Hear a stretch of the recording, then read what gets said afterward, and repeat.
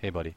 I have to just be like not knowing where it is. Like, oh, hey there. What we got there? The old 853, eh? Oof. Let's fucking dial that one and see what happens.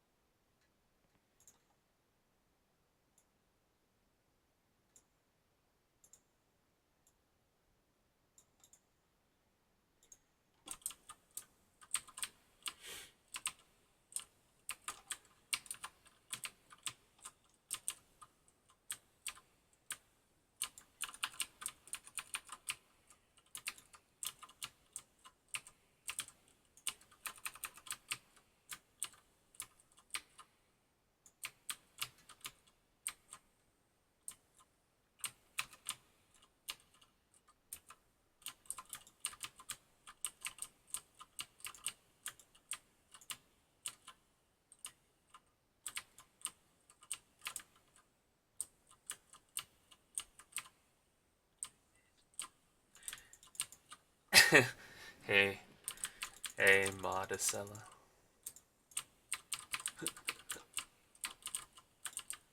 Are you here to watch me be super good at a grinding game where I grind everyone to death? I'm a grinder.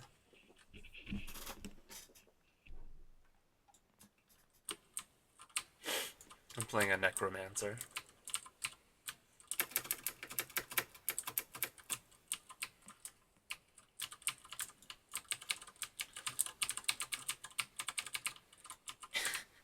Are you here to just watch me pick up loot and then sell it? I don't know. I've been really bad about streaming. I'm a bad streamer. I'm a bad streamer girl. Ugh, no, no! Oh my god, am I gonna die? No!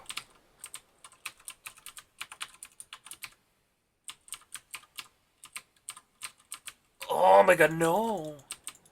No, don't touch me. He touched me, but I said no. I said no. So it's really hard for you to understand what's going on, but there are monsters and I'm killing them. Aw, I'm a good streamer. No, I'm saying I'm a bad streamer because I don't know. I mean, it's such a oh my god, my microphone wasn't near my mouth. Um, I know the game's really pretty confusing. I'm this guy. I'm the I'm the this little dude in the middle, and I'm a necromancer. So I summon creatures. So that skeleton guy's my fighter. That's my fighter. This little rock chicken McNugget. Like it's a rock chicken McNugget. He's my rock golem. I don't know why they drew him like that. And then these are relics that I have around me. There's a little guardian angel. There's a floating shield. There's an eyeball. There's a little bat, like a skull with bat wings. And then uh, you can't see it, but there's like a haunted turnip face. There it is. Do you see the haunted turnip? The only reason I say that I'm a shitty streamer, like I don't know. I mean, I wouldn't be streaming if I didn't think I was somewhat entertaining to people. But what I meant was, I've been, I've not been streaming often. I don't know. I've been unmotivated to stream for a bunch of reasons. So that's not great. So what's the objective? So this game's kind of like Diablo, and it's kind of like Diablo meets Binding of Isaac, sort of. So it's kind of like Binding like of Isaac because I can only shoot like up, down, left, right, and then also I pick up I pick up modifications to my attacks. So there's a bunch of relics that I pick up. So it's kind of like that. Uh, so it's but the objective is pretty much like Diablo. There are mini bosses or Binding of Isaac. You just go through there's no real story. You just kill everything, and there are waves of monsters that come out. So you don't have to travel. You don't have to travel across a map and do things and collect stuff. You just kill everybody. But there is something that I have to do, but I haven't really figured out why. I have to collect the monsters, like the mini bosses. They sometimes drop pieces of their bodies. Like they don't always drop it. I've only found two different boss parts, but I have to give it to some guy, and then I think it unlocks like a different mode or something. So it's a pretty grindy. It's pretty grindy. Right now I'm super overpowered right now. If you look at my auto attacks do 18 they do 18,000 to 23,000. That's a lot of damage. Considering you can see how much health some of these, like my monsters, they only have 23,000. He has 23,000 health. My big rock golem has 162,000 health. And you see that guy, his health, his max health was like only like 20. So I can one shot pretty much everybody and the mini bosses. It's because I have a relic where it turns, I think, like 10% of how much money you're holding into damage. So you can see how they all die right away. Like they all just disappear. But without that relic, I would have been, this would have been a lot harder. So this is on nightmare mode? No, this is on hell mode. So I'm just trying to finish the game through every different difficulty.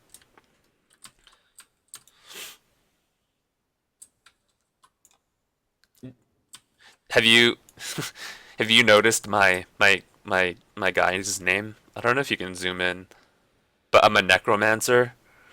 I'm a necromancer and his name is Necro Necro. Get it? Get it? Do you know Japanese stuff?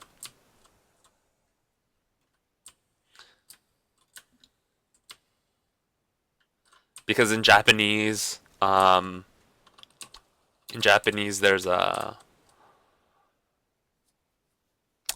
in Japanese stuff, like these little kind of cartoon drawings of there are these little cartoon drawings of cats, and then there's one big cat laying down, and then there's another cat that's like lays on top of it, and it's supposed to be this little cute thing that they do a lot in Japanese stuff.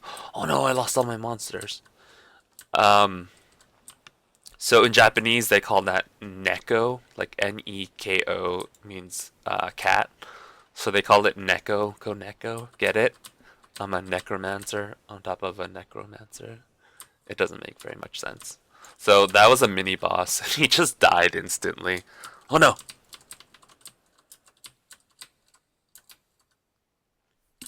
So it's like really easy. I was just gonna let my minions kill him, but he died. And I have like 98 keys because I found a relic where it was just uh oh, is it really blurry?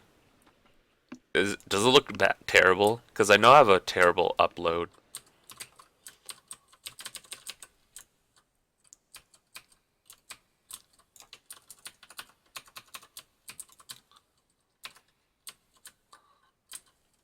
These are all Wendigos.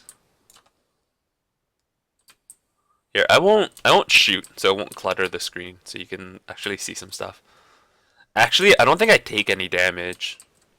I don't really take any damage. If I just stand here, I don't really take any damage from anything. Oh, you're on mobile. I don't know if you can see my health bar, but I just walk into everything and everything dies. I don't think I take damage anymore. My defense is so high it blocks 80 something percent of all damage, of incoming damage. So I think I just run into everything. Yeah, I can just run into everything. Even like the really strong monsters. What the hell?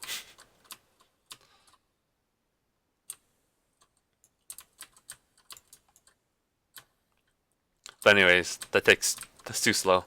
So what you can do is you can press spacebar and it makes all the waves, all the different monster waves come at once.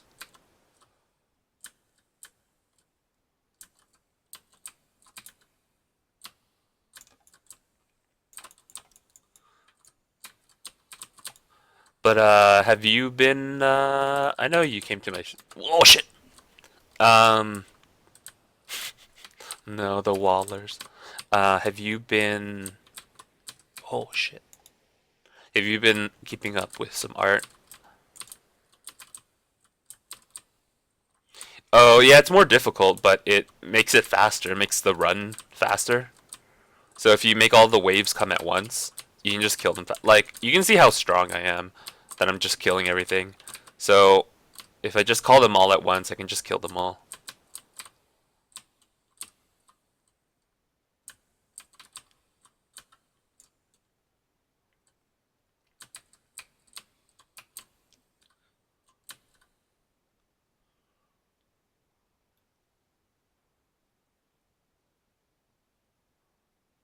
Oh, have you been drawing? Have you been keeping up with your drawing? I don't want that.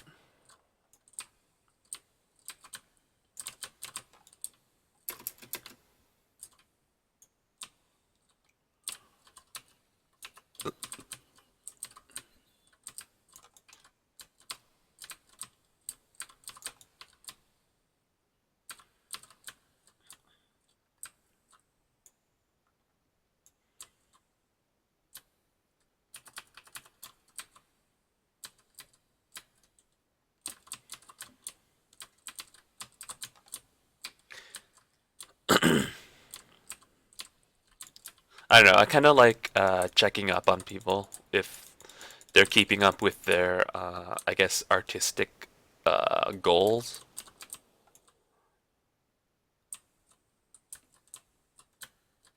Yeah, yeah. I mean, I know I sometimes don't keep up with my art, my art goals.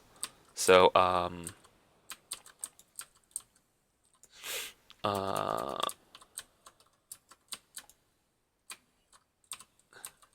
it's so I like to help other people keep stay on track and stuff. Um,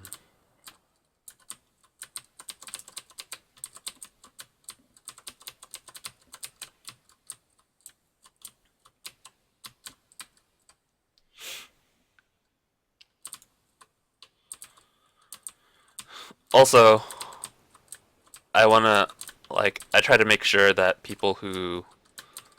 uh people who are interested in art who watch my stream, I like kind of making sure that they actually get better. I don't know, that's just something I want. I think that'd be really I think that'd be really cool that if most people who watch my stream, if they could say, yeah, actually, watching Dylan's stream has made me a better artist or something, or like something like that. I mean, I guess that's a lot to ask because there's definitely a bunch of artists out there who are a lot better than I am at art. But I guess that's just one of my goals. I want that's my goal that most if not all people who watch my stream get something out of it. That it's not just purely entertainment. That it's not just, oh, let's all hang out. Like I want people to get better. I think I don't know. I mean, I guess it's purely like from an ego standpoint. Like it would make me feel good if I knew people got better from watching my stream. You know, that would mean I'm doing something right.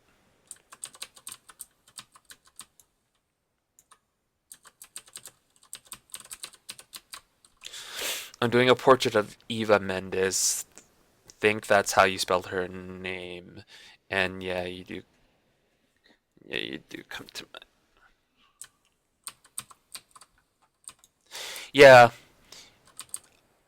I think I've kind of refined the way I do my critiques now.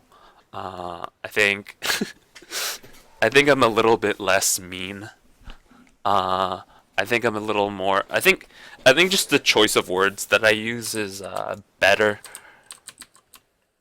I don't know. Some people tell me, "Oh, when you're doing someone's critique, you can't say something's wrong." And I'm like, I mean, you can. I don't know. People always tell me like you can't say wrong, but I don't know. That just makes everyone seem like such a child to say you can't say wrong. Like I don't know, some anatomy is just wrong. Like um, I don't know, your calves don't separate into kind of three different lobes of muscle because there aren't three muscles in your calves, right? Like that's not how muscles work. Muscles work like uh most times in a limb, a muscle will have like two muscles, right? Like you have biceps and triceps. Bicep is a the bicep is the retractor muscle. I'm using the wrong terms, but the bicep pulls your arm in, like folds your arm up, and your tricep straightens your arm back out, right? So a lot of times muscles have only two, like a lot of areas there's like groups of two muscles. Like they're a pair of muscles that, do this kind of function.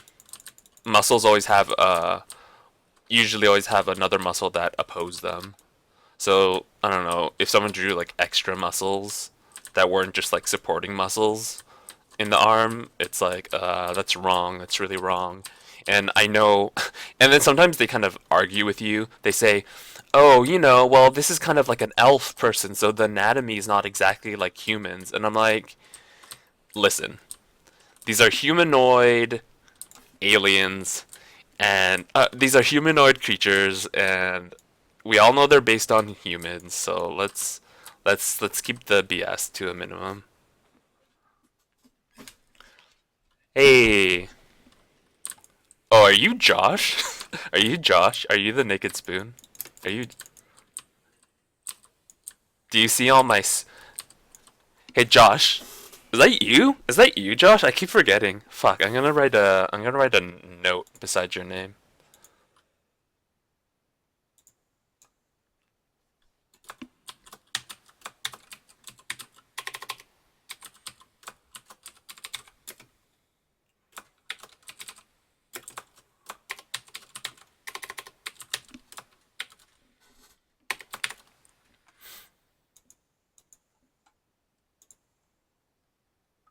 Oh. Oh, Josh. So I found this thing. I found this thing where it's called the King's Crown, and then what the King's Crown does is it turns your current money. Yeah, with better Twitch TV, you can click on people's names and you can like rename them. So I just put like an extra little note beside his name. Why is this rock golem so? Look at this. He's like a little rock chicken McNugget. He's a little hash brown. He's a rock potato. Yeah, I found this relic where it turns like 10% of your gold into damage. So if you look at my auto attacks, they do 23,000 damage. I have 23,000 damage auto attacks. So everything just dies. It's pretty it's pretty not fun. It's pretty not fun because I'm overpowered. Everything's so easy to kill.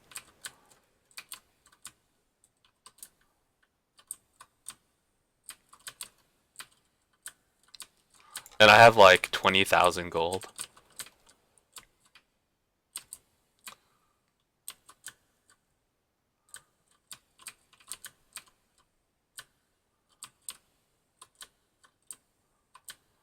This isn't online. This is it's just single player. I don't know. I think, well, obviously hours. I don't know. I was just listening to I listened to this true crime podcast, so I was just listening to it. Probably this character alone, I don't know, 6 hours into it or something. Once you find that damage up item, no, I can't pick up these items.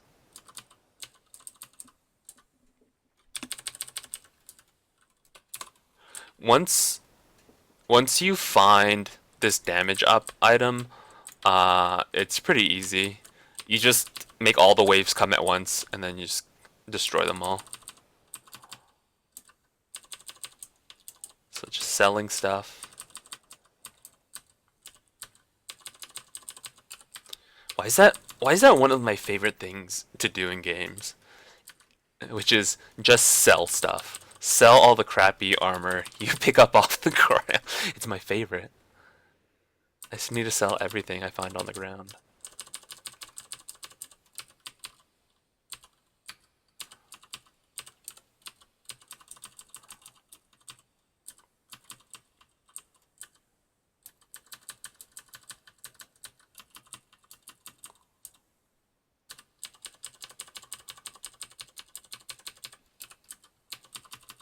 Your favorite?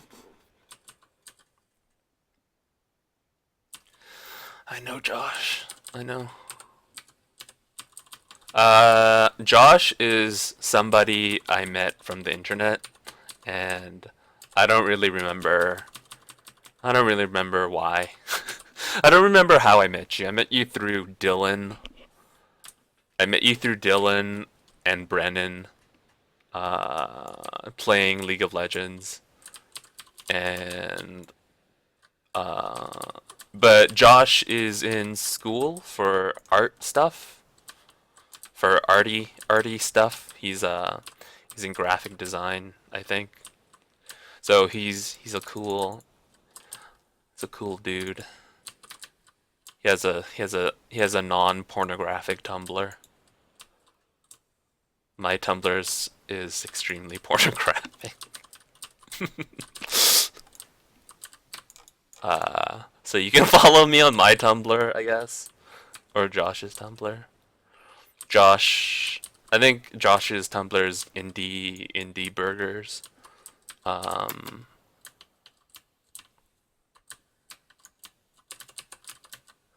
uh, Josh's designs are pretty cool if you're into like really indie Tumblr-y stuff. Is that kind of stuff? Oh, I thought you did. What was that thing that you showed me? It was like a bunch of those kind of collage things that you were doing.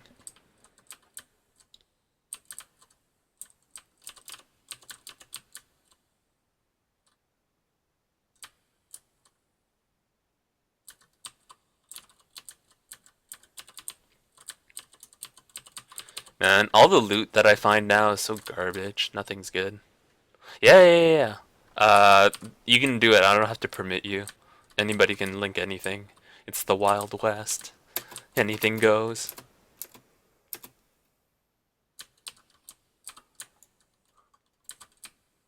Oh no, shit. Am I dying? Am I dying? Uh, Holy shit, I spawned too many waves.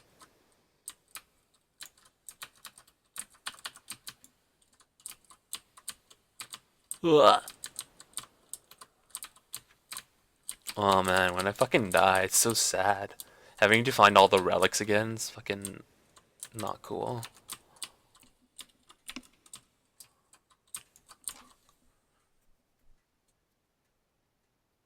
I don't have all the work I want on it yet. But you can check it out. Oh, fuck no. Yeah, it was Josh. It was Josh and his friends that introduced me to this game, and also who gave me this game. So I just kind of wanted to quickly do all the hardness. I just wanted to go through all the hardness. I just wanted to work my way through the hardnesses. I don't know. Why is it so addictive getting new loot? Like fucking getting loot is my favorite. Look at this shit. Look at this shit. Give me your fucking loot. Give me all your loot. What? Are these boxes? Fuck yeah. What's in these fucking boxes? Pennies? Give me those fucking pennies.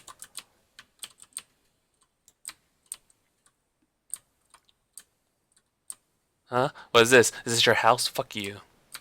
You know.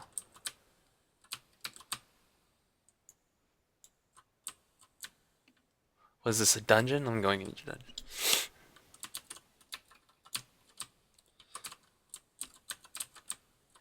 Let me through.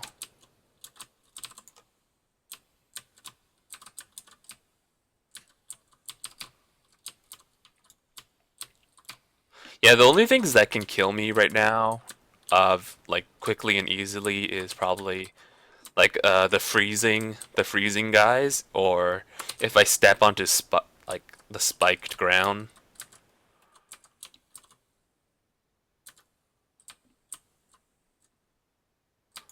If I step on the spiked ground and I just stand on it, that thing just like murders you.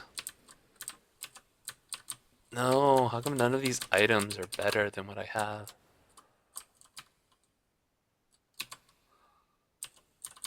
Uh, all these level requirements. 30 armor. So I don't think this hero uses stamina, so I just need to use I just need to use the ones that increase strength and energy.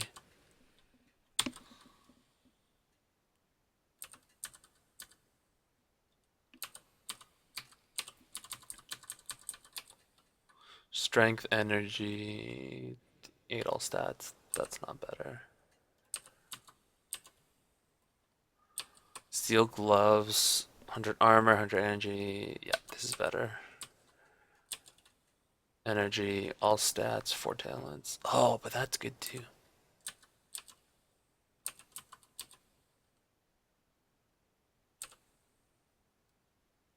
Oh, you guys want to play? You guys want to play with me? You guys want to play with me? I fucking love Rob.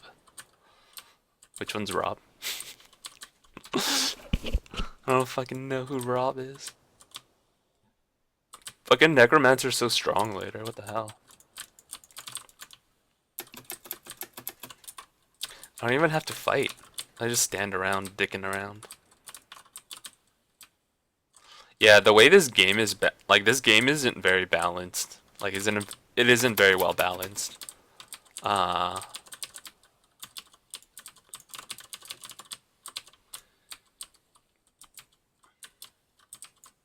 yeah. Here, let me just kill this thing. Oh yeah, Rob.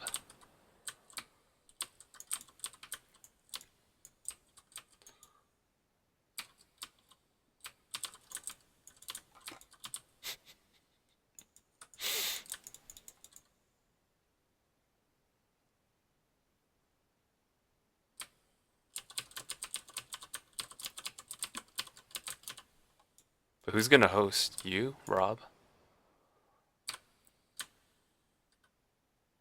Yeah, fucking. You wanna hop on Skype? I'm only into really sexy Dalmatians. Are you a sexy Dalmatian?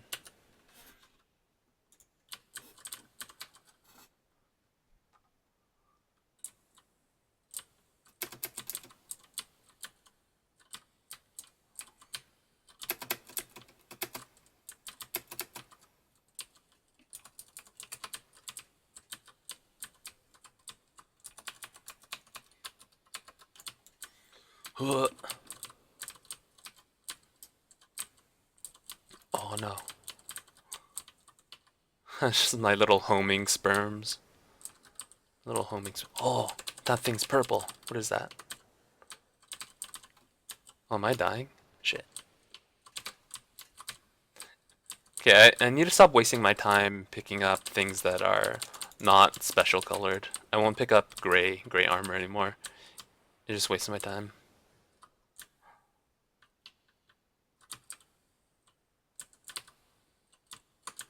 Oh, what's going on? Am I dying?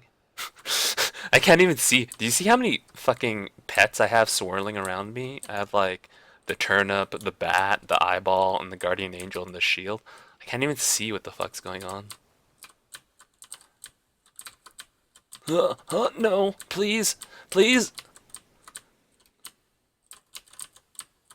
please, I'm a child.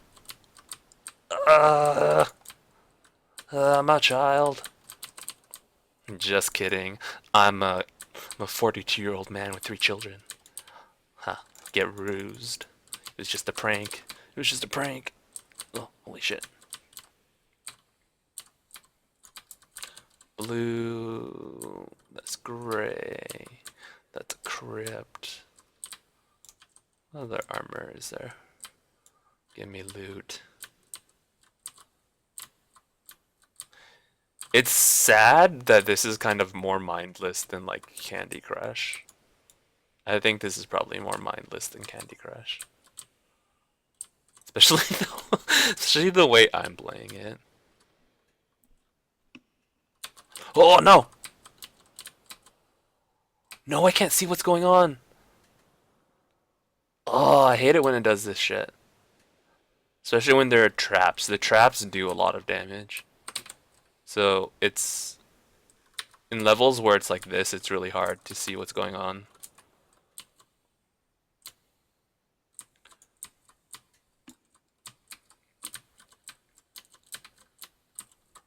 Oh no, he almost hit me onto the motherfucking fuck shit.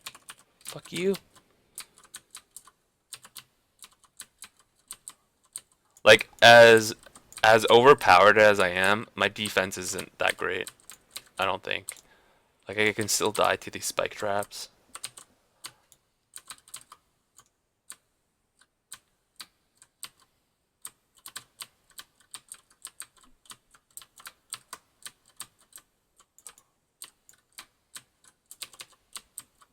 Oh yes, Charmer of the War Chief. What does that do? Let's see. Legendary. Holy, plus 264 strength. All stats, all talents. Yeah, that's good. Sweet. Oh, okay, are you on? Okay, let me dip out.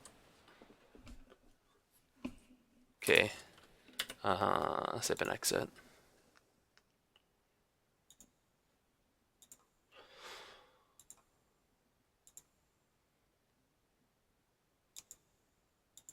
Okay. Are you on Skype?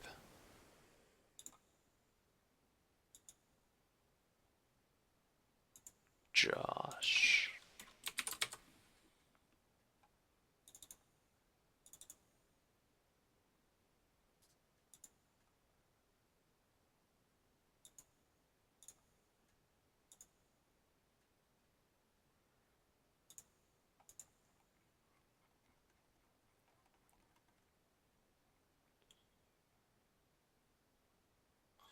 Are you not on Skype right now? I don't see you.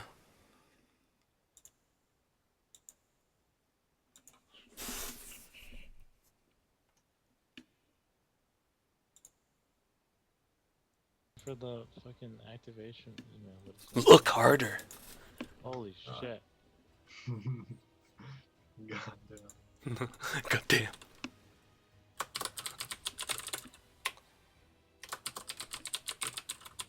Yeah, I don't know. I was just playing the game, listening to a podcast, so I just fucking trashed through it real fast. It's fucking crazy. Yeah, it's so much better playing by yourself though. Yeah, I feel like it's like, I don't know. it's a bit faster. Yeah, it is. Do you guys Smoke weed now. uh do you guys I don't know what I'm gonna say. It's fine. It's fine. It's okay, dude. It's okay. I understand. I didn't make a server yet. I'm like trying to make a character. Oh, Are you using a one that you already have leveled, or what are we doing?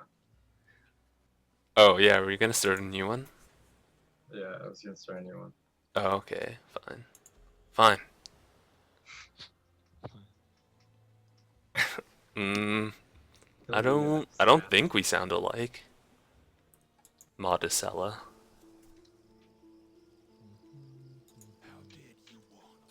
Join an existing network. What is it again, Josh? It's oh yeah, you have to get Hamachi by the way, so we don't get that server like messed up. Do you have Oh, Hamachi? I have to get Hamachi? Yeah. Yeah, everyone does. Oh my Because god. when you get that abort message, whatever, Abortion. and it fucking crashes the game. If you just go back and type an IP address, you can rejoin the game without having to restart. So like when we play with Dylan, every time he would crash, we had to restart entirely. Now we don't have to. Oh fuck, fine. That name is great. I saw you named him. Shit Hero up. 424. What? That's a network ID. Yeah. Hero Siege 424. Says this network does not exist. Oh, Hero Siege. I'm dumb. Oh my god. Whoa, what a dummy. Hang me. That's okay, guys. I'll just Hamachi is the same as log me in, right? Yeah. I'll just off myself right now. God. So fucked up, Joe. Which one do I pick? Unmanaged or managed? The one Managed? that you can download. The other one you have to pay for. I think it's the one on the left. Pretty sure I clicked. Alright, I have to go to the bathroom. There we go. Chill. Oh, don't tell everyone what we're doing. We're gonna get stream sniped, and then they're gonna fucking wreck us. I live. It's like,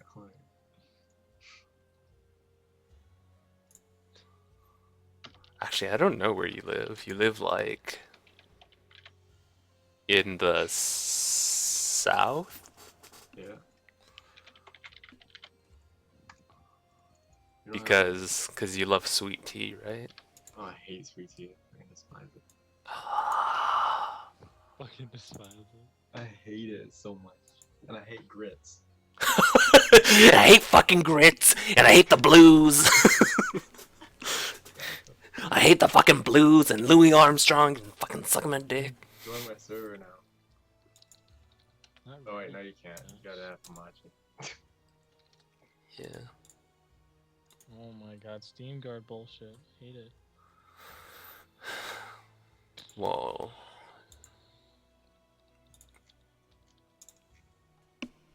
Oh, yo, these clowns.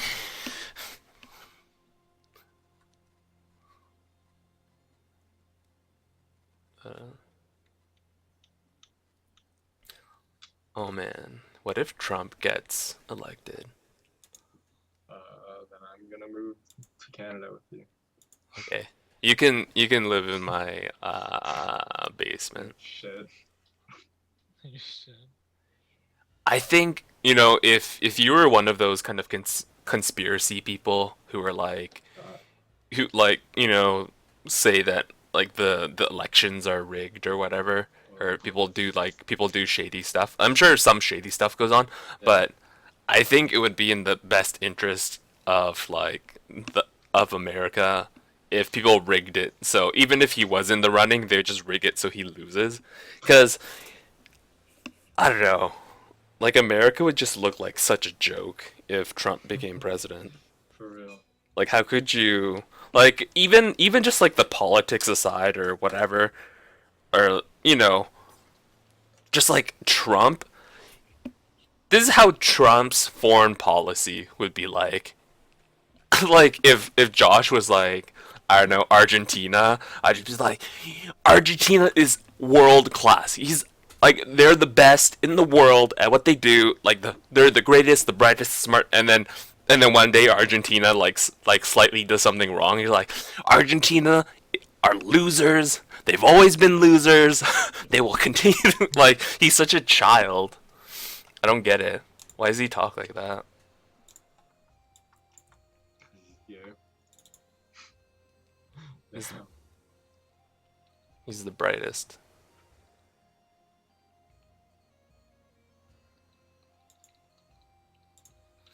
And I don't know. I'm not saying. To be fair, like I'm not like really paying attention to. I got Hamachi up. No, I'm installing it, motherfucker. This is Cuthbert. This is Hero Siege. It is a Diablo-like game. It's like a 2D Diablo isometric. Are those correct words? It's basically Diablo, but you can pick up relics that augment your damage. Pretty much. That's pretty much it.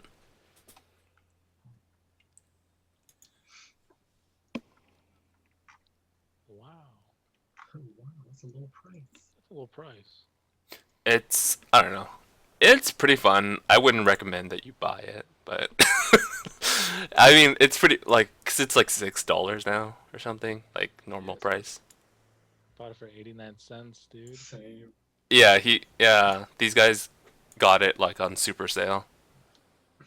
Actually, it cost me $5. He I got bought the like, bundle on accident. yeah, I got 5 versions of the game. I just gave them to random people on my friends list. Oh. It was a game.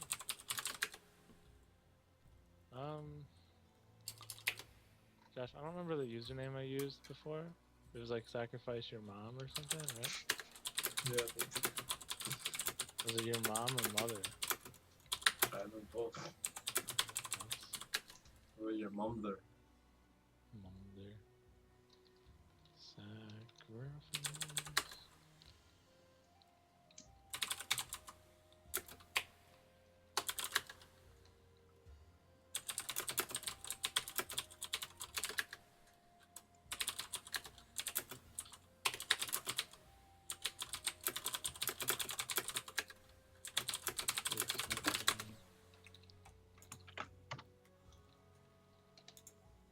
Okay, so I'm online. I don't remember if I still have a. Gotta make a new email, Josh. Times are tough. Yeah. Actually, no, I don't. I can use my school's email. Your school's email? Yeah. What school are you going Prison. Clown school. to? Oh, okay. Clown school. Like Steve from Jackass. That's like, is there actually clown school? Well, I guess Oh, no. the school that all those Cirque du Soleil people go to. That's clown school, I right? feel like all clowns are like deep down inside like really depressed people. Okay, G. There was this there's this old, like, one of the first very famous clowns, like this Italian clown. He was called Grimaldi or something, and then there's this anecdote where it says, "Oh, a clown walks into the doctors and he's like, Doctor, I'm super sad and I'm depressed and I want to kill myself and everything's dark and grim in the world." And then the doctor says, "Oh, this is like a really long time ago, like 1800s or something." And then he says, "Oh, I know the ticket. Grimaldi, the famous clown, is in town. Go see him. That will surely make you happy again," or whatever, right? And he's like, "But I am Grimaldi." Ugh. I don't know. That's just something I remembered. Sorry. Jingles. Jingles, the sadness behind the laugh. Yeah, most like comedians and most Oh yeah, they're all like really depressed. No, I'd have to sign up. Why? Why can't I just have a million bot accounts? Why do they have to gate everything? Uh,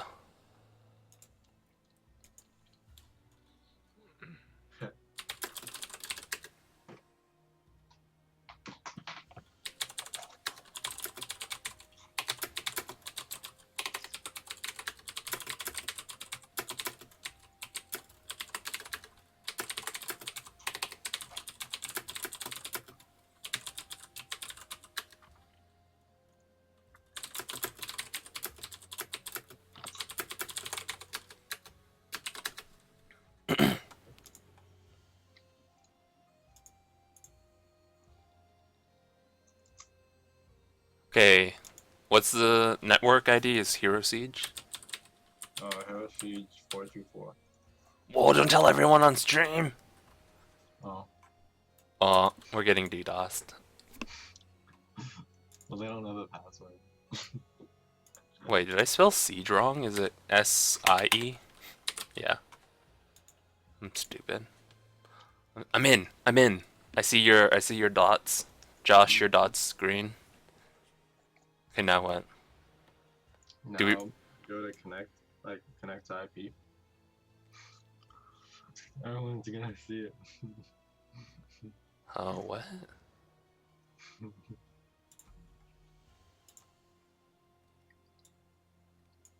Oh, is it showing? No, it's not showing. What? Sometimes, sometimes OBS will show things like, so I have Hero Siege open in a window. If I put something on top of it, sometimes OBS will show that thing on top of it. Oh, yeah. Like, it won't treat it like window capture, it'll treat it like screen, like region capture. And then I'm like, Yeah. all my porn's on. everything. You have to enter the IP on the game.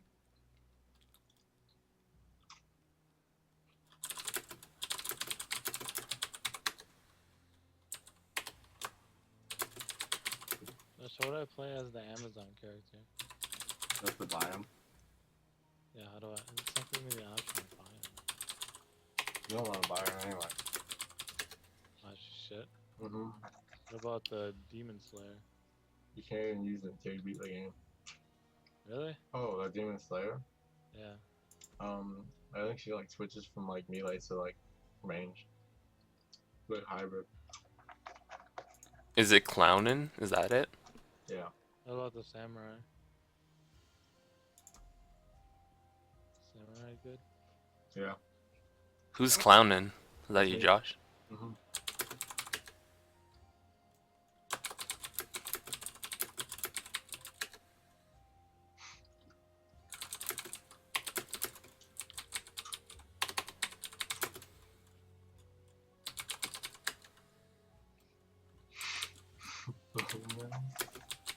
Hurry up, Robert.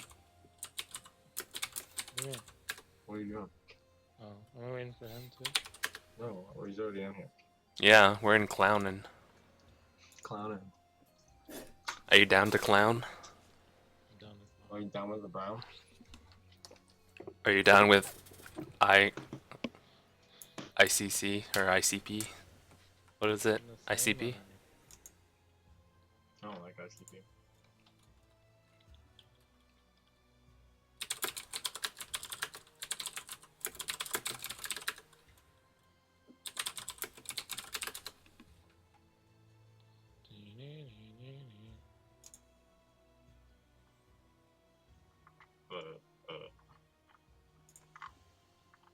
Go to my WordPress blog, like the one I linked. Yeah. Can you go to my portfolio and tell me if the Element magazine ad is showing up? Okay. It's not on mine, and I think it's because I think I uploaded it off the jump drive. Okay. Wait, Cuthbert. I fucking my Firefox crashed. I'm gonna go back to it. Rip Firefox.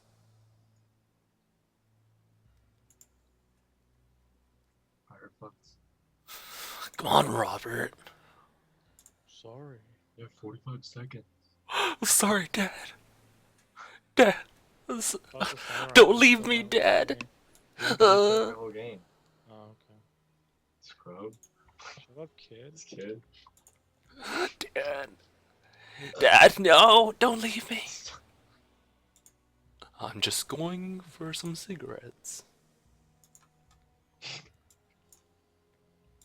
But Dad, you don't smoke. Well, I'm gonna start, bitch. Is that what happened? What are you even saying? Sit down. Well, everyone calm down. I think everyone's Everyone's obsessed.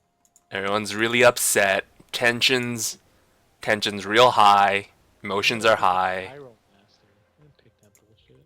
Can't, I bought the fucking Samurai. Let me use it.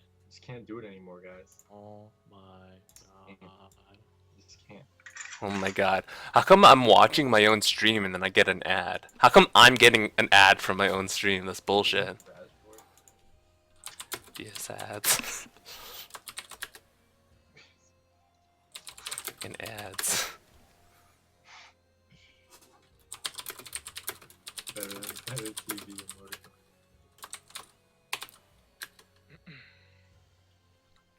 I love better Twitch TV because you can make it dark. And it's like distracting on your other monitor while you're playing games. I'm coming now, guys. Oh yeah. Yeah. Oh yeah. Oh yeah. Oh yeah. Oh yeah. Well, at least this time you're giving us a little warning. Last time you're just like, oh, I'm coming.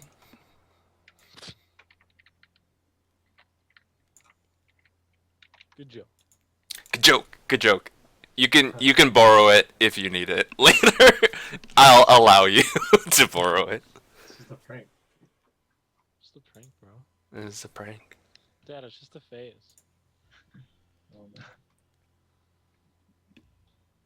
It's just a phase clean. Phase is actually just a phase.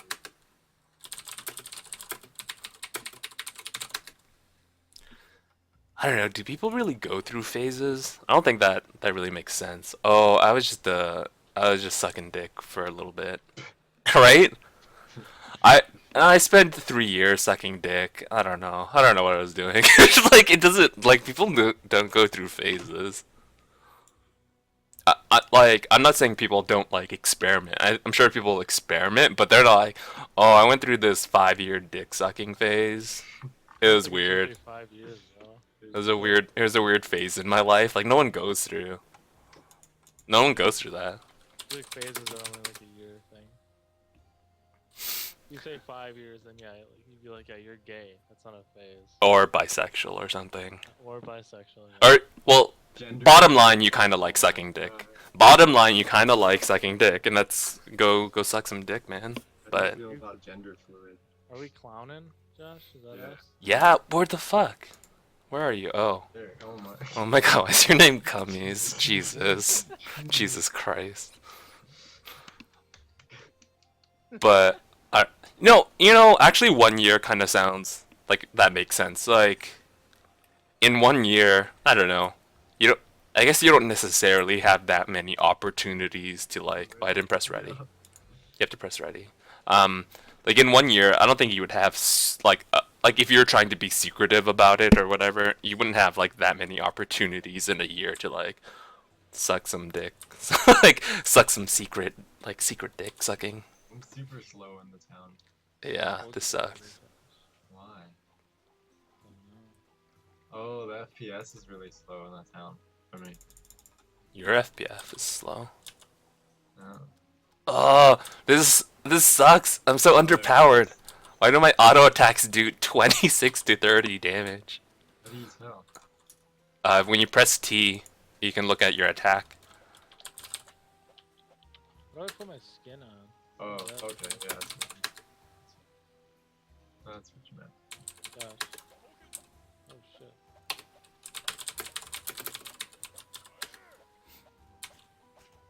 What? What are you doing? Oh my god, there's 100 right off the bat. Are we going? Yeah, dude, I'm ready. So ready. You ain't even ready to clown. I'm not ready yet. I have to put Spotify. I already win, so you're gonna die. Dude, I wasn't ready. Have fun. Oh shit. Dungeon, let's go right away. No, am I dying? Am I dying? Could be. You're lucky.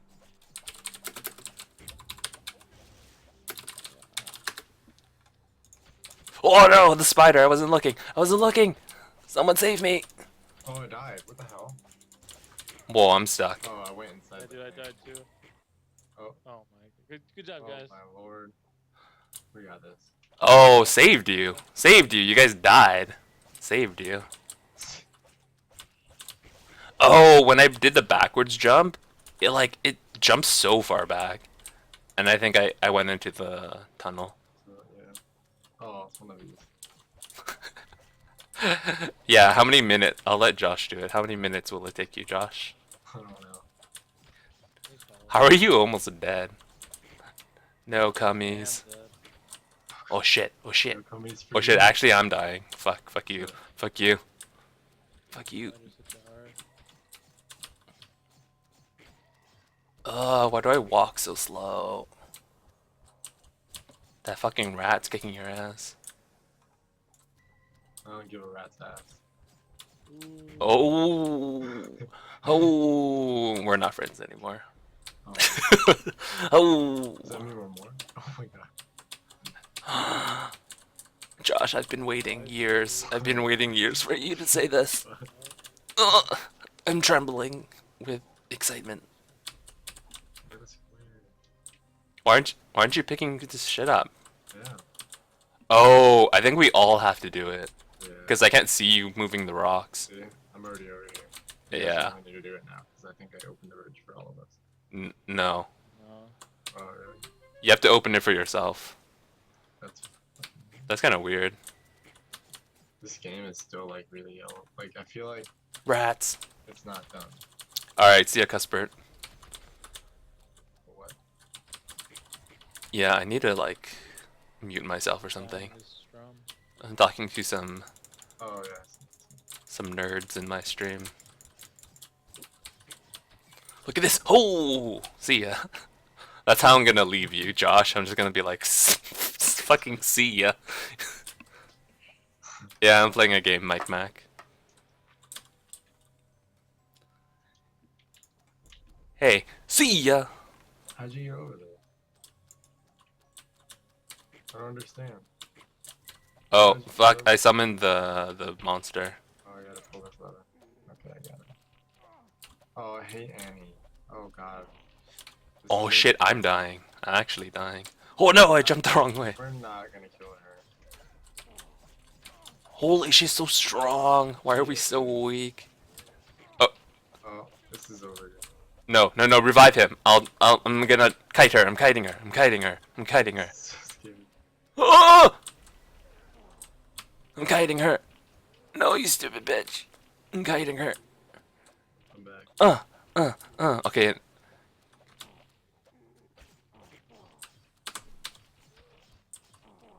Oh shit.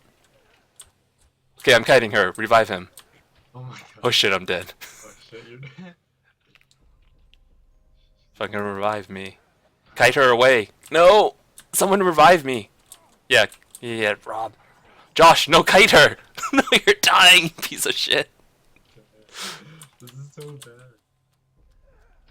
Oh my god, you guys are garbage. Holy, she has 11k health. Okay, I'm gonna kite her away. Oh wait. Okay, so I can't kite her now. What do I Just stay do? there, just stay there. Keep hitting her. She's not going after you. But if I hit her, she's gonna like say, "Hey, don't hit me." Oh! You gotta keep her in the dark.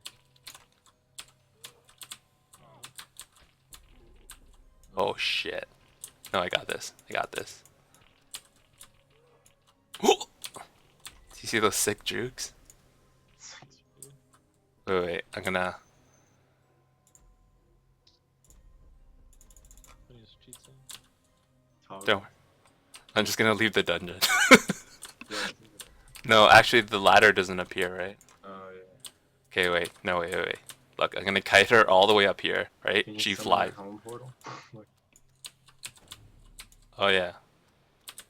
does that not work? Well, you want me to go through it? Oh, you could. But I want to kill her. For the sake of our lives. Even though we don't have any relics to lose anyway, so. No, watch this. Watch this. See ya, bitch. See ya, wouldn't wanna be. You did a lot of damage to her right there. Yeah, I'm fucking sick at this game. No! Well, actually, yeah. Maybe I need to do that. Okay, damage when you went through her. Oh no! Oh, that's fire. Use fire. Maybe that's. She's like close to the grass. You die. Okay. I fucking hate this game. Cause you like jumped over with the flame thing. Yeah. Sucky when we don't have like good relics and shit. It's sucky when you're level 1. True. Yeah, the fire did a lot of damage, actually. Let's not do dungeons until we have like relics and shit. I agree. No. Don't be pussies. Yeah, because she was like she was still pretty high. She dropped like 5k health right when you like went through her though. Oh yeah, my fire trail does like 300 damage per second or something. But I think she's like a leaf. Like I don't know if that's a thing in this game. But she seemed like a leaf like type. Oh, she was green. Out there. Yeah. She's a leaf. Yeah, because they all have different color. Like there's different colors. So. I think green means like poison, doesn't it? Yeah, I think so. That's what I thought. You know who's fucking pirates so good? I think the pirate's like probably the best like ranged champion. I don't know. I don't understand how the skill tree works do you have to put a certain amount of skills in one side to like, you know how there's like little paths between them? Yeah, it's a level. Oh, you mean those little dots? No, like Like the little squares? What are those little squares? Yeah, I don't know either. no, there's like little roads between all the skills. Yeah. Yeah, yeah. You have to look out and like hover over one, and it says what level. That's when you can actually start putting points into it. Oh, okay. I thought I had to like No, I think you still need like 1 point just to like keep above going it. down Yeah. but you still need to be that level. Yeah. Okay. Dude, that stun is overpowered.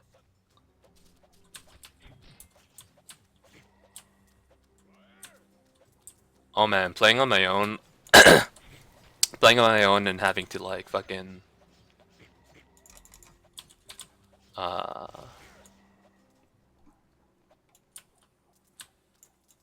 Fucking what? going through all the items is fucking a nightmare. Like trying to sell the shit.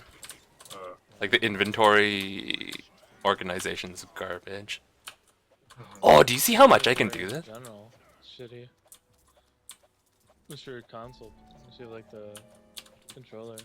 There's like zero cooldown on my jump back. If I had more mana, like if I had a big mana pool, I can just jump all over the place.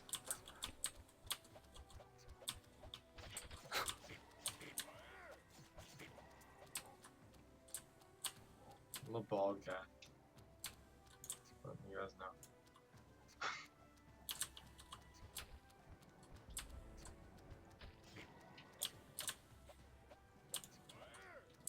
Spawn camp. Spawn camp. Just knock them all back in their spawn. So you don't get the stuff. We go through here. What's this?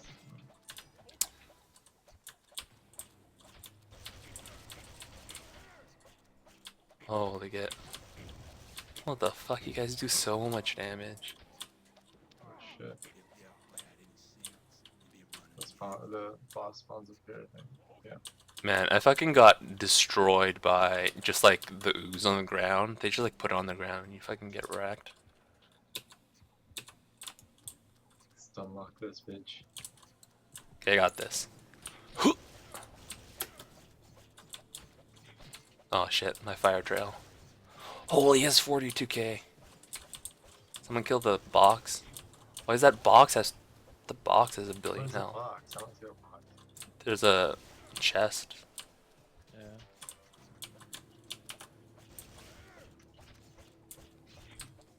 Do you guys see my deeps? God, why does he have so much health? Why is this so hard? Why does he have so much health? I don't understand. He's a level 1 kind of monster. Hey, the mini bosses are different. There was no like little jelly guy. There's no jelly guy in single player. It's all like mummies and shit. Fuck, I need more mana. Need more health. Don't worry, I'm DPSing him. Maybe if you just die, I can like revive you or something. That's true. Yeah. Because he's not like a very dashy. Well, it's raining money.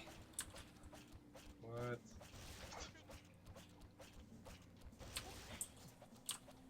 Well, you guys aren't taking that much damage from him or anything.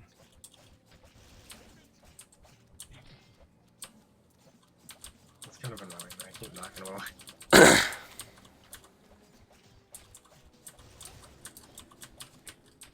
Oh. So all those other times you've come into my chat, I didn't know it was you, Josh. I was just like, oh, Sweet. hi Naked Spoon. Who are you? Who are you? Why do you keep coming and leaving? Oh, that FPS propaganda. I need to go to full screen.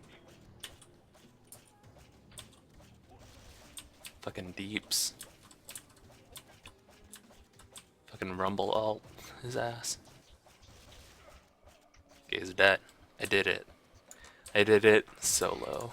I did Oh, my what's way. that one? Oh no, I got the hamburger. What's the hamburger do? It reduces health, but gives you like a agility increase or something. But I don't know what that does. Fucking any mana. Josh, how do you put skins on? You have to do it on the menu, like where you pick your character.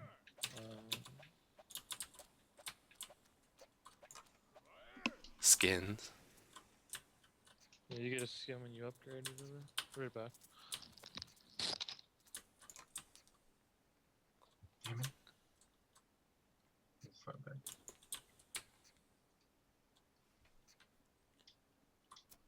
I turned my damage numbers off on accident. And I can't turn it back on unless I'm out of the game.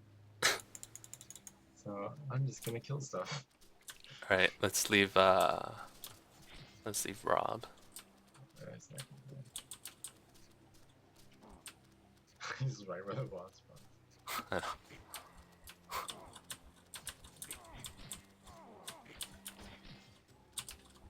Shit.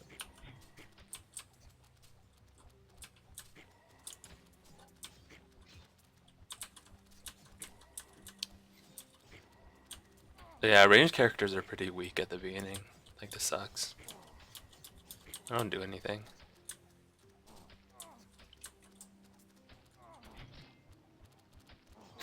I just hear all the grunting from your side. Yeah. It's a bunch of gay porn.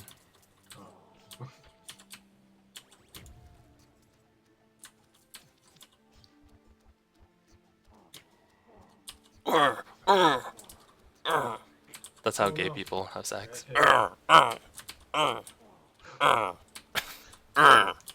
what they sound like, man.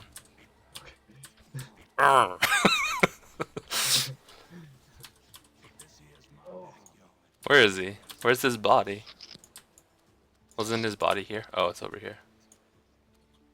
I'll revive him. Thanks. Dang. Got it. Thanks for revived. Okay, we can't protect you from the next wave. Alright. So do I get experience no matter what? Like, even if I didn't hit the monsters, I get experience? I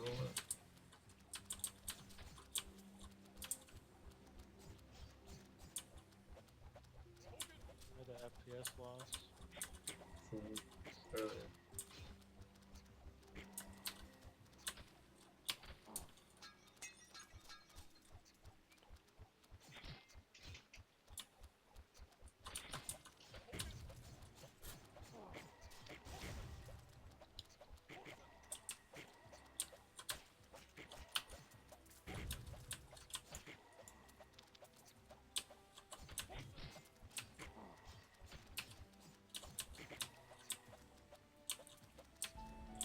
Oops.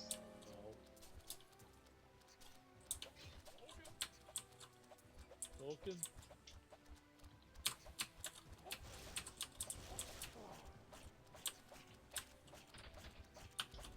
I can't like get out of my inventory without starting the next round. It makes no goddamn sense. You can't what? Why does it make you do that? The same button to back out of my inventory is the same button for the next round. C? No, Oh, it's you're the playing with the same controller. Yeah. Ugh. I don't know how playing with the keyboard would be. Well, that's fun. I mean, Alright. the only bad part is the inventory, really. Or are you guys both dead? Yeah, No. I'm so alive. Oh, now I'm dead. Okay. I walked in the lean. all Alright. coming up below you. They have the worms that spit the lean that kill you. So Yeah, I'd get out of there. That worm's gonna come up there and put, spit is lean. yeah, spit the lean right on you. Well, you guys gonna see these sick moves? Look at this. Look, I'm gonna shoot this way so I can hop over them. See ya. See what would be you walk to the lean.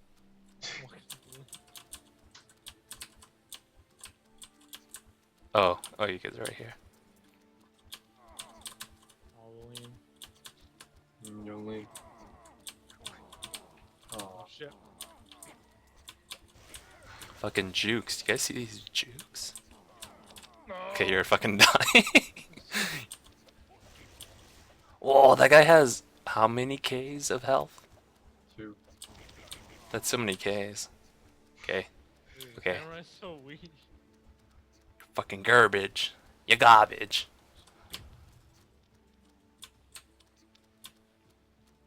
Look at this, look at this, look at this. Ooh. Oh, Ooh, sick. Skills, dude. Sick. Many. Sick. 6 skills. Sick.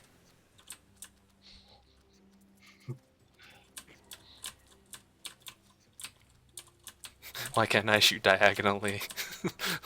Help me, Dad. Sucks. Dad!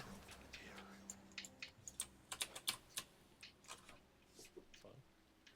The samurai. Yeah, just spoke, but he's dead. Oh, wait. Drank. Multi-shot, 10 points, level 12. Gives a chance the marksman's attack becomes a homing rocket. What are we waiting for? Oh, that's what we're waiting for. Waiting on your mom. Oh, that's fucked up. Whoa! Whoa, is that a dragon? Is this a boss? Oh, yeah. His name's Hero. That's racist. That's racist. How is he still using shit when he's stunned? Oh my god. This game broke. Do you see my trail deeps? Yeah. Fucking deeping him. Nothing even hit me. Oh, I died. Nothing hit me either. Don't worry, I deeped him. I blame Donald Trump on this one. I would too. Oh, these fucking. Oh, these arrows. Are you getting hit by arrows? Oh, yeah, I see him now. Oh, yeah. Are you still getting hit by arrows?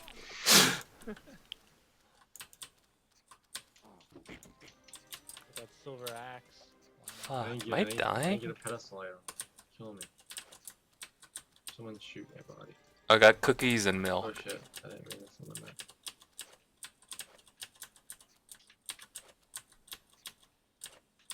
I don't have a behind the key. wall, right? Yeah. Did you guys get your shit? Slash.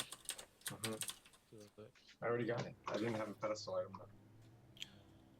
I didn't even actually. So if I go into the portal to go back, do you guys come back with me? Yeah. Oh no, wait. It doesn't let me. So it's hard to switch. Oh, what the fuck? It's hard to switch What the hell is that? armor because it doesn't Yeah. pause the game, right? Yeah, and you gotta look, inspect it and stuff, you know? So Spectre gadget. takes a long. Yeah, I don't know why it doesn't just say its stats when you like hover Yeah. over it. We should have like a designate, like at the end of the, like, start of the next one. We should, Oh, like at yeah. the end, like do our gear and stuff before we go to the next one.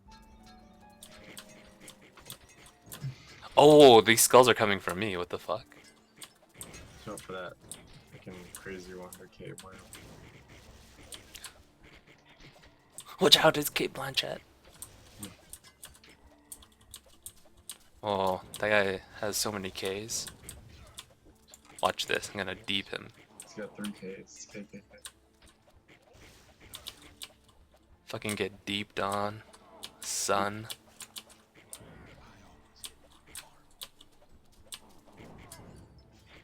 Oh my god, I got dicked. I got deep dicked. Yeah, I saw. No! Me too. Okay, you're on your own. You're on your own, Josh. Oh my Okay, I got some health. I'm coming back. Got deep dished pizza. god. Deep dish. Do you like these 6 skulls? Or Why didn't it revive you? What? Oh shit. Is this the end of everything? Wendigo's Get out of there. Get out of there. Just leave me! Just leave me! Do you like these skulls that I'm shooting? I got them from Hot Topic. Yeah. Oh! Fucking stepping on that fucking shit's bullshit.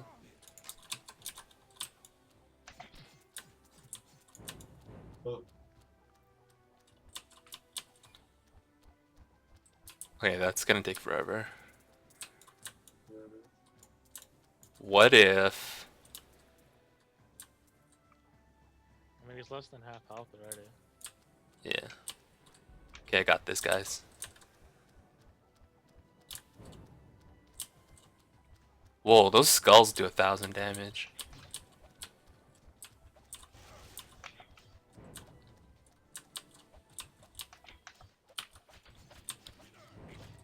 All the Wendigos. So many ones. I want your dingoes.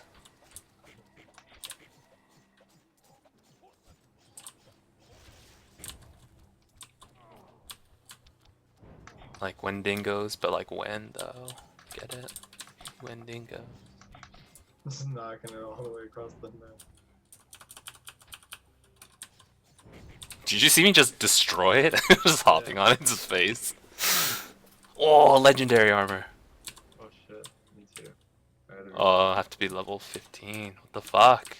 Oh, She I got- said she was level 15. I swear, Is he a officer. level? I got nothing.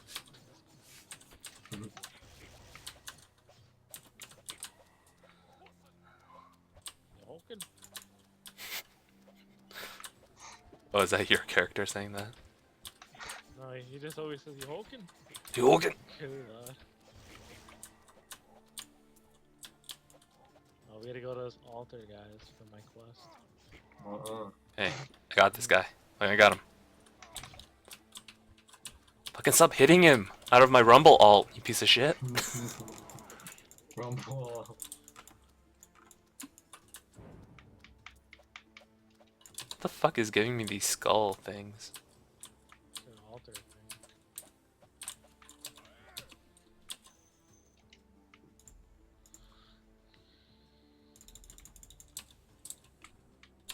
Where are we going? Are we going in the crypt? No. Okay. Oh, we should have gone in. To get relics. We die. You guys die. Oh! Oh, yeah, here's the quest guy. Oh, we walk down so fast, but upward slope. Yeah, it's pushing me down. The map's pushing me down. Mm. Oh, I got that spirit skull. What the You have hell? a spirit skull? Is that what you have? I don't know. That shoots those skulls? Yo, I'm soloing this guy. Yo, it's a 1v1! 1v1 Russ.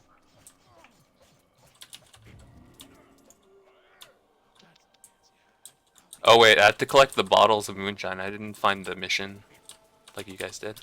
You got the harvest blades. What the fuck? Oh shit. Got the rusted axe.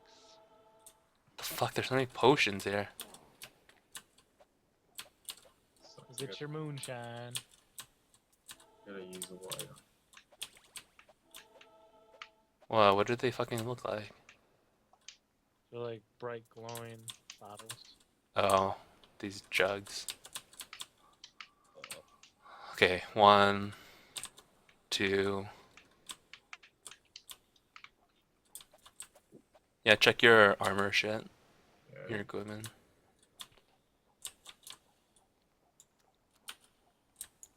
God, I hate the inventory. This game has so much potential.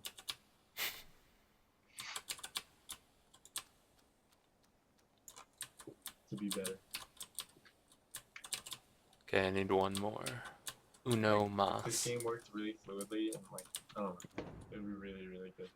Yeah, just, you know, like it's a pretty good casual game. Like if they just made everything streamlined. Oh shit, all this stuff fell down from this guy. I got light katana. Oh, I shoot so fast. Okay, now what? Alright, ready? Get that double projectile thing when you can. It's like Alright, the metal Dad. one. Yeah, yeah. You ready?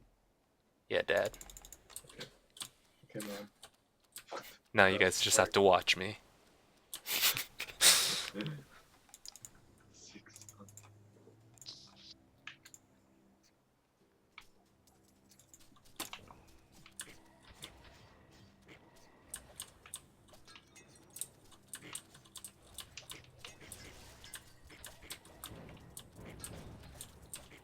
Okay, the skulls. Oh, I can't get to the mission. It's like beside the fucking portal. I can't sneak past it. Did you see the quest guy? I got a quest guy over here. Find Bard's guitar. Bard uses guitar. Oh, fucking dumbass. Whoa, where is it? Up, up right corner. One mine was? Mine was the bottom right. In the box. What the hell's Bard's guitar? Oh, I found it.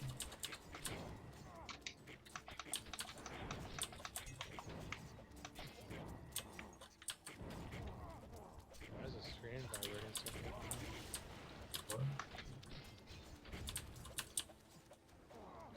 Oh, this guy's so OP. I fucking have like crit hacks. Fucking critting everybody.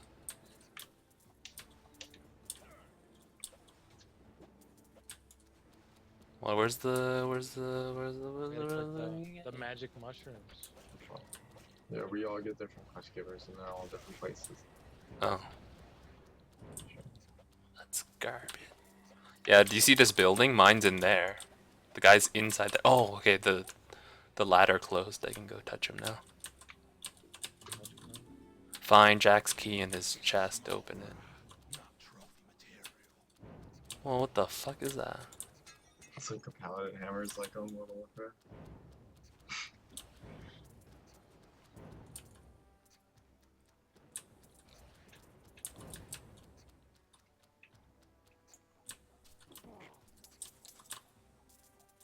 Jack wants me to do what to his chest? Oh my god. It spawned right under me. That's fucking bullshit. Oh, damn. The fucking dungeon just spawned right under me. That's fucking bullshit. Hopefully it's not too bad. Well played, game. Well played. Oh, this isn't that bad at all. Jesus. Watch the boss be like hell fucking hard.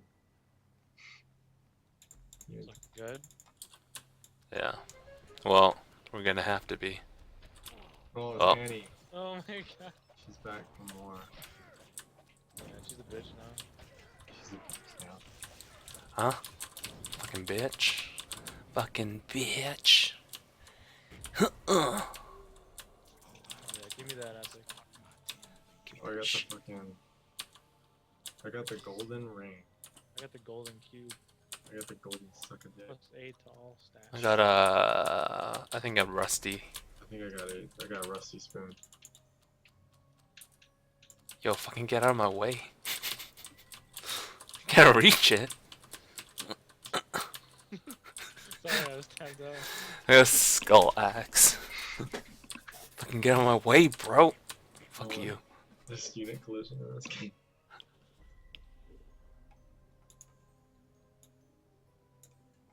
Need the Phantom Dancer.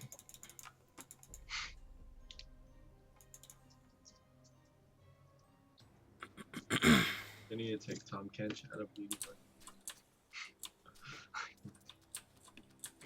Why have you been getting wrecked? Oh, Tom Kench is just dumb. I have something against Tom Kenches.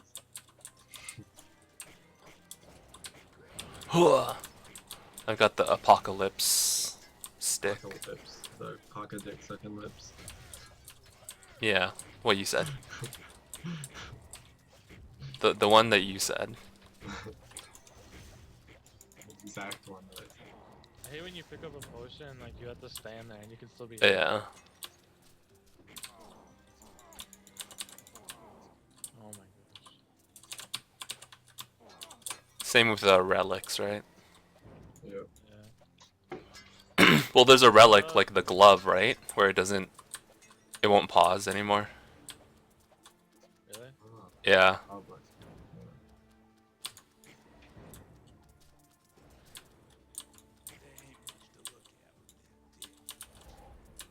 Oh, man. You're welcome. Oh my god. All I heard was, oh, and you're just That they're below you, Dylan. Oh, I see. Oh, did you open the chest and you fucking got wrecked? Yep. How am I supposed to revive you? All these hands are trying to give me jobs. Should've fucking right when I spawned too.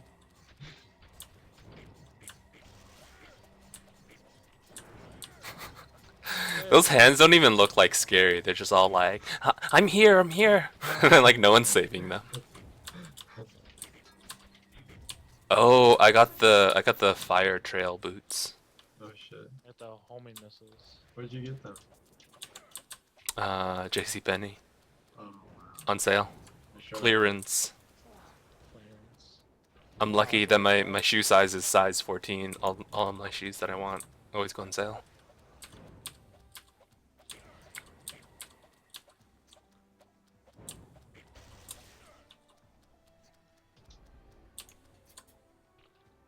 Sorry that you shot that target. Oh my god. Sorry, not sorry. Oh!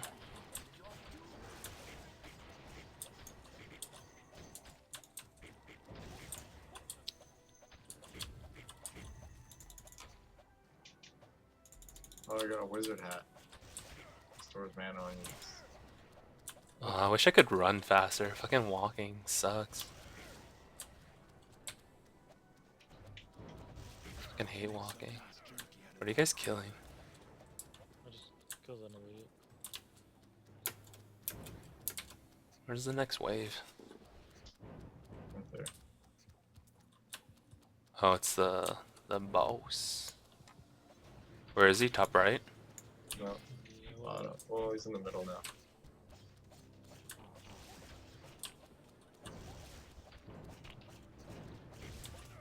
Whoa, what a bitch.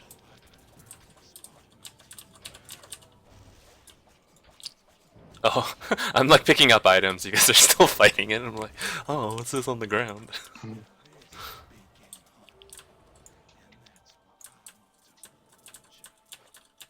got something red. What is that? It's like a heart. Oh, that's lifesteal. Oh, I got the cursed, so it just sends like little pellets out in a circle. I didn't get anything. I keep not getting fucking relics, dude. It's pissing me off. Only have 5 relics. It's not bad.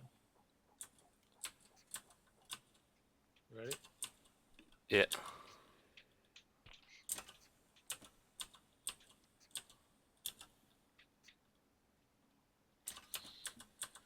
Oh, and I finally understand the stats on the stuff, right? Where it says like +4 to all talents. It's like it's as if you put 4 points into those talents.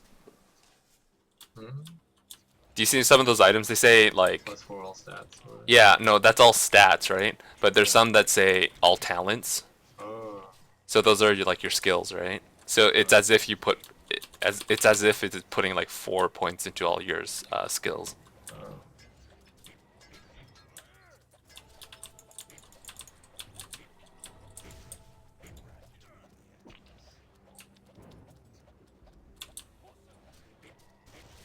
Quest guy down here.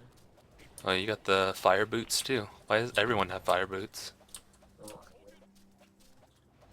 Or is it just a visual glitch? That's a visual glitch.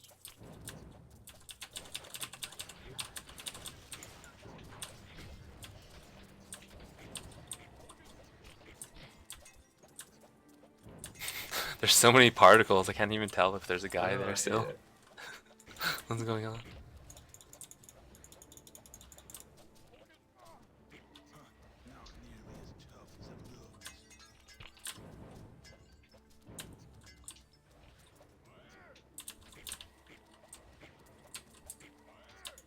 Oh, here's my quest, dude. Oh, mine's too. Gotta get the mirror shot. Find David's treasure. Oh. Where is it?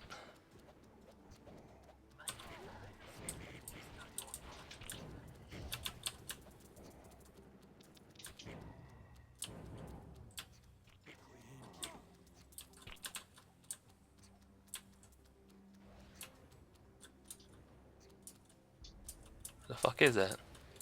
have the statue. I'm not fucking with that statue. Fuck no. That thing wrecked me. What statue? Like those shrines you can get. Oh, just the holy ones. When it's a girl, it's good, but Oh really? if it's a devil guy, it's bad. The devil has a chance to be plus stats or negative stats. The girl gives you plus stats. I got one where like apparently it took like all of my strength away, so I did like negative damage to everything. The only way I could do damage was like by poisoning things. There was one item called Damien's Book or something, and I used it and I just turned purple and I died. Oh shit. I don't know what it did, but I just fucking turned purple and died. I had one that gave you a blue screen. Oh yeah, that was fucking annoying. It did it to everyone. It's a fake blue screen, yeah. It puts it on everyone's screen. What the fuck? Where's this fucking treasure? Well, this is the throne dungeon. We're still doing it thing. You're probably still. You guys doing want to redo Act 1 after this just to get more it. relics? I got a girl. So, Yeah. have you guys done that one where you have to find his treasure? What the fuck does it look like? No.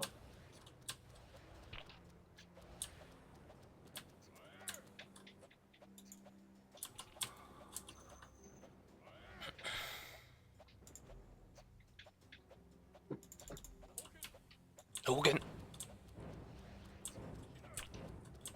Okay. The fuck? Where is it?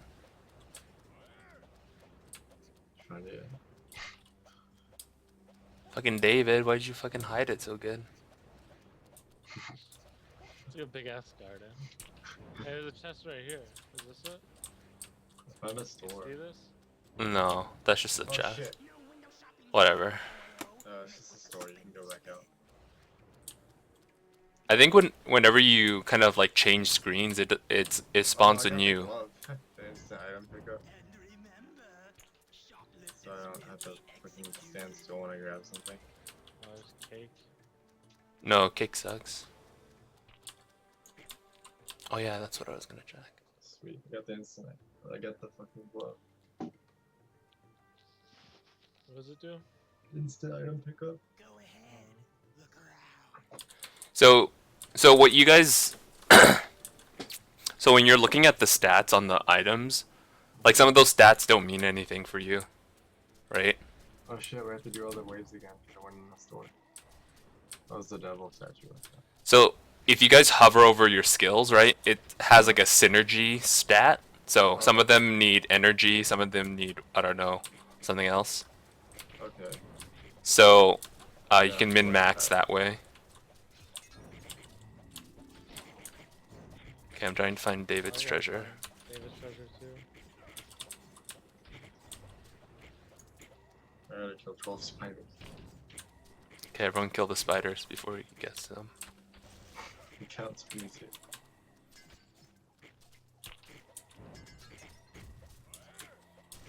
Fire!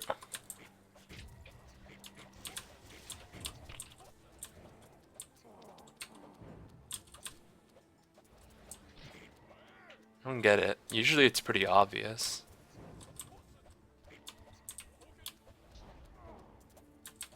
Statue. Oh fuck! I grabbed the The devil statue. devil one. Oh, nothing happened. It's good. You don't know that. Yeah, you don't know that. Oh, I got Satan's horn. What's that do? Oh, there's a girl statue over here. Plus 20 armor. The top left. The fuck? I can't find his fucking Down treasure. here. Down here.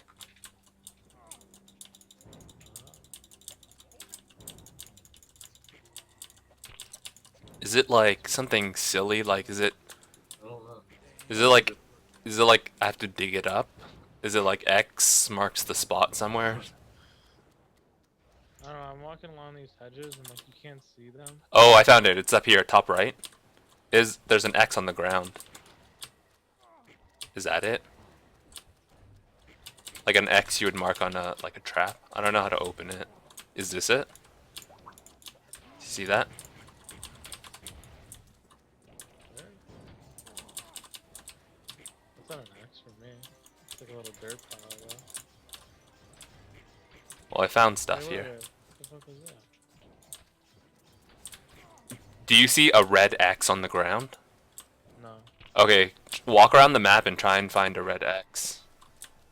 And then stand on top of it and press F, I think. Yeah, that's what it was. I found it. David gave me a question mark. Oh yeah. Give me more Oh, shit, my David. first fish there. Give me more shit, David! Just go. So yeah, look around the map and there's yeah. You gotta spam the fuck out of it though. Yeah. Cause you're digging. Oh, you got 100 Got keys. 99 keys, yeah. Yeah. That wasn't his treasure though. I still have the quest. Yeah, yeah, now you go to him and you touch him. Go touch him.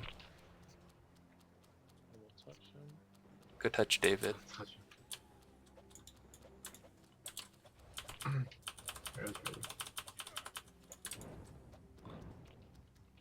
It was ready now. Yeah, where's David? Oh, I thought we were going to the boss. Oh, did you get Yeah, your I did quest? mine. Yeah. Come on, Robert. I'm ready. Alright, let's go into the dungeon. Get fucked up. We're gonna redo Act 1 just to get relics. and Oh shit. wait, I'm gonna upgrade my skills. Okay, I'm ready. Alright, you're getting fucking solo wrecked. Oh shit. Oh, it's pretty strong actually. Can't stun him either.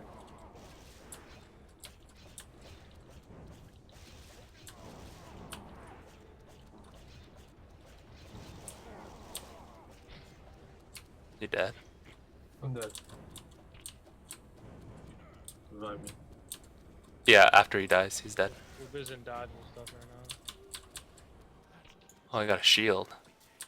I got a magnet. That's cool. I like the magnet. I don't have to pick up coins anymore. Oh, you got the magnet? Oh, that I wanted that. That shit's cool. Suck That- them coins. Does it pull it from like the whole map? Yeah. Whoa, that's cool. Yeah, ballistics tooth.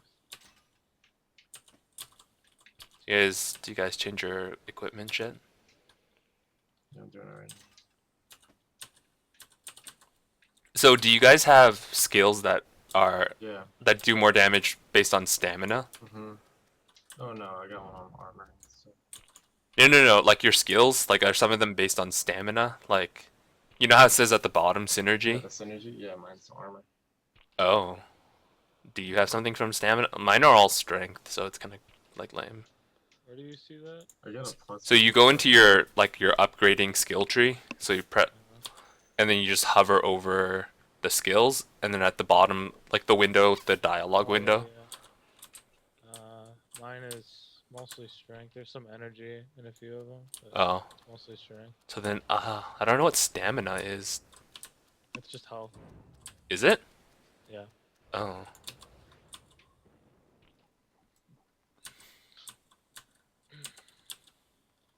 Fuck that stat. I just want to do damage. Let's just You guys fucking ready? farm Act 1 just to get relics. You think so? No, you're a pussy. Keep going. Okay.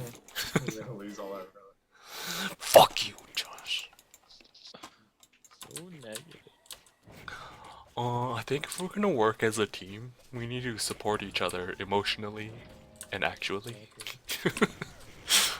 I guess we can if you want. We can restart. That's too late. No, we can just go back, right? It's never too late, Josh. Yeah, how do we go back to town? Like that. What the fuck? Oh, is it because you're the leader? You can do that? No. Cause I can't do that. There you go. We can summon all the waves now. It'll be like super easy. Then we can probably do the crypts. Crip walk.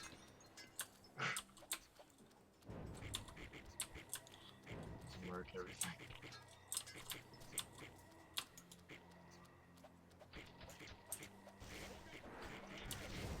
So what do we do with these red crystals? Oh, you can buy like skins and helmets and shit. Oh. Name colors. Name colors. Name colors. Fucking want my name to be green.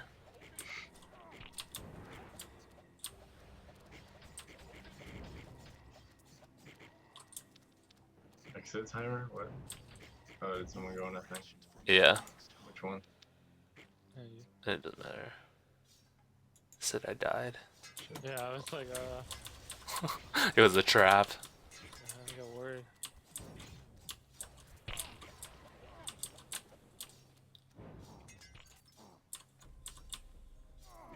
Oh my god, I got hit chopped. Oh, same. Oh, I got that stupid fucking apple. Oh my god. I walk so fucking slow. I got a sword. Yeah, rock belt. Speed up. Keep getting these fucking use items. Yeah, I don't like to use items that much.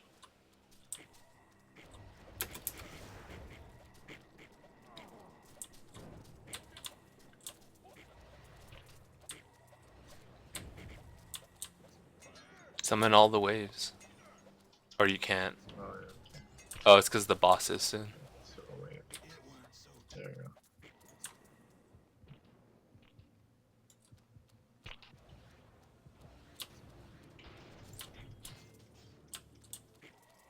What the fuck, where is it? Top right. Oh, it's the Hulk.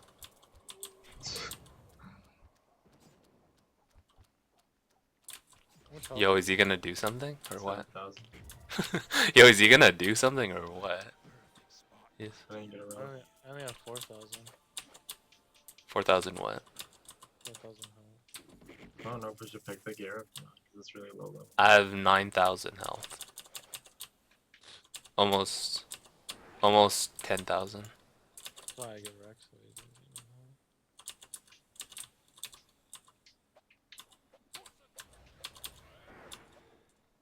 Yeah, I get anything either. What thing I got? Oh, did you guys go in? Yeah.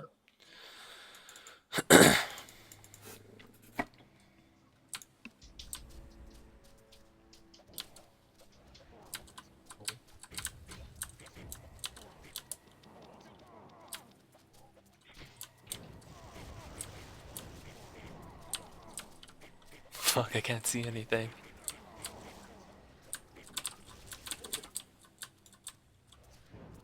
Ah, those fucking worms.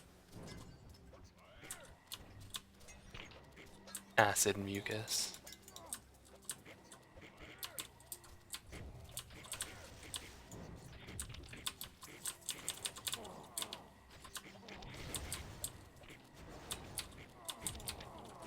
Damn worms.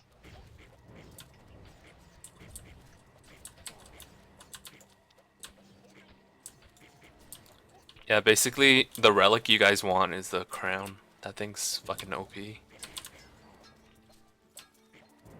The king's crown. Sounds beautiful.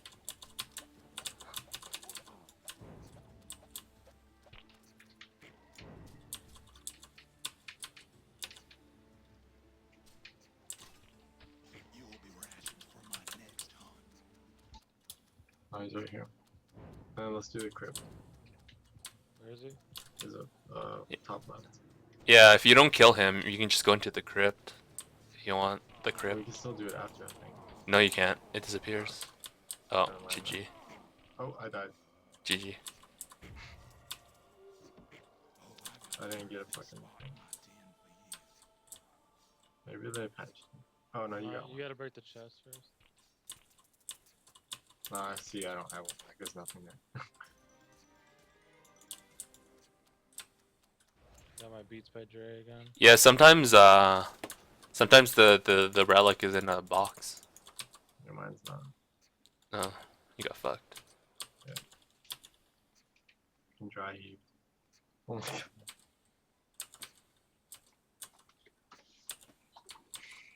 Do you still have 3 viewers, or is that just like refreshed? I don't know. Maybe.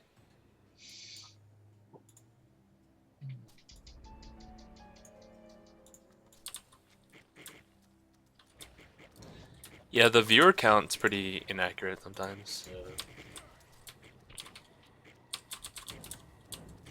I don't know, no one's talking in chat, so... Is anybody in chat? Are you there?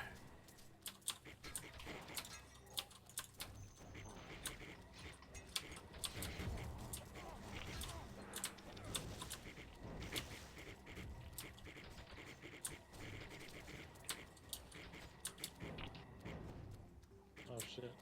I fell down a dungeon. Sweet. Popped up right in front of me. Yeah, I don't know.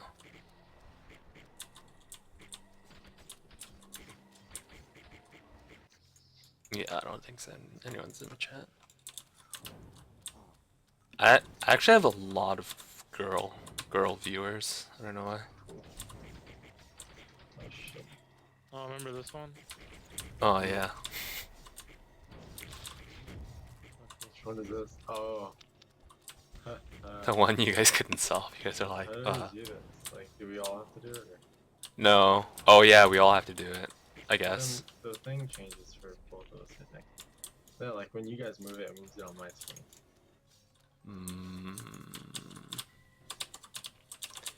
Maybe. Are we solving it? No, you fucked it up. On my screen, I did. See, this is so dumb. Oh, did it reset it for everybody though? Yeah. Yeah. But like I'm watching Rob and I see his stuff moving. Okay, take that one, push it out. Push it out. The one, yeah, the one there. Push it to the right. Here, I'm coming. Coming to save you. Oh no, push it back. No, wait. There you go. Oh, you fucked us. No. Okay, move this to the right in front of me. With what? Oh, I died. On my screen, they're both stuck right here. Oh. Okay, so maybe you just let one person do it, cause it's like weird. I don't know. Yeah. Do you know how to solve it, Rob, or what? I'm just gonna stand over here. I know how to solve it solo. Yeah, you can just do it. It's just Okay. cool.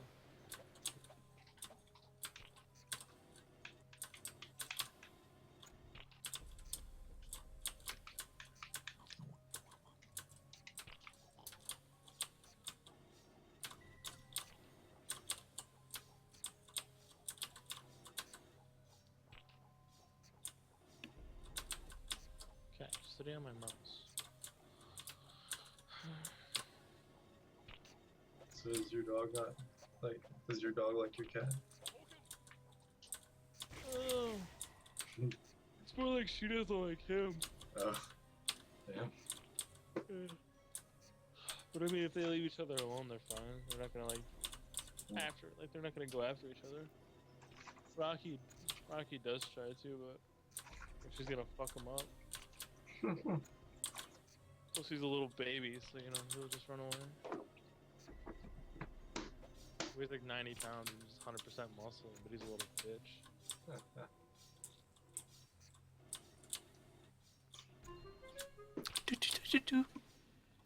Nice little flute sound. Oh, there are chests up here if you guys want. Can't go through it. Yeah. Yeah, I You have can't. to hit go the through. hit the lever. Yeah, I hit the lever. Sure. Oh, Oh, you do? I got all this shit though. You hit the lever.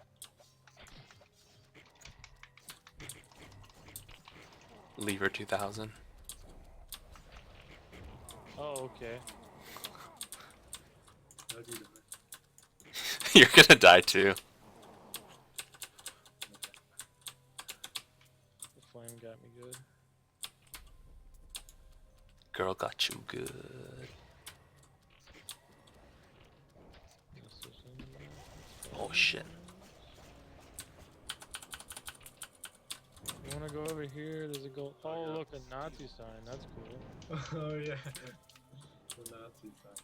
That's Yeah, that's supposed to be a sun or something. Look at this Yeah. shit. Oh, Terrible. I got How another do I- peace item. How do I get over there? Oh. oh, what the fuck? Who left? I didn't. There was a gold chest in there. Awesome.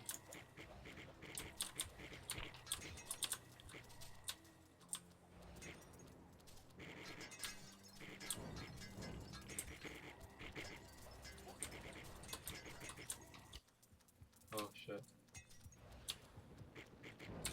Where's it at? Oh, Don't know. it's a tree guy. Oh yeah, you have the unlimited you have unlimited keys. Or not unlimited, but a lot of keys. 99. Where's he at? He's dead. That's where he's at. Where'd he die at? It'll tell you. It'll like give you an arrow. Yeah. Oh sweet, I got Stigmata from fucking Binding of Isaac. I don't know if it does the same thing on here. I know I think Stigmata gives you, like, if you're really low health, it'll give you health. oh yeah. I got like a green dildo. I don't know. Light That. katana. Swift, so swift. Oh, I think you shoot faster. Yo, I got nothing. Oh yeah, definitely. What the fuck? I got fucking nothing. Where did he die at? There you Right go. here? Oh, I didn't get it. Oh shit. Jumpman, Jumpman, Jumpman, Jumpman.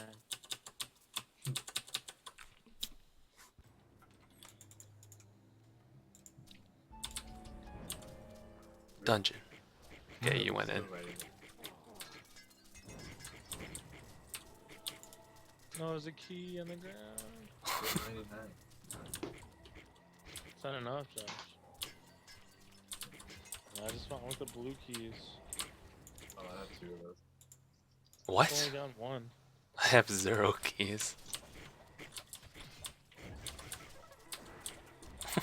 Whose thing is that? It's like a banjo.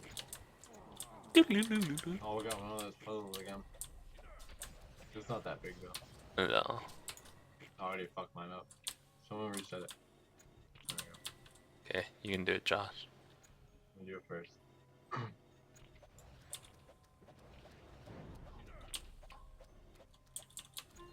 Sweet. Alright now.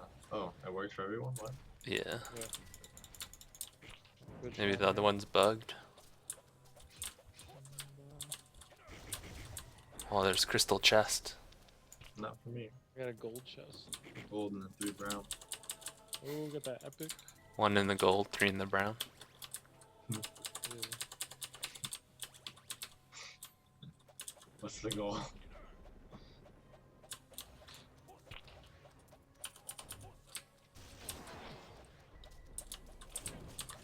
The fucking wreck, son. Get wrecked. This is my forest. This is my forest. You must acquire a taste for freeform jazz. My swamp. What? I didn't get anything. Yeah. Oh, I did. It's over here. Oh, I got a Yeah. fedora. I got Got a plus blue 10 orb. strength, rusted sword, or rusted dildo. Oh man. Winter cold. Take the shot. Oh, I got 2 things. What? Oh, I see what it is. It replaces It's a fedora. It shoots pie symbols at people. I don't know, it's weird. I remember that one.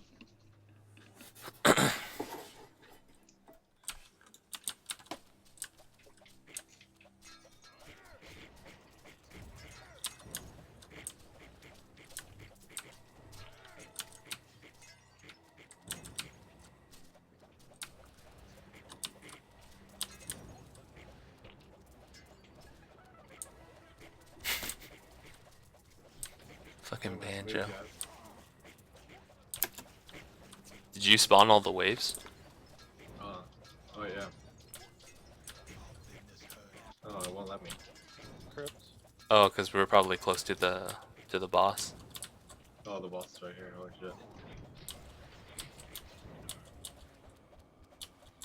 Yeah. Oh, I got a crystal. Oh, sweet. I got lightning enchant. How do Oh, wait, no, someone else did. Wait, what? No, I got it. Is there no quest in this map? Is there a crystal key anywhere? Yeah. I'm looking for keys. Okay, I'm gonna change my fucking items, I guess.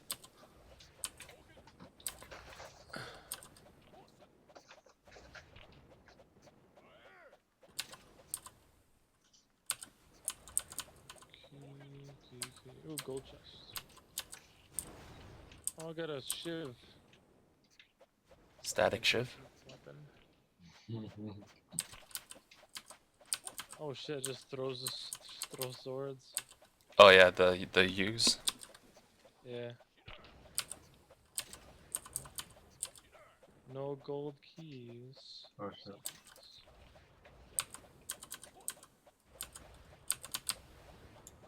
Alright. Can we go back to base? I wanna sell all my stupid shit. Yeah, I'd like to do that. Have to go too. through this first. Oh.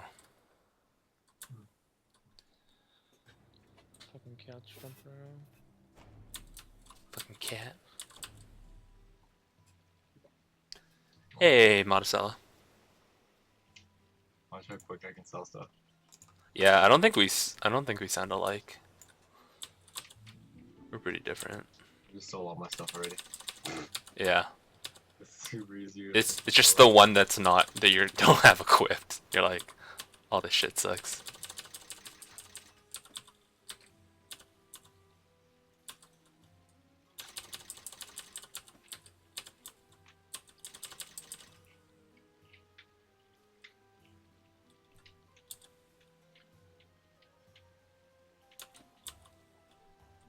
So, do you know what this guy does over here?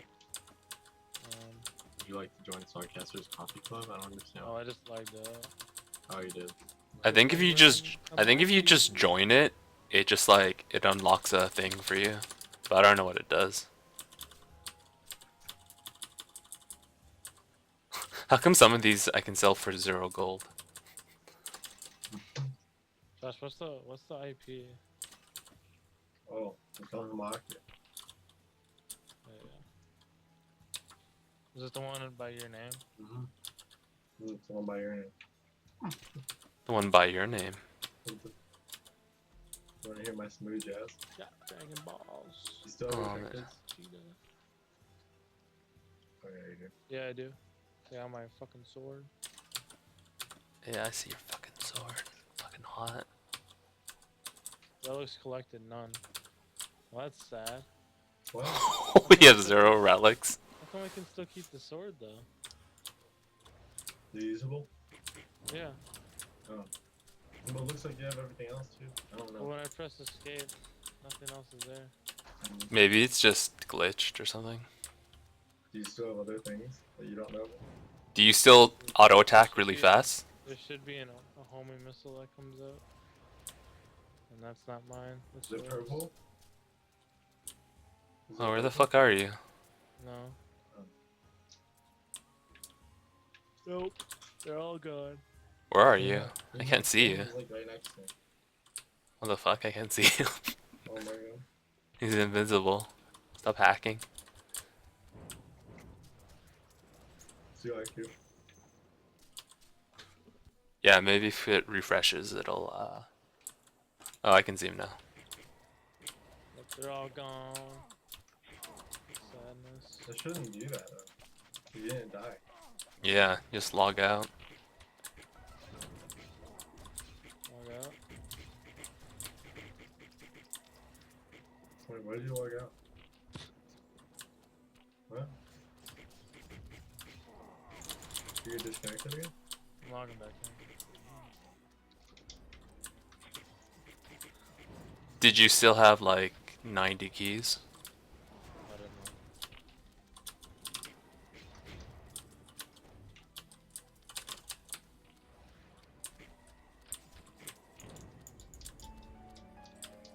know. I forgot it's next week. Fuck. Hope we can do this. Got this.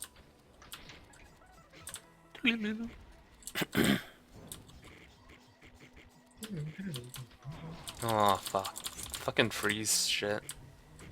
So hard to deal with at the beginning. Sure.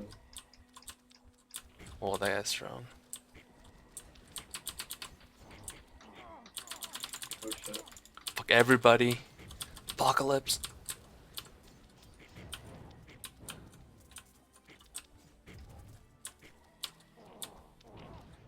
I just want some fucking dank loot. There's a health shrine over here. Do you see it? Oh, oh yes.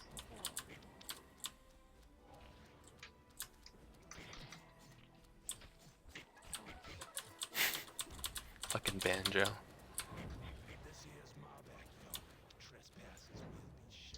Are you coming back? Yeah, working on it. Just looking at the mass. Oh, you died? Where'd you die at? No, I went into the crypt. Down left. Down left. Down left. You almost got it. Get over it. Fucking get in here.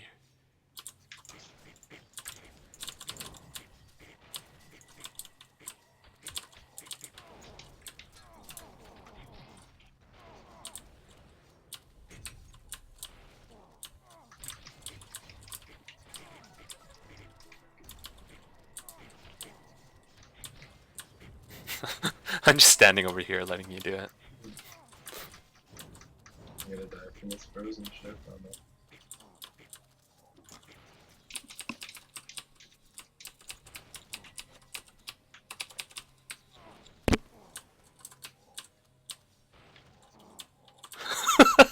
Nice juke.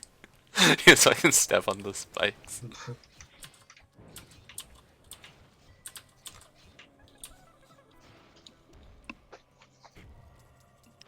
Oh, I got extra rockets. Really? I got life heal. Great.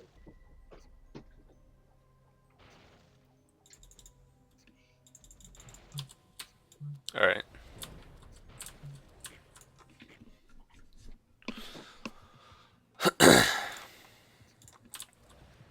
Yeah, and then he just spawns on top of you. Whoa, what the fuck is that? Oh no. Okay, I gotta search the map. Dang, dude, I get like 300 health every time I hit. Really? Yeah. Oh, I didn't get anything from them. Yeah, I'm just searching the map for keys. Fucking want crystal keys, motherfucker. I have 4. What? Give you something. Give me some fucking keys.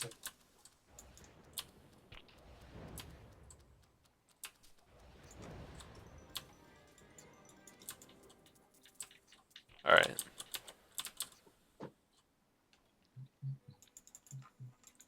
Is Rob dead? YOLO. Trying to. It's not letting me rejoin. What? Probably because we're in the middle of an act. Really? Do we have to go back to the base or something? Maybe. Wanna try it? Yeah. There, try now. Do you see how many rockets I shoot? Jeez. There we go. Yep, still all my relics are gone, except for my weapon. You have 99 coin. I mean, keys. Nope, they're gone. Oh, that's gay. Fucking got wrecked, mate. It makes no sense. So it's like, if we walk off, log back in, the next day we're not gonna have a fucking relic. I guess not.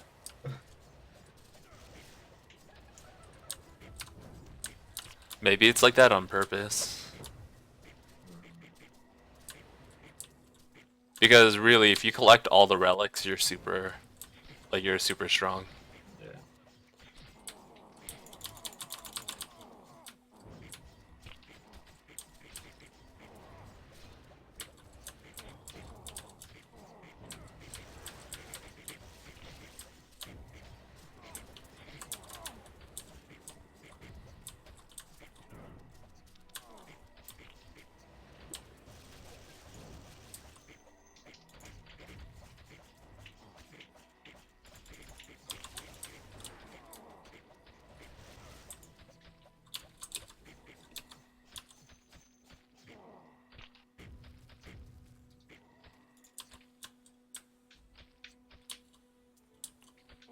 Fuck. Okay. Look at this. I can build turrets. How much health do you guys have now? I have 10,000. I have 15,000 now. What the hell? You guys see all my fucking turrets? Holy fucking, shit. fucking broken. Fucking marauders, dude. Fucking marauders, bro. Shit's broken. It's broke. Got a rusty cube. Fucking rusty cube.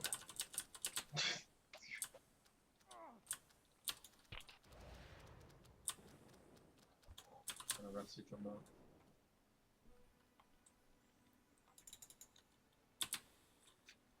Okay, just let my turret kill it.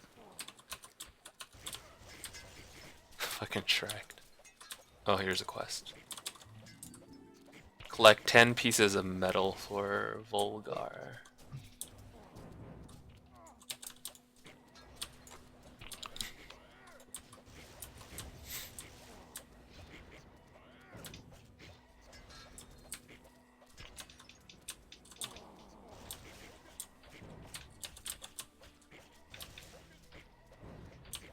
And damage reduction is 50% now. And I didn't put a single point into it. This game is broke as fuck. I don't understand. There's a crypt.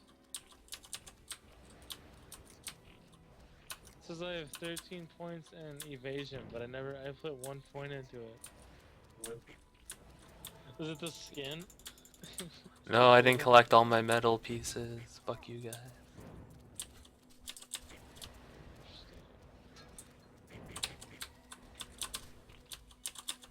Fuck. Oh god. That was great.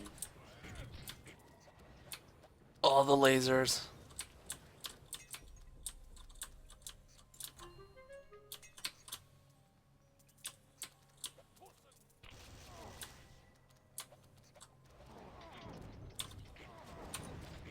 No life steal. OP. Oh, I died. They stole my life. No, someone went in the ladder. Oh, that's what I did. Damn it, I can't get my thing now. I got mine. It's a sight with a string on it. Got it. That's a usable one. Oh, it is. Yeah. Good thing I don't want that shit.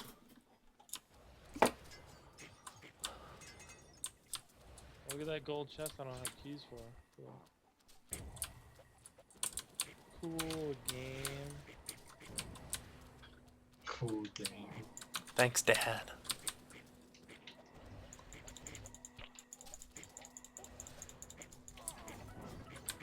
Look, where's the quest, dude? Do turrets ever go away? Yeah, they can get killed. Do they always like sit there though? Yeah, can they I just come sit if you there. want? It doesn't seem like they time out or anything. How many can you have How that many at can you once? have? One. I don't know. I'm limited by mana right now. The max I've put out is like 4. Just max your mana out. Yeah, what's some more? Okay, what are we doing now? Where's the fucking... Is it... Yeah, get the raids in. There you go. He's over here by me, top right.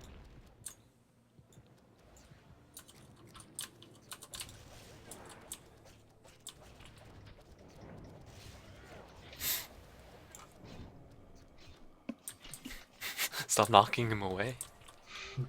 Oh, Ah. I got nothing, yeah.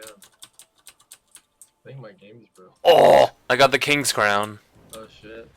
So my auto attacks do 800 to 1000. What do yours do? Well, I need more Oh, money. that's 200. You're What's that? what? I don't put my thing in damage, I have to put it all in fucking armor, so. 'Cause My auto attacks do 800 to 1000. Mine do 1,000 to 1,400. Whoa. You're OP. I don't understand. Like, there's like 20 points in everything, and I didn't put 20 points in everything. Fuck you, cheater. I wanna get disconnected. I just put 13 points in that. I hit it once. What? Well, they rewarded you. They rewarded you with hacks. I guess.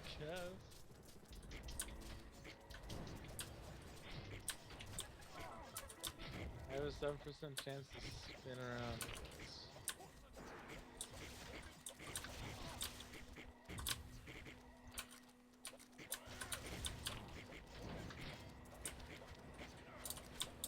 Oh, I think I can only have 4.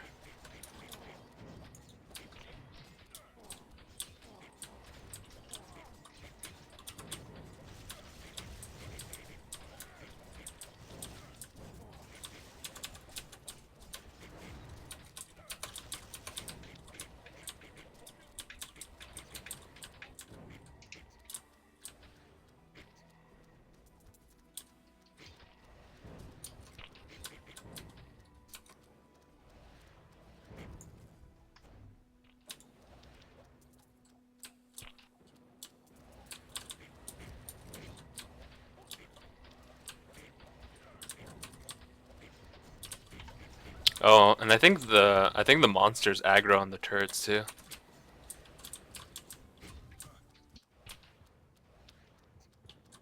Where is it? Where you put your shirts first? Really? Oh. Shit. The fuck is it? A book? Yeah. Fucking books. Fucking books. Then you Glad- get again. Like there's Fuck. nothing. Like there's not even chest. I'm glad I can't read. My game is broke. Did you just get coins or something? Yeah. Oh, sometimes I just get coins. Oh. Or is that what I'm telling you? We'll see. If it happens again, then it's fucked. I haven't gotten shit in so long.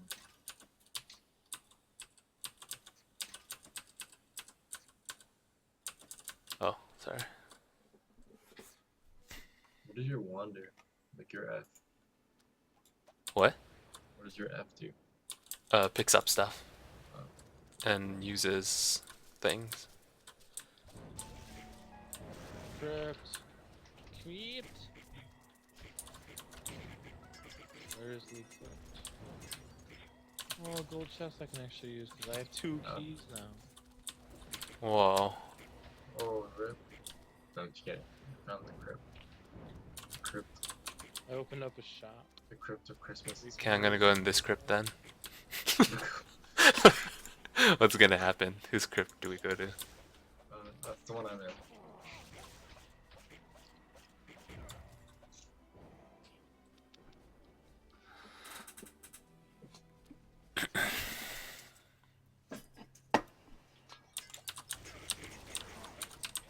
Oh, this one again.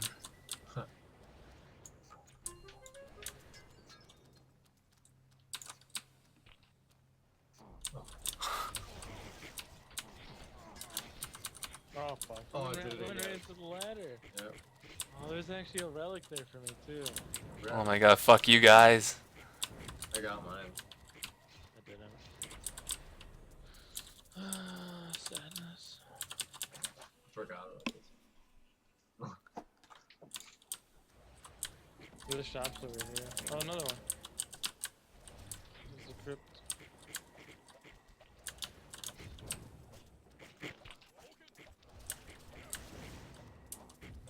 What is it at? Oh, I can't find it. Everything explodes. Sadness. Oh my question. What the fuck? My damage thing is fucking getting fucked out.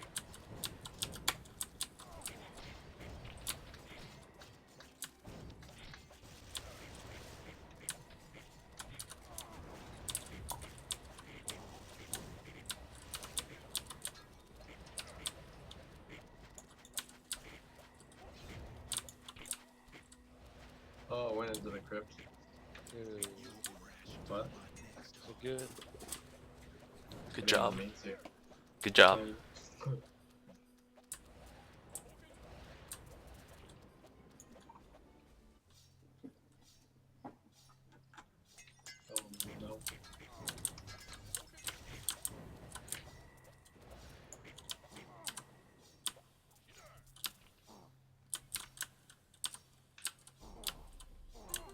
Are you guys dying? Oh no, it's fucking green apple. Flames of agony. Health screen max. Hey, Jenny. Someone got an apple.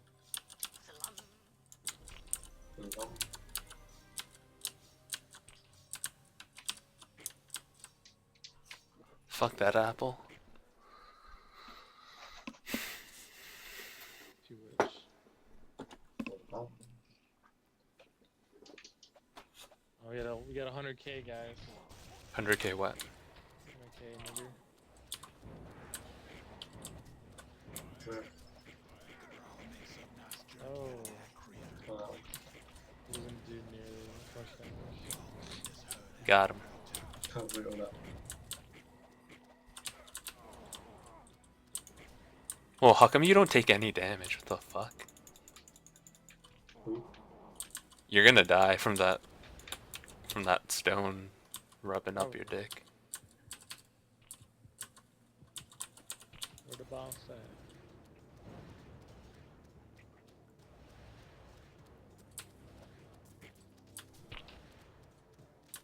Someone hit it.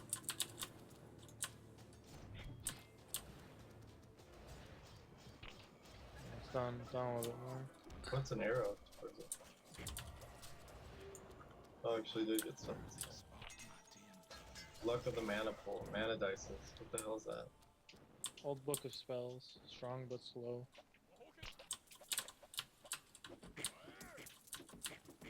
Hogan? Oh, I got a zeppelin too. Guess who doesn't have his? I opened up a shop somewhere.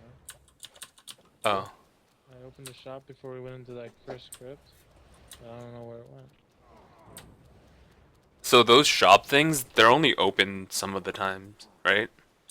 They're only open during like a certain wave. Looks like it. Cause like the, yeah. Yeah, she gone.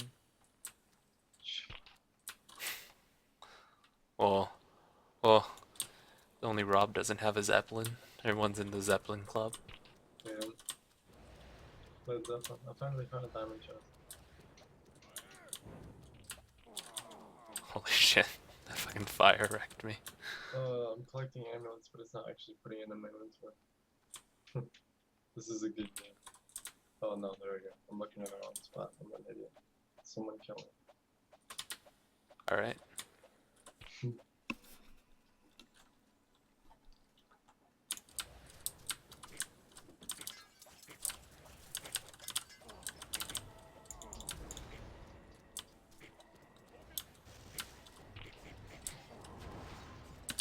Oh, Holy shit.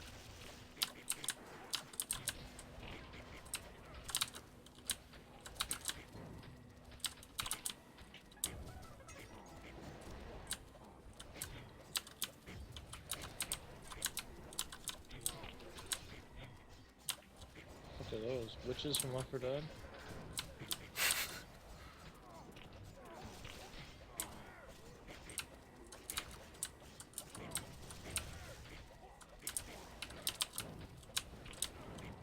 So much shit everywhere.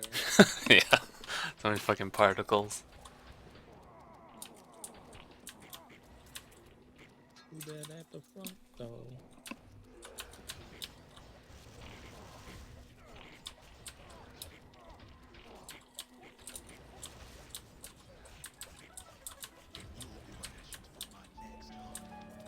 Dungeon.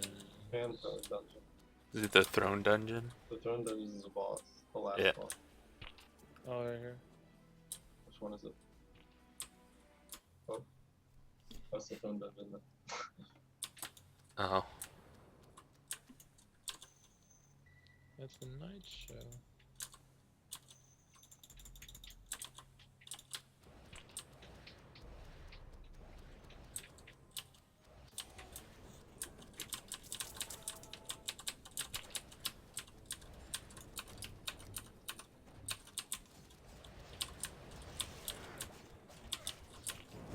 Holy shit, I get tons of health per second. Sam. God damn. I got 2 legendaries. And The no 2 relic. epics.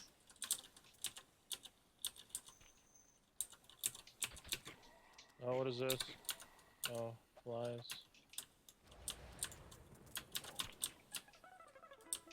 Fucking right, ho. There's no relic in here? Stickman's Steve. Oh my god. Fuck that guy. Yeah, I didn't get a relic. Stickman. After you get a bunch of relics, they don't give you so many relics later. Yeah, no, I noticed. I don't have any. Yeah. I have like 2. You have too many. You have all of them. Apparently. You have like the fucking OP. 1 skill point equals 80. Yeah, right? It's stupid. What is this? Oh. Fucking John. What is it? That's a fucking crypt or dungeon or some shit. Oh. That's a little Oh, price. he reset the timer.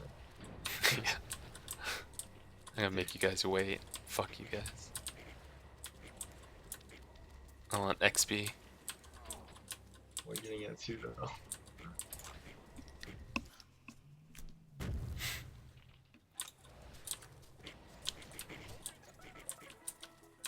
Press all the buttons. Bing, bing, bing, bing.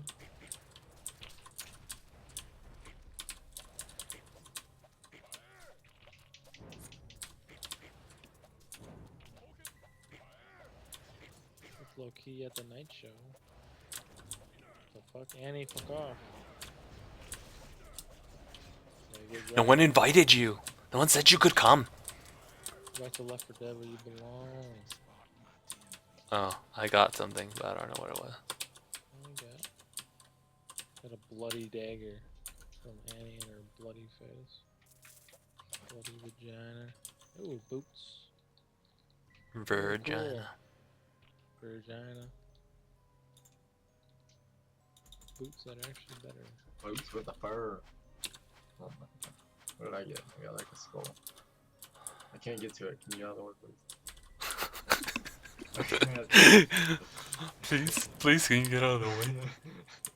I was like so sold. Can't get to it. Okay. If damage boost, guys, because I need it. Me too.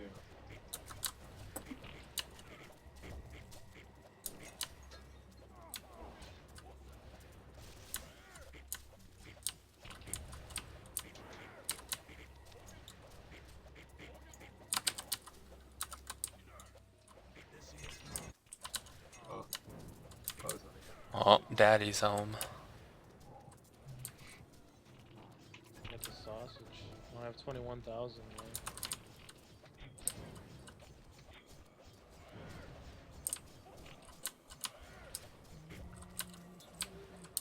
Oh, I got a sock. Mayo's old sock. Smelly. Strength +1. Holy Yeah, shit. it's useless. I got a razor wire. Don't make fun of my sock. Oh. Maybe we should play on hard. This is getting pretty easy, pretty fast. My cock sock. Where's hard game? Just make the game harder. Better loot too. Yeah, Josh. What do you Fuck think? no. You just don't lose my relics, bro? Leave the Don't. game, you'll lose them. I know, right? Don't worry, you're gonna lose them. Your character will just get a fucking boost or something. Yeah, and then you'll become OP like fucking Rob over here. Because your name isn't Cummings. Oh. And it's not in blue. Oh shit. I'm not gonna just stand in these. My health regen's too good, I can just stand in those purple things now. What is this?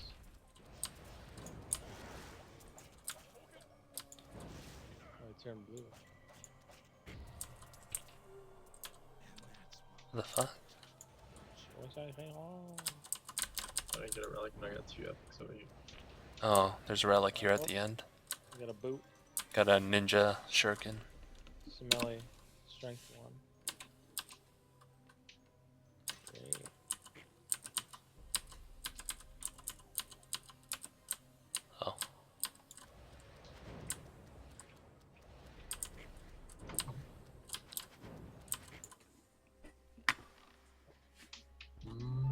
taking my boot.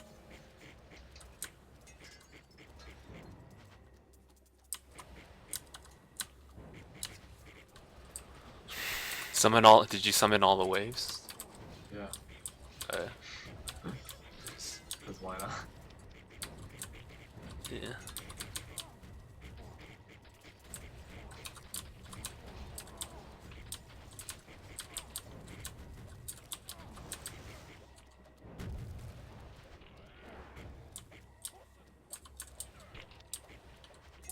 Found a Oh, sword. there's a quest. Gotta find his medal.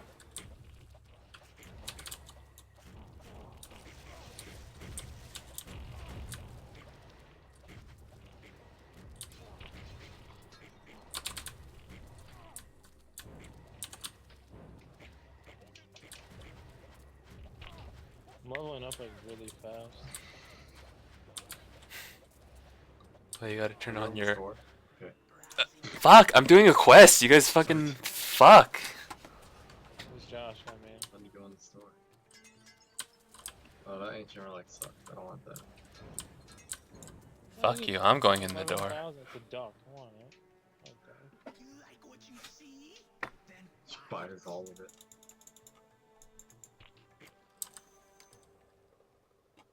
Oh my god, armor decrease? You kidding me? Like, this is game?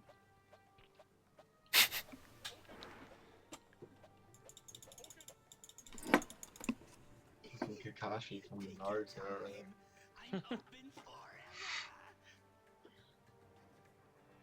What happened? Did we just get like put back in the shop? Nice black screen.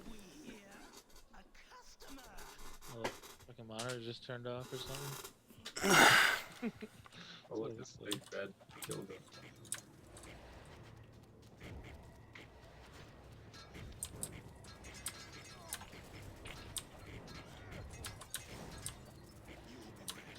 Oh my god.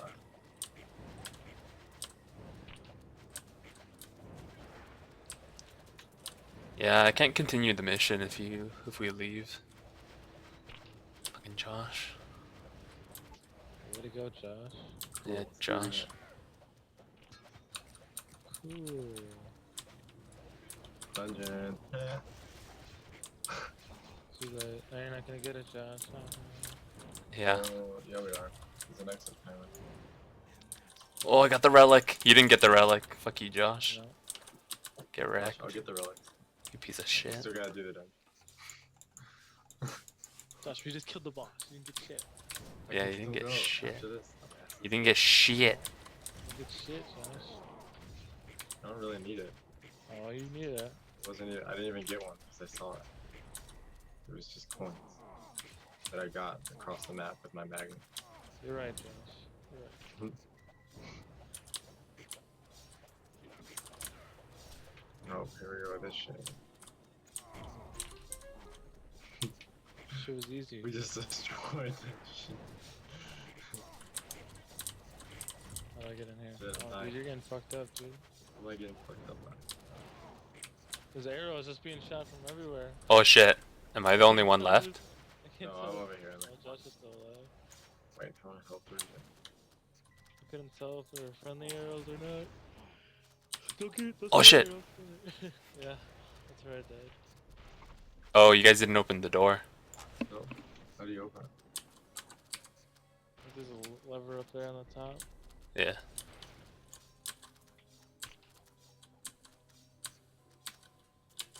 A lever.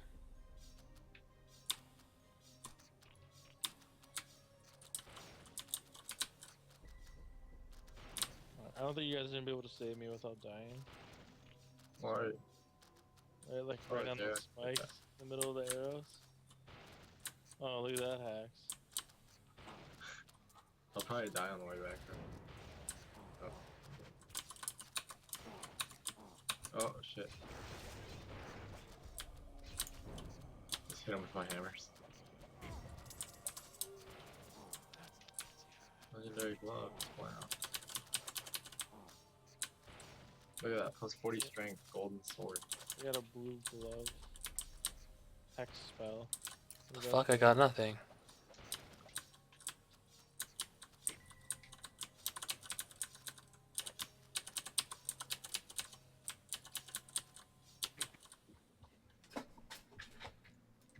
you guys. Oh shit. Oh, we gotta kill the boss again. And you guys get more relics. Look at that. Okay, Annie.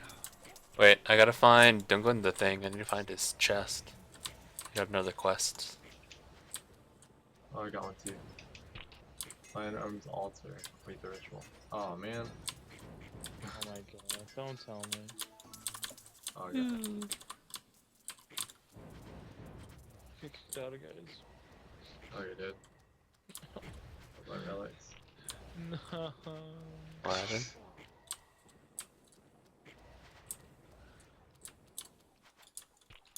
That's great.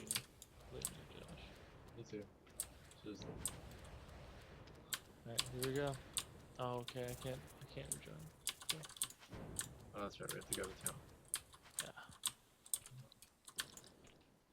Join right now. Bitch, don't kill my vibe. Bitch, don't kill my vibe. Oh, I got them all this time, guys. We're good. Really?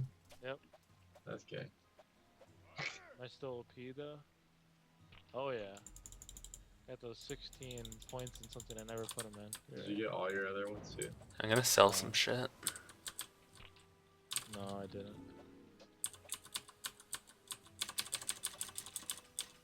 Sell some dick.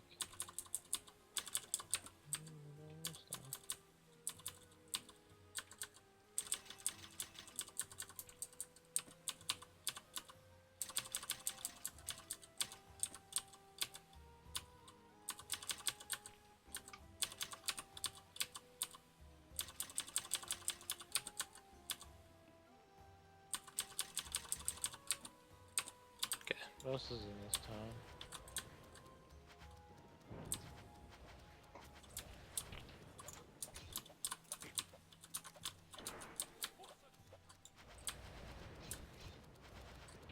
Sir Abel, would you like to buy excess wool for only 5,000? What Crystals. kind of currency is that?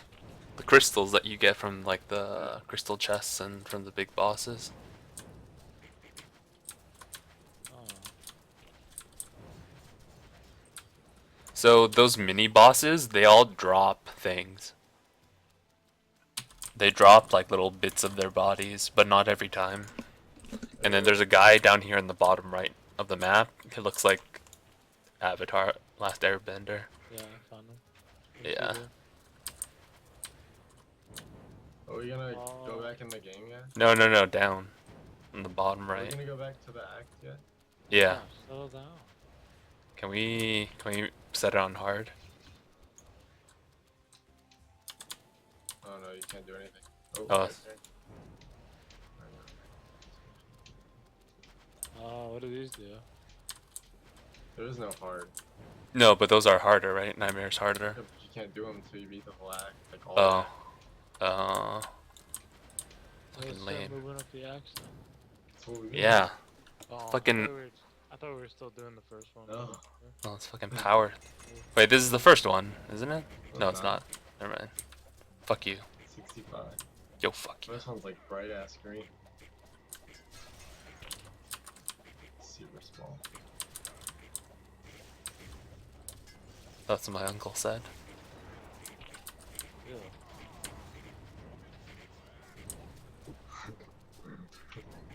Just Ugh. Ugh. Not into that. It's scary. Level up. look at this dungeon. Yeah, dungeon. I love them. My autos do 12,000. I mean 1,200. Where's the dungeon? Right here, my fuck. Oh, key human. Yeah. Come on. Fucking got that key. Got that The lever. fuck is going on? I can't see it. We're just running through it, dude. Fuck. Okay, with bosses right here. Okay, he's dead. What does Yes. that lever even do? Oh, it opens the gate.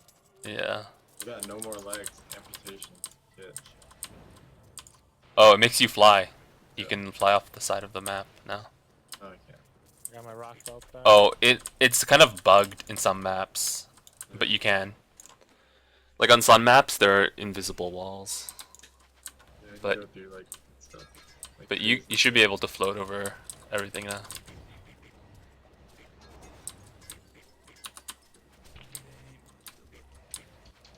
That's pretty nice. Where is he?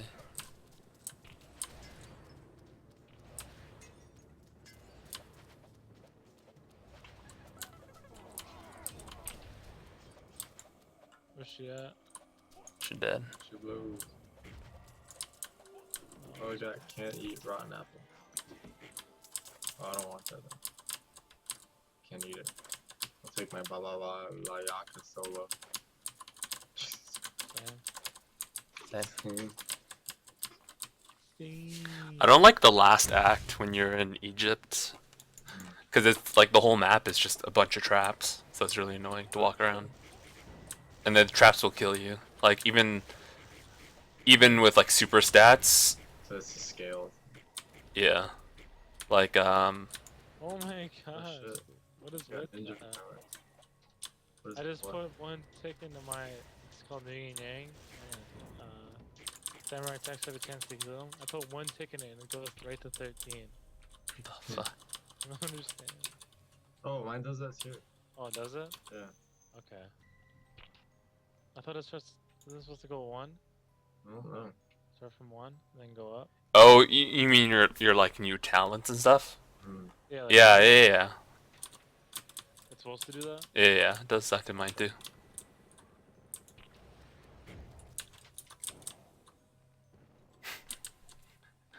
Hey guys, just wait. I'm gonna steer the ship.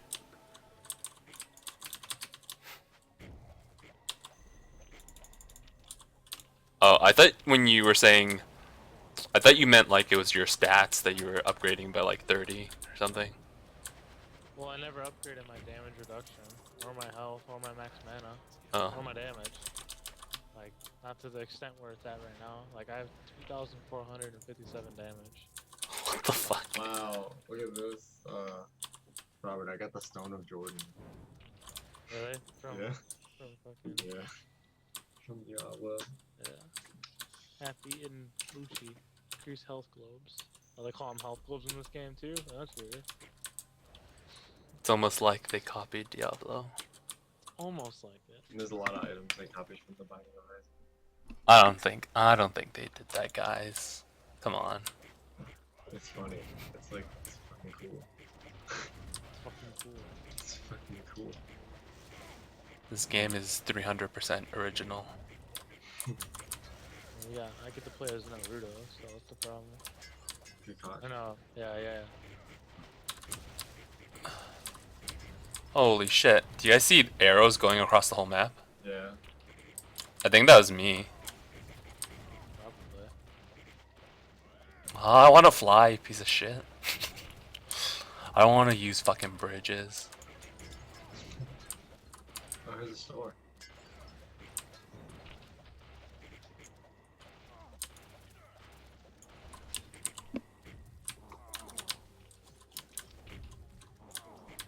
Speed decreased? My speed's already fucking low. Get decreased. What does this do?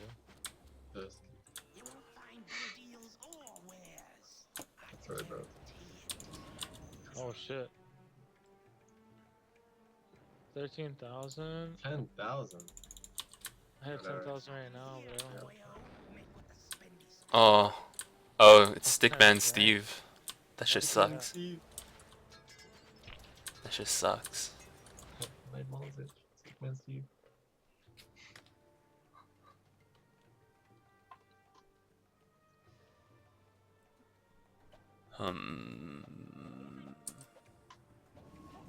What the fuck?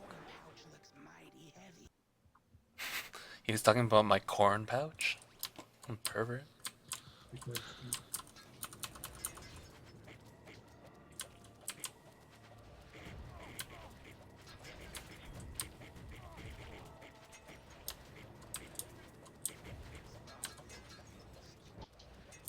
Oh, One jam. Whoops. Hop in there. Oh yeah, I can go outside the map. That's pretty gay. Stop fucking cheating. There's a crystal chest up here if you guys want a chest. The front of it. It's pretty.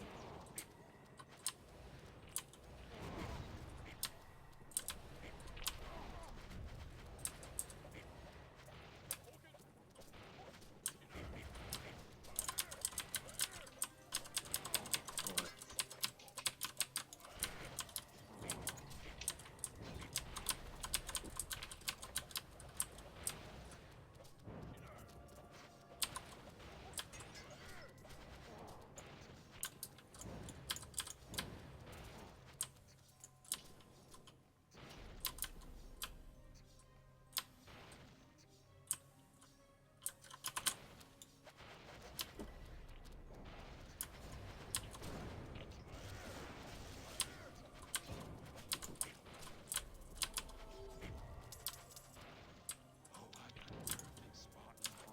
I got the cube. I got the Nazi sign again. Oh my god. Now you got the fucking dead sign. Yeah, dude.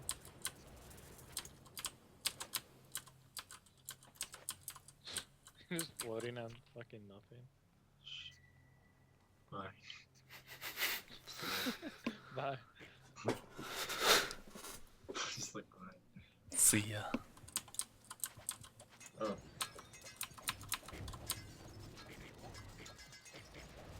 Oh yeah, that was me. Oh, that's so cool. Shoots arrows across the whole map. Oh sweet. I got rupture. Oh no. Okay, I didn't get a relic. I'm fine. Fucking ran right into it. Shit.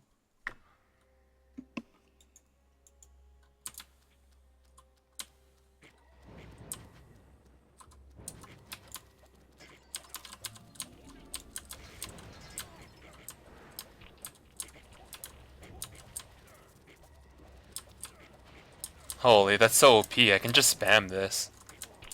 What? The arrows are going across the whole map. Holy shit, really?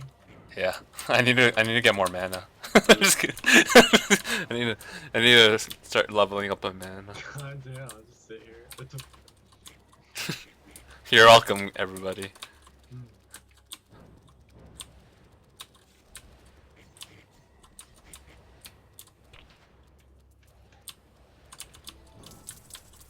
Ooh.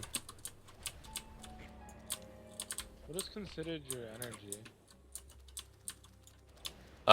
Some things just scale off energy. I don't think people have energy.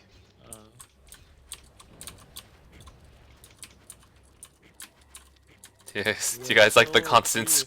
You like the constant screens? You're fucking welcome.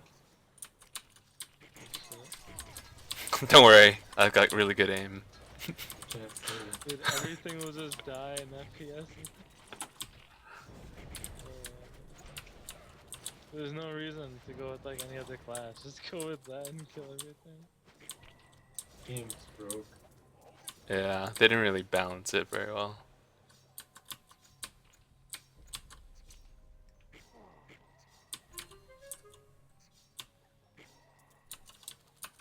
Oh shit, there's a big ass guy right there. Oh, I ran out of mana.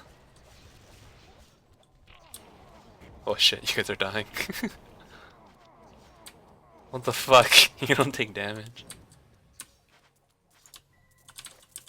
Well, I have 85% damage reduction.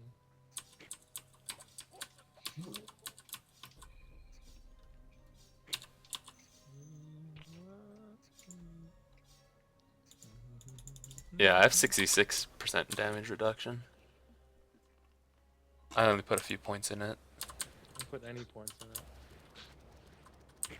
Don't worry. It just keeps going up like every time I level up. Don't worry, I got them guys. Good. I was worried.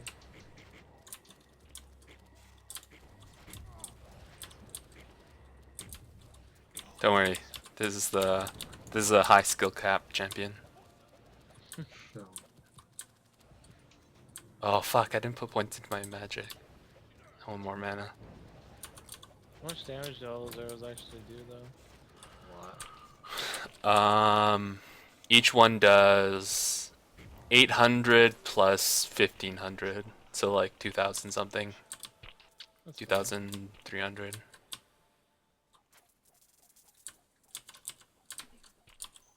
Bunch of chests that I can't fucking open.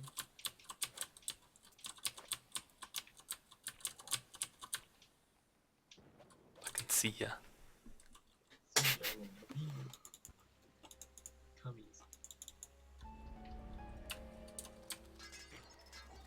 Oh, and what's really nice is it breaks all the things for you, so you can just pick up everything. Oh yeah. How'd you?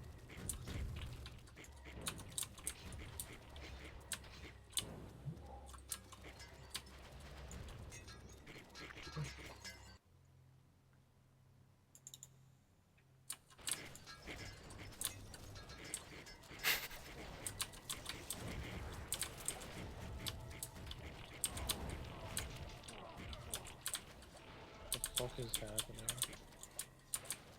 Oh, you're almost dead. I don't know how that happened. I guess so hard to see what arrows are ours and what You're welcome. goes into it. Yeah. Fucking Josh is leaving us in the dust. Can't keep up because he's fucking flying. Fast, deadly, and vulnerable. Great, that's what I like to hear. What does that do?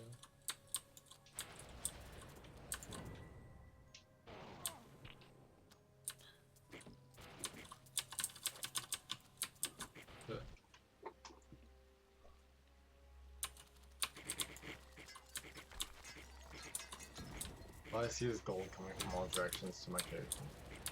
Oh fuck, I want magnet. Jesus. So it takes it from the whole map. Yeah. It's fucking so strong. That and then this. Just fucking do this all the time. Dungeon. Key. Whoa. Where's the dungeon at? Oh, it's right up here. Oh, it's the boss dungeon. Okay.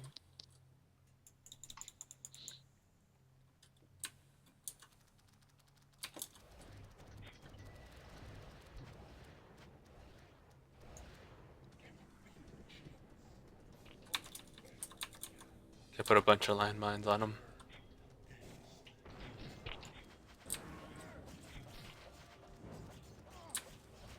Amen.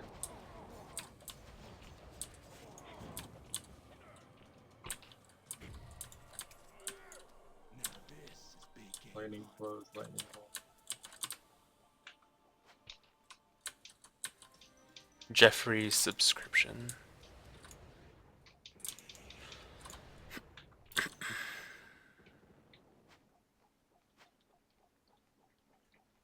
Oh, my landmines stun people for 2 seconds. 2.2 That's seconds.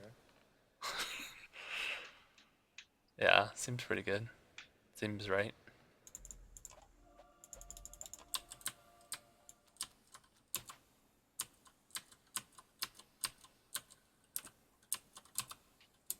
What are we doing? Legendary weapon that time.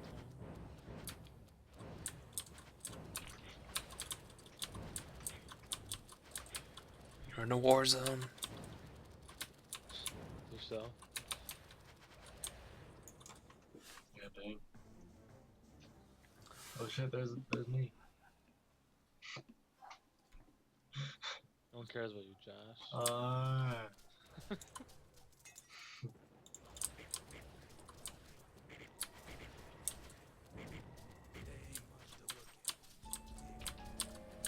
Okay. The fuck? There's a tree in the way. I can't get in. Yeah, what the fuck? Oh. Okay, you just gotta. I don't even know what I did. No, I can't get in. I used my one key in there, and that's so sad. There's a fucking tree in there.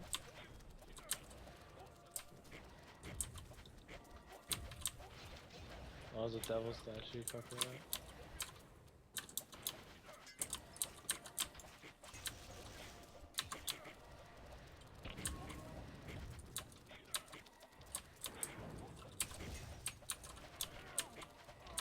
There was a dungeon somewhere. Oh, right here.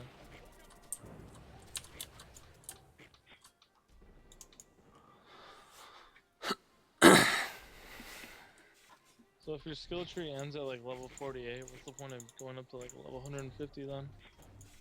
Loot. Getting more loot. It's a big ass fucking gap of levels that you don't get really. Oh, who's shooting that shit?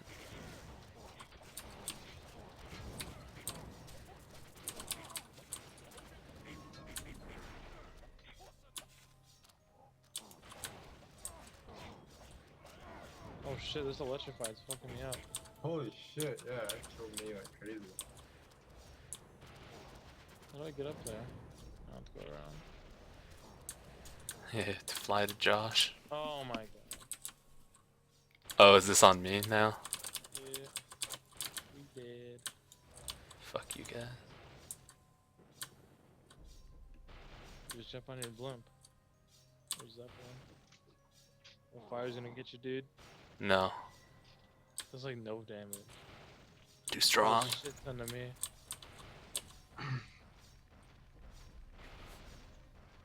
Fuck, you can walk back? Oh, okay.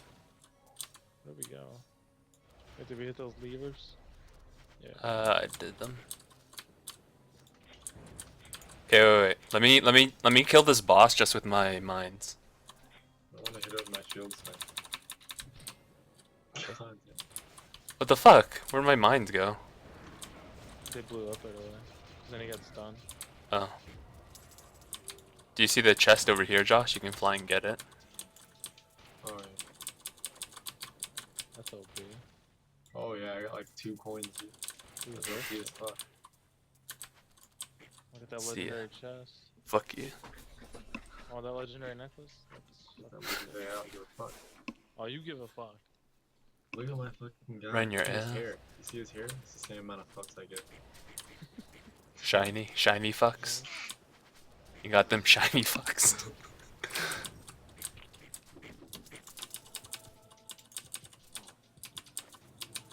It's cold, Josh. Is it cold? You need me to burn you? Yeah. Dude, I hit like 6,000 each hit. Oh my god. This is fucking dumb. Yeah, let's quickly finish this so we can play it on harder modes. Cause this is garbage. This is too easy. Garbage. You garbage.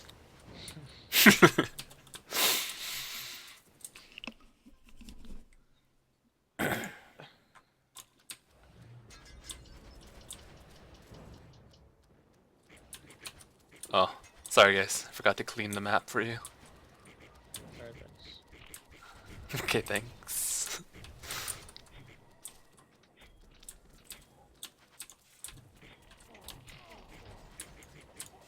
Fuck, I want the magnet. Does it also bring like the health things to you? I don't know. Probably. No, it doesn't. Oh, it's taking a little bit of time to clear out these guys now. It's taking a while. How come I can't go in the dungeons anymore? I can't initiate. That's the store. I know, but I can't go in it. Yeah, 'cause Like- you have to wait till the rounds over to go to the store.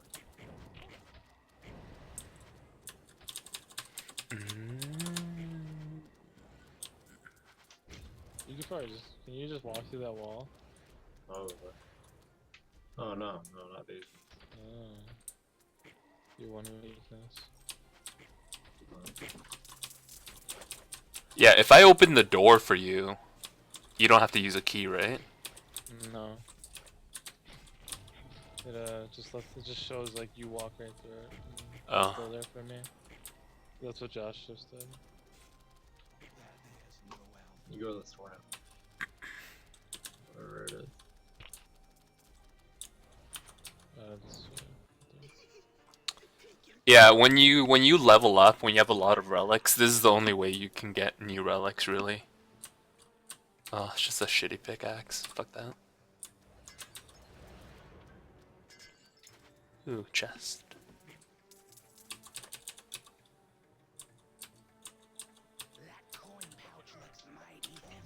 What's this Don't heal? don't talk about my coin Oh, pouch. Damn, take that heal out. See that shit? Secure, No. dude. That's crazy. You're fucking sick, bro.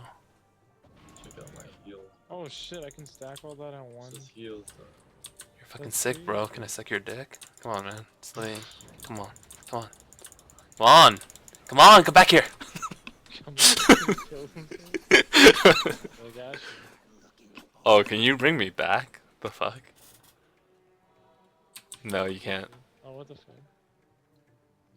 I can't get through. All the graves are in the way. Let's see. Oh, monitor turned off again, guys. Oh. Did it? Oh my god, who's touching me? This is broken ass game. Who's touching me?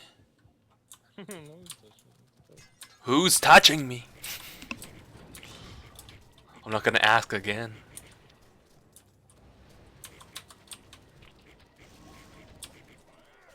Fuck, I need more gold.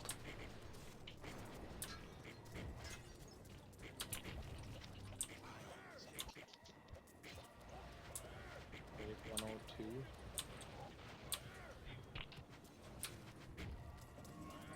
Oh yeah, that was tough. Yeah, that's toxic.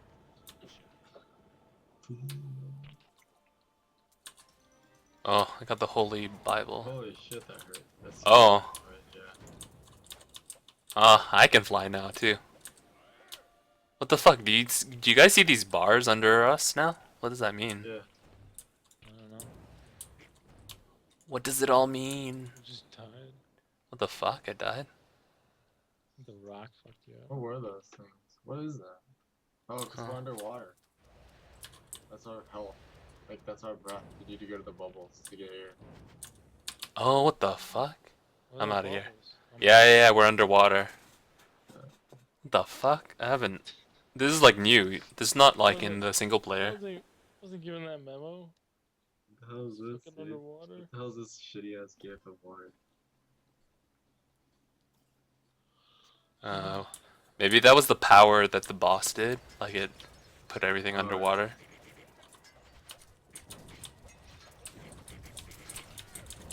Oh, grab Because, yeah, I've never seen that before. Don't worry, I'm cleaning the map. I got a crypt. Oh, there's a quest, though. Fuck you guys.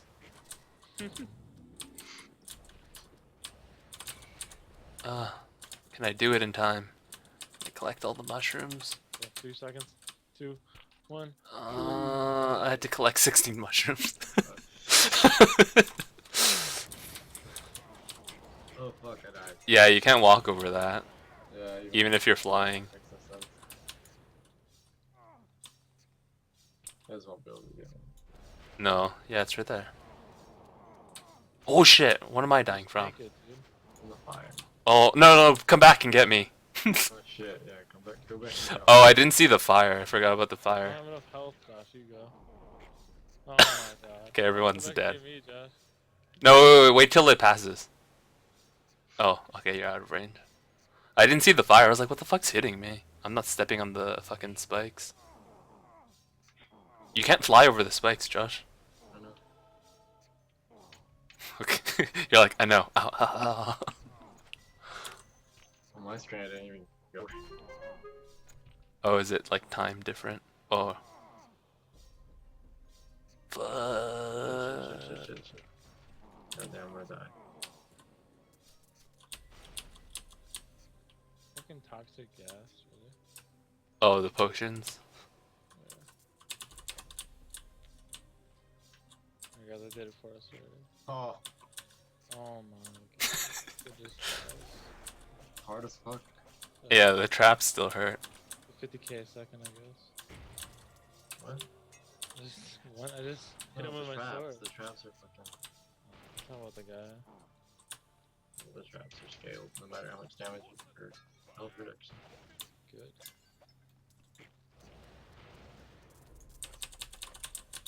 $30 dead guys. Geese. I got a dirge. Doge.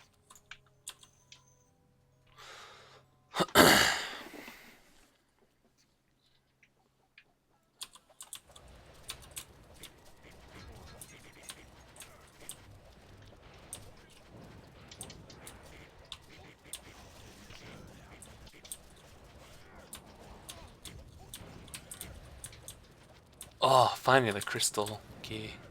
Jesus.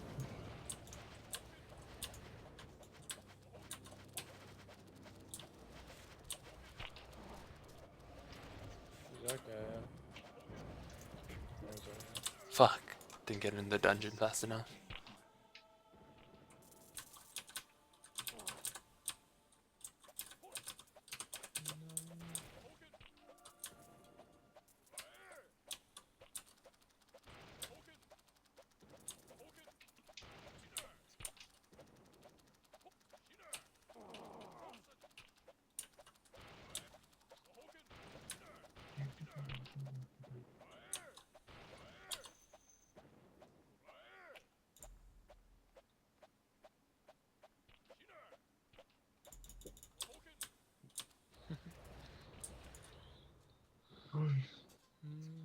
Fuck, I'm hungry.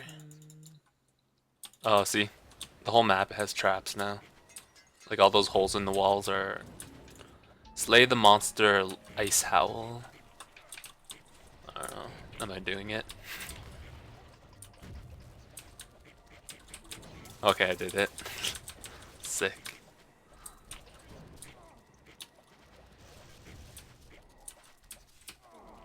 Yeah, and there's a lot of those fire traps that fucking wreck you.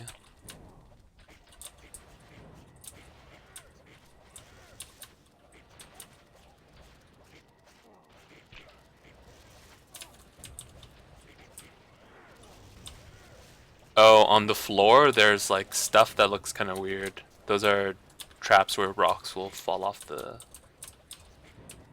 It said server took 0 damage. What? What? Did you guys see the dialogue? Yeah, I see that. Good thing the server didn't take any damage.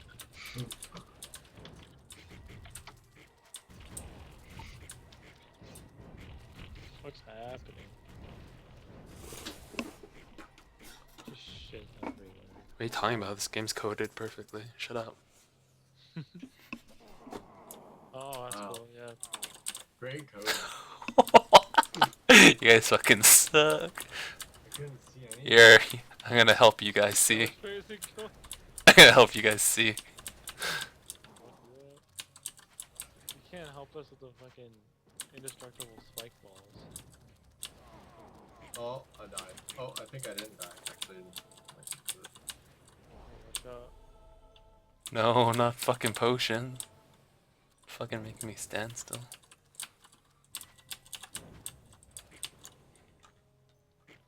Oh, almost got fucked up.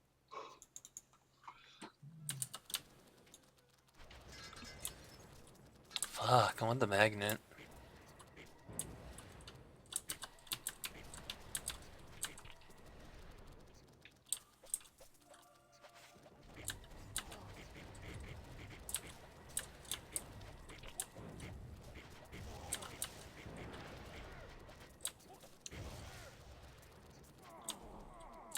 oh, trap fucked me up.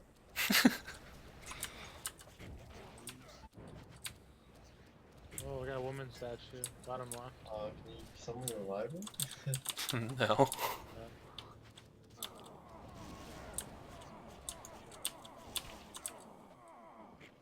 Oh my god. Come to the bottom left. Can you revive Josh?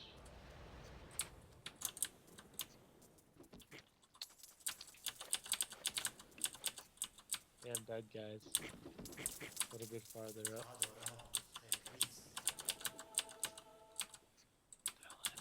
What? Where are you? Go up to your right. Wait, I'm picking up shit. Oh, there you are. Thanks. Just have like the same things following you.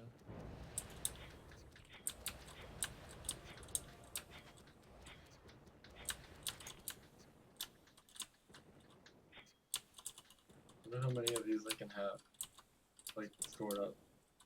Oh, those yellow balls. Yeah.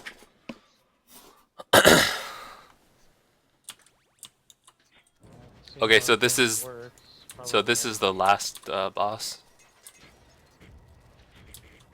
for the act. For the everything. Oh.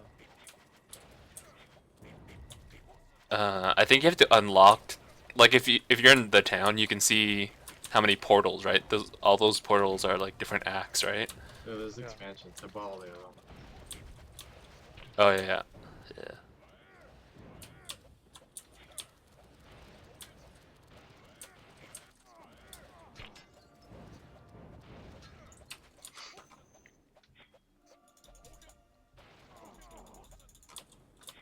Holy, this is so strong. I can get it to I can get it to where I do 100% grit.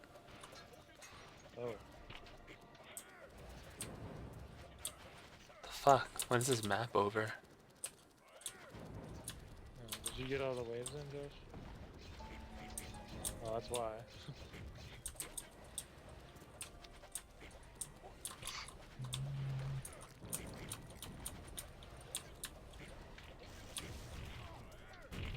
Yeah, you can have like infinite of these balls. So I- I can like increase my damage by like 1,000,000%.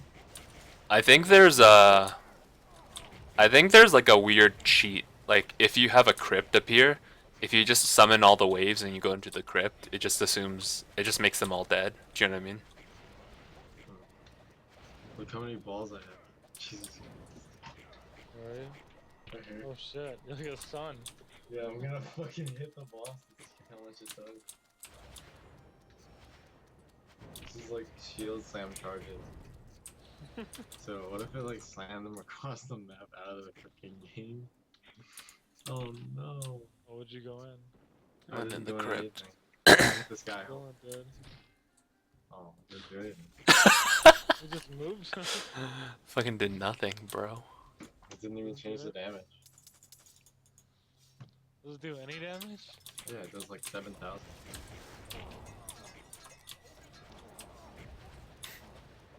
Fucking laser.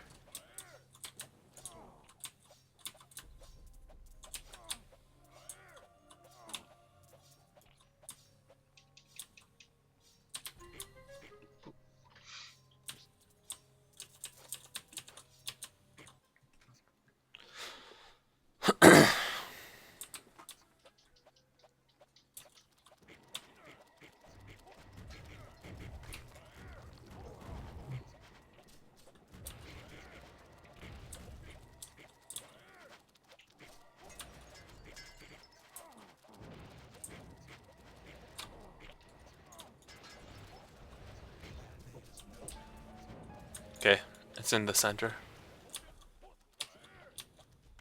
Since it's center disease control. Yeah.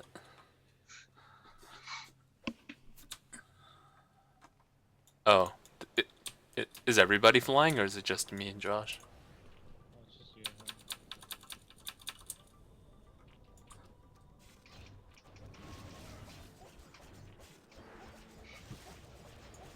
Okay, that was the final boss. With 5 million health, just dead. Oh yeah! No. What the fuck is that? Oh fuck, I can't pick this shit up. I have too many things. Man, Steve, motherfucker. What do you mean you can't pick one up? My inventory's full. Oh, I thought you meant relics. I was like, what?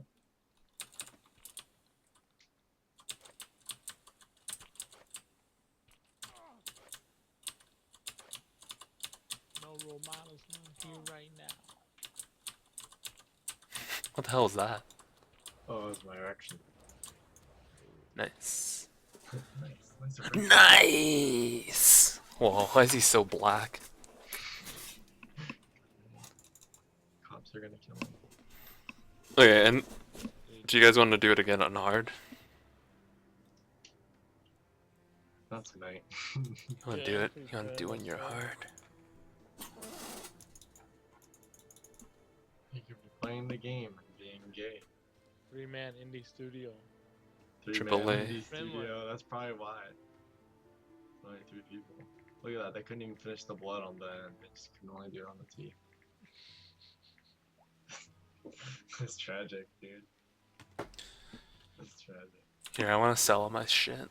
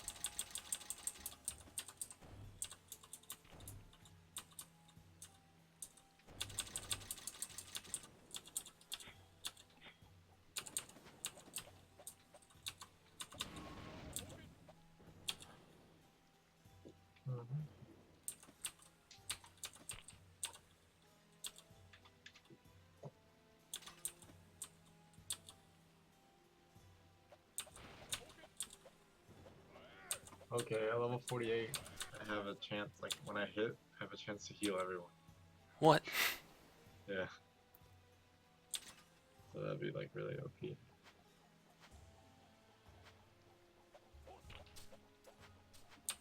What if everybody played Paladin? What the fuck? No one would die.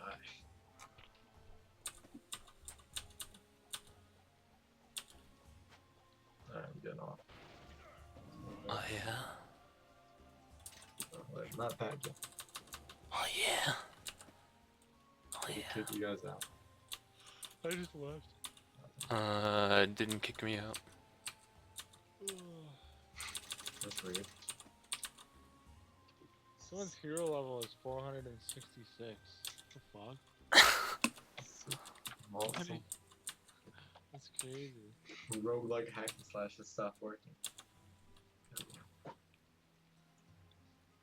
I like that they didn't name the file. It's not called Hero Siege. The original game was called roguelike hack and slash. Really? Yeah, apparently. Apparently. Apparently.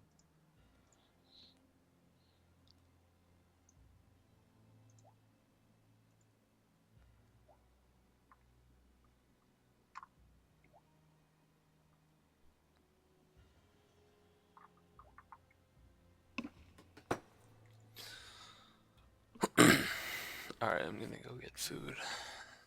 Okay, I'm probably getting off. Alright, see ya. Alright. Uh, What? you getting off? I'm not. What? I'm not. Not yet. Or not? I feel like it. Yeah, I'm tired. There's so I don't want to go to bed either. Just- I'm not doing anything till 3 tomorrow, so I don't care. I'm not doing anything at all tonight. What's the problem, Josh? It's called tiredness. Oh. You see it in my eyes? What? You see it in my eyes? Oh, you're on Skype? No, not now. No. Mm. Dude, I was reading this article that I found about how Tyler the Creator and like Odd Future are like in the Illuminati probably. Hmm. Cause all the shit they wear and Oh everything. yeah, they probably are because they make a lot of money. Yeah.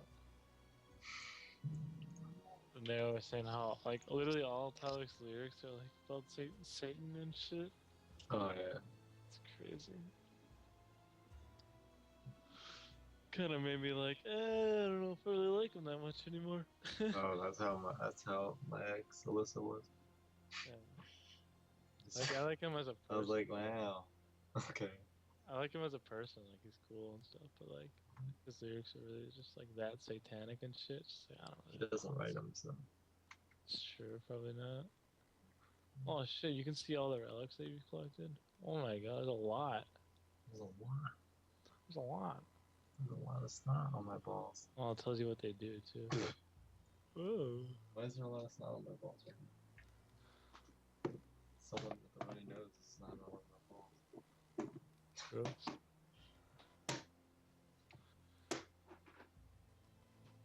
Throwing shit It's at probably been 12 years since my father left. Left me fatherless.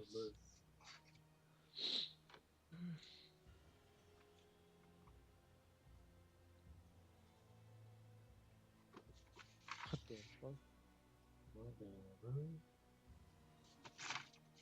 If Here goes Josh. not you, This is gonna be your car. What the fuck? not you. Quick data pic. Where? Warner. Send. It's on Facebook. Look at the first like 5 seconds. Look at the car. Oh shit. Can't see video unavailable. What? Yeah. It works for me. I guess. Yeah, I'll just tag being you in. hacked. No, like the video, like I got to the thing, it just says video unavailable on top of the video. Try it. We're having trouble playing this video. It's literally probably my computer. Yep. I can't play any videos. You get the virus, dude. Oh, I found a paintball battle with cars. Is that what that is? Yeah, with like Okay. the big ass fucking gun on the Civic. No, I see it on an Audi. And the first like. Yeah, box it's an Audi. Is it? Yeah, those are all Audis. Oh. Expensive ass fucking cars.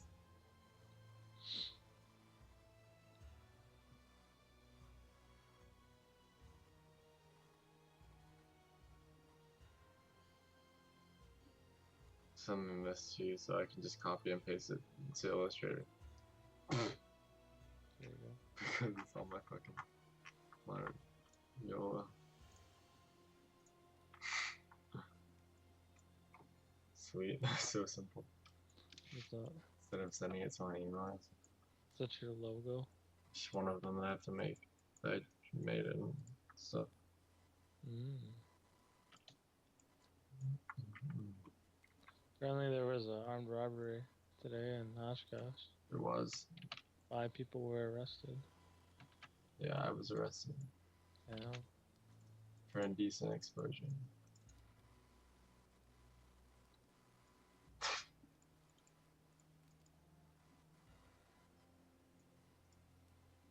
You checked out the Josh, who are you gonna vote for? I'm not voting for anyone. I hate fucking politics.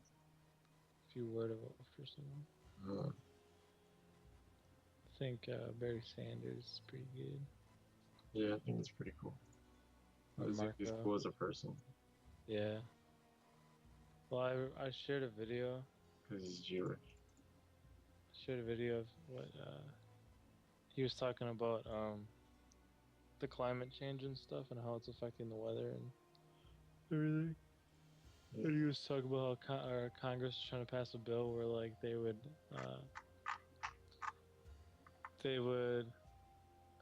fuck, what is it? They would lower the cost that they spend per year, like checking on companies to make sure that they're keeping all their emissions under control. They wanted to pass a bill like that, and Obama vetoed it. Hmm. And he was just like he was kind of like venting to Congress, and he was like, "What the fuck are you guys thinking?" Basically, like, why would you do that? And he was saying how like scientists say every single year that it's getting worse and worse, and we're not doing anything about it. Mm-hmm. And I was like, yeah, I'll vote for a guy like that. Oh, dude, true. Looky. We're back.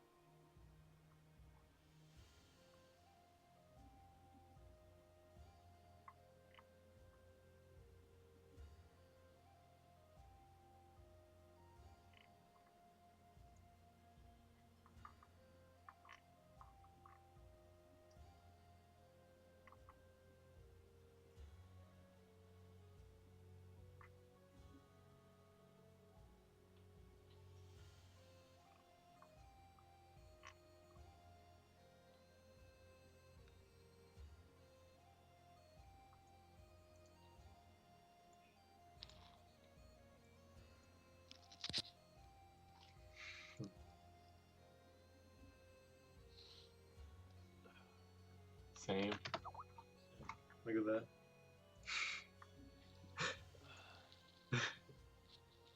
For my art. It's from my art. Wanna come over and destroy each other a bunch of them? That's fucking great. Deal. That's super fucking, like, That hits relatable. home. That hits home for Josh. Do you wanna come over and like, fucking kill each other? Kill ourselves.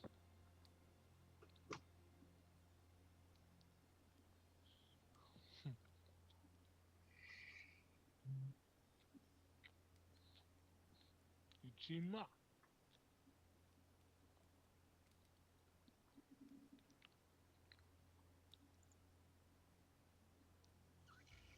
Anybody else have this problem? Same. This is me. Every time I'm like, oh fuck, where'd my car go?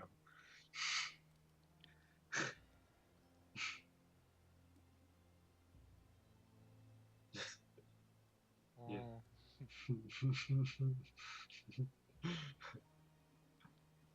It's like, oh. Dead ass. What the ass? Jacob's not mad at me on Facebook. I don't know what I think about That's weird. that. Yeah.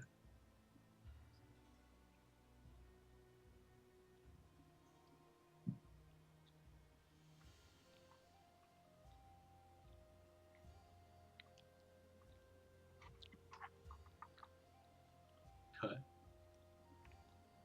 Copy. Paste. Welcome to my Crap. crap.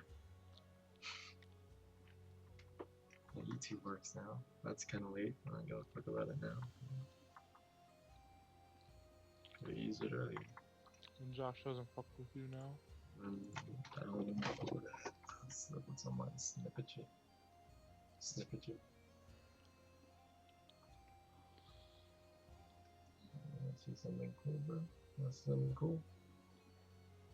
Something cool, dude.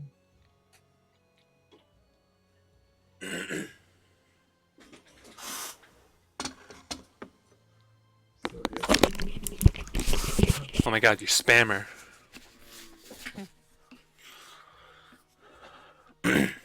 Oh, what the fuck? This call's still on? uh-huh. The fuck? Take your clothes off.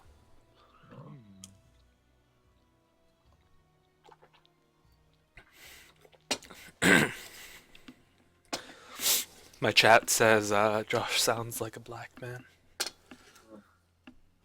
No, I'm in here.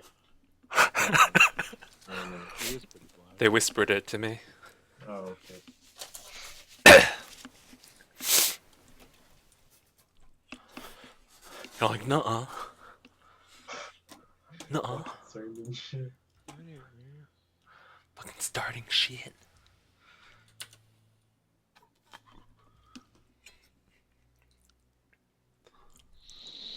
Oh shit, I didn't look at your thing. Josh, put your WordPress in your fucking Oh. thing. My WordPress. It's just Put it in Skype or whatever.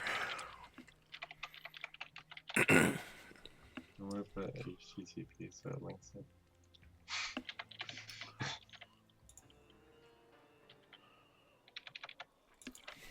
I just wrote that out. Like a boss. I didn't even copy and paste it. I had to type all that. I had to type the HTTP and everything. Well, you're sick. What do you want me to see? The portfolio part? Yeah, click on the element one. See, I don't think it's there because I think it's an error because I uploaded it off of a jump. Where's that? I don't see anything. Yeah, okay. But there's like no error, it's just blank. Yeah. Yeah, okay. The other ones work though. The other ones work good. Okay. Did you see my book covers? Oh no, let me see. Okay, really like it. Book cover set. Yeah, that Moby Dick one's pretty amazing. My movie. Wait, this is like one of those things where you design it and then it puts it on the thing. Yeah, I just put it on the mock-up because I didn't want to like print them out on big pieces of paper and put Yeah, them on this the isn't real, but those are cool though. Dracula one's really good. Mm. Mmm. Mm. Mm. The Pepsi website rework is actually pretty good too. I was quite pleased the way it turned out. Well, you got a black guy in it. Yeah, those are, it was the pages are like the side scrolling type pages as if they were on. That's why there's arrows on them.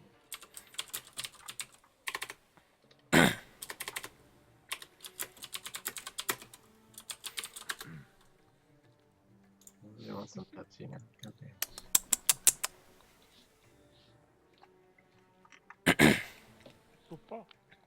Wait, did you do that that twist thing with the cup? Where? There was like that Pepsi glass and it's in a glass, but like the cup's all fucked up. Oh no, no, it's just a picture. Oh, you just took these pictures off their Yeah. website? Yeah. Well, not their website. It's a shit ton of reading though. Yeah, what I gotta read? I don't gotta read. Why I gotta read? Yeah, add all my other stuff on here. Yeah, the homepage where it just has random shit. It's just like random shit I'll post, like vlog about. Is their music good? 21 Pilots. Yeah. Who is that? I don't know. No, they're pretty shit. I wouldn't listen Oh to my god, shut up. You went to the. Oh my god. This kid, I hate this kid. Wait, is 21 Pilots like just some people you know, or is it an actual like No, band or it's an something? actual band. Oh, okay. Shit down. Yeah. Oh my god, shut up.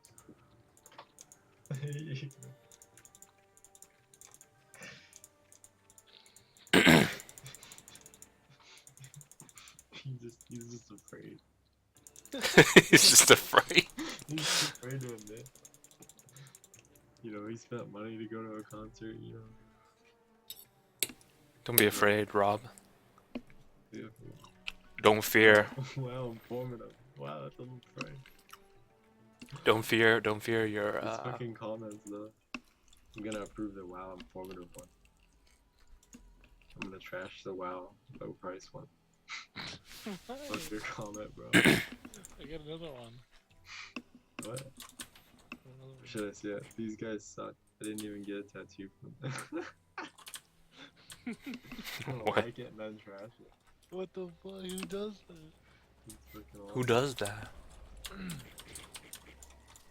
No, but seriously, you show some Torn Pilots. Don't listen to Stressed Out though. It'll ruin you. No, really. Oh my god. Oh yeah, let's do that.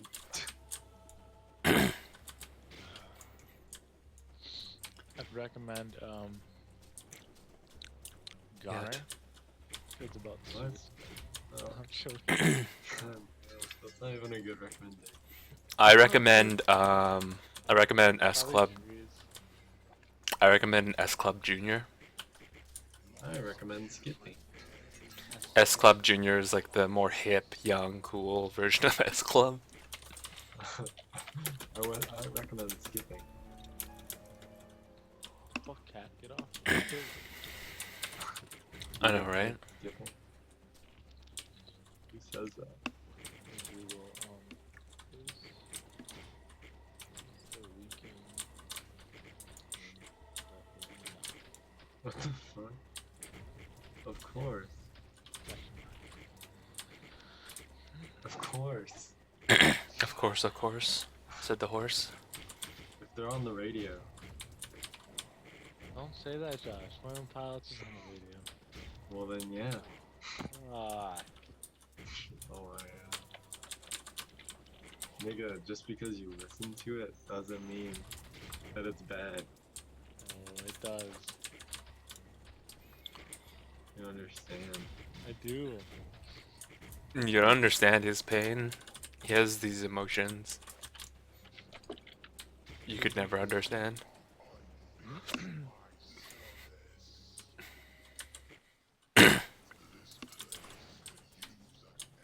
Okay. So there's this part where I'm fucking gonna die. I don't know how to do this properly. So I can fly, right? No, wait. No, wait. I can't fly. The fuck are you doing, cat? You wanna die? Fuck. There's all these chests and I want to touch them. But I have to run over spikes.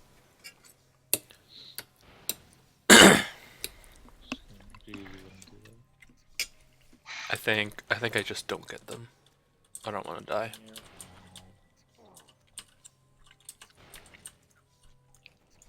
It's not like I choose to do it in the first. Oh yeah, they do. No, they don't. Jake was like, sure, I'll sign my life away. And Lil Wayne had no problem with it. Little Wayne. People try to leave, like Eminem. Like Madonna. Eminem. Madonna's still on it. She's fucking crazy. Yes, she is. She's 45. Yeah, what is She's she, one like of the richest 30? people in the world, though. It's crazy. She's what? If you look up like top 10 richest people in the world, she's like number like 8 or something. No, she's not. No, she doesn't have 100 billion like Warren Buffett. Like, maybe top richest, like, top 10 in the country. maybe just like Warren Buffett's in this country. Or your country. Because those are all like, the top 10 would be definitely like Companies. business owners and shit, yeah. Companies. Maybe it's just Those like, are all like, probably like way down the list. I don't, there's, the only celebrity that I know of that has like $1 billion is like Oprah. Yeah. But maybe she's like the most paid like art, like music person.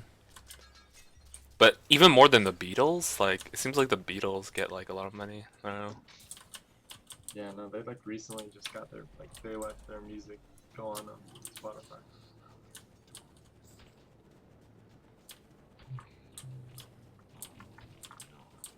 Maybe it's just net worth. I can't remember where I saw it. Maybe she's just like rich and like. Yeah, like, Richest woman? richest woman is the Sam Walton's daughter that owns Walmart now. Yeah. Oh shit! How much she have? I don't even know. 30 billion.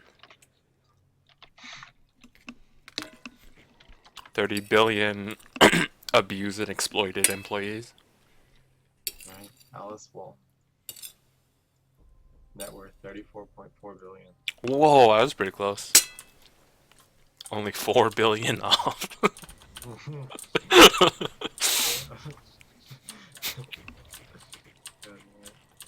She's old. Would you sex her Hmm. for the money? If she had knee socks on. Oh my god. Would you sex her for the money? I'm tired right now. You can't ask me these questions. I'm not thinking logical. Madonna's net worth is about 520 million. Well, that's a lot. She's Fairly gone. oh, this is what it is. What Number the 20, she's number 28 spot on our list of America's richest self-made women. Oh.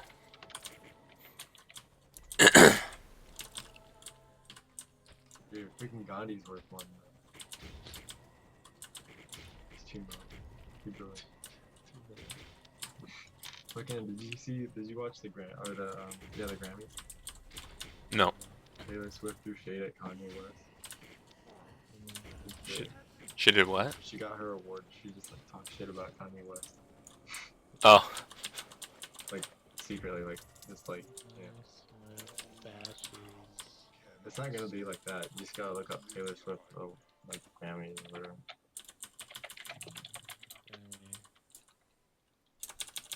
She had like a 2016 Grammy winner album of the year.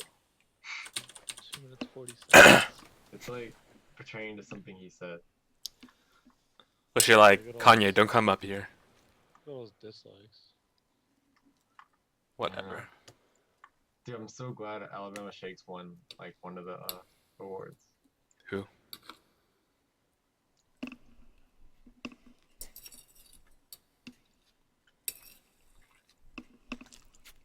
Traveler. Did you say Alvin and the Chipmunks?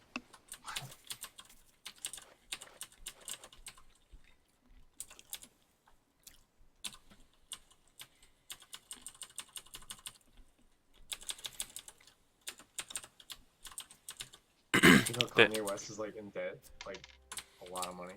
Probably. He's broke as fuck right now. Why? No idea.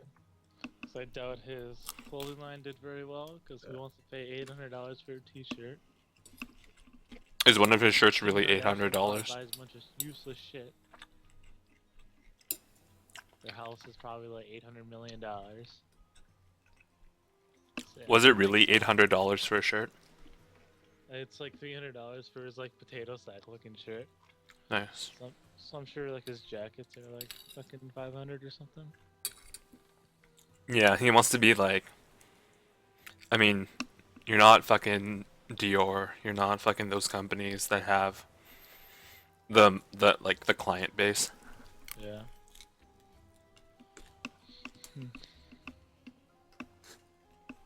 What an idiot. Damn.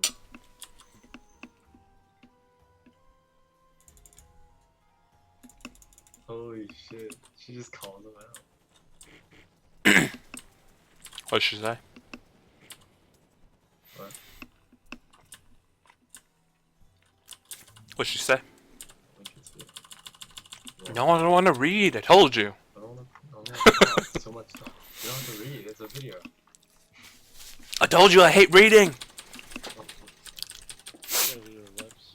Stop trying to trick me into reading. You can't trick me. You can't teach me how to read.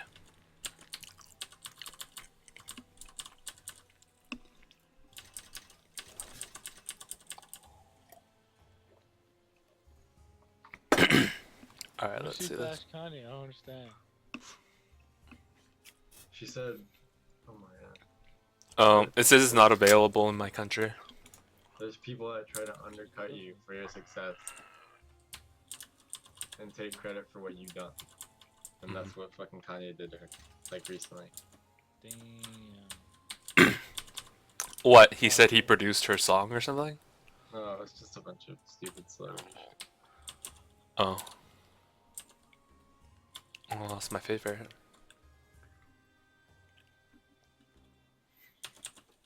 Live in Afghanistan.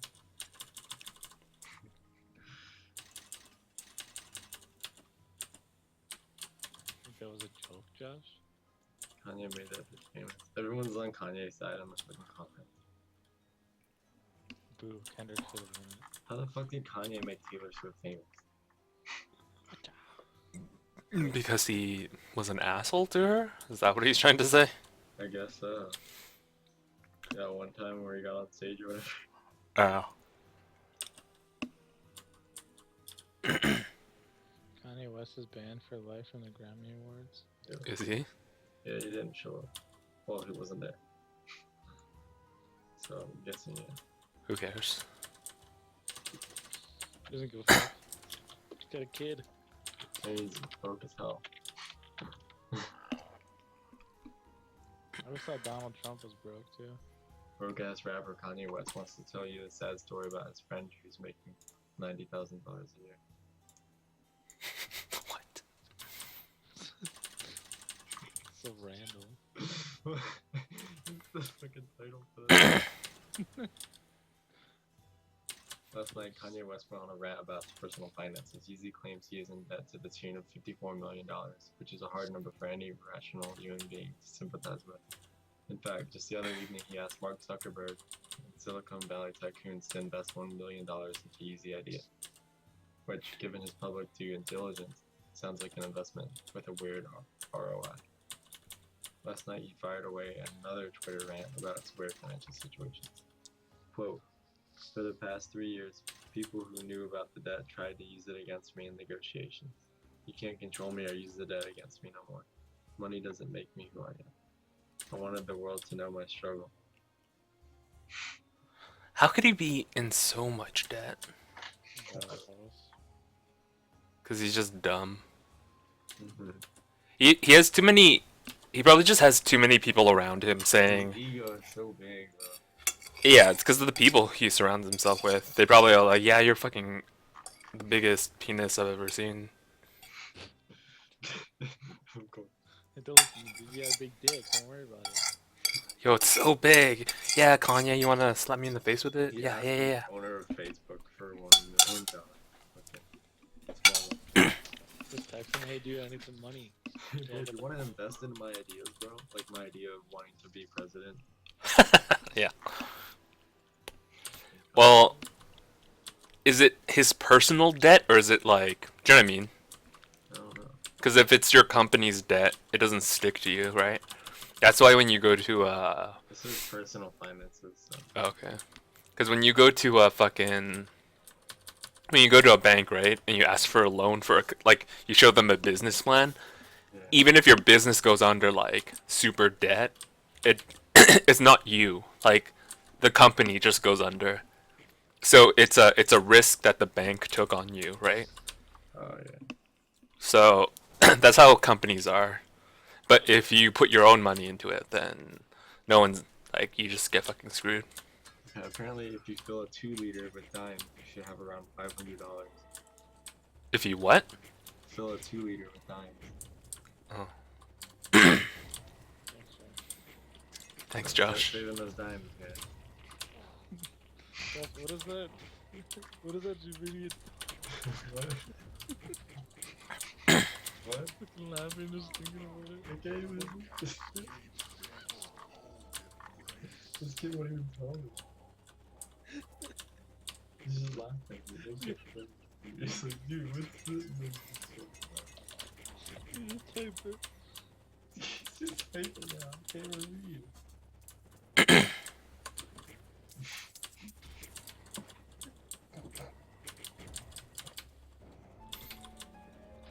Oh my god. The suspense is killing me.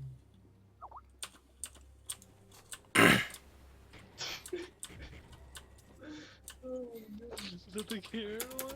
No. I got you. Got you, fam. That's not as funny anymore. I watched it yesterday and I just couldn't. Wasn't as funny anymore. The carrot juicer one. But maybe because it's nighttime, I'll watch it right now. It might be pretty fun.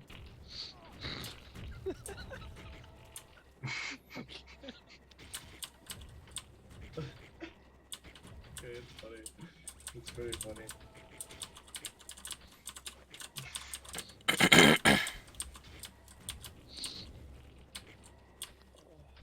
Everything is funny at night.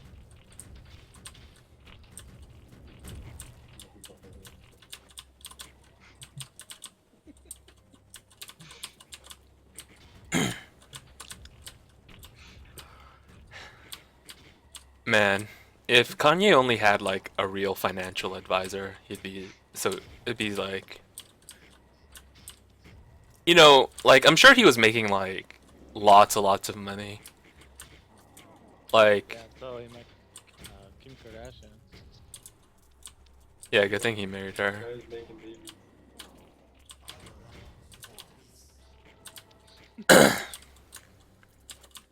Like all he needed to do was, I'm sure he could have saved just like 50 million and just like put it somewhere, you know?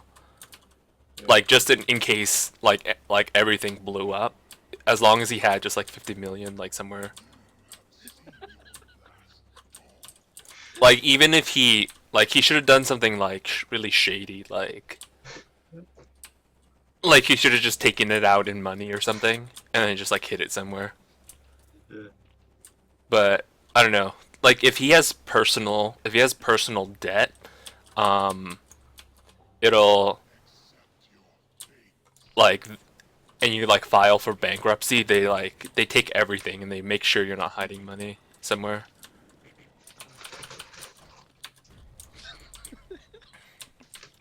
I mean, She just screamed, dude. I know.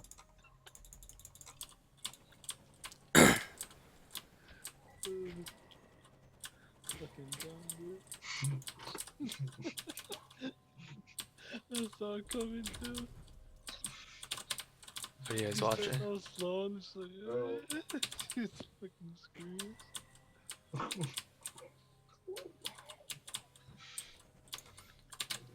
Oh, that's the carrot juicer again.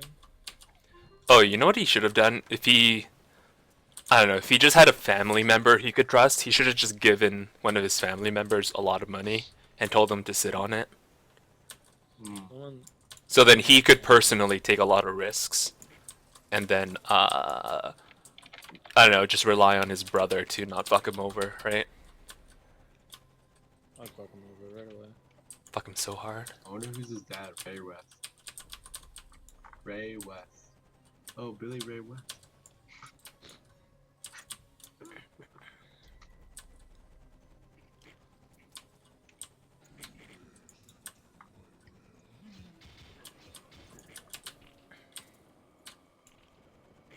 Do you guys watch Walking Dead?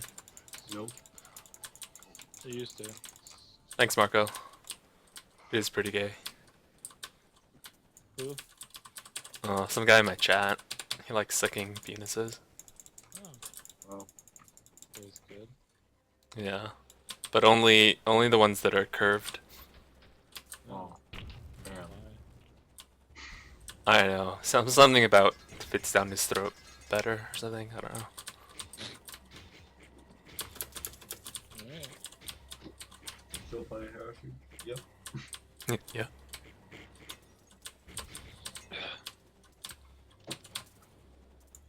Baby, Said- your face are done. He said this looks gay as fuck. Yeah. What a faggot. Yeah. Hate gay people. They're the worst.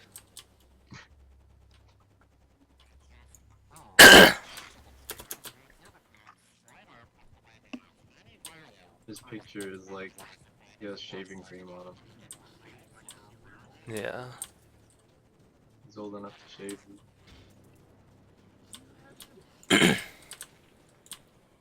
No, I know Marco. Marco is an internet buddy. He's my buddy.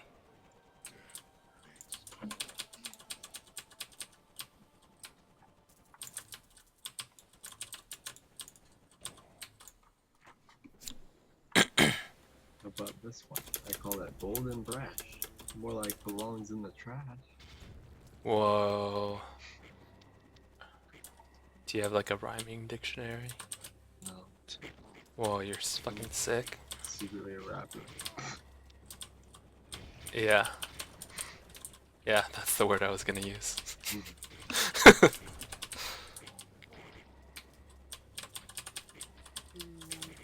The fucking baby appraiser. Why are you watching it? Let's see what we got on the chopping block today. Picked up the fucking baby by the neck.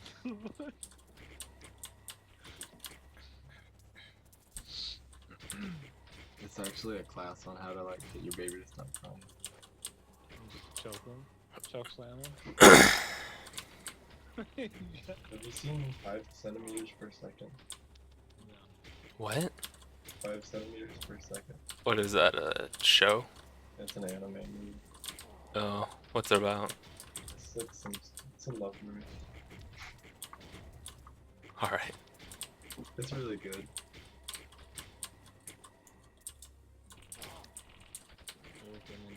I like the movie.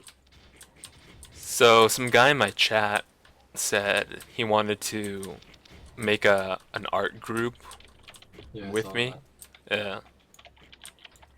That's kind of fun. Like, I mean, you don't have to be super serious about it, but just a bunch of people who, yeah, some other artists who are, some other guy made a group, so he wanted, just basically, like, they made a Facebook group where, just every day, or whenever, people just post their shit, but only, it's to improve, so it's not like DeviantArt where you just kind of put your stuff up because you're like showing off, right? It's more about like actually getting better. Constructive criticism. Yeah. Bitch, you got me fucked up.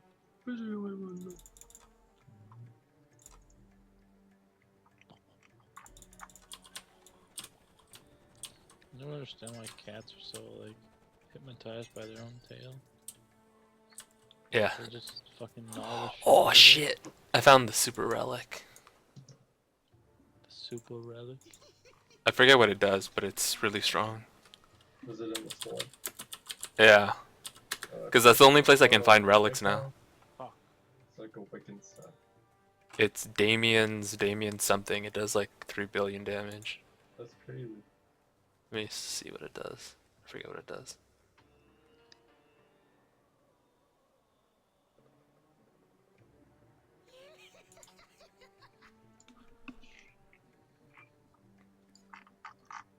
Got $1 on my Steam wallet. Let's spend it.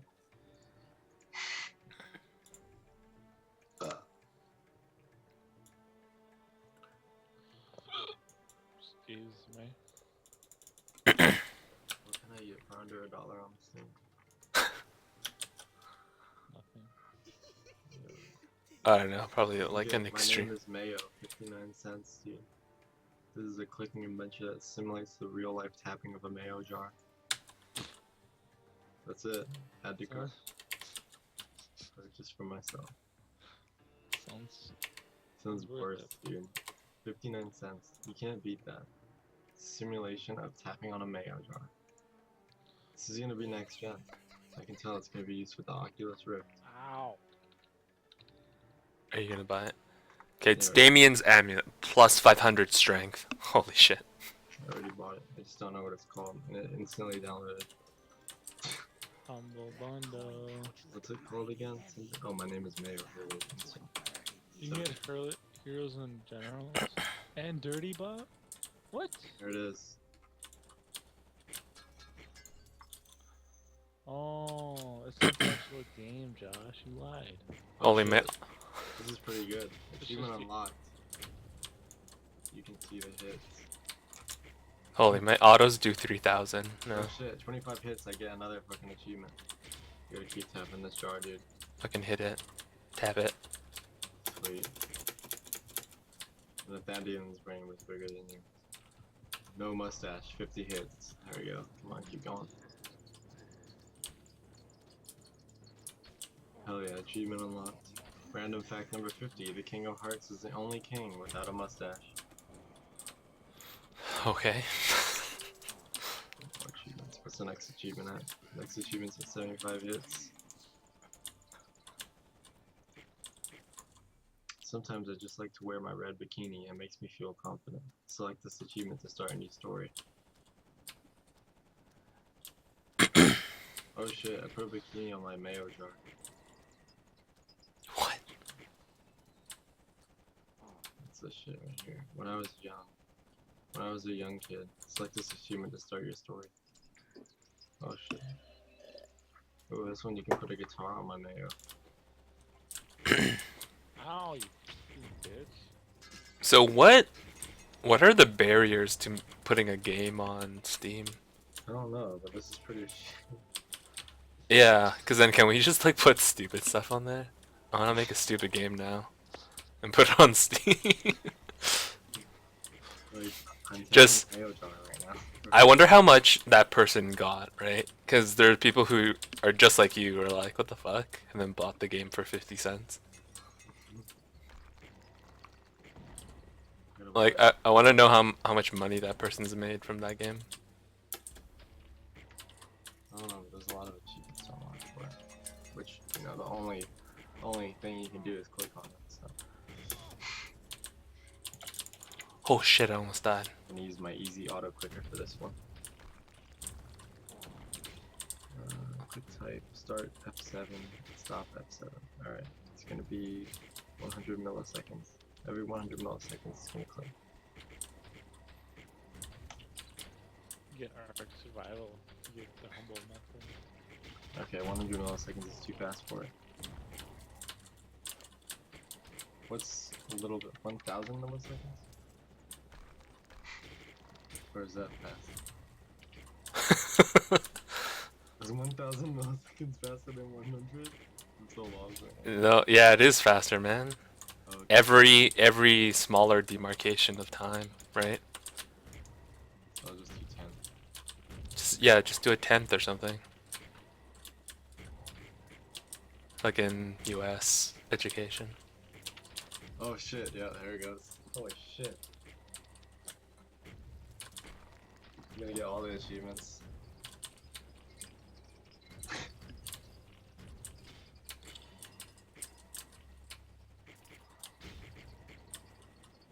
Fuck, let me in the fucking store.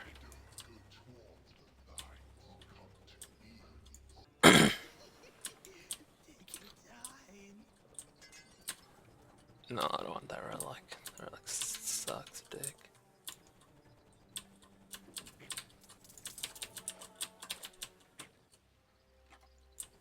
It's not even like a realistic jar. It's like a drawing of a jar. Is that your main complaint? Is that your main complaint of this game? Yeah.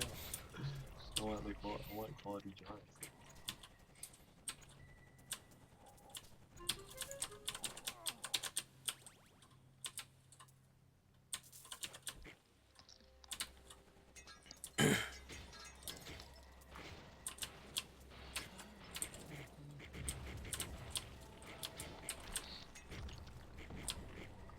Random fact: 500 stress is dessert spelled backwards.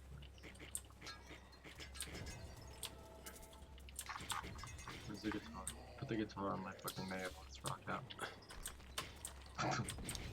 out. Can you make, if you're high enough level, can you make like a garlic aioli? Achievement unlocked. Wear the bikini and hit it 50 times. What the fuck? That one. Spin the yarn. Wear the leopard bikini.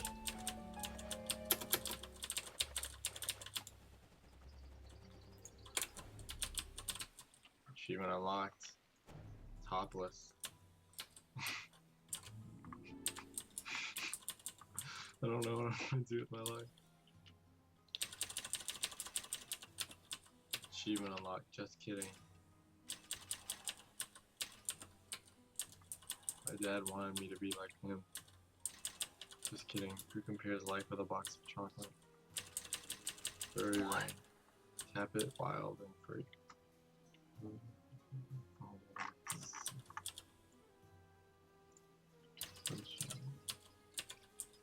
Got a topless jar of mayonnaise.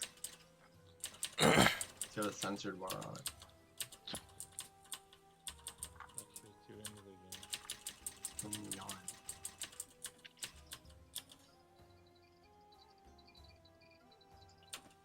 Oh shit, I got the game on this profile though. Furry rain. Nice. What the fuck? I have 400 hours on H1Z1. They're making H1Z1 two separate games now. Really? Yeah, they're making one like the survival aspect, like what I normally played. And one's just like PvP. Yeah, the other one's fuck, what is that game one called? Battle Royale. So they're gonna have two separate development teams instead of just having one for both. So it's just kidding. 0 out of 10 hits. Follow the light.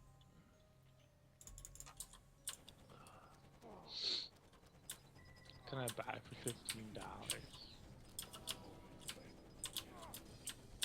I understand. Josh should get on Steam. Well, I'm almost beat this game. Money is fun. Oh shit, there's so many achievements. Never mind. Holy crap. 10,000 hits?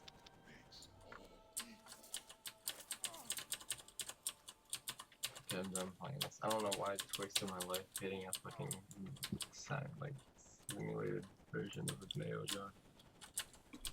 Wait, you're hitting it to do what? To open it? No, to get you just get points for tapping on it. What? What do you mean you just get points for You just tapping? get points for tapping. It's like it counts your clicks on it. And you unlock different clothes for them. Fucking sick, bro. It's done crazy. You're an epic gamer. Clothes for your main. It's got nudity in it. And that makes it good. You gonna read the first, like, the review for it? Yeah. Read it out to I us. clicked a mayonnaise bottle wearing a bikini 10,000 times. In the end, the game had a deeper meaning. It made me realize something. What am I doing with my life? Positive reviews. Joke game for Steam achievements and trading cards. Recommended for people who like easy achievements slash trading cards. Not recommended for people who want to play a game. Not for people who want to play a game. And then the other one says, is mayonnaise in this stream? And the sad thing is, the top positive comment has 2 hours on it. Oh, I see one for 4.6 hours. Maybe they just left it open. Yeah. Negative comments. My name is Mayo, it's short. Click spam game. Have you ever wanted a simplified version of a better clicker game such as Cookie Clicker and Adventure Capitalist? How about if you have to pay money for those games? Then what if you can complete the game and it's full within the hour? If so, this is a game for you. Doesn't live up to the press hype or the E3 preview we all saw. Campaign mode is too short, and multiplayer is non-existent. As far as Game of the Year goes, this one is a letdown. Wait until it's in the $5 bin. Wait, this wasn't 59 cents when it first came out.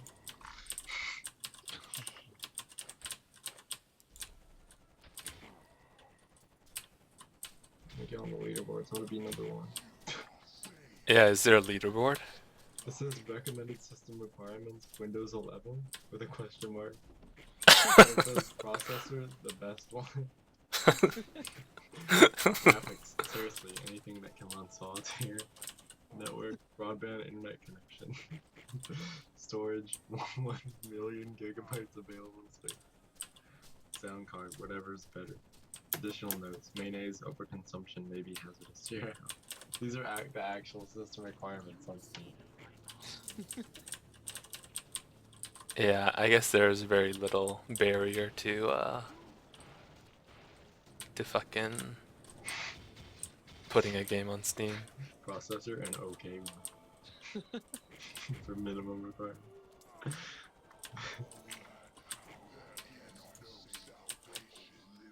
What is it recommended? This Sakura clicker.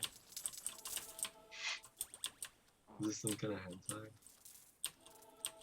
I think it is.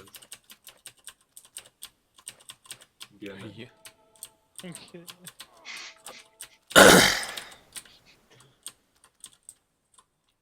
getting it, yeah. Can't pass up hentai.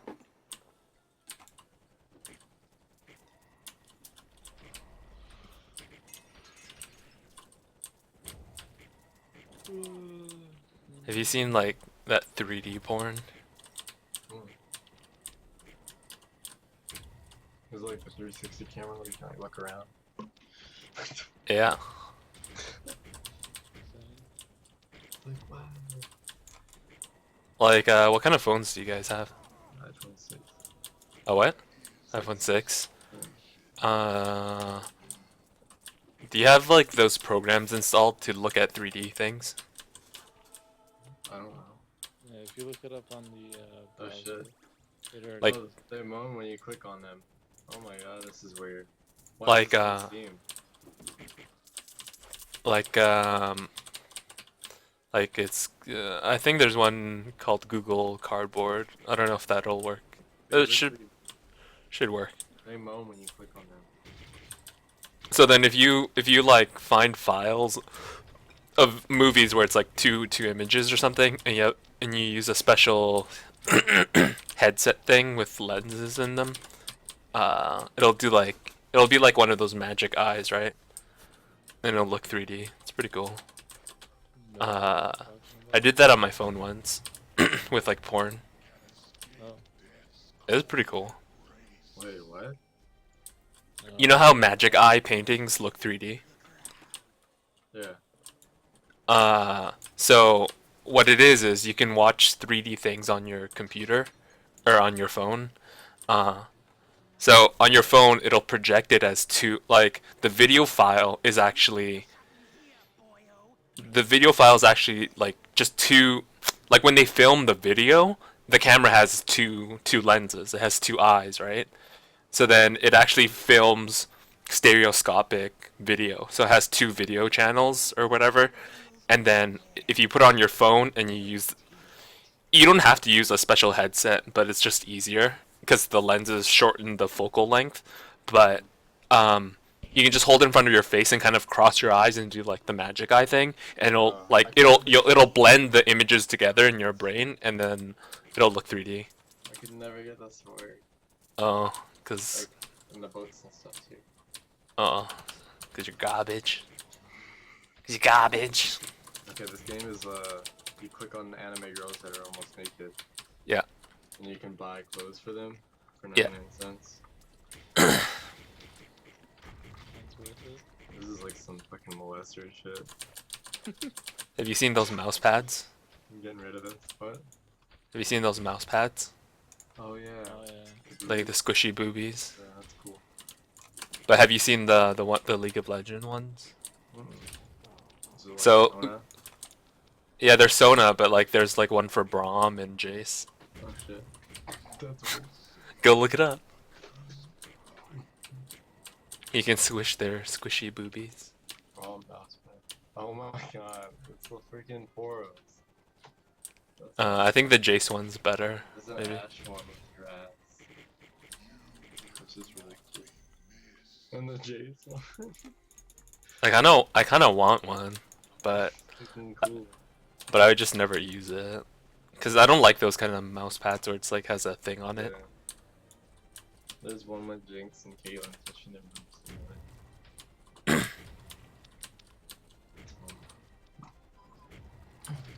And Ari. There's Ari. Is there one for Annie? There's Jinx. Oh my god. Sick purr.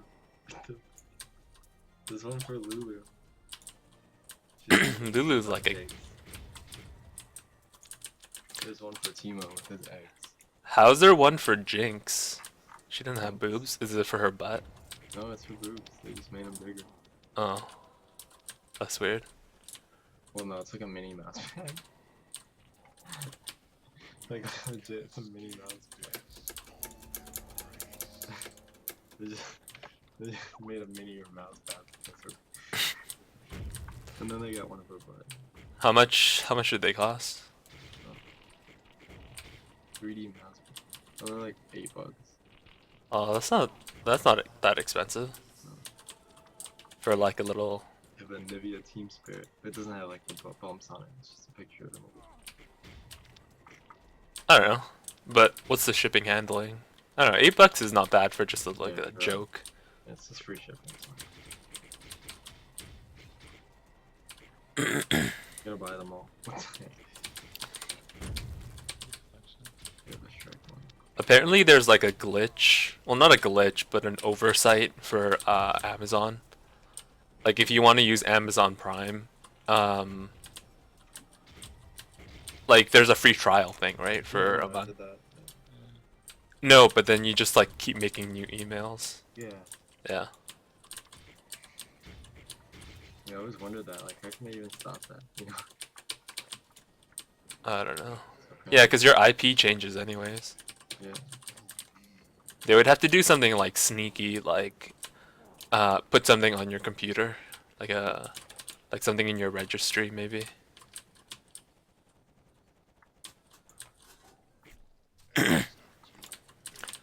Yeah, because how can you? I don't know. I don't know how you would like track people. Because what? You can just reset your IP, right? Pretty easy.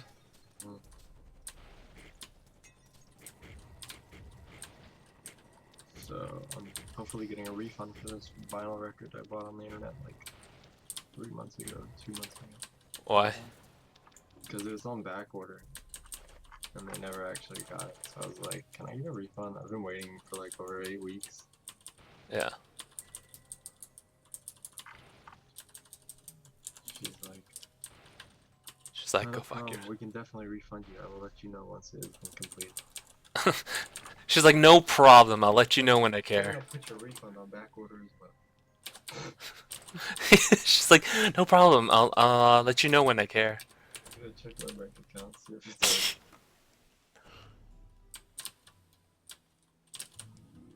like... like what, 20 bucks I think for $15? No, it's not there. Oh, 7 hours ago, so yeah.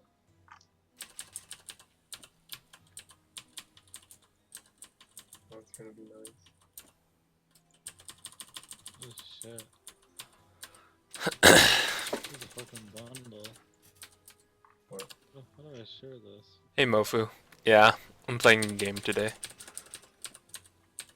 How do I share this? Oh, here we go. Share. I bought the last one, I remember.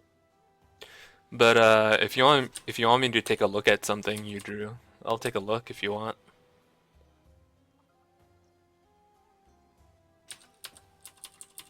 Josh, look at that zombie experience. What is that? How do you do it? It's just a picture. You want me to post it? No, click on it. I can't. I have to post it every time. I'll Oh. post it anyway. Fucking click on that, Josh. Fucking click You on can, it. share in a private I posted it. message. Why haven't you drawn anything? No, I'm deleting it. Alright. Complete zombie experience. Holy shit. Why you slacking? I don't know if that's a ripoff or not. No, look at that. Advice to stop being a little bit. You know, that's pretty much That's pretty much everything. Just stop being a little bitch. Zombie came up, fucking just gave it to you. Like That's pretty gay. a lot of times it is the answer is stop being a little bitch. A lot of times it's just a lot of times people who are artists are a little bit sensitive. Do you want Tomb Raider 1, 2, and 3? Does anybody want Tomb Raider 1, 2, and 3? I would never play it, so You want Murdered Soul Suspect? Just Cause Collection? just pause collection. I don't know, actually I want that. Does say You know, You know, Tomb Raider Anniversary. Tomb a Raider thing 1, that'll Tomb Raider affect how satisfied you are creatively with something you've drawn. It's pretty closely tied to your skill, you know? Demon Key. So, the newest one? I don't think so. you know, when you up your skills, you'll be able to make something creatively more interesting for yourself. So what that means is, you know, maybe you need to work on your composition, maybe you need to work on your perspective skills, because a lot of times people draw characters from like a side profile kind of view, like this very boring perspective. But if you start learning how to draw in a different perspective, like really close from above or something, like looking down, or really close from below or from the side, like drawing different perspectives will make your things look more interesting and you'll be more interested in doing them.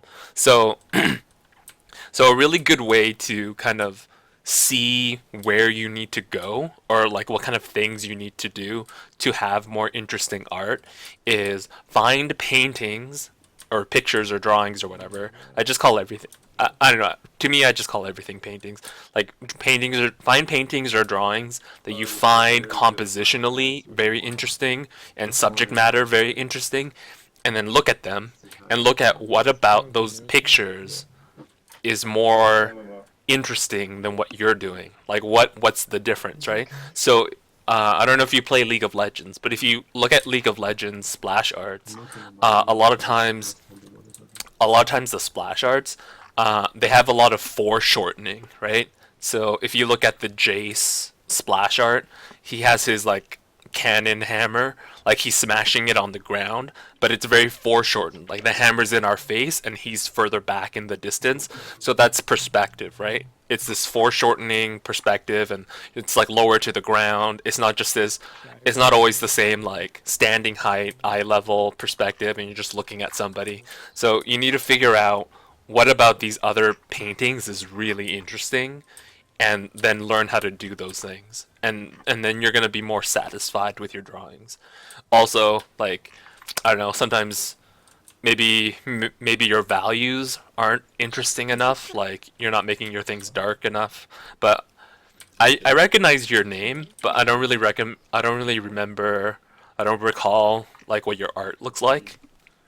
So if you wanted me to take a look at something, I can I can I can not I can tell you how to make it better in a different way than just saying, "Oh, your anatomy is kind of wrong or your values are kind of wrong." Like, show me some pictures of your art and then art that you like or admire, and then maybe I can help you set some goals to improve your ability to make the kind of art you want to make. Looks Does that like make a sense? gold. It's like fucking shit. Yeah, it does. It looks kind of cool though. I'm not gonna lie. That's some shit Dylan would play. Dylan does. Get the team. Okay, well, show me something. Like he plays that shit on his phone. Yeah. Yeah, where you have monsters and you have to fight by doing that. Mhm. Holy, that amulet's so good. The game is 10 out of 10. Really?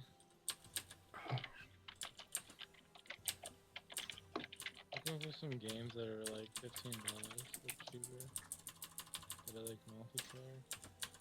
Go to that video again and see if my comment is there. Yeah, this amulet fucking shits all over this. It is. But it's like, I'll look at it and I'll think to myself, that looks pretty darn good, but I'm just still not satisfied. Well, I don't really have anything ready available to show you at the moment. Well, do you know why? Do you know why you don't like it? Do you know why you're not satisfied with them? Oh, hell I have to look at all your subscriptions. yeah. How do you do that? Oh, traditional media. Oh, that's good. Could you just take a picture with your phone? Sub to Because, I have video. yeah, can you just take a picture with your phone, maybe? Battlefield Hardline. Ladders OP. Oh, I remember this one. I already liked it. Fire shields OP. Yeah, great video. I really enjoyed this. Seriously, you have talent. I'm shit. What? 13-second video. Dude, I have talent, dude. You're the man. Thanks and have a great day. I'm gonna reply. 1 month Thanks, ago. bro. Thanks, bro. Yeah, it doesn't even have to be Really like enjoyed this. Seriously, you have a talent, really good, like, quality bro. picture. I just need to see it, See the and then I rocket? can, Actually, I'll probably be able to tell what's going on with And with your I stuff. live in a crack house with 12 other people. Can't see that. We all have to cuddle up to keep warm during the harsh winters.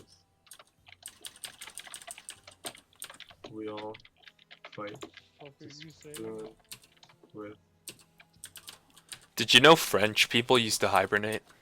because she's the fattest. I don't know, these French peasants, like, just during the winter time, it was really difficult to live. So they would just hibernate. I mean, they would hibernate like a bear. So, like, bears don't actually sleep the whole time, right? They wake up and eat a little bit, but pretty much during, like, some part in France, these people, they would just sleep most of the day and just eat very little. Wake up to go piss and whatever, and then go back to sleep. They would just go huddle together. This is weird. You can go look it up. It's weird. There we go, I replied to him finally. Hopefully he gets my reply soon. Yeah, it's really important. I'm gonna fucking look at it. What's wrong with you, Josh?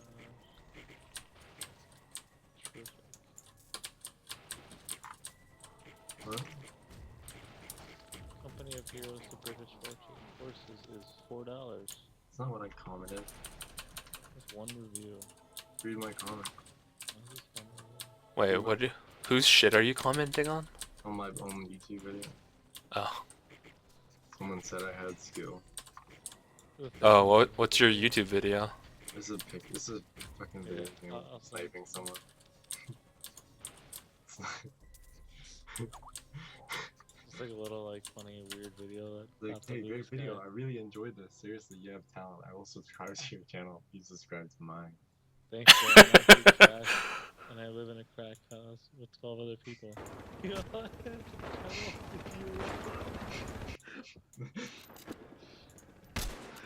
I don't Took down a suspect. to keep warm during the harsh winters.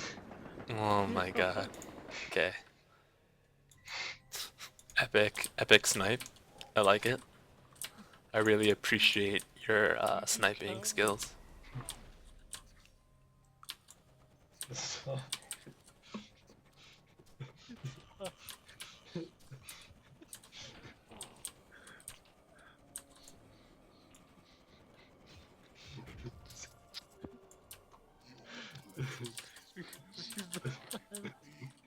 Stop, please donate.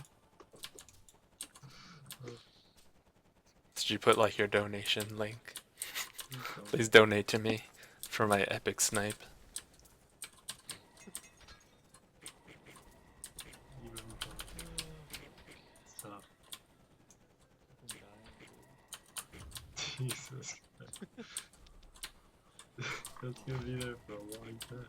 I'm gonna look back at that one day. Oh yeah, have you ever done that before? Like, have you ever had like a diary or something? Or a journal? Yeah. And you fucking look back and you're like, well, when the fuck did I think that? What the fuck? You're like, how am I so fucking stupid?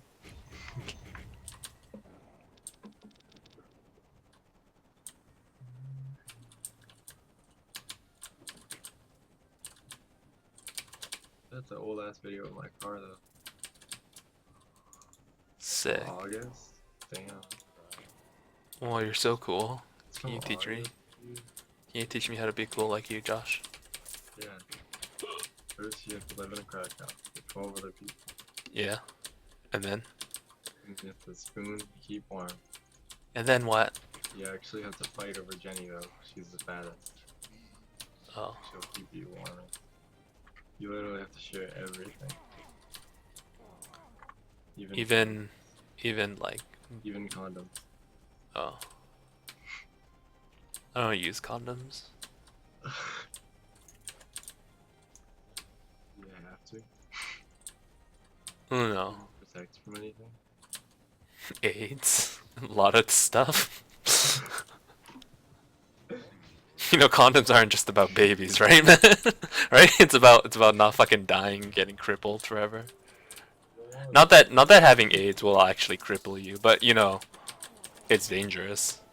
Holy shit, I almost died. Oh, I was gonna be so sad.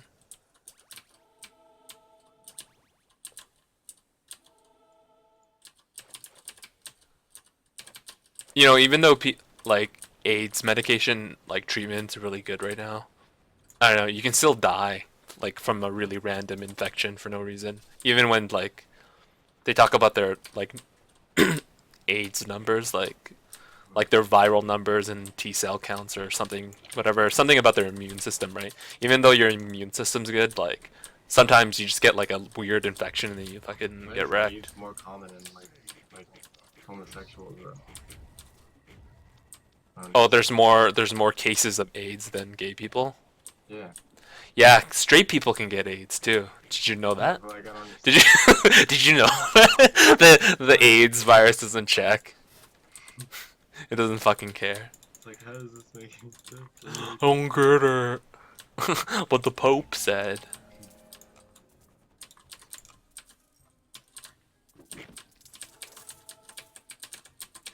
Oh, did you hear about that one? There was like this prostitute in Africa, and she's so being a prostitute uh in Africa is pretty like high risk for AIDS, right? Yeah. But there's this one process. So what they decided to do is they're like looking for people who might have resistances or whatever to AIDS, and they found this one woman. She had AIDS but had no symptoms of AIDS, so she was just like she was asymptomatic, So she's like immune to AIDS. So then they like found her and like took all her blood. I mean, not all her blood. They took a sample of her blood. They just vampired her, and then she died.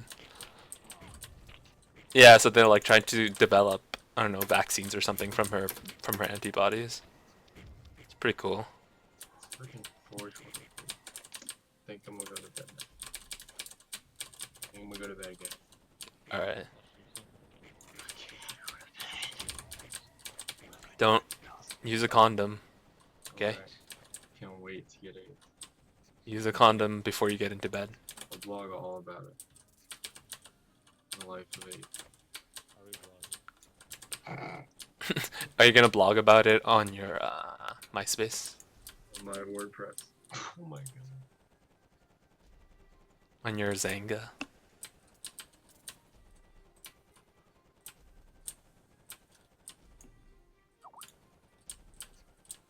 Yeah.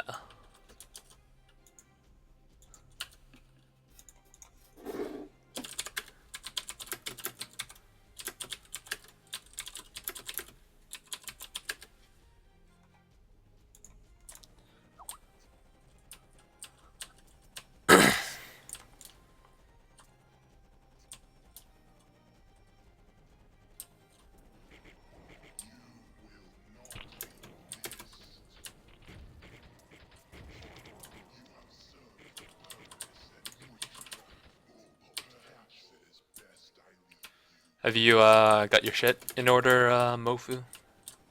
Should you take a picture? Just upload it to Imager and I'll take a look at it.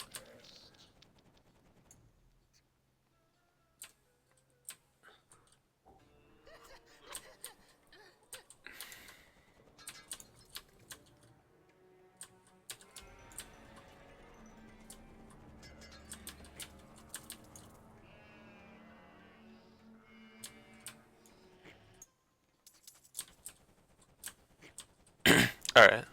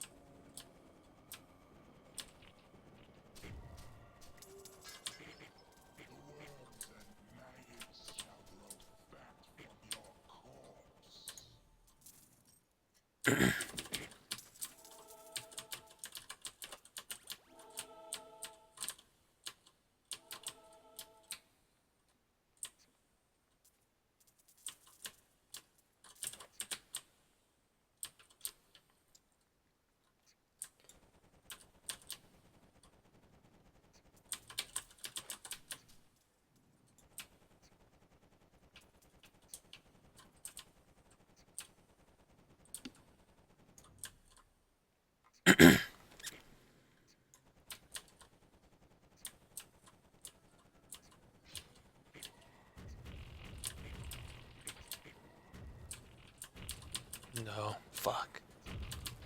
I think the game's gonna actually get hard now. There's a lot of shit I have to avoid here.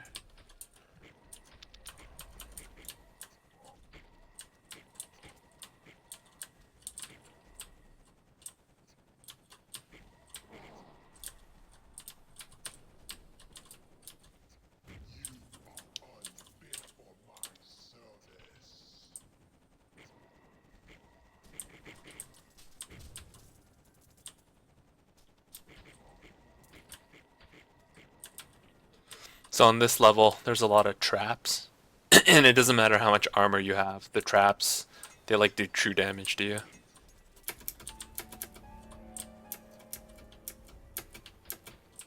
So I just called all the waves. Shit, that might have been a mistake.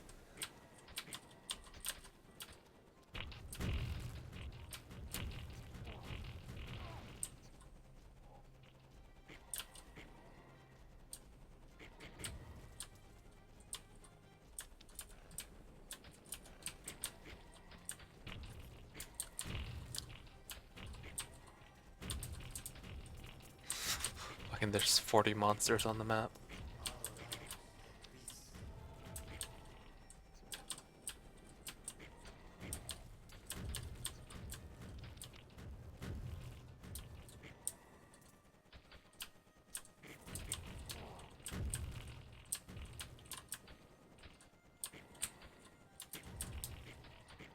Don't worry, man.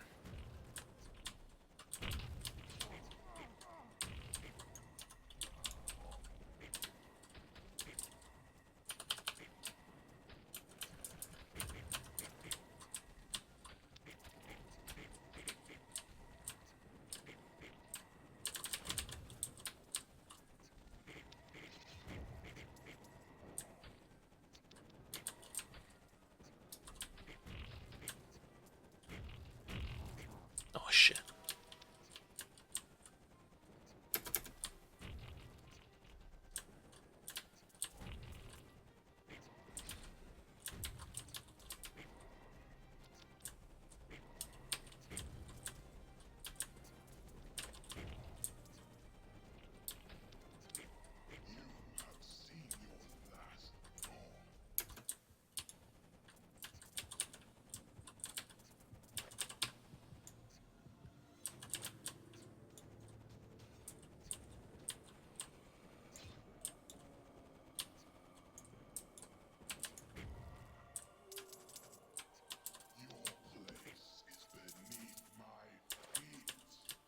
Oh, my place is beneath his feet. That's kinky. I ain't into that, man. I ain't into that. Well, I could be into it. Who am I kidding? I could be into it.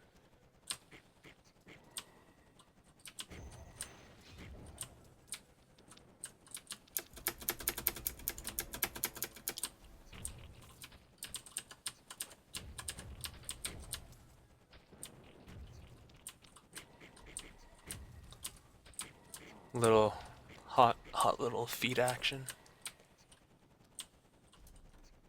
No, fucking so many suicide guys.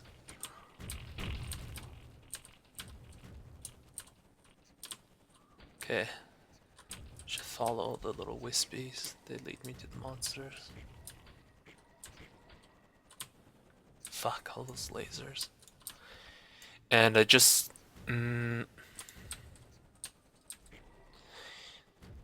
but I did see this graph that sort of dealt with artists struggling with motivation, where it showed like a graph for motivation level, perceived skill level, and actual skill level.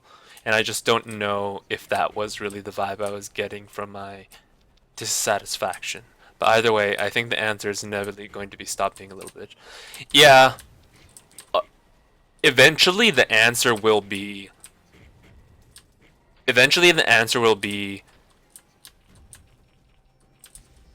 to stop giving so many excuses, you know?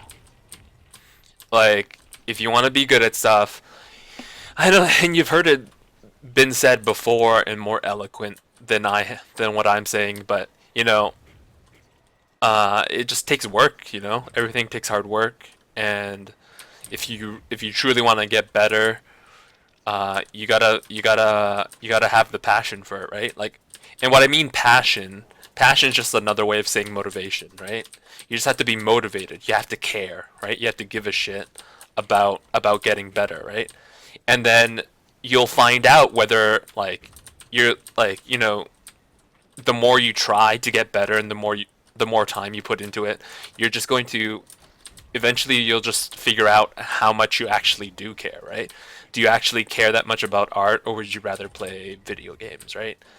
So it's just that kind of stuff where you just have to figure out how much you actually care, and how much, like, what you're willing to sacrifice, right?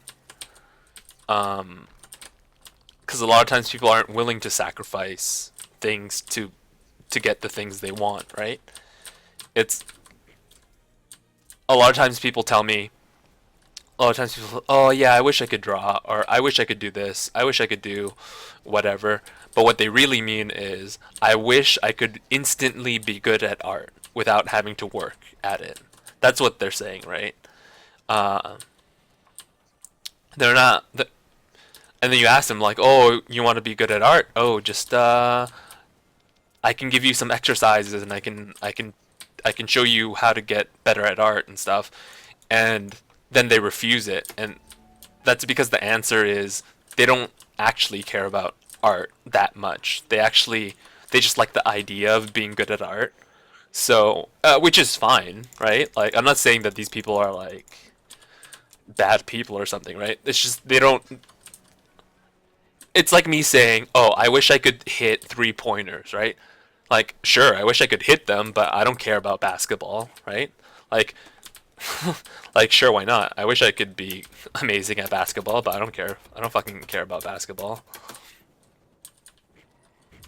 So yeah, so I mean, at the very least, if you just try really hard to get better and you figure out, you like art, but you don't have that kind of level of passion to get like super good, that's like fine. That's like fine. Everyone doesn't have to be like there's this kind of like false idea where everyone should be super committed and like should care like a lot about art. You can care about art but not want to do it that much. And it's just all fine. It's fine to not care that much, but it's fine to really appreciate art and whatever, but not care enough to do it yourself. Because people who are really like into something and really passionate and really motivated about something, like like I know some people, they're like really into art that they forget to eat, right? Because they're so interested in like doing their drawing and like but I don't know. Or you know I've heard stories of where like artists, they rather, where there's this one guy, he like a pretty famous post drew something, I forget. He did posters like for Indiana Jones and stuff, like the movies. Drew drew something, I don't know. But like he was literally a starving artist. He would say like, "Oh, I only need to eat 2 times a week. I rather not eat that much and buy more paints than like, cuz he had very little money at the beginning. He's like, I'd rather buy paints than buy food." So like that guy was like super into art, right? He's like, I rather have paints than eat. Like he literally was like starving himself. Thing is though, I'm starting to wonder if I've been depressed ever since high school, and it's not like it's a big deal to me, and part of me thinks that just getting in my way of being productive about art. But still, the answer to that is, you know, why do you think you have depression?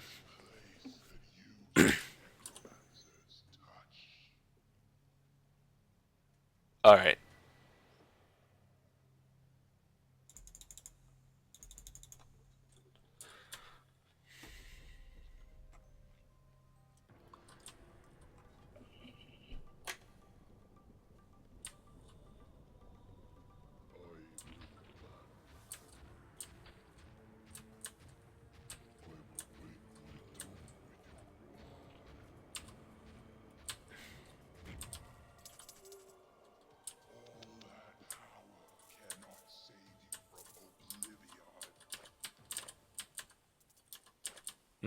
Looks like it did.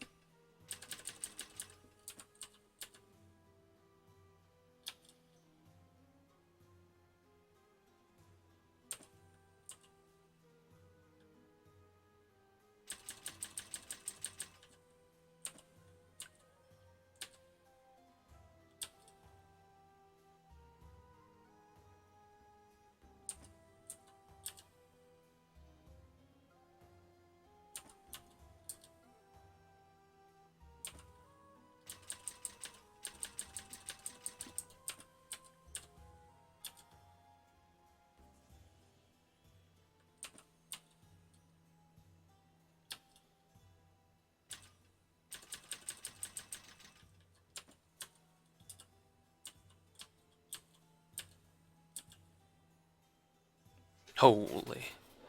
400 energy. 36.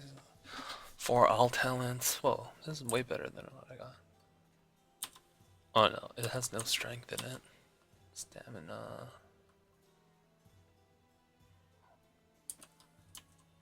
Charm of the War God. Whoa, 600 armor. Sweet. High Elf. 100 energy. Charm of the War Chief. Strength. All stats. Okay, I'll sell this. Oh shit. I don't know what that was. I sold it. And I don't want to read them. I'll just sell them. I'll find something better. Don't worry about it.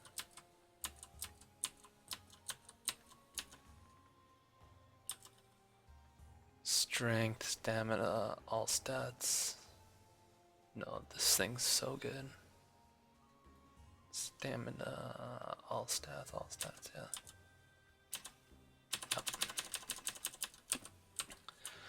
Alright. So there's a secret sheep level. I don't know what to do.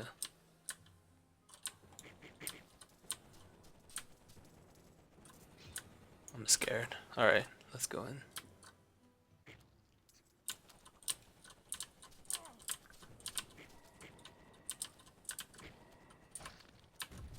Shit, I'm kinda scared.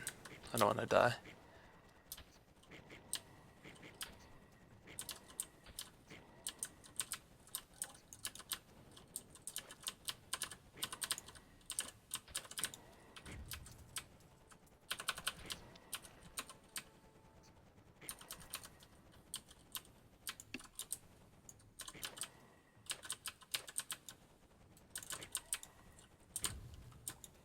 Oh, everything's made out of candy.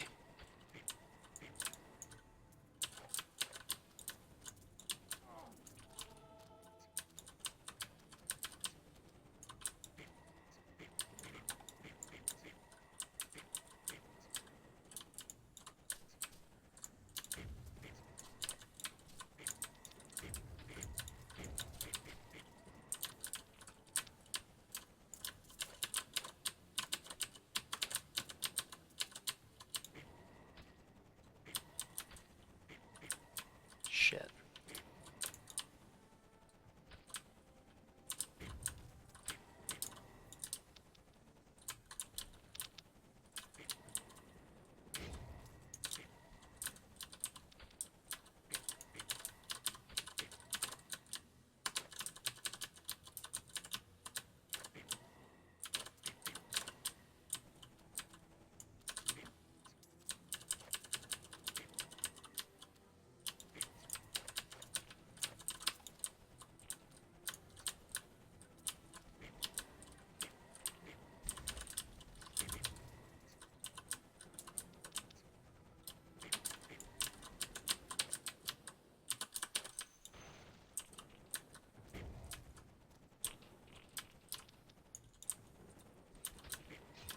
Holy shit, the Sheep King.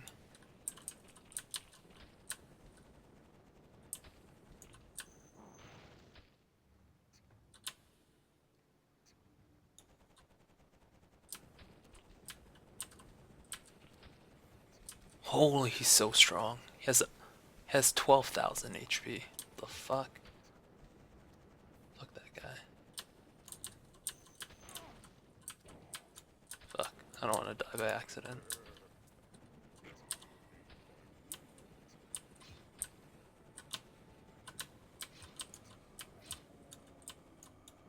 Yo, I killed him.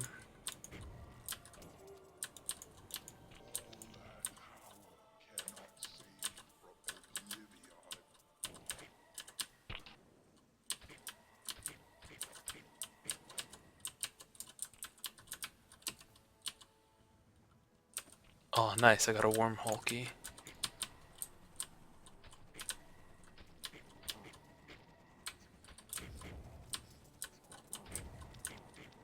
Holy shit, I'm taking damage. What the fuck's hitting me?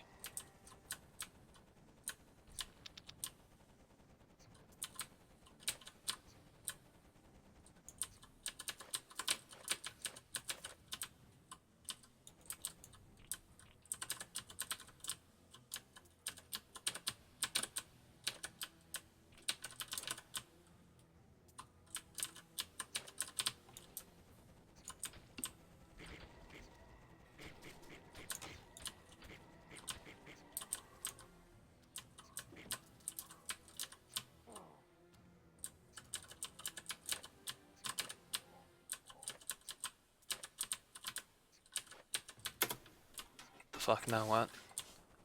Oh, there's the exit.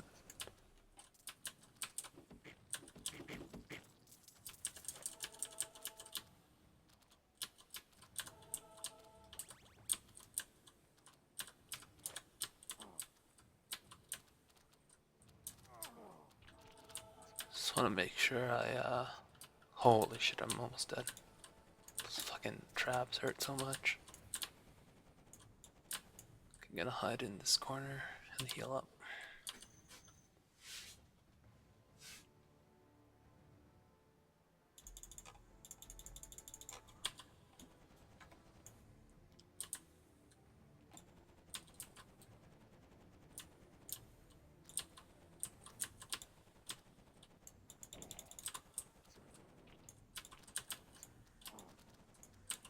Holy shit.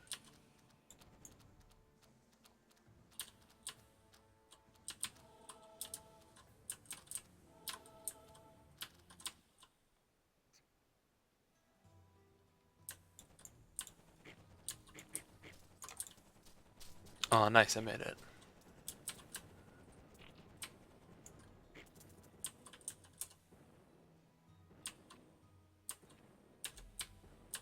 I don't know what the fuck wormhole is, but... Okay, let's look at these items.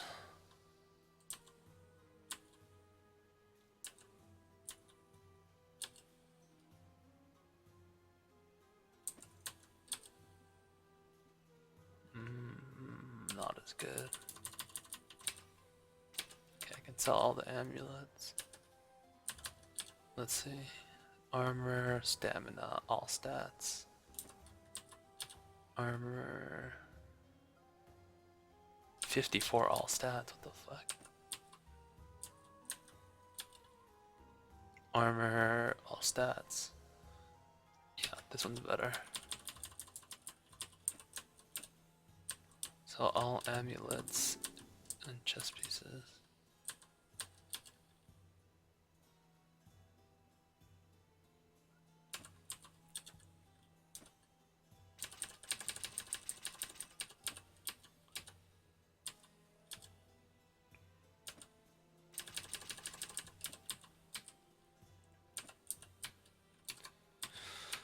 Let's see if I got a better weapon. Oh, magic wand of the seven seals. Whoa, this is a lot better.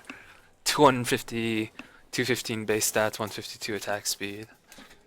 Strength, energy up, all stats up, 4 talents, life per hit. Yeah, it's just infinitely better than everything I have. Alright, I can sell all these weapons. No, they're all garbage. Okay, I just need to make sure I have the right one equipped. Okay.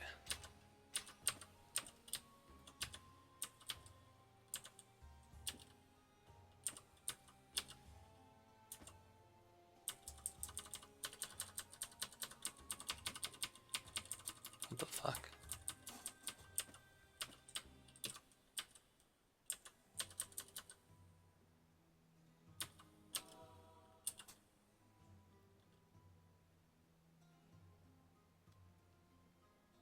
Yeah, none of these can compete with that.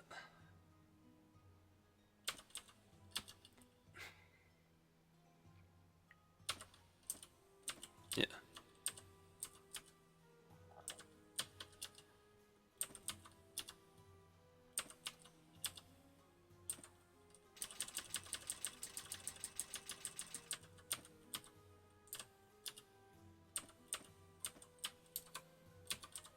Okay, gloves. Armor, energy, all stats.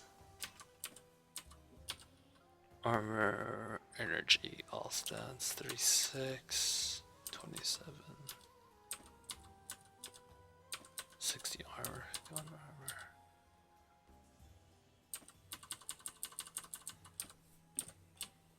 I don't know.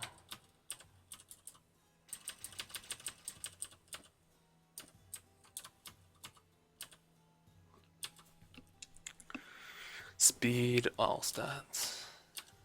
Speed, energy, all stats. It's just by 6. Oh, this is 54 all stats, energy. But they're slow.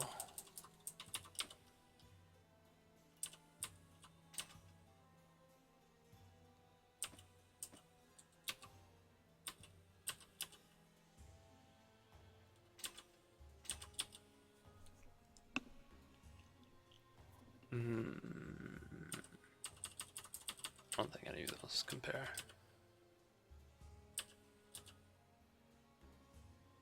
Armor, stamina, all stats, yeah.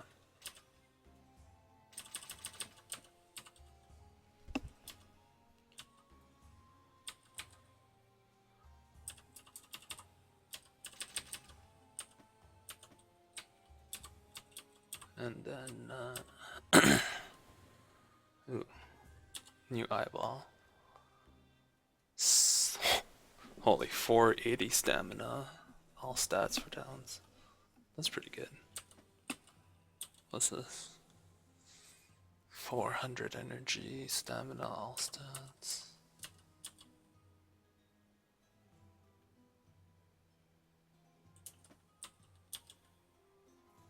$600 armor.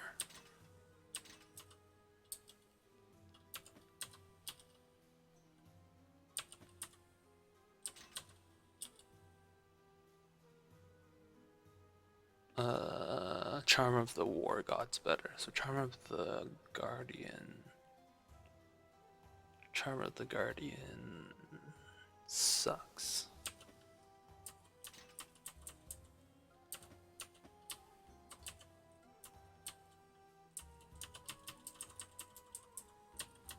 Just sell all these cheap ones. Alright, so set it to Inferno.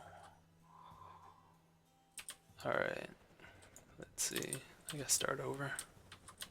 Holy, I'm so strong. What the fuck? There is no salvation but through me. Through his butt.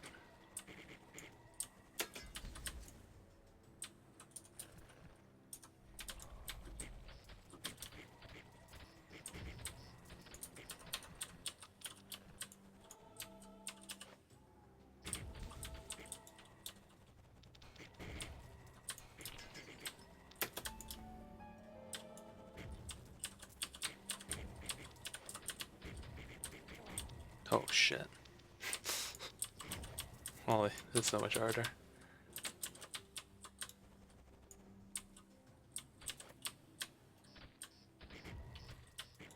Oh.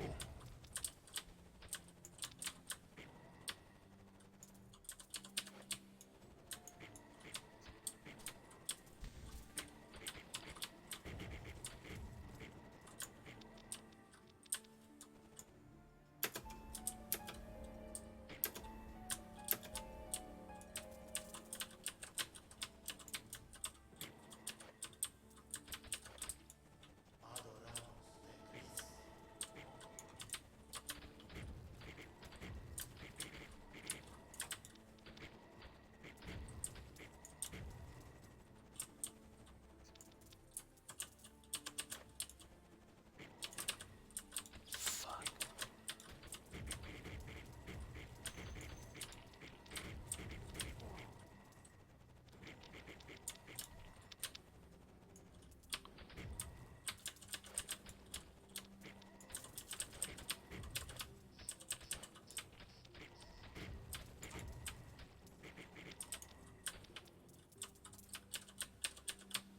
Fuck, I can't reach that stuff.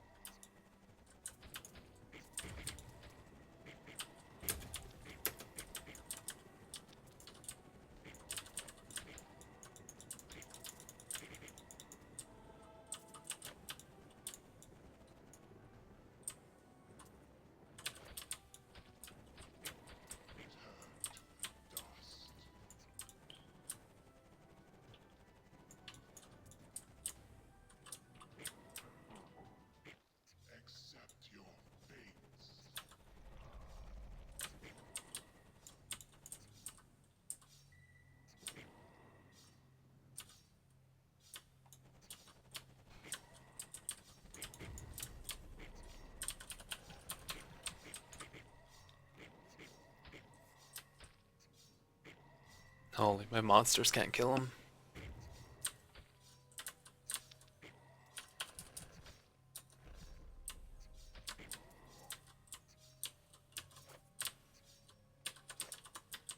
Alright, I have to solve this puzzle.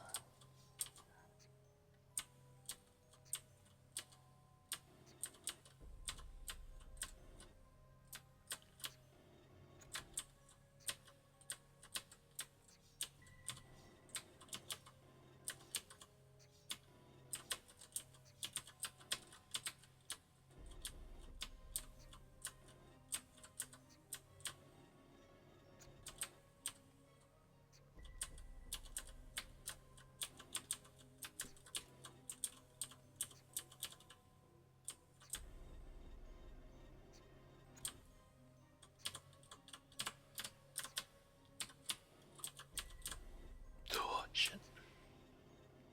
Almost fucked it up.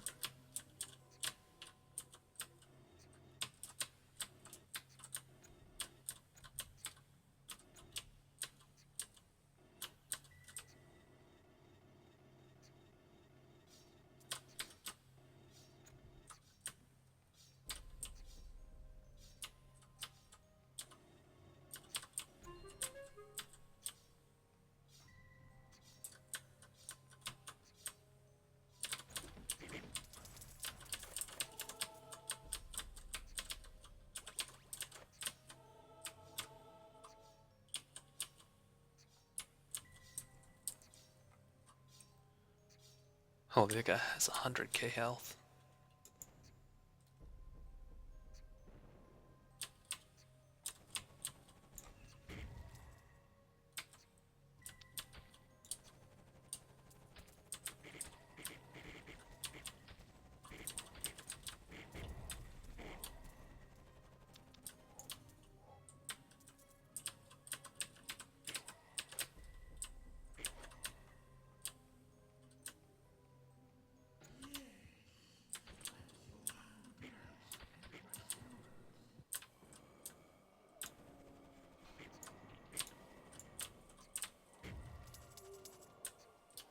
All that power cannot save you from oblivion.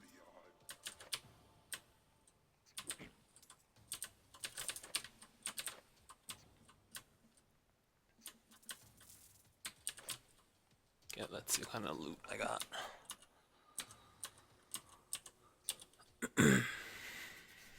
Energy, all stats. Oh, that might be better.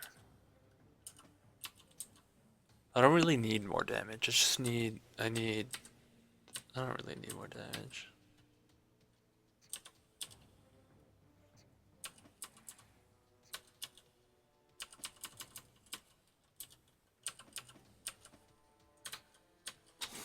I just need to not die to stuff. I have like 1,000,000,000 damage. My autos do 3,000 damage. I just need to not die.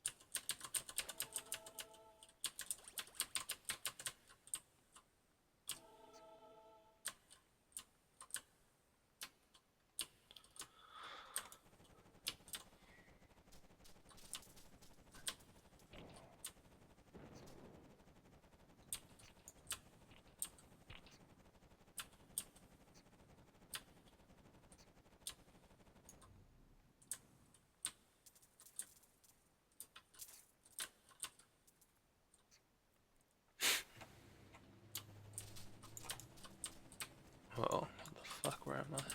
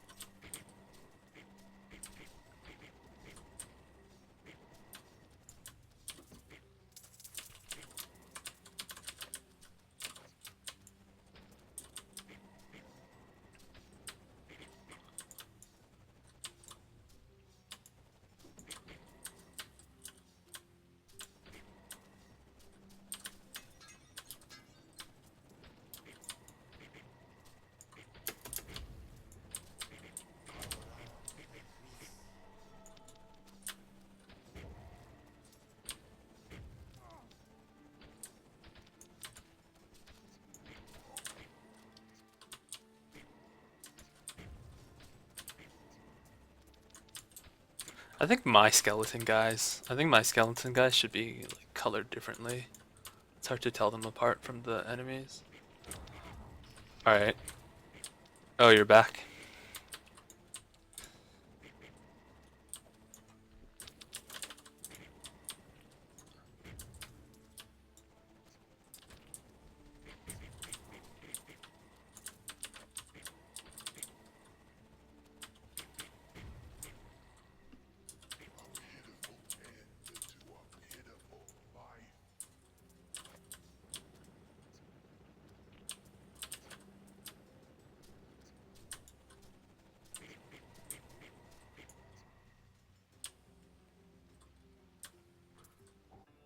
Yeah, why do you think you're depressed?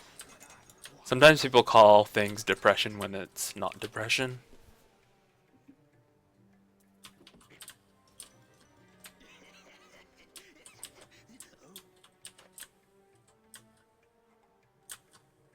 No, I don't want any of these things.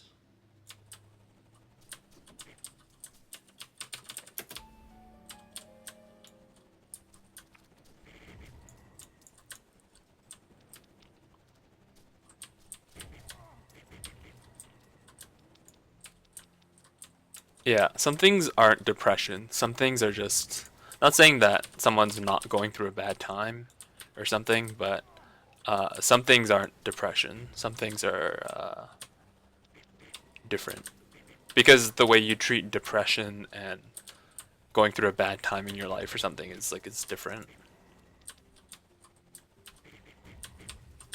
Like the way you treat these things.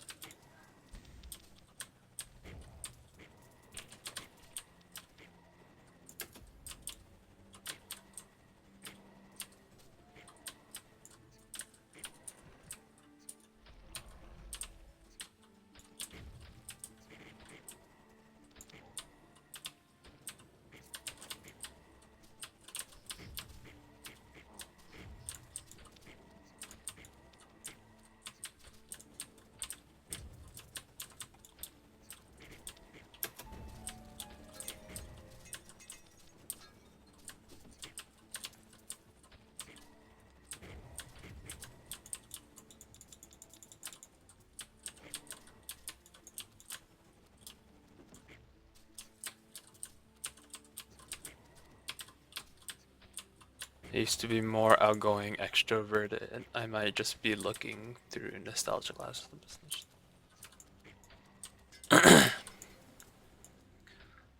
Signs of depression are, you know, low motivation, is unable to find joy in anything, uh, unable to feel feelings, bad or good.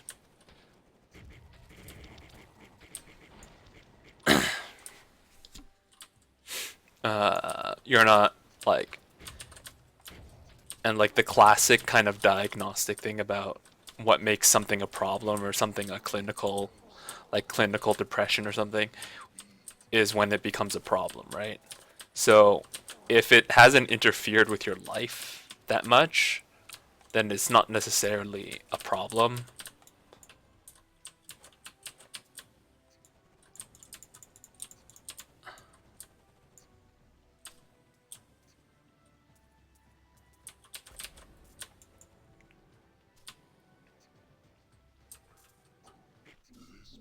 you feel numb. Yeah, that could be depression. Sometimes people think depression. Sometimes people think depression just means. Sometimes people think depression just means feeling bad, like crying all the time or something. But depression can also be where you can't feel emotions anymore.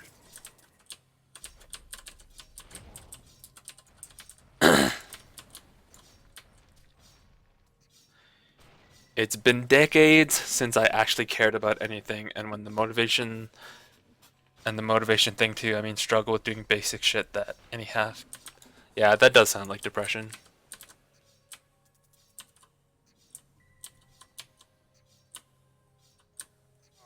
Fuck, that took half my health.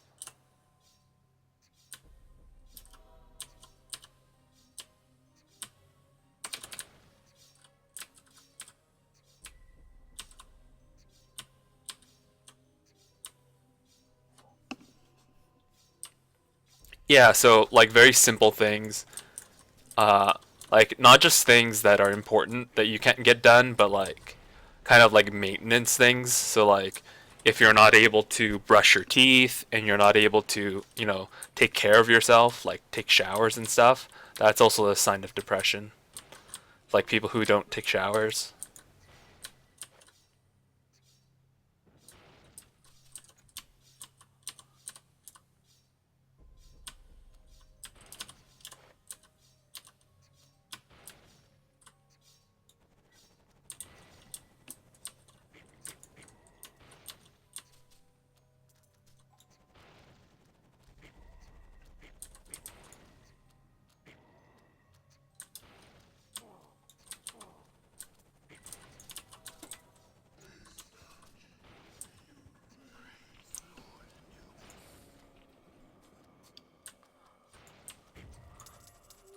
So like if you had like these kinds of things by themselves don't diagnose anything. Like you can't just use any like these things by themselves don't diagnose, but like they're probably risk symptoms. So if you have like a lot of these symptoms where you have emotional flattening, like you don't feel emotions anymore, and you're unable to do things you need to do, and you're like not able to take care of yourself, and that kind of stuff, that does sound like depression. So that's something you should try and get checked out. So uh, that's something you should go get checked out. The thing that actually bothers me about it is that I'm supposedly some cold, heartless piece of shit, but that I can't help but to think it's getting in the way of my art. Because when I used to be gung ho about art, I wanted to dedicate my life to getting better art. But so, I mean, I don't know what's happened in your life. Like, has there been any like extreme changes in your life that could cause something?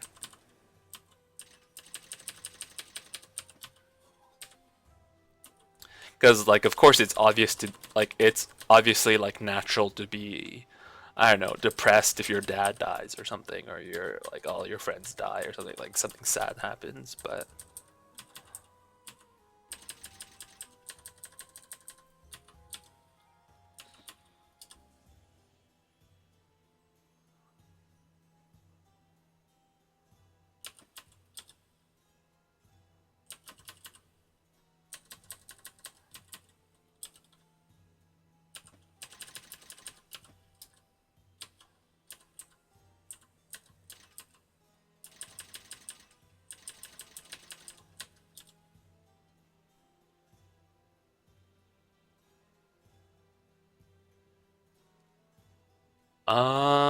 well, it might be depression. It might be some kind of chemical imbalance. Armor, energy, stats. Ooh, that's really good. Why is it all the way down there?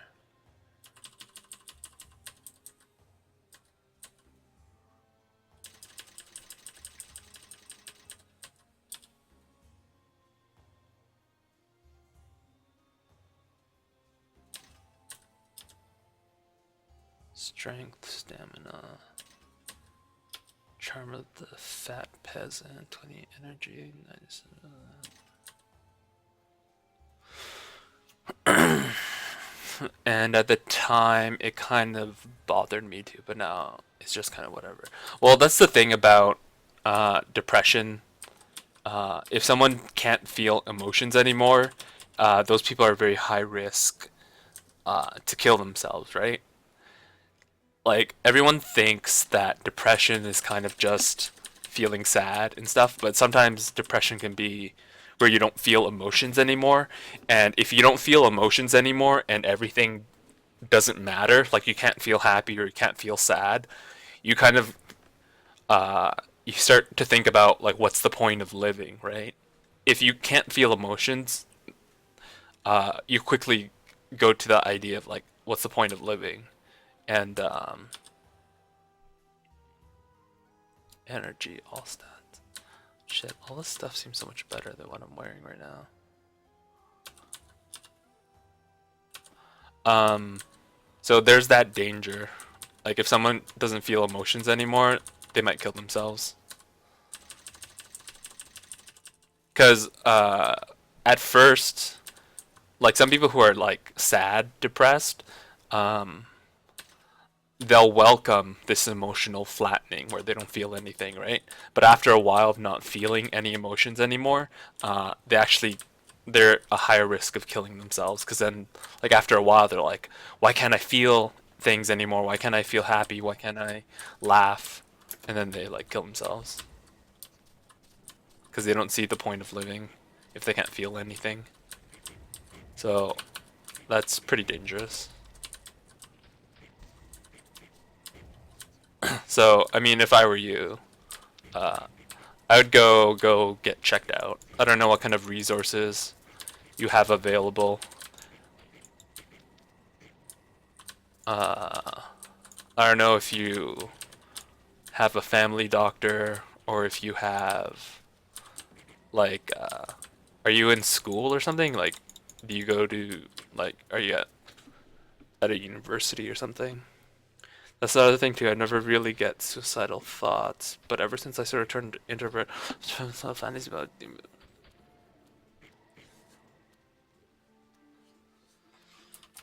Yeah, I don't know, man. Like, you don't have to be suicidal to have depression, because depression can also just be that, where you can't like feel emotions anymore, because that's kind of like that makes your life less fun, right? If you can't feel emotions anymore, right? It's like hard to care about living and stuff. But I don't know. How old are you? You said high school was decades ago?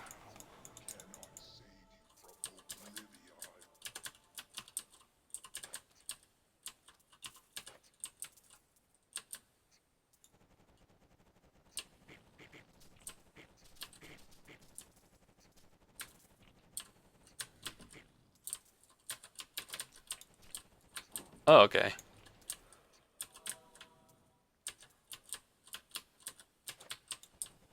Did you say you were in school? I thought you said you were in school or something.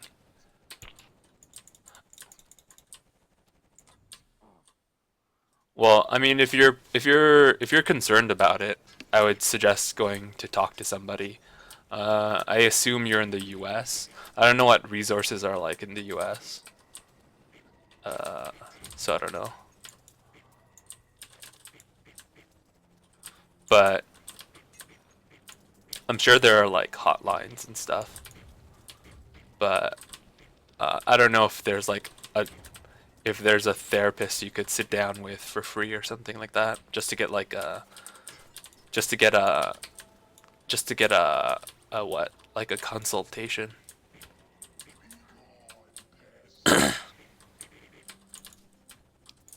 Oh, you're in Norway. Okay, that makes sense.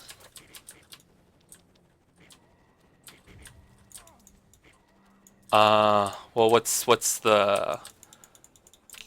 I don't know. I don't know what it. I don't. Then I know even less about the medical system in Norway. But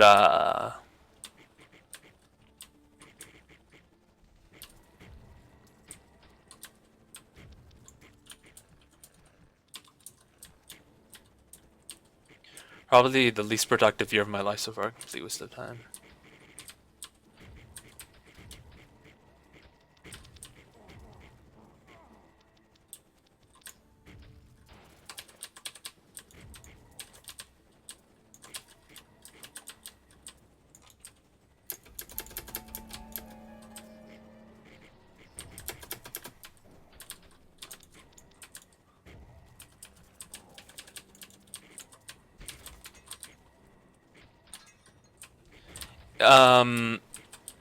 Even like private practices, like a therapist or whatever, or a psychiatrist, or I'm pretty sure they'll do like, and you can just ask, I think, but I'm pretty sure that they'll do like a free consultation, you know? Like, well, they'll just meet you and see if you're correct for to seeing somebody, like if you should be seeing somebody.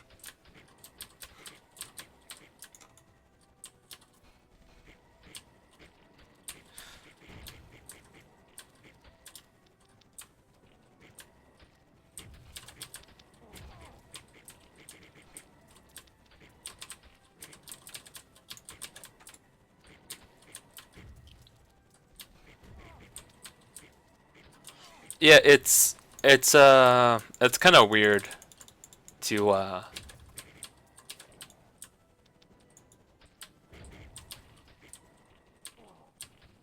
I've also had sleep paralysis twice and some disturbing dreams. I don't know if that's related. I've had sleep paralysis before. That's just, it's pretty scary.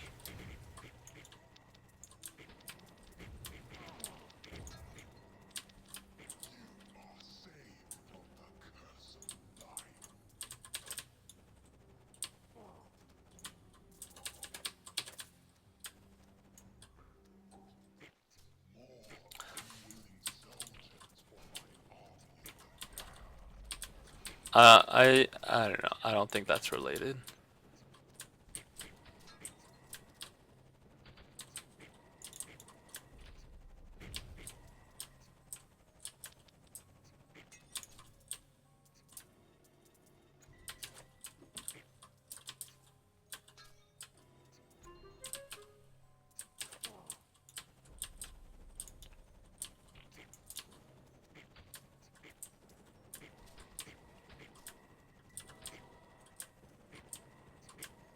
Yeah, I thought there were like when I had sleep paralysis one time, I thought there was like a dog in my room, and I was scared that the dog was gonna like attack me or eat me or something. So it was pretty scary. It's not even that the situations are scary. It's just that you get paranoid. So it wasn't even that, oh, like I thought there was like a crazy dog in my room or something. It's just like you just get paranoid and everything seems really scary.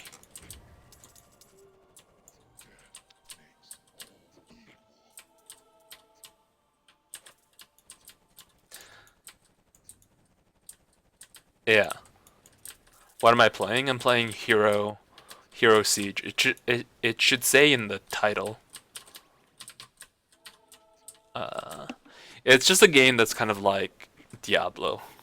It's pretty much Diablo, except you can get weird boosts. You can get weird power boosts that and if you die, you lose all your power boosts. So I haven't died for like I've never died on this character.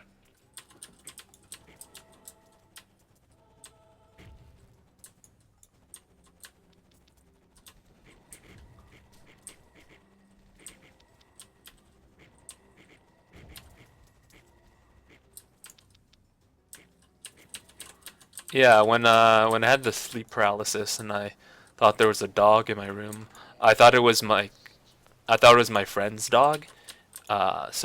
And my friend's dog's a really nice dog, so I don't know why I would be scared of it, you know? Yeah, it's not scary, it's just your mind thinks it's scary. It's, well, it is kind of scary not being able to move, right? Like the helpless feeling of not being able to move is kind of scary. Even if the weird things that you're hallucinating about aren't scary, the feeling of helplessness is scary. Like not being able to control your body is scary.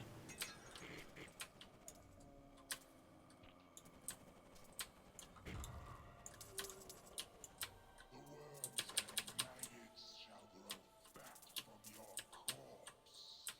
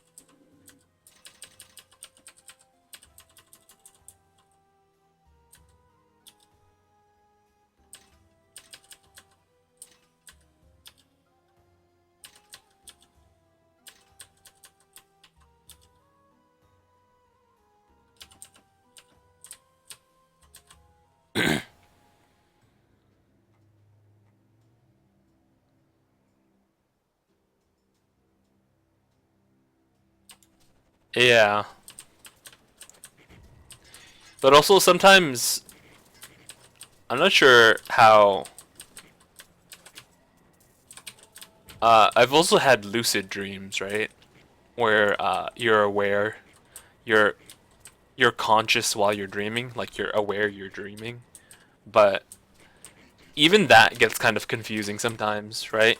You might be having a dream where you're dreaming about being a lucid dreaming person. Does that make sense? Like like you could just have a dream about lucid dreaming, but you're not actually lucid dreaming, you just think you're conscious while you're dreaming. Does that make sense? Like it's really hard to distinguish between an actual lucid dream and a dream where you think you're lucid dreaming. I don't know if that makes sense.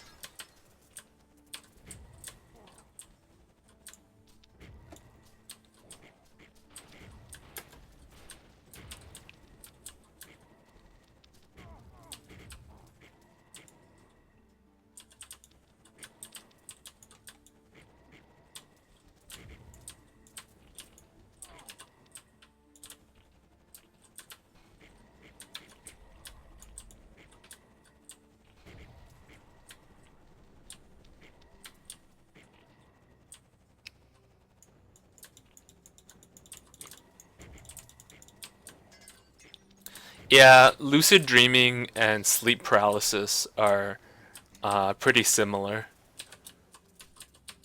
They're kind of similar things.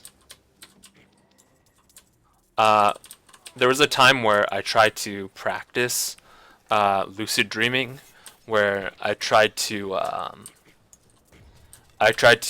be able to have the ability to lucid dream when I felt like it, because I thought that sounded really fun to be able to have a dream where you're conscious and you could just control the dream. Um, but yeah, my friend could lucid dream, but she stopped because uh, embarking on like trying to lucid dream is a little bit dangerous. It can screw up. You can screw up your sleeping pretty hard. Um, like my friend, she was able to successfully lucid dream, but at the same time it screwed her up because she couldn't dream. She couldn't have normal dreams, so she would lucid dream uncontrollably. So she would always lucid dream even when she didn't want to. So that made her sleep less restful. So lucid dreams, by their nature, are less relaxing than normal sleeping, right? Because your brain is still kind of conscious while you're sleeping, and it's not as relaxing as just normal sleep. So that was kind of dangerous for her.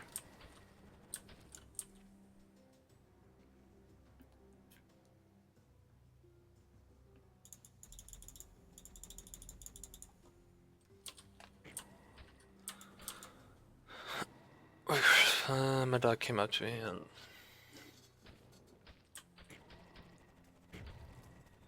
internal, and then I could see through my dog. Skeleton, I could see birds outside, trees, grass. Yeah.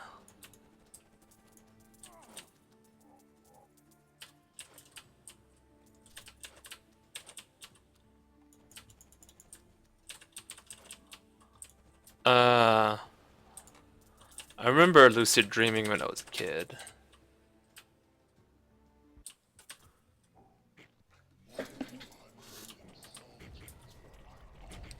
Yeah, I don't know.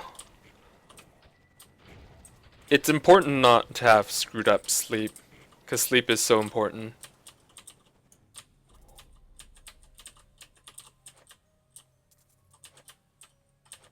It only takes a few days of no sleep or having fucked up sleep, and someone will go crazy.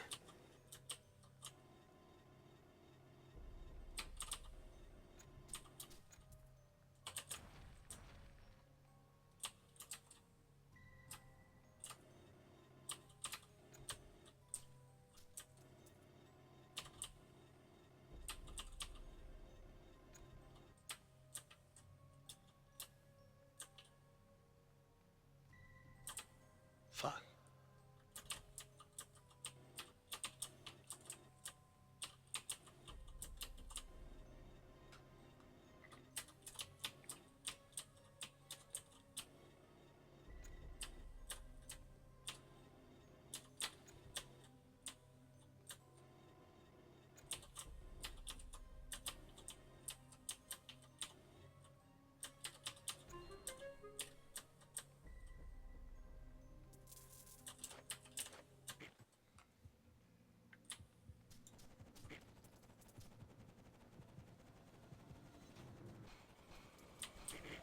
Yeah, sleeping's important though.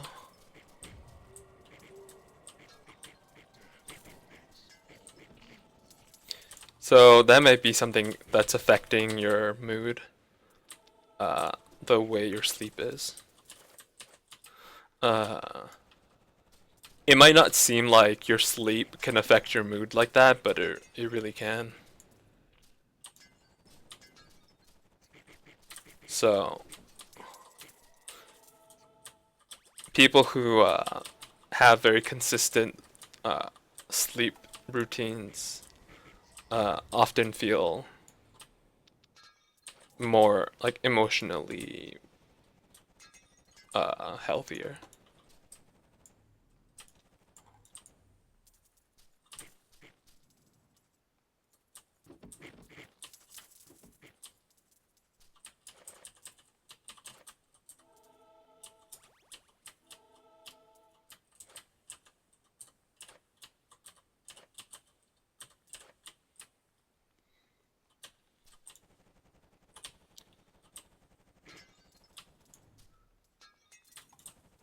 I mean, disturbing people's sleep is like a form of torture, right?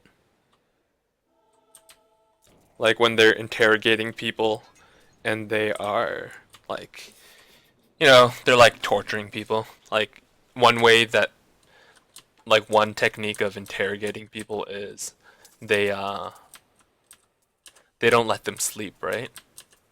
People need their consistent sleep or they kind of like go crazy and their brain goes weak.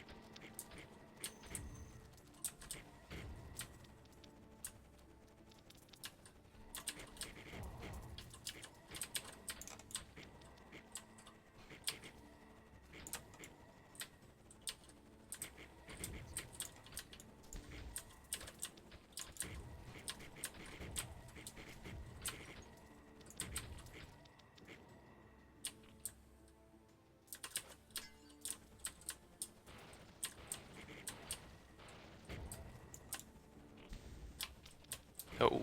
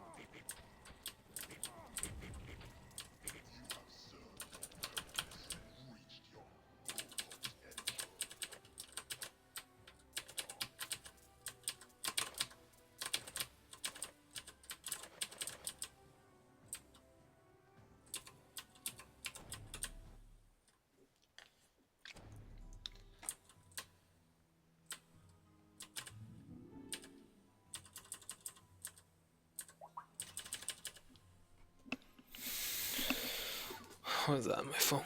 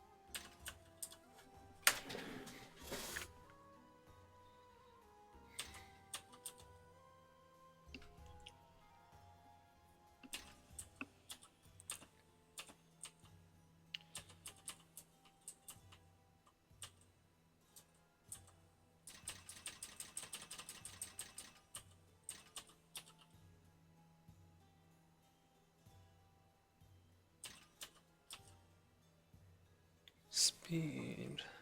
Stats.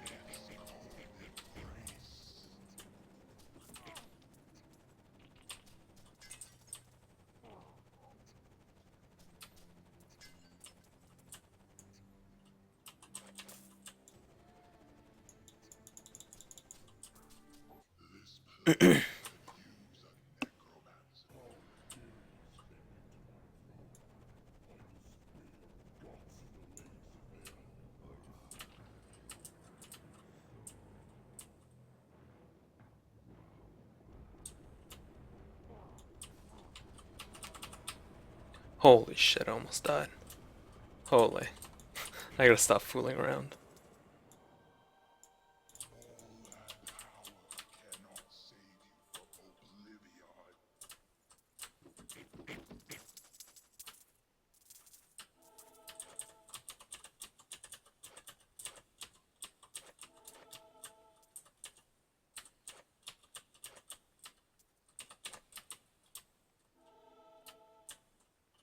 Holy shit, I almost died.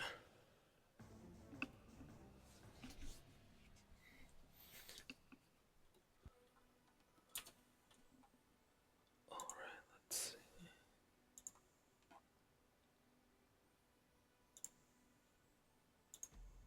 This week's episode of Undisclosed is brought to you by Stamps.com. Most of us are trying to find more time every day to get things done, so you can't let trips to the post office slow you down. Now, you don't have to, thanks to Stamps.com. With Stamps.com, you can buy and print official U.S. postage right from your own computer and printer. You'll never waste valuable time going to the post office again. Sign up for Stamps.com and use my promo code UNDISCLOSED for this special offer. You get a 4-week trial, plus $110 in bonus offer, including postage and a digital scale. Go to Stamps.com, click on the microphone at the top of the homepage, and type in Undisclosed. Stamps.com and enter Undisclosed. Undisclosed is also brought to you by 23andMe. Your DNA is made up of 23 pairs of chromosomes. That's why the name of the product is 23andMe. 23andMe is a personalized genetic service that helps you understand what your DNA says about you. 23andMe is the first and only genetic service available directly to you that includes reports that meet FDA standards. With 23andMe, you get more Holy than 60 shit, my game fucked personalized, up. detailed reports on your health, traits, and ancestry. Plus tools that allow you to share and compare your genetic reports with family and friends. Here's how it works. Order your DNA kit from 23andMe.com. Provide your saliva sample from home and mail it back to the CLIA certified lab. You'll be notified when your reports are ready online. More than 1 million people around the world have experienced their genetics through 23andMe. Order your kit today from 23andMe.com.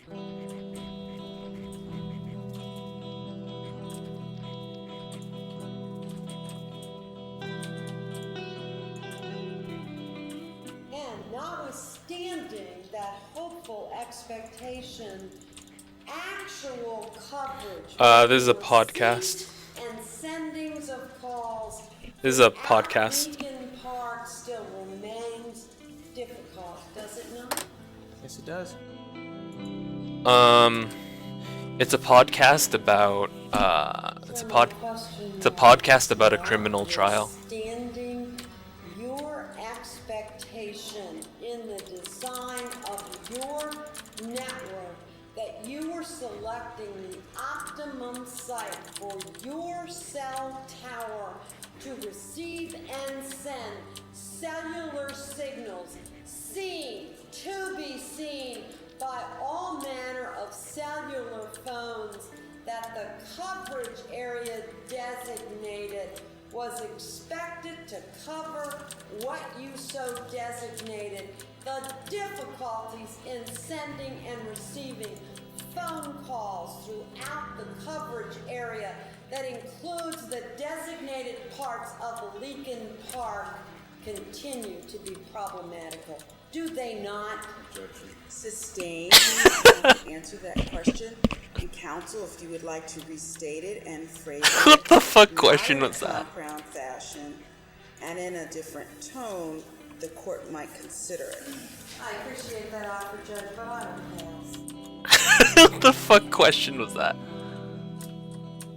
Hi and welcome Oh, to what the crime it is? Undisclosed, the state Here, I can give you a This brief. week's episode is Tina.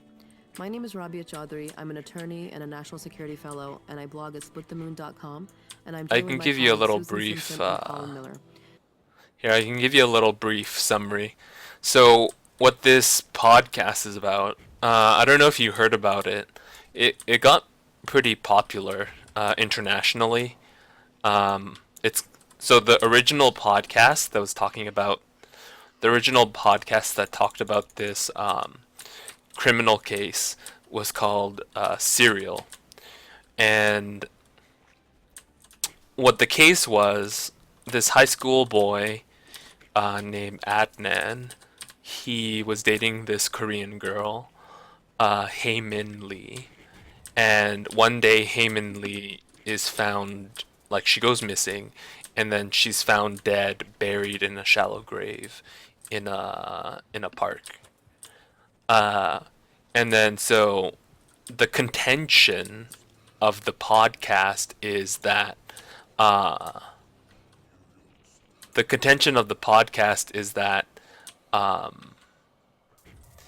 The contention of the podcast is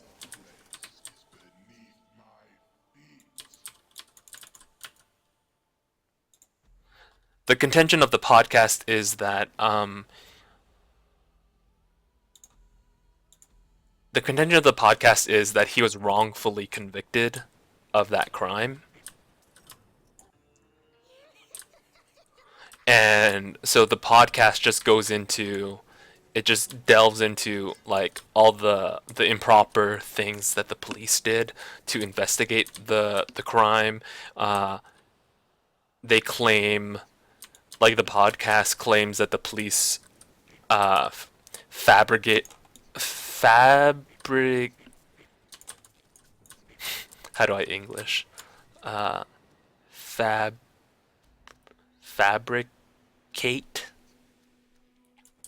They claim that the police fabricate a lot of evidence, like that they make up evidence that's not real, and that they staged things, and that they a lot of the testimony from witnesses has been coerced by the police.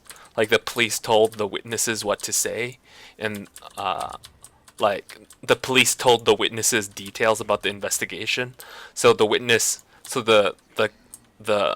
the testimony from the witnesses sound like more credible, but that's because the police told them what to say and stuff. And it just goes into the whole like crime and trying to figure out who did it, and there like these like there's the whole question of do you think that guy did it or not, right? The whole question of do you think that the person they convicted is actually innocent? And there's a lot of like improper things that were done.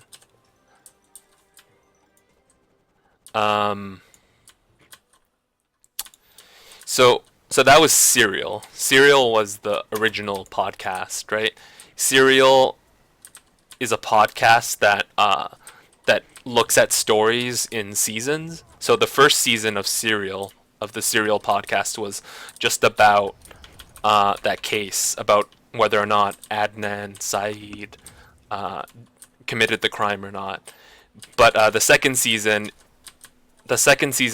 of Serial is about something else completely. So they abandoned the case. But people who are close to the convicted person, the guy, the ex-boyfriend, people who are close to the ex-boyfriend, they made their own podcast, and that's what I'm listening to right now. It's called Undisclosed.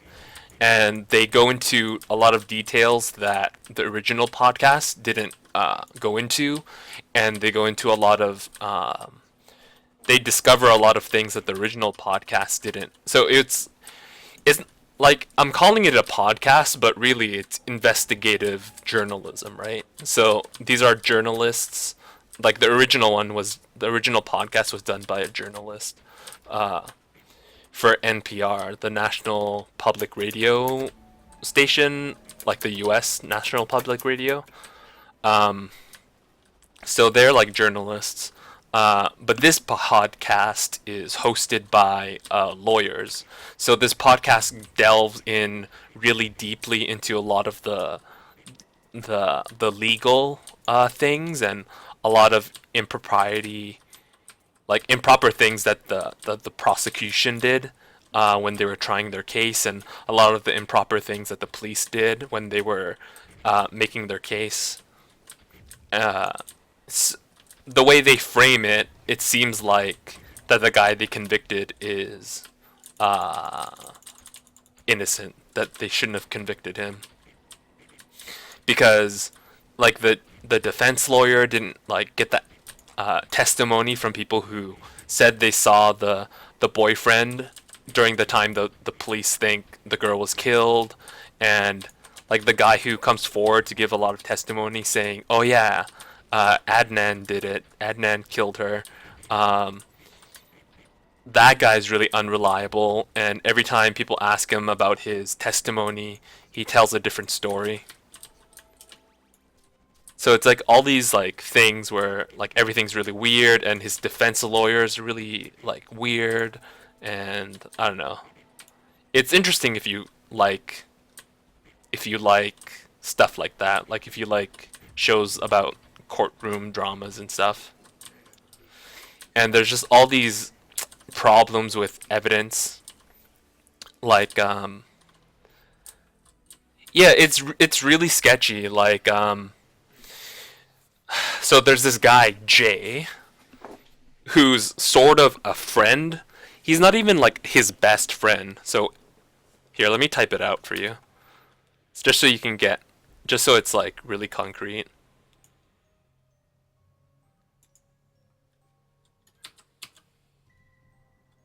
Actually, maybe I'll take a break from the game.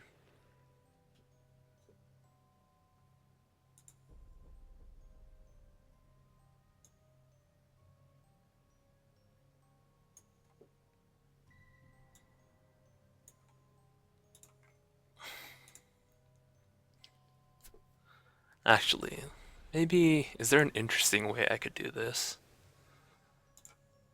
Maybe I could make like, maybe I could make a drawing. Can I make a drawing? Let's see.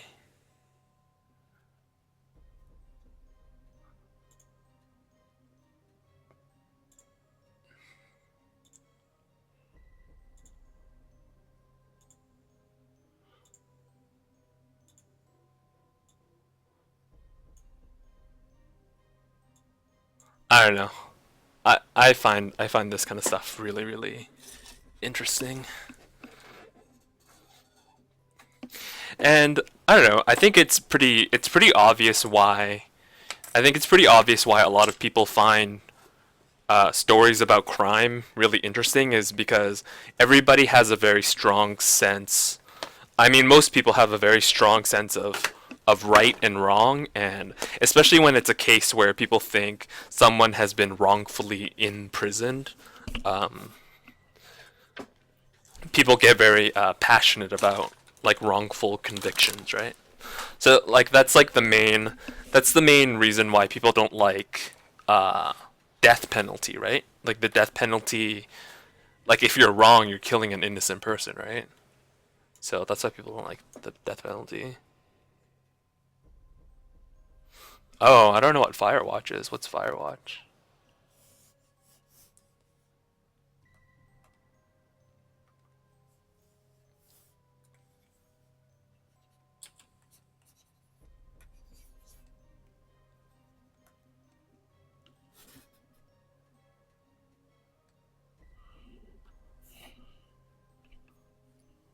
This screen looks fucked up.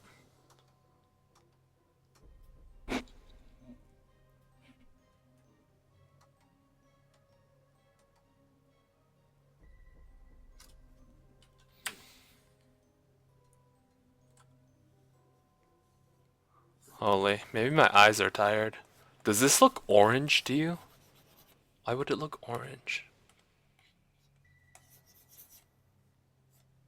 Or does that just look gray?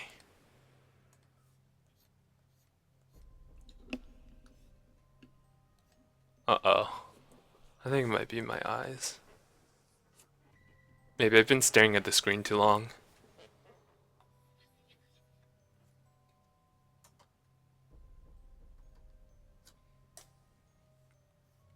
Yep, I've been staring at my screen too long.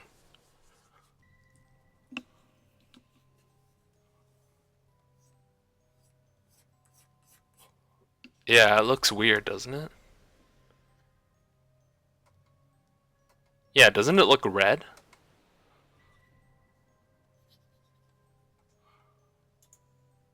Oh, it's because the background is red.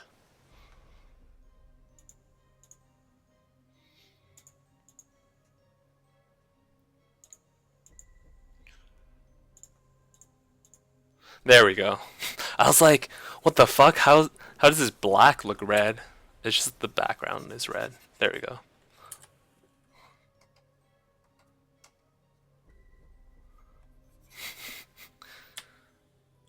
Okay.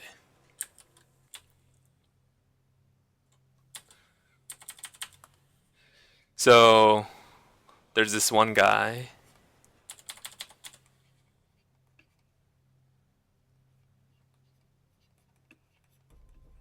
Convicted. And these are all kids in high school. So this is like, he's like 17.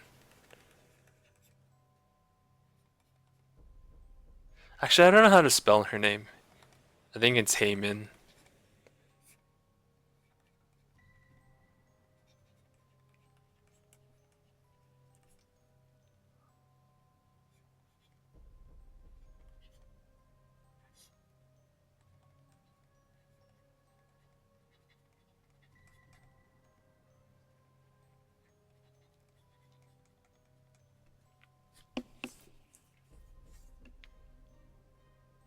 Yeah, it got really popular, and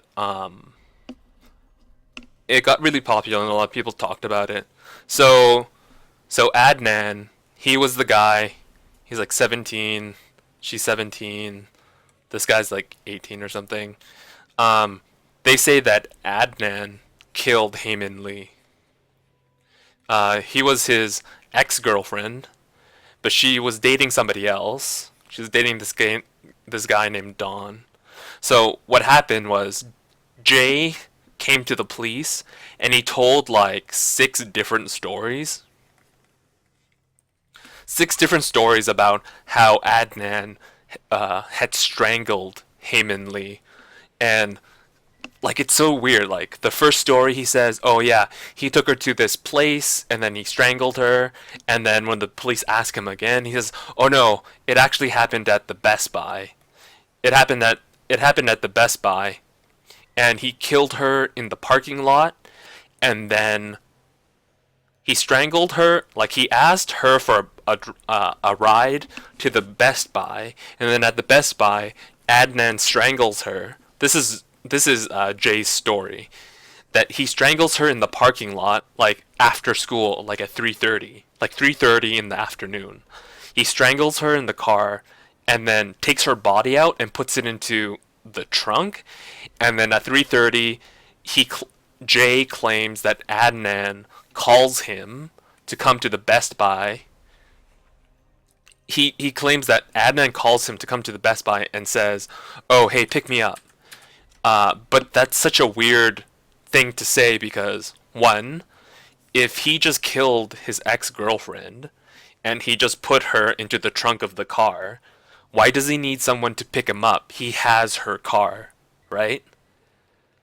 You don't ask someone for a ride when you have a car, right? So he has his ex-girlfriend's car. Why would he ask someone for a ride, right? Anyways, so his story continues and he says, okay, I went to the Best Buy, and then at the Best Buy, Adnan opens the trunk and shows me the dead body in the trunk. But then, why would you show somebody a body in a parking lot, an open parking lot in front of a store? Why wouldn't you just say it's in the trunk? I'll take you somewhere private and then I'll show you or something, right? So like that doesn't make sense. And then another weird thing is Jay says Adnan gave him his car and his phone. His car and his phone. And his cell phone. This happened in like 1997. So cell phones were rare. And then he says, oh yeah, I gave Jay my cell phone and car so I could call him later and say, come pick me up. So there's that.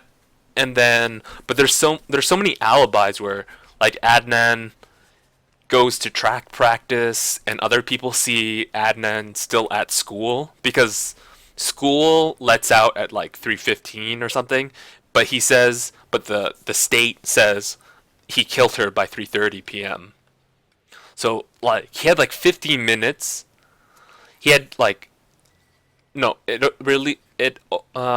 school lets out at 3 o'clock, but with the school lets out at 3 o'clock, but because of traffic and stuff and everybody leaving the school and all the buses, the earliest he could have left the school was like at 3:10. So within 20 minutes, he was supposed to have gotten in a car with Heyman, went to the Best Buy, and strangled her in like 20 minutes, which is like a really short period of time. Yeah, and it's really weird because so like because he's the ex-boyfriend, the police always look at the same people, right? Whenever if a wife dies, they always look at the husband, right? They always look at the husband for killing her, or ex-husband, right? They always look at the most likely people. And if a girlfriend dies, if a girl dies, they always look at ex-boyfriends, right? So that's why they concentrated so much on the ex-boyfriend. And there's like all this kind of stuff, like I don't know if there's something in Norway where there's something called Crime Stoppers where they offer a reward for any information about a crime that leads to an arrest or not an arrest but just like that leads to charges or leads to like that gives progress to the investigation. So somebody did an anonymous tip. They got $3,000. They got $3,000. Jay was looking for a motorcycle, to buy a motorcycle, and a teacher at school was selling one for $3,000, right? But it wasn't just $3,000. It's $3,075. Like it was a very specific amount. But like the prosecution won't tell the defense. The prosecution won't tell the defense who the money was given to, because if the money was given to Jay, that's like a conflict of interest, right? You can't be paid for your information about a crime. Like there's a conflict of interest. Like if the police were allowed to pay people for testimony and eyewitness testimony leading to an arrest of somebody, there's a very good incentive for the people giving the information to lie, right? Because they just want the money. So he says that Adnan called him, went to Best Buy, showed him the body, and then later that night they went to a park and buried the body. But then, like, Adnan is a Muslim. But that day on January 13th, people at his mosque, is that how you spell mosque? People at his mosque say they remember seeing him at the time where Jay said that they were in the park burying the body. So a lot of the things that Jay is saying is contradicted by other people seeing Adnan around those times, right? And one of the biggest problems is what the police. One of the biggest problems about this case is the different stories that Jay is giving. He gives different stories because the police, like this is the first case in Maryland. That's where the crime took place, in Boston, I think. Boston, Maryland. I don't know. Maryland. I don't know U.S. geography very well. This is the first case in Maryland where they use cell phone records. But not just cell phone records. Not just cell phone records, but cell phone pings. Right? Because you know how GPS works, right? If you have a cell phone tower here, and you have a cell phone tower here, and you have a cell phone tower here, and you're a little person here. Oh, I didn't change my color. And you're a person here, right? This cell phone tower has like a certain amount of range. This tower has a certain amount of range. This tower has a certain amount of range, right? So,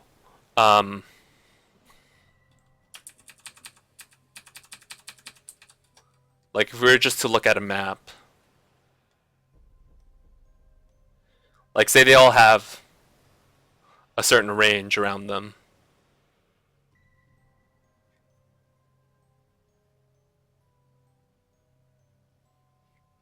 Right?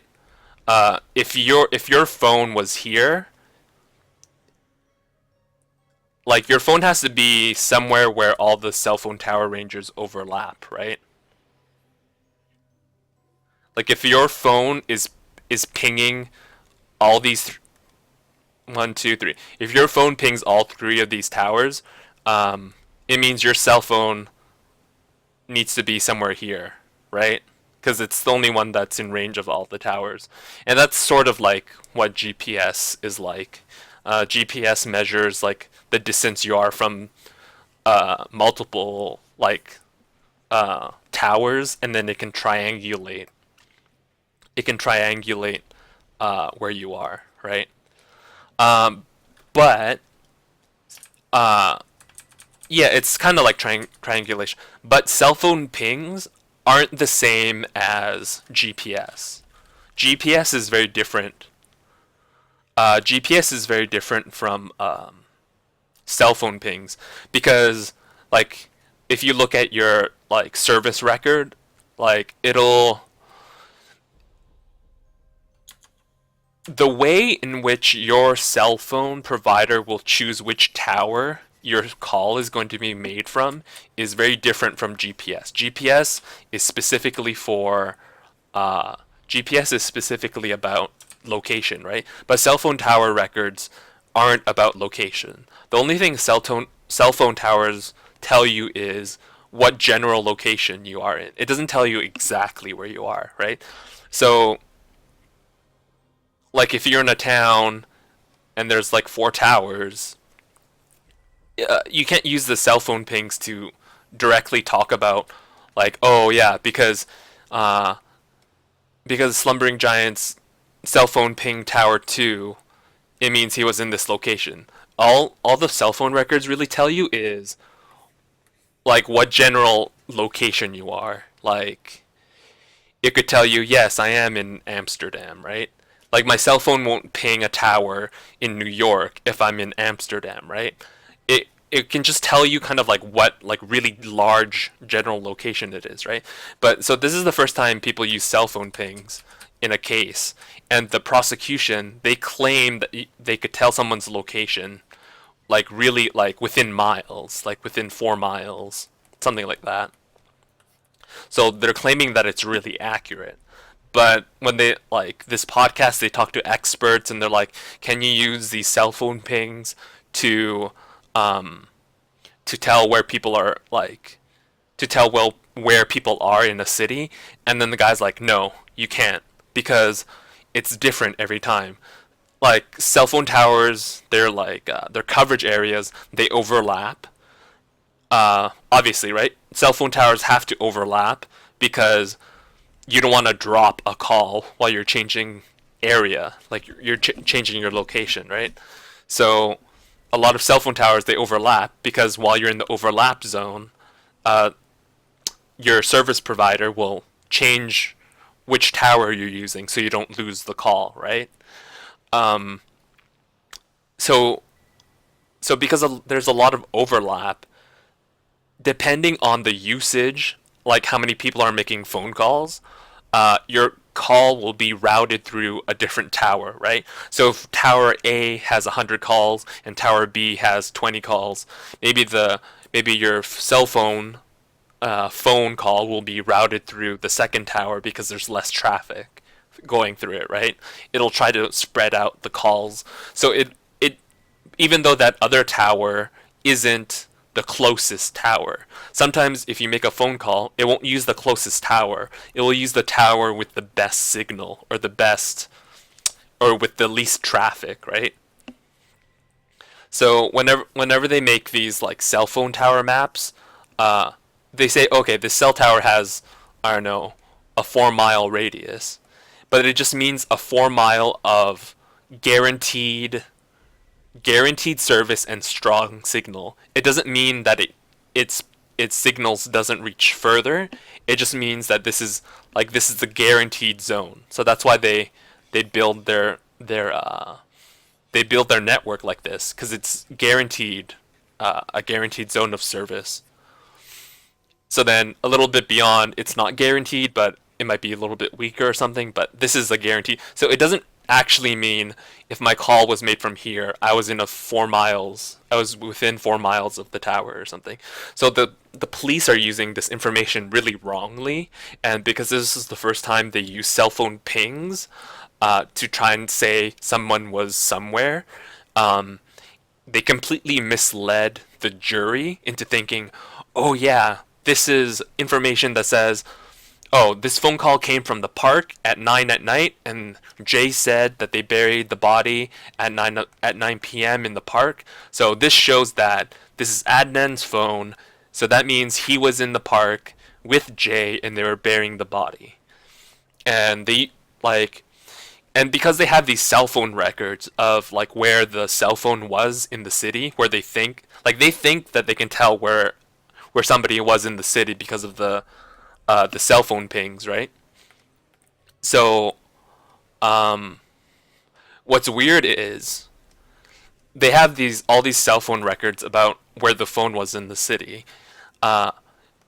What's weird or really suspicious is Jay's first story. His first story, he says, oh, he killed her at 3:30, and he showed me in an alleyway, and then we went to somewhere, and then I dropped him off at school, and then I went home, and then I met him later at night, and then we went to the park to bury the body. That's like his first story, like generally. I don't really remember super the specifics, right? But at the end of the trial, he has a completely different story. He says, okay, he called me at 3:30 to go pick him up at the Best Buy. And he changes his story to fit the cell phone tower records, right? Even though his first confession is completely different. He's like, no, it happened like this and like this and like this. But then where the corruption comes in is people think that because of the cell phone records that the police had, the police assumed that Jay was lying, and then they're like, hey Jay, that doesn't make sense. We have the cell phone records, we know what the cell phone was. It was over here, and it was over here, and it was over here.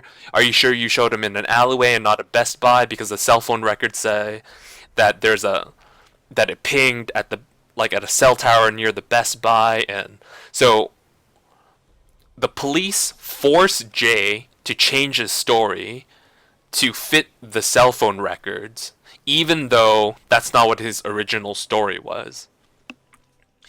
And then you can kind of hear in their like interviews of him where Jay is trying to tell the story again correctly the way that the police want him to say it. And you can hear in the tape recorded interviews, you can hear the police tapping the table. Like when Jay is trying to explain it and he's kind of stumbling, the police is like tapping the table. It's because there's like a list of chronological events, and the police is like, no, this. Like when Jay says something wrong, the police, oh, are you sure you don't mean the Best Buy? And they're like tapping the table because they're pointing at a piece of paper. And we know that the piece of paper exists because it was in like the evidence box for this case. So like every time the story changes because the police say, oh, it doesn't fit the cell phone records, and they're like basing their whole case on the cell phone records, right? And saying, okay, he must have had his cell phone at this time and this time and this time, so it places him in this place and this place. And there's just so much evidence that doesn't make any sense. Like they say he killed her and then drove his car and dumped it somewhere, but they don't find any of his fingerprints in the car. Like not on the steering wheel, not on the dashboard, not on the doors, not on anything. They only find his fingerprints on pieces of paper that are like shoved under the seats and stuff, like really old mail that she got before, because they were boyfriend and girlfriend for a long time. So of course they would find his fingerprints in the car, right? Like you don't wipe down your car fingerprints just because you break up with somebody, right? So all of that's really weird. Like all the evidence, the quote unquote evidence they have against him is really bad. And also they ask AT&T to give them cell phone records, right? And then on the cover page of the records, it says these records cannot be used to determine somebody's location. They are extremely unreliable. Like it says that on the cover page, but then when the police enters all the cell phone records into evidence, they just rip the cover page off, and they don't give it to the court, and they don't give it to the defense, saying, you can't use this, like they're really unreliable.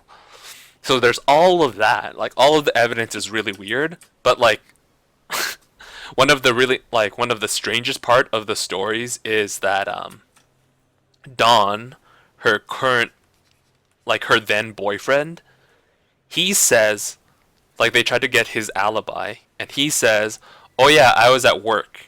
I was at LensCrafters."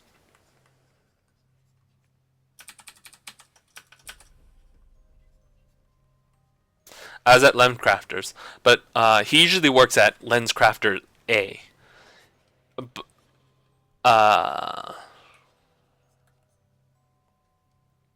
But there's also another location, LensCraft. Like this is an eyeglasses store, so he usually works at LensCrafter A. But he says that night on January 13th, he was working at LensCrafters B, like a different location. And then the police say, "Okay, show us your employee records. Like, do you have a time card to show that you were there?" And they give him a little time card that says, "Oh yeah, I was working at the second location," but the time card, it has a different employee number. So usually his employee number is like, I don't know, 25, right? But then on the time card that they give, it says something different, which is like really screwed up, because if you've ever worked in a chain like retail thing, you don't have a different employee number when you go help at a different store. When you sign in, you just sign in with your, like, I used to work in a shoe store, like a chain shoe store, and then when I had to go help a different store, you just go there and you log in the same way you log in at your normal store. You just use your same number. So people are like, what the fuck? And like the weirdest thing about it is the manager at location B is his mother. The manager at the second location is his mother. So it's like, of course she would fabricate your time card. And then what's even stranger is the manager at where he normally works is his stepmother.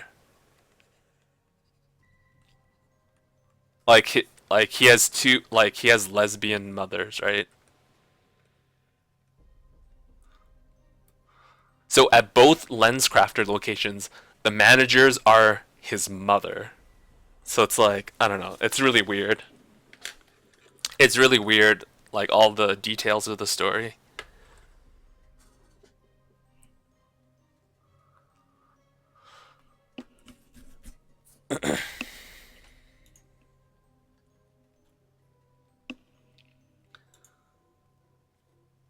And then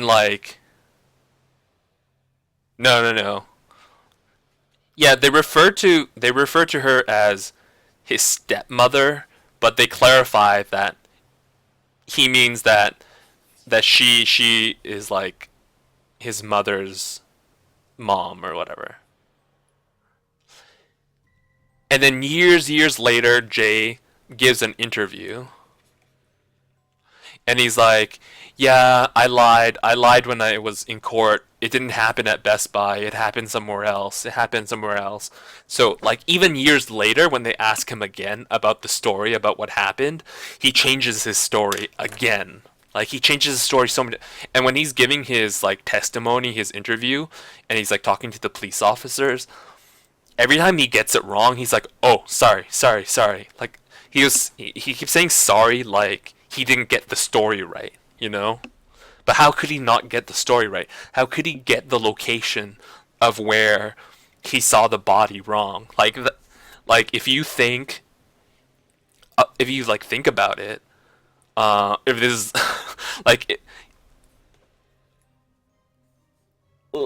if someone showed you a body, you would remember where they showed you a body, right? that's like a really big event that happens to you, right? It's not like, oh, people show me dead bodies all the time of their girlfriends that they kill. I can't remember where where you showed me that dead body. Like, no, you would remember. Yo, he showed me that body. It was specifically in this alleyway by my house or whatever, and I remember it so clearly and blah blah blah blah blah blah. Just like everything about it is so weird. Um, like um, like another thing, uh, the police they're threatening Jay, right? Because Jay is confessing that he helped Adnan bury the body. He's confessed that he's helping Adnan bury the body. And then the police are now saying, Adnan, if this doesn't stick, we're going to, like, if this accusation of Adnan killing Heyman Lee, if this doesn't stick, we're going to come after you. And in Maryland, we have capital punishment, like we have the death penalty. So if we can't make it stick on Adnan, we're gonna come around and just pin it on you because you showed us where the car is, and you knew so much about how she was killed and blah blah blah blah. We're just gonna pin it on you, right? And then so it's in his best interest to keep changing his story to convict Adnan so he doesn't die and so he doesn't go to jail for life. So it's like all this stuff is really like screwed up. And then like his defense lawyer's like crazy and is sick and doesn't do the things that she needs to do to protect him.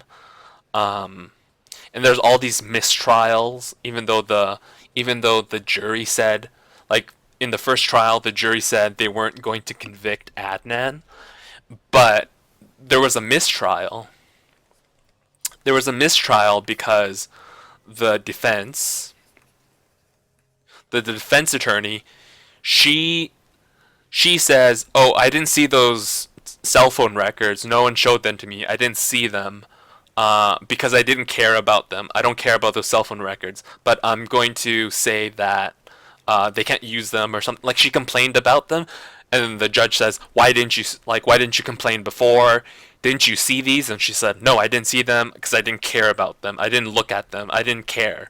And that's like a really weird thing for a lawyer to say to a judge in a court during a trial. And then the judge, like, she has a very bad reputation. Like, she has this really weird reputation. And the judge says, "I don't believe you. I think you're a liar." Like, for a judge to say that he thinks a lawyer is a liar in open court, it caused a mistrial because the jury heard the judge say, "I think you're a liar." So if a judge says he thinks a lawyer is a liar and the jury hears it, it's a mistrial because there's now bias, right?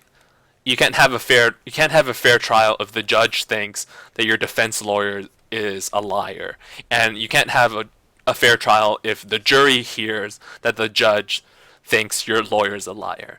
So they had to have a mistrial because the jury heard the judge call her a liar, so the jury might think, oh, maybe she is a liar, maybe the judge knows something we don't, and then the jury will be more likely to mistrust the defense. And then also, the attorney can just say, we need a mistrial because the judge doesn't trust me or doesn't believe me or has something against me. It's just all this stuff, like, so weird. And also, so they, like, the prosecution, they say he killed her at 3:30. But there was a girl who said she saw Adnan in the library until 3:45. There was a girl that said she saw him at the library at 3:45, and his defense lawyer doesn't even look into it. Like, this is a very big alibi, right? Like, if the police are saying, oh yeah, you killed her at 3:30, but there's a girl that says she saw him at the library until 3:45, then that's not true, right? like that's a really good alibi. Um, and his defense lawyer didn't even look into it. The defense lawyer never calls the girl, and she doesn't even look at the library, because at the library, you have to sign in, right? You have to sign in and sign out. And also there were video cameras at the library. There's video cameras, sign in, sign out. So she could have proven that he was at the library, and there's like computer records showing like, you know, like when you go to a library and you want to use the internet, you have to sign in using your like account number or whatever, right? So then if she just listened to the girl saying, I saw him at the library, she could have easily gone to the library and asked them for the records to see when he signed out. But because she never looked into it and like all this time passed, all those records got destroyed. It's just so many weird things about this case. Yeah.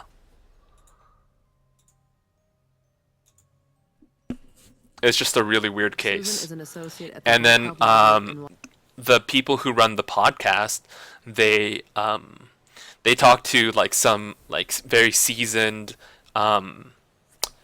you know, investigators or detectives, and they're like, you know, after hearing all the facts and details about this case, is this a very typical kind of case for a murder case? And then the police officer's like, no, this is a really weird case. Usually murder cases are very simple. You know, there's not very many different facts, there's not very many different stories that the way it could happen. Like, this is a very strange case. There's so many holes everywhere. But yeah, so these people are, so he's been in jail for like 20 years or something. Oh wait, 1997.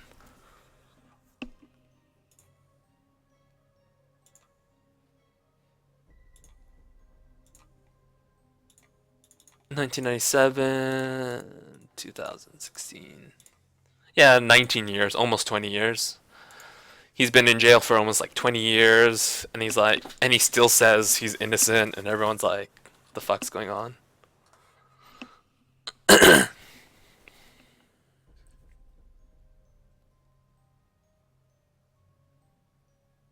And there's just like all this like, there's all this weird stuff about,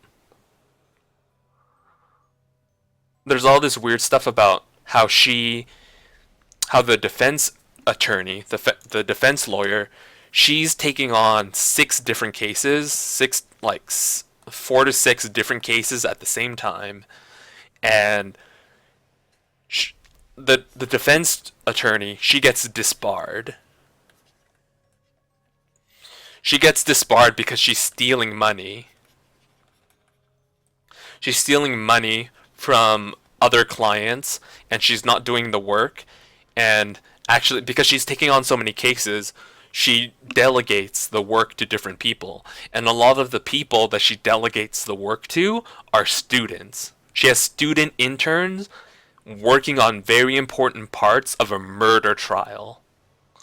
So there's all this stuff about the defense lawyer, like, she gets disbarred, right? Like, do you know what that means? To get disbarred means you get kicked out of being a lawyer. Like, they don't allow you to be a lawyer anymore, right? There's like a certain there's an association of lawyers, and they survey all lawyers in the US, and they will say, yes, you're a good lawyer. Yeah, like, you get banned from being a lawyer. And she gets disbarred. There's like record numbers of people complaining that they've taken money, that she's taken money from them and not rendered any work, and she like loses all these cases for all these people, and like, I don't know, it's really weird. And all the police officers that are involved in the case, they were involved in other cases that get overturned because of police misconduct. So all the police officers involved in this case were involved in other cases where they were found to have found to have done misconduct, where they were improper about how they dealt with evidence, they were improper how they dealt with witnesses, they were improper about everything they did with it, and they were improper about, like, they lie about how many hours they work so that they cheat the system. So they would lie that they were working overtime to get extra money, but they weren't really working. Like, they did an investigation into them, and that one of the days the police officer says he was working overtime, he was actually just at the store shopping, or he was just at home doing nothing. So there's like all this stuff that points to corruption, made up evidence, misrepresentation of evidence, negligence on the part of the defense lawyer, shady stuff on the part of the prosecution. All of this stuff fucking over Adnan, and he didn't get a fair trial. Like, all of this stuff is like compounding. Like it's so much bullshit. I don't know. It's pretty crazy. Washington, D.C., and she blogs at The View from LL2. And Colin is an associate. But yeah, dean I and like professor I like at the this kind of University of stuff. South I like Carolina School of true Law, crime and he's also the blog editor of the stuff. Evidence Prof blog. Now, I've mentioned before how amazed I am at the collection of fascinating, enigmatic, and odd people who've touched this case. It is sometimes hard for me to decide which of them has had the most impact on the case, but perhaps the strongest contender has always been Cristina Gutierrez, who was called Tina by those who knew her. To this day, people can't decide if she was a tenacious... Yeah, I don't know how strong your English skills are. I mean, you were able to follow kind of my rambling, so I assume your English is pretty good. But in this podcast, you're gonna hear the defense lawyer, Cristina Gutierrez. You're gonna hear her and how she talks in court, and there are so many times in the recorded court sessions on tape where she asks really, really, really weird questions that don't make sense. And the witnesses she'll ask them like a really terribly structured question, like a compound structured, like just a really roundabout way of asking a question. Like, a really simple question was, so you were in the car at this time, and you're waiting for him because you're going to deliver him some food. That's a really simple, right? You were waiting in the car to deliver him food. That's the question, right? But when she says, you had been located at that present time in this car parallel to when Jay had been working, such that you could endeavor to provide food in this situation to him, were you not? Like, that's a kind of question she would ask, and the witness was like, I can't answer because I don't know what you asked me. And then you're gonna hear them. You're gonna hear them in this podcast. She just asks like really crazy questions, Amazing defense and attorney, everyone's like, "What the a fuck?" bulldog on the pant leg of justice, or a tough bully who bit off more than she could chew with little regard for her clients, lying when she had to, dropping balls and hurting their cases. The thing is, maybe she was all of it. Yeah, compound questions. That's the problem with a compound question. You can't say yes or no, right? So if I say, were you at my house? Were you at my house to kill my dog? Right? That's a compound question because there's two things in it, right? Were you at my house and were you there to kill my dog, right? So you can't say yes or no to a compound question if not all of it is true, right? You could say, yes, I was at your house, but I wasn't there to kill your dog, right? So you can't just say, is it true that you were at my house wearing a hat to kill my dog? You're like, no, I was at your house and I was wearing a hat, but I wasn't there to kill your dog. I didn't kill your dog. But then if she says, is it true or not that you did this? You can't say yes. You can't say yes or no because there's multiple questions in it. Given So this she young just, woman's prior I don't know, she record, just how some can we weird know stuff. that her demonstrated qualities of dishonesty, untruthfulness, and lack of candor will not again rise to the surface. We are unable to see inside her head. A person's character is far more accurately indicated by his prior actions than by all the recommendations that could possibly be made by good friends. Once certain shortcomings have been indicated by one's actions, a person simply should not be placed in a position where he may succumb to temptations similar to those which have led him astray on earlier occasions. I suggest that an employer would not place a convicted but reformed embezzler in a position to handle substantial amounts of money, a convicted but reformed pimp in charge of a women's dormitory, or one convicted of unlawfully distributing controlled substances who is likewise reformed in a position to supervise drug distribution for a legitimate drug supply house. In fact, in any of those situations, I dare say that if a case were to reach us involving a fall from grace of such individuals, my colleagues would be inclined to comment that the employer's action was analogous to contributory negligence. Under the circumstances, I feel that I would be derelict in my responsibility to the people of Maryland were I to join in certifying that this young woman has the requisite moral character to handle the affairs of others. Nevertheless, I wish her well in the practice of law and hope she will prove my fears unfounded.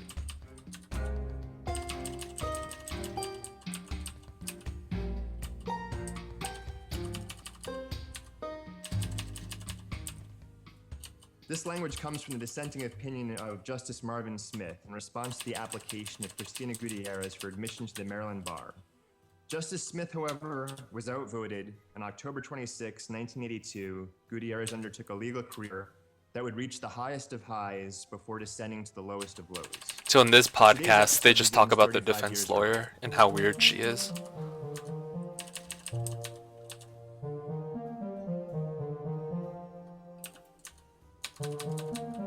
In 1947, Roberto Gutierrez, a World War II veteran, married Mary Teresa Shettle, whom he had met at a USO dance in Baltimore during the war. In 1950, his partner and he established Footner & Company, an international freight forwarding and customs brokerage in Baltimore. Mary served as their corporate secretary. In 1951, Cristina Gutierrez was born. She was the second of 10 children. This was 6 years before Baltimore was desegregated, 11 years before the version of Baltimore portrayed in John Waters' Hairspray, and decades before the Baltimore of David Simon and Freddie Gray. Gutierrez eventually went to high school at Notre Dame Preparatory School, one of Baltimore's oldest Catholic college prep schools for girls. According to the Baltimore Sun, with her pronounced Mexican features, she was keenly aware of bias against her, particularly at Notre Dame Preparatory School, where she says she was belittled by the school administration despite being a top student. After graduating from high school, Gutierrez did not attend college. Instead, she took on a series of menial jobs and became engaged in political activism, eventually becoming one of the most recognizable activists in Baltimore. She also started dating a man who became physically abusive and caused at least one miscarriage. It was at this point, in 1971, that she was arrested for shoplifting at a department store. Bail was set at $10. Neither her parents nor her boyfriend were willing to post bail for her. The next day, she pled guilty to shoplifting. However, the conviction was not under her legal last name. It was under her boyfriend's last name. Gutierrez claims that she didn't use a false name in order to hide the conviction or to hide her legal troubles. It was just that she was in an interracial relationship and that she consistently used his last name so that people thought the two were legally married, which she thought might blunt criticisms of the relationship. This was not a good time in Gutierrez's life.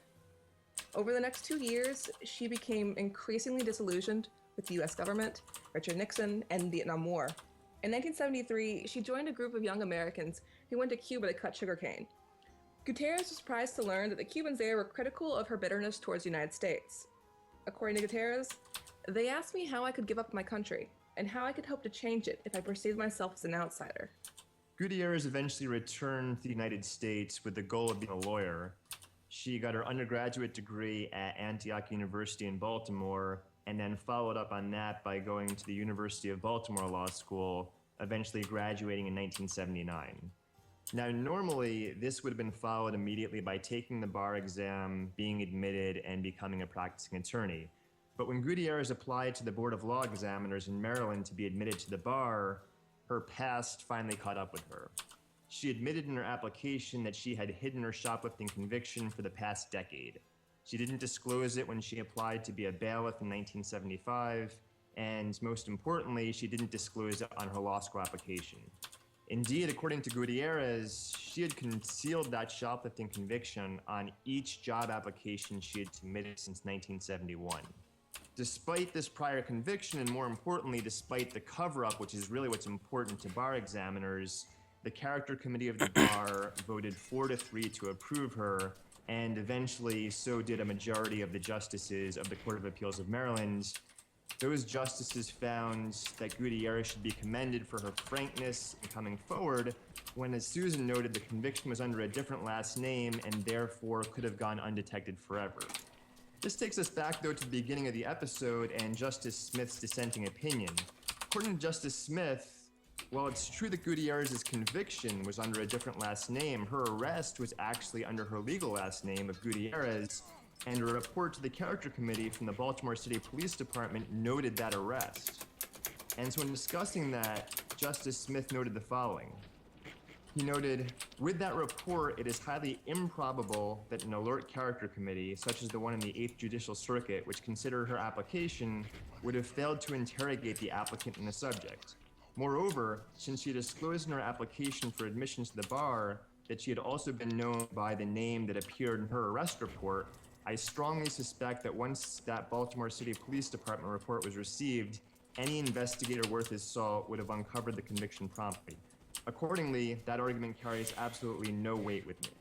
Yeah, Colin, so her arrest was actually under Christina Gutierrez, correct? Right. And then she used, for the plea deal, she entered a different name? Right, that was, again, as you said, the boyfriend she was dating at the time, his last name she used, right, I guess when she was pleading guilty, somehow she changed that last name, and that was the name under which the conviction was entered. I mean, she might have gotten away with it if she hadn't come forward, but I don't think that was very good that would happen. And if she had been caught not disclosing it, there's not a chance in the world she would have gotten through the bar committee.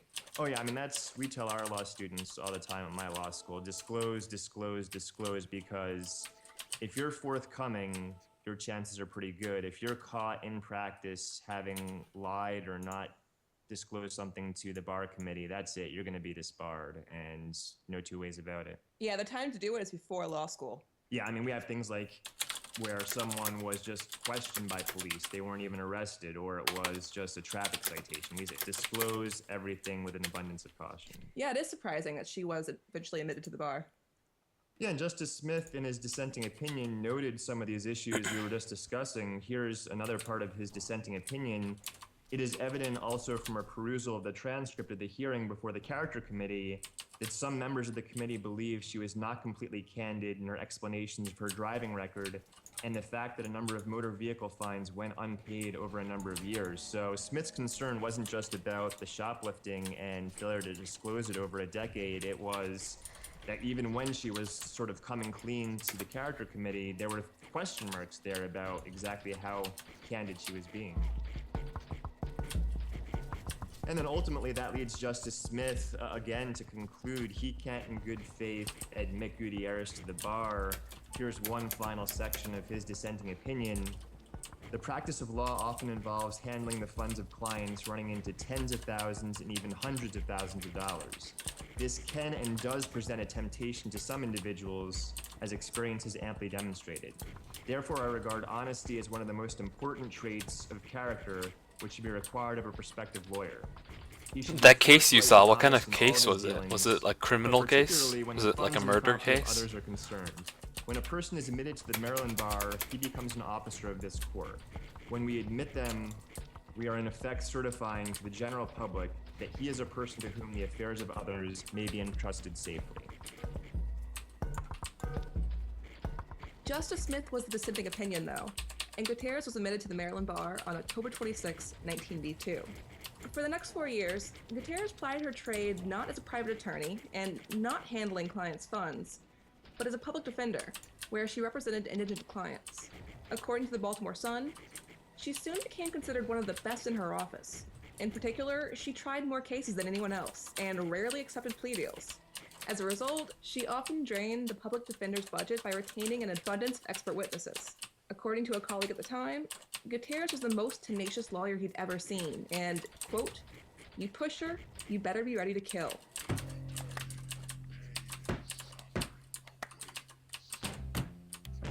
In the end, though, it was Gutierrez who cut ties with the public defender's office in 1986, after becoming worn down by the fights with her bosses. That was the same year that her divorce was finalized. We're not sure when she was married, but 1986 would be the last year that she'd ever be married in her life.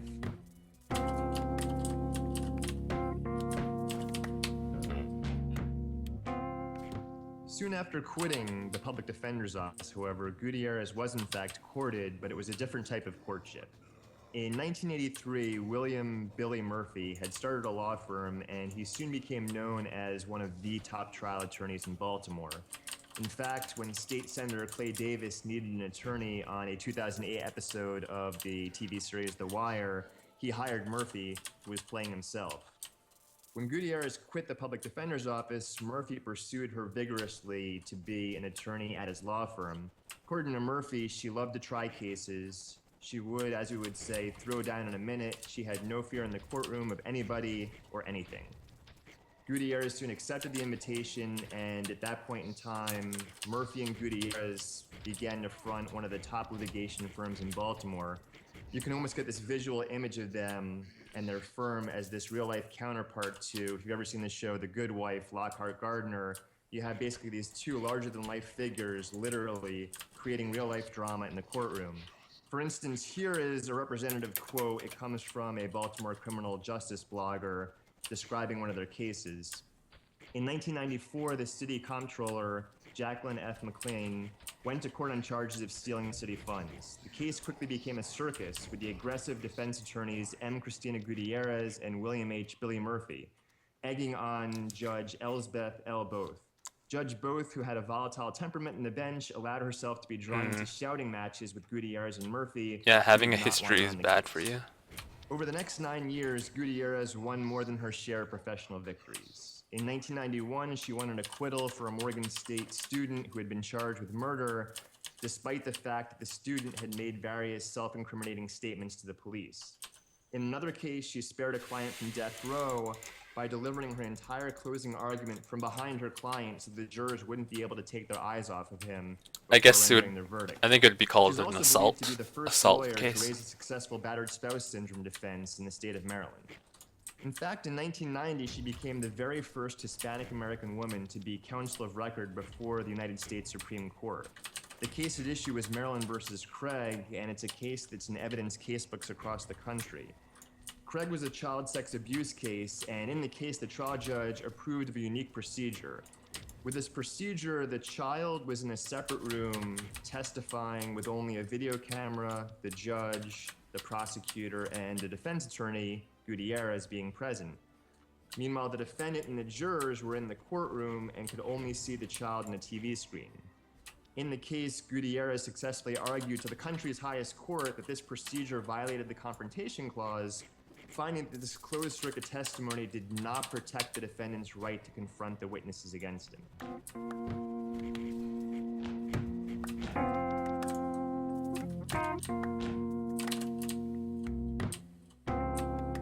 Gutierrez's successes led to her being profiled in a Baltimore Sun article on May 15, 1994, A Bulldog Tenacity in the Courtroom. It's the source of much of the information that we're using in this episode.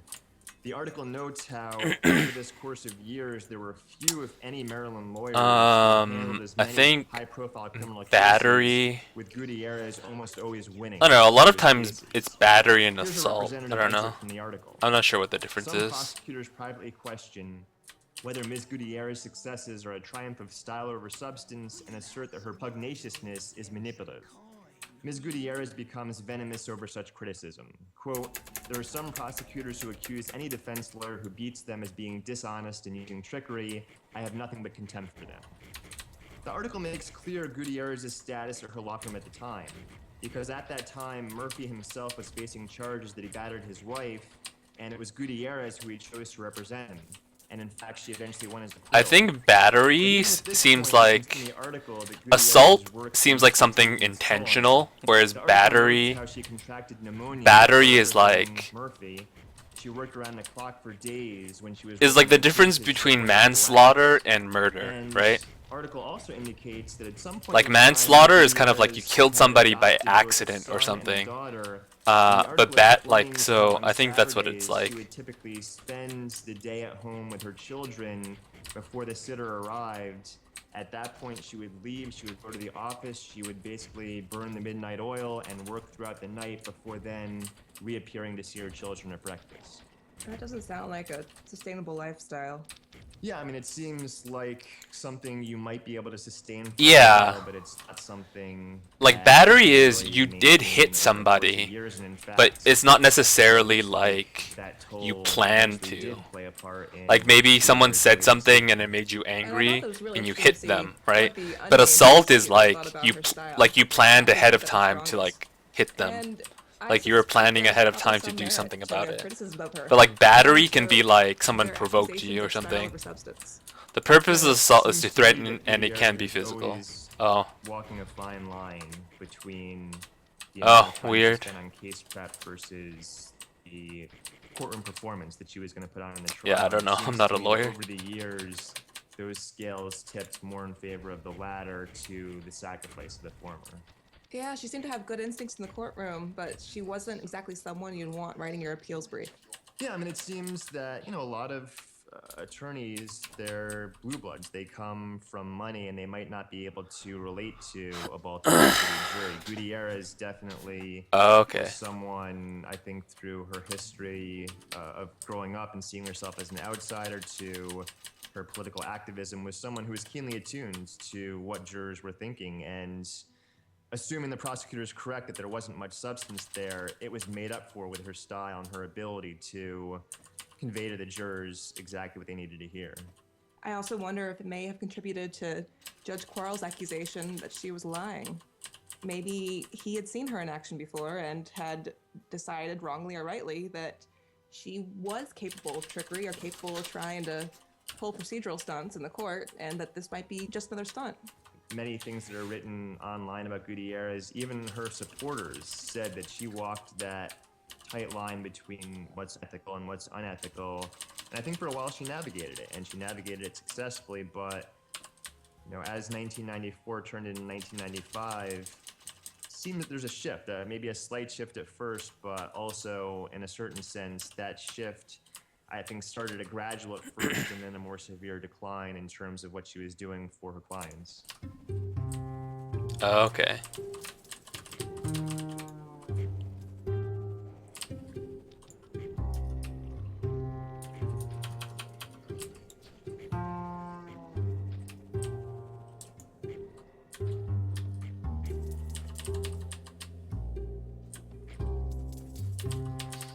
Only about a half a year later, in January 95, Gutierrez ended her professional relationship with Murphy.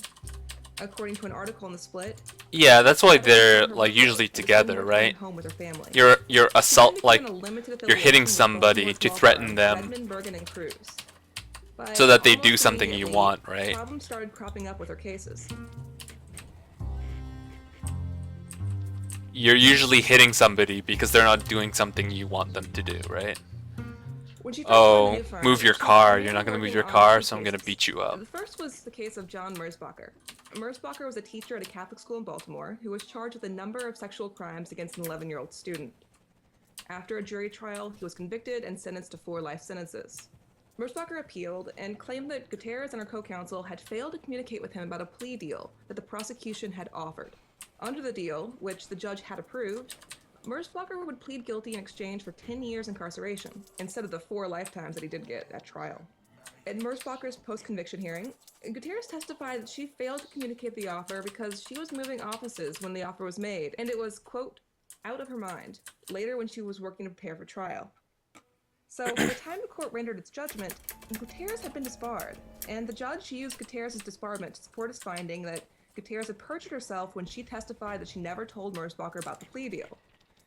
After all, the court reasoned, how could she make such a glaring mistake when she claimed to have worked so hard in the case? Which seems like a pretty terrible catch-22 to me. The judge found that she was so incompetent that her claim that she'd been incompetent in Merzbacher's trial couldn't be believed.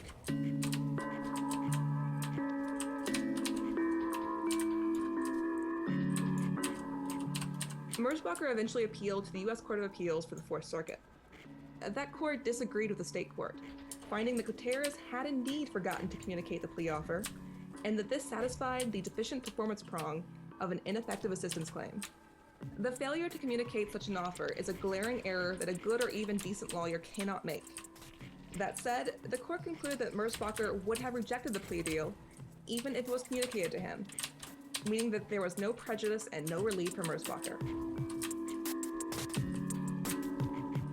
Yeah, so in other words, Gutierrez, in this case, completely screwed up. You can believe she committed perjury. You can believe that one of the central duties of any attorney to communicate a plea deal to a client didn't take place. And ultimately, court finds Merzbacher probably wouldn't have accepted the plea deal, so there's no prejudice, but that doesn't speak at all to the failures of Gutierrez. It's one or the other, either perjury on the one hand or, again, failing one of the central tenets of an attorney to disclose a fairly favorable plea deal for a client who, based upon his conviction and sentence, that was a substantial discount, that offer, which he might have rejected, but it was certainly something that he should have been told, so he would have had that option. Yeah, you can just see how bad of a lawyer she is. She didn't tell her client of like the so the guy got 4 lifetimes in jail instead of 10 years. Now, in addition to Like, that's a pretty bad deal lawyer. that slipped her mind because of her office move, Gutierrez also cited another case as a contributing factor that had distracted her in representation of Merzbacher. That client was Lori Cook. Like Merzbacher, Cook had also been charged with sexually abusing a student, but unlike Merzbacher, at her criminal trial in 1993, she had secured an acquittal based upon Gutierrez's representation. And then while still at Billy Murphy's firm, Gutierrez had also convinced a hearing examiner for the school system that the abuse allegations against Cook were unsubstantiated. Now, fast forward to April 1995, again, just as Gutierrez is transitioning from Murphy's firm to her new law firm, at that point, she thought she had negotiated a deal with the school board attorney pursuant to which Cook would voluntarily resign her job in exchange for a clean personnel record. In other words, there would be no record of the sexual abuse allegation, and it would be fairly easy for her to try to secure a job somewhere else. Instead, though, Cook turned out to be fired with cause, and this left Gutierrez, by her own admission, outraged and feeling like she had been set up by the school board. According to the school board president, the school board attorney was not technically speaking on behalf of the board, which had not approved the deal that Gutierrez thought she had secured. So this is a case of basically a school board outmaneuvering Gutierrez and leaving her with a client who thought she had a deal that, in fact, sort of vanished into thin air.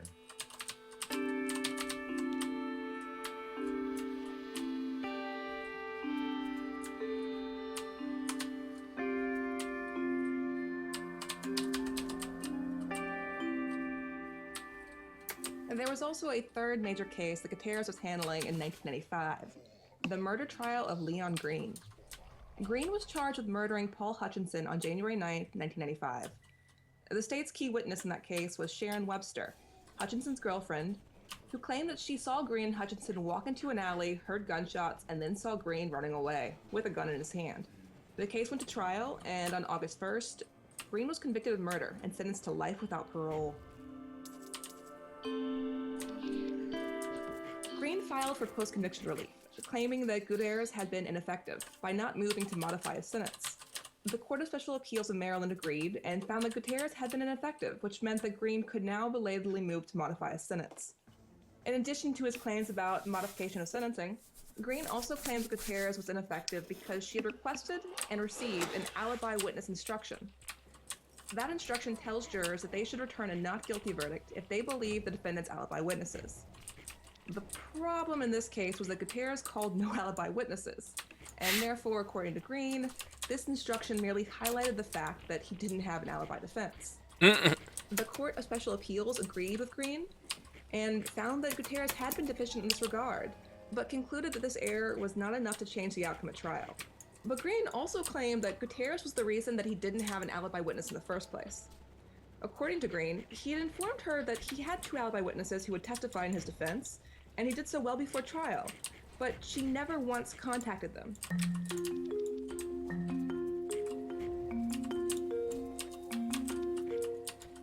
Gutierrez denied that Green had ever told her this, and the court accepted her claims. After all, in most cases, a judge will take an attorney at their word. That said, the Court of Special Appeals noted that there was clear evidence that Gutierrez was aware of these alibi witnesses and their importance. One of them because he was listed on the state's witness list, and the other because she was mentioned in the grand jury testimony by the state's key witness. And therefore, the court found Gutierrez should have, but did not, make an effort to contact these potential alibi witnesses.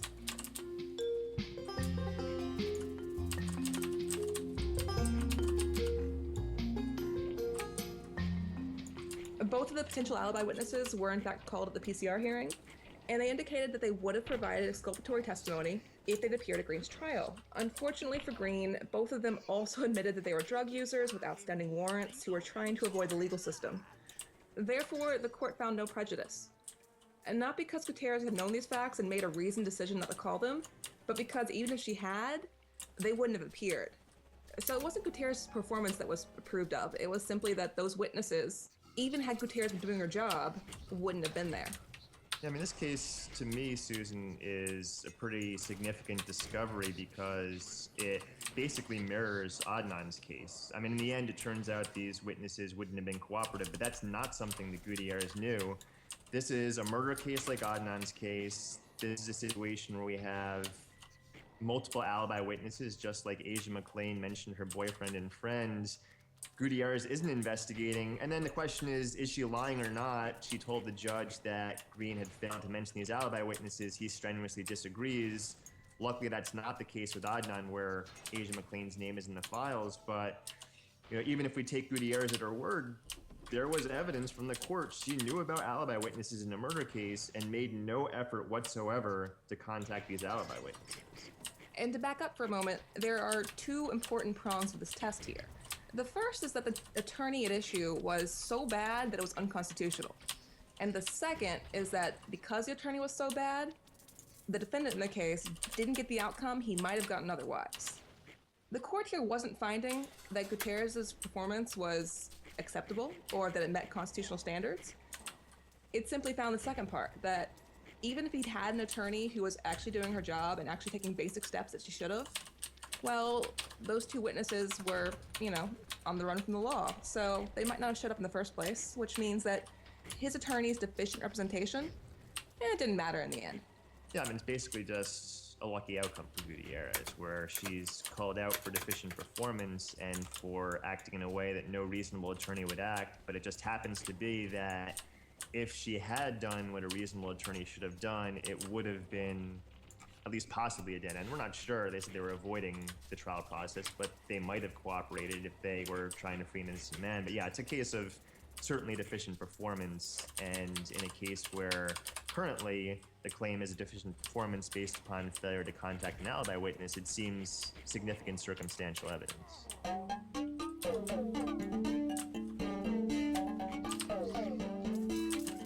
And then after that Green case, 1996 was a relatively uneventful year for Gutierrez, at least in terms of cases that received the attention that would cause them to appear in a Google or a Westlaw search.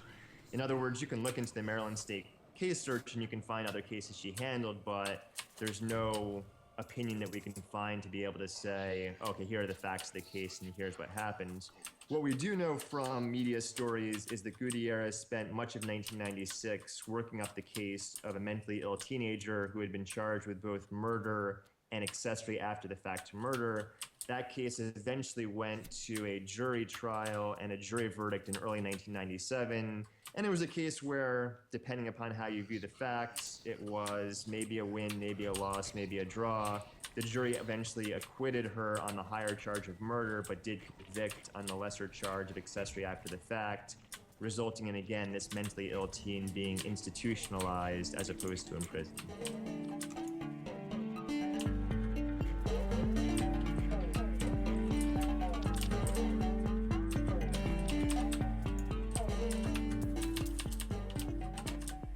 And then later in 1997, we had Gutierrez's big case that year. We've already talked about it a good deal on a prior addendum, the addendum to episode 9. This was the case of Richard Nicholas. This again was the case of the father who was charged with murdering his daughter. It was also the case in which the state's medical examiner made the sort of astounding claim that lividity could be fixed within 2 hours. And then finally, it's the case in which after the trial, the prosecutor sent an email to the medical examiner saying the lividity evidence was the key to the state's case and that he had learned from a quote-unquote unimpeachable source that Gutierrez did not understand the lividity evidence. Now, again, in terms of the present posture of this case, this is the case where earlier this year, the district court granted Nicholas a new trial based upon finding that Detective Massey and others had failed to disclose the existence of exculpatory statements by 2 ear witnesses who had heard what sounded like gunshots at a time when Nicholas was saying that a stranger had shot his daughter after a automobile incident. Now, in that opinion, you might recall, the court rejected the additional claim that Nicholas had received the ineffective assistance of counsel from Gutierrez based upon Gutierrez's failure to challenge the lividity evidence or to call her own medical examiner. Now, again, that's sort of interesting because you might recall when she was a public defender, Gutierrez was renowned for not only calling but overcalling and relying upon expert witnesses. And yet in this Nicholas case where the prosecution is saying the lividity evidence is everything, Gutierrez doesn't call a medical examiner trial. Now, once again, this is one of those cases where you wonder, is Gutierrez perjuring herself or not? We saw it in Merzbacher. We saw it in the Green case. It's the same thing here. Ultimately, the district court says, Gutierrez said on the record, I contacted a medical examiner but decided not to call that medical examiner as a witness at trial. The district court credited that. Currently, the case is being appealed by the state to the Fourth Circuit. They're going to review both the Brady claim that Massey and others failed to disclose the ear witness testimony. They're also going to review the ineffective assistance claim, and I wonder what perspective they might add in terms of whether Gutierrez, in fact, did consult with an expert witness.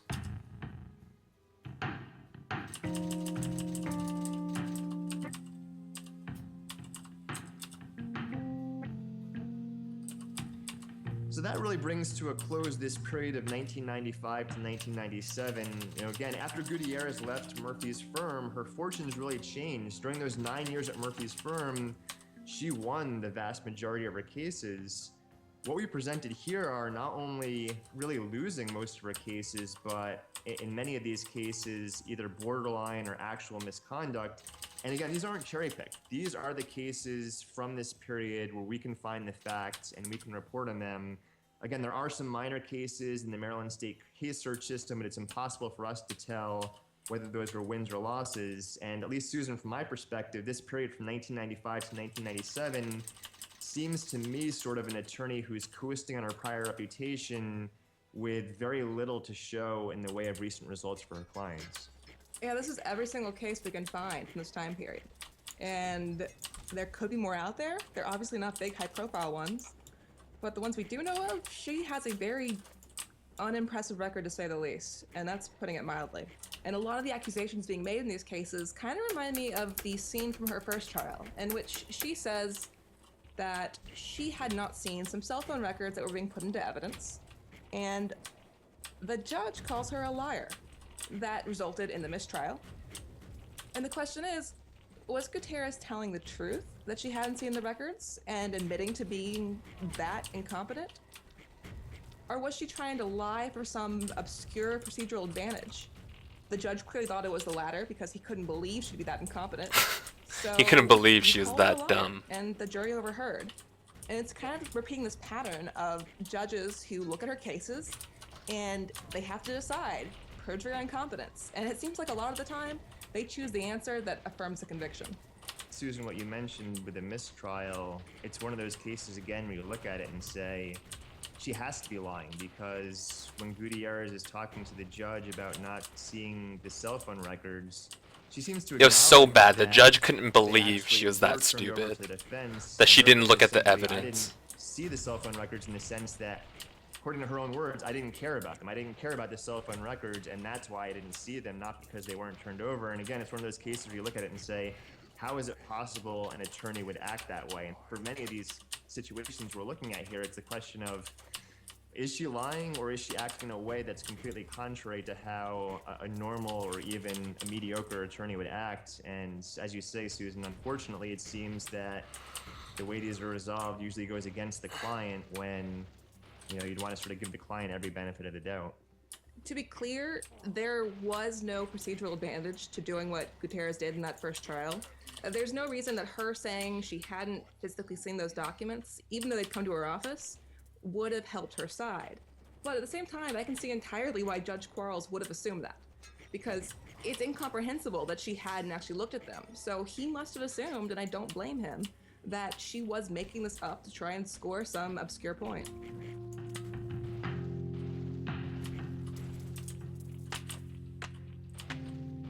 Yeah, how can you have a lawyer that says they didn't look at the evidence? Like, that's ridiculous.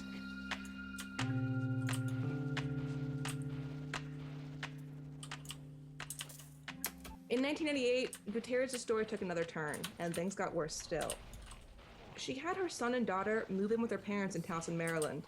This was only about 3 years after Gutierrez had quit Billy Murphy's firm in order to spend more time with her family. But according Yeah, to people are Gutierrez, pretty dumb. she had moved her children to her parents' house because she'd been getting death threats related to her cases.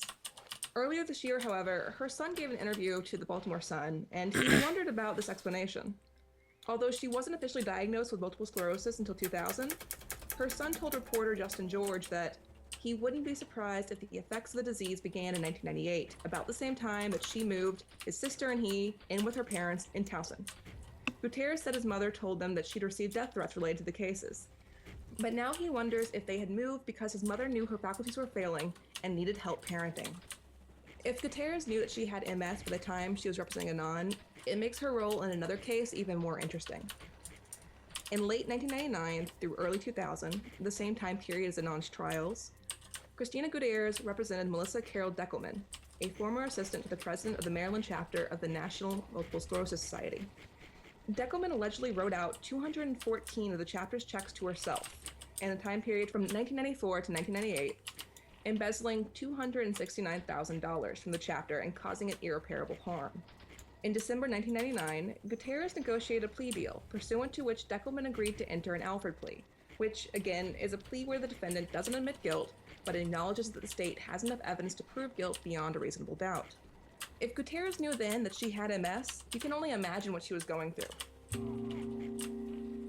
In that same vein, we can at least get a little bit of insight into this from the interview with her son. He studied cell biology and molecular genetics in part because he wanted to learn about MS and diabetes, two conditions his mother had. According to him, MS has a huge effect on a person's ability to think and her memory, her ability to make judgments, said Gutierrez, who graduated from the University of Maryland. That's what my mom had, and towards the end of her career, she was definitely affected by that.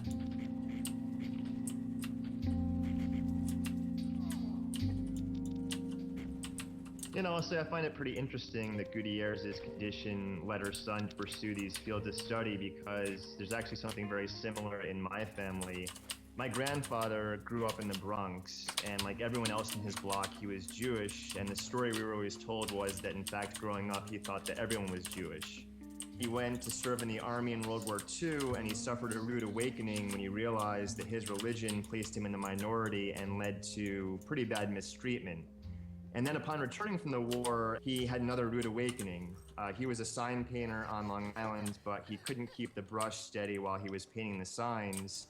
He was eventually diagnosed with MS and sought benefits from the Department of Veterans Affairs, claiming MS was war-induced and thus what's known as a service-related disability. At first, as in many of these cases, the VA was reluctant to give him benefits, but he on his own sort of studied up on the law and he fought hard for years, eventually being given disability benefits. And it was hearing about this legal struggle that he had that eventually inspired me to become a lawyer. Now, luckily for my grandfather, he did get these disability payments, meaning he didn't have to work, which based upon the physical, the mental, the emotional toll of the disease made that impossible. Gutierrez, though, didn't have such benefits, she didn't have that luxury, and as her son notes, it might easily have been the case that in the late 1990s, she was in fact in the early stages of MS and didn't realize it.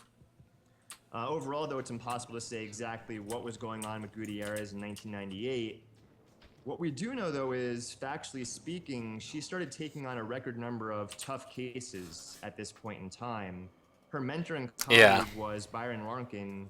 He's a professor at the I know, some University people are of really California dumb. School of Law, and he was also quoted in this story about Gutierrez. Just really, just like According dumb. to the professor, It's just like, why'd you do that? I don't know. I just did it. But why? That was so bad for everyone. You just ate all the food. Everyone's gonna die now. Why'd you do that? I don't know. I just wanted to eat it, so I did it.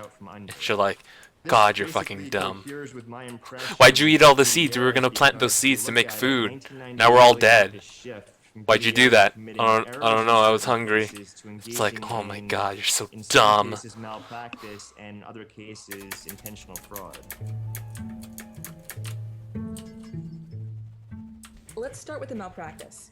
In April '98, Lai Ong pled guilty to child abuse in exchange for the state's attorney agreeing to recommend a sentence of 15 years incarceration. Ong later hired Gutierrez to argue that his plea was involuntary so that he could withdraw it and take his chances at trial. In order to retain her, Ong signed over his retirement check of $14,705. Gutierrez, however, never actually moved to withdraw Ong's plea, and she also did not appear at a sentencing hearing. Instead, she sent her associate, and at the end of the hearing, Ong was sentenced to 20 years incarceration, with 5 years suspended in favor of probation. In other words, he got the same sentence he would have gotten under his initial plea bargain.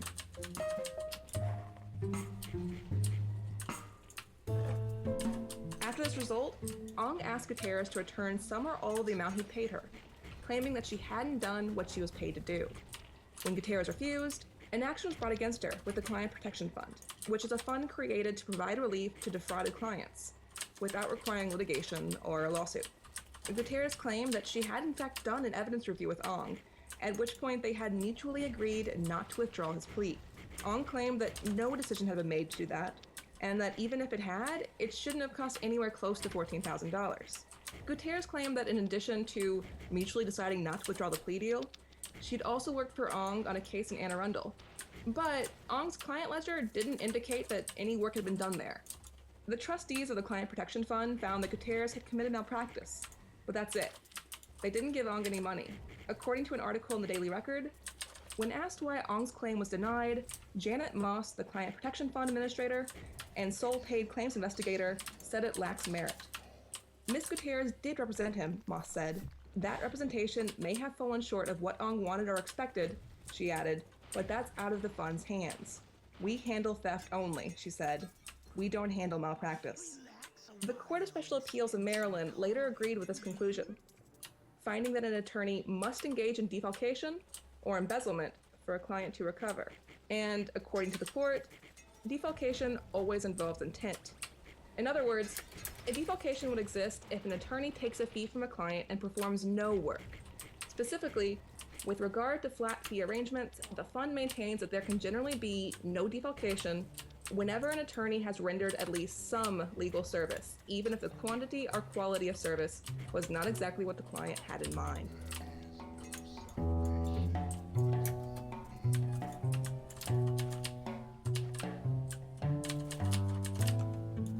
Ong claimed that he was paying Gutierrez an hourly fee as opposed to a flat fee. That is, for each hour that Gutierrez worked on his case, he'd pay her her hourly rate. If that had been the case, there could have been a defalcation claim if Gutierrez had lied about doing work, even if she'd done some work, because even though she'd worked a few hours, she was charging him for more than she'd actually done. Gutierrez, however, claimed that she was paid a flat fee, that is, the entirety of Ong's retirement check. The court found that some of her actions in the case were more consistent with an hourly fee arrangement as opposed to a flat fee, and since Ong didn't have a copy of the legal services agreement, and Gutierrez claimed she didn't have a copy of it, there was no way to show otherwise. Therefore, the court found no defalcation. Yes, you might wonder what would be an example of defalcation. Well, this takes us to what I would regard as a very curious development in Gutierrez's legal practice. Prior to 1998, I haven't been able to find any record of Gutierrez being involved in any case outside of Maryland, and we also haven't been able to find a record of Gutierrez handling more than a few murder cases at the same time. But now if we look to the time frame during which Gutierrez represented Adnan, she was handling a total of 8 murder cases, and those 8 murder cases were in 5 different jurisdictions. The first of these you've already heard about a bit on Serial. That was on October 2nd, 1998. 13-year-old Greg Whitman was brutally killed in his home in Pennsylvania. His 15-year-old brother Zachary was later charged with that murder. Gutierrez joined the case, and in fact, she was initially successful in moving to suppress certain evidence that was recovered from the Whitman residence after Zachary had called 911 on that fatal day of October 2nd. The state then appealed from that ruling, and Gutierrez tried to cross-appeal. 8 murder cases at the same time. That's ridiculous. ridiculous. That had been excluded before, even more evidence should have been suppressed from trial. According to the Superior Court of Pennsylvania, this was a case of quote-unquote first impression, meaning there was no precedent on the issue in Pennsylvania, and therefore the briefs by the parties would be essential to resolving the case. So it was a case that desperately needed expertise, and Gutierrez assured the Whitmans that she was seeking it out and specifically getting it from, once again, Byron Wankren, her old law school professor. But somehow things weren't quite working out. On September 22nd, 1999, Gutierrez's cross-appeal was quashed, meaning that, according to the court, she had done something wrong with her filing and the court wouldn't consider it. Then on March 28th, 2000, the Superior Court of Pennsylvania reversed the lower court's ruling and deemed the previously suppressed evidence to be... Are you able to understand what they're saying? Now again, you might recall that Are you able to follow what they're saying? On Serial, or is with it the too Whitmans technical saying that throughout the sounding? course of representation, they had asked Gutierrez to see briefs in advance of deadlines, and yet consistently Gutierrez was not producing them until the day of the deadline, meaning that oftentimes the Whitmans would have to drive down from their house in Pennsylvania, pick up the brief at the last minute, and then race up to the courthouse to file them. Eventually there was a last deadline. This was the deadline to file an appeal to the U.S. Supreme Court. Again, Gutierrez assured the Whitmans that she would have the brief and that Professor Warnken was preparing the draft of the brief. Turns out that both of these statements were lies. Gutierrez never produced a brief, and Warnken has confirmed to me recently that he never worked on the case at all. And according to Warnken, this was not the first problem he'd had with Gutierrez. Instead, in a blog post, he noted that as tenacious as she was also a mess. She had too much going on and did not take care of herself. This was evident the times we worked together and saw each other socially. I saw firsthand some of the things Serial described. She also failed to deliver on promises made to me on more than one occasion. She had so many health problems. She had diabetes, she had multiple sclerosis, she had cancer, and she didn't die from any of those. She died from a heart attack. He's not the only person. That's ridiculous. What kind of person has all those diseases? Sarah Koenig reported that a former law partner of Gutierrez told the Whitmans that Gutierrez had been slipping for a while, the last 5 years even. Yeah, it's a lot of names being said. It's a lot of names being said and a lot of legal terms being said. Murphy's firm or soon after she started at her new law firm. So in other words, what the former partner observed is exactly the same trends we've noted in this episode, that after leaving Billy Murphy's firm, Gutierrez's performance first gradually and later dramatically started to decline in cases. In the end, in the Whitman case, the Whitmans were granted an extension by the Supreme Court, which allowed for a hastily filed brief to be filed by a new attorney. Ultimately, though, that brief was not accepted and the case was not taken up by the Supreme Court.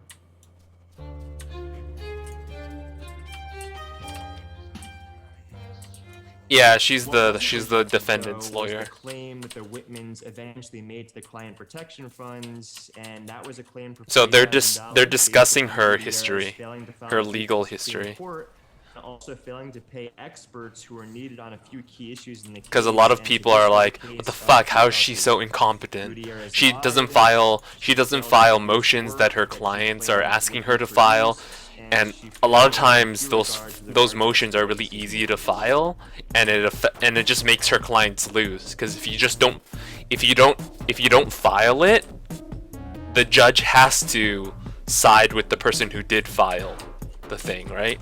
So she wanted to dismiss something, There's another but if she reason never why motions Gutierrez to had dismiss issues it, writing a brief. the judge 18-year-old doesn't do it Selena for her. Wietrowski had been You know? convicted of murder and sentenced to life imprisonment. Gutierrez was hired for $20,000 on August 5th, 1998, to file a petition for post-conviction relief. She was asking for a modification of sentence so that all but 20 years of the sentence would be suspended.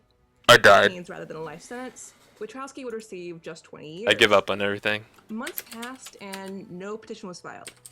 98 turned into 99, which turned into 2000, and Gutierrez just kept telling Wietrowski, or her mother, that she was still working on the petition. Oh well. Eventually, at Oh some man, point I in had 2000, everything. the mother called Warnken because she was aware that he had worked on another case with Gutierrez, and she asked him why it was taking Gutierrez so long to file the petition. Look, this is how I That shoot was because he couldn't normally. think of a reason that I was doing full 20,000 conviction filing would damage. take more I than only 14 do months. 3,000. At the same time that the issues in the Whitman case were coming to a head, Wietrowski's mother filed a claim for $20,000 Yeah. to the Client Protection Fund.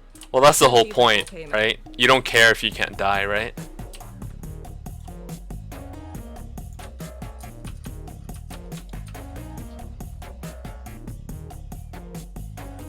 Oh man. What did my hits do? Yeah, now. They only Warnken, do her old 3,000. Mentor and law professor was eventually appointed to the case, No. and she told me that there No. was no evidence. I don't think I can whatsoever fight that them Gutierrez now. had done any On work Inferno. the case. Inferno's so He hard. also told me the appeal was fairly simple. It should have taken no more than a few months. That's in fact how long it took him, and the appeal was successful. The sentence was in fact modified. I don't know if I to can all win. I don't have the but 20 relics to years fight of all these Wietrowski's monsters. sentence was I suspended. think they're So like this too is a strong. case That where guy has for 280. whatever period of time, 2 years, 20 months, Gutierrez, fairly simple PCR case, didn't do a single thing. And in the meantime, teenage client was in prison based I don't on think I can something win. that could have been and was quickly modified. She'll be getting out soon. Holy, it's taking so long to kill them.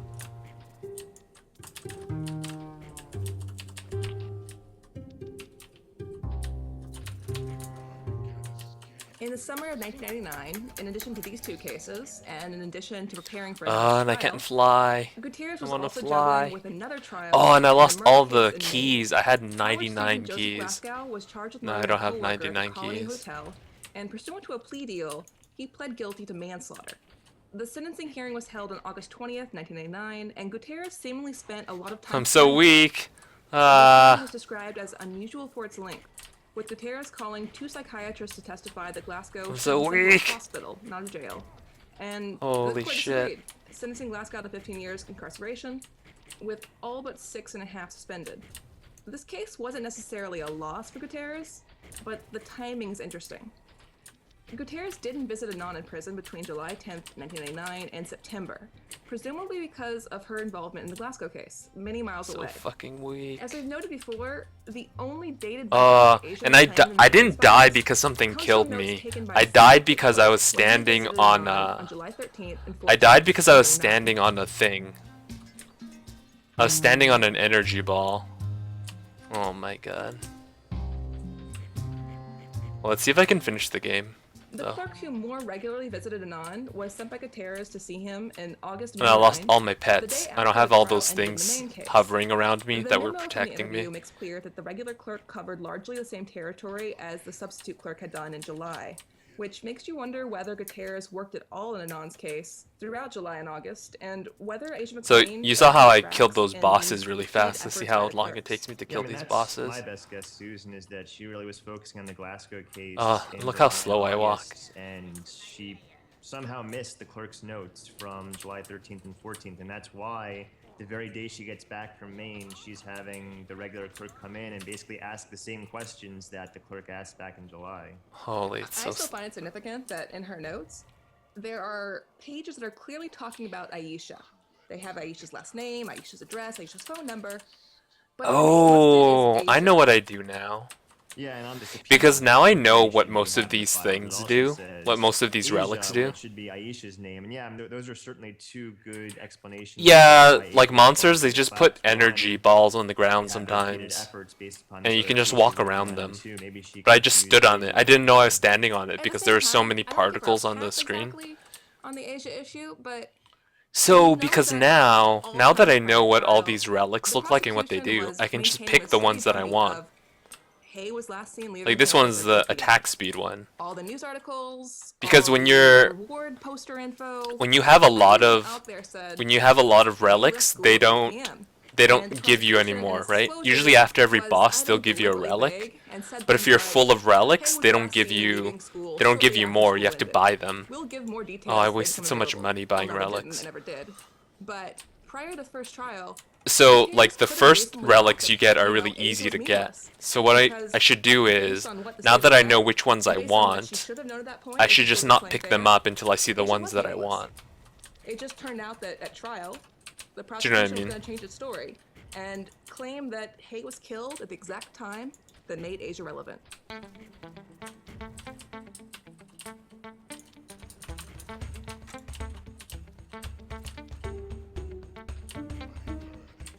You know, as Susan just noted, Gutierrez didn't visit Adnan in prison between July 10th and September of 1999.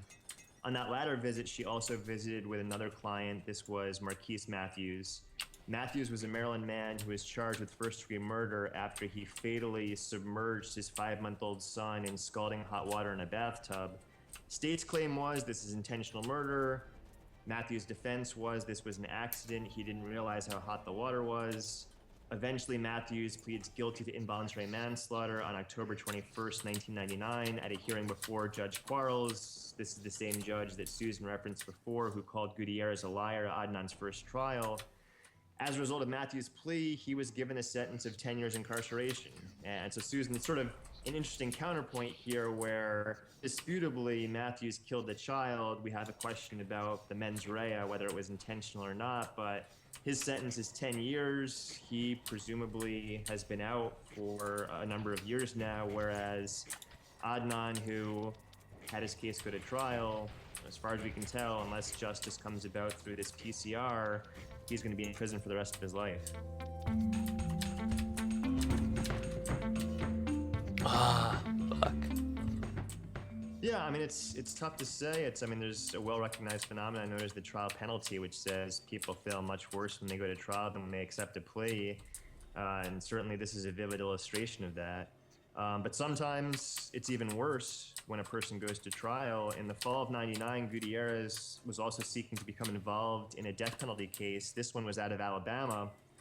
Levi Pace had actually previously been convicted of first-degree murder back in 1996, but that conviction was thrown out based upon racial discrimination in the selection of grand jury forepersons.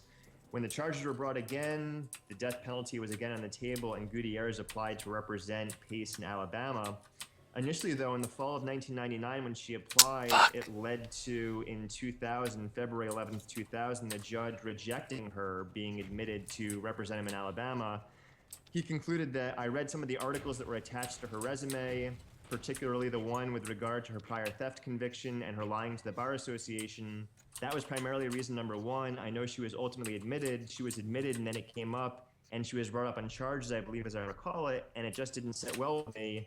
Frankly, I didn't think she could bring to this case any help to Mr. Pace, and I just investigated what my duty and responsibility was in the case and found that it was discretionary.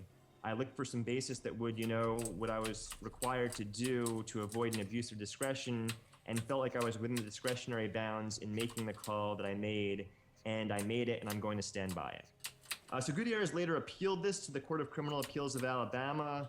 In August 2000, the Supreme Court of Alabama agreed with Gutierrez and said, okay, you can represent Pace because despite your problems during being admitted, you haven't been disbarred, you haven't been disciplined. Turns out Gutierrez never actually represented Pace because soon thereafter she was hospitalized, diagnosed with MS, and then Supreme Court of Alabama saying she's never been disbarred. Well, just a few months later, in fact, she was disbarred. But before we get to that, Susan, Oh we my have god, these this three is so other sad. cases that Gutierrez was handling in 1999 and 2000. They were all first-degree murder cases, and they all took place in Puerto Rico. Yeah, it just seems like there's a long string of people who were trying to sound the alarm about her, and they never got taken seriously enough. Yeah, and I think in the Puerto Rico cases, we see sort of the same story playing out that we see in these other murder cases during 99 and 2000. The first of these was David Vega Molina. On February 9th, 2000, so in the middle of Adnan's second trial, Gutierrez agreed to represent him. He was one of several defendants charged with a robbery, hostage-taking, murder. When the First Circuit reviewed the case, it noted the obvious. There was little evidence against Molina other than a confession by a co-conspirator that also implicated Molina. Now, this is the type of No, I don't case have where it's keys. abundantly clear what defense counsel should do pre-trial, and that's move for a severance, meaning, in other words, that Molina is given a separate trial from his alleged co-conspirator who made the confession, and that's because under the Confrontation Clause, there are issues under the Bruton Doctrine with admitting the confession of a co-conspirator at a joint jury trial. Now, Gutierrez, you might recall, as we mentioned before in the Craig case, she is the one who successfully argued the Confrontation Clause up to the Supreme Court, so she certainly should have recognized this issue and moved to sever Molina's trial. And indeed, another attorney who was representing another co-conspirator in a case did just that, filing the motion that Gutierrez did not file. The consequence is that Molina is convicted when his co-conspirator's admission is read into evidence. And now at this point in time, Gutierrez was not the attorney. She had been disbarred. She is also not the attorney when years later Molina was released. She had passed away. And why was Molina eventually released years later? Because of the Confrontation Clause violation. Now certainly we can't pin what happened at trial on Gutierrez, but again, a lawyer with her experience with the Confrontation Clause going before the Supreme Court, she should have recognized what another attorney recognized in the case. This is the case where the confession was the most powerful evidence. If there was any risk of coming to evidence, she should have moved to sever, and she never made that motion. Now, a little bit earlier, a week before a non-second trial began, Gutierrez also agreed to take on another case, also in Puerto Rico, this one for Angel Bernacet Cosme, on January 14th, 2000. The timing of this representation is interesting because Uric called out Gutierrez at trial for failing to respond to phone calls by prosecution witnesses who had also been subpoenaed by the defense. Part of Gutierrez's response was that she had been out of town for a large chunk of that time, and the Cosme case makes it clear that she was actually in Puerto Rico probably. And you wonder how much trial prep she could have done in a nonce case in between the two trials. Now, the week before trial, especially in a trial this scale in a murder case, she should have been immersed in a nonce case. At the very least, she should not have been handling other murder trials in other jurisdictions. Fuck, I'm not strong enough. I'm not fucking strong enough. Cosme was charged with first-degree murder, though, and the prosecution indicated that it was going to pursue the death penalty. And because it was a death penalty case, bail was denied, And they put and it the on state easy. successfully argued in February that the Speedy Trial Act deadline didn't apply, and that's because of the large amount of time and trial prep that goes into capital cases. Later that spring, however, the state informed the defense that it was no longer pursuing the death penalty. This should have immediately prompted Gutierrez to argue that the Speedy Trial Act did apply, and that Cosme should be given bail. That notice, however, was not given until 2001.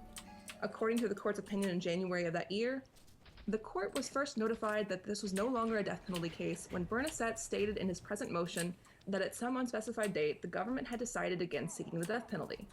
Bernacet should have informed the court of this change as soon as it happened. Accordingly, the court finds Bernacet's claim of Speedy Trial Act violation unavailing. Yeah, and of course, Susan, when the court says Bernacet should have informed the court of this change as soon as it happened, they really mean that Bernacet's attorney, in other words, Gutierrez, should have done this. And yeah, again, it's another failure there in early 2000, right at the time that Adnan's case is being heard, that she's wearing so many different hats, all these different trials in these different jurisdictions. What's Puerto Rico law? What is Alabama law? What is Maine law?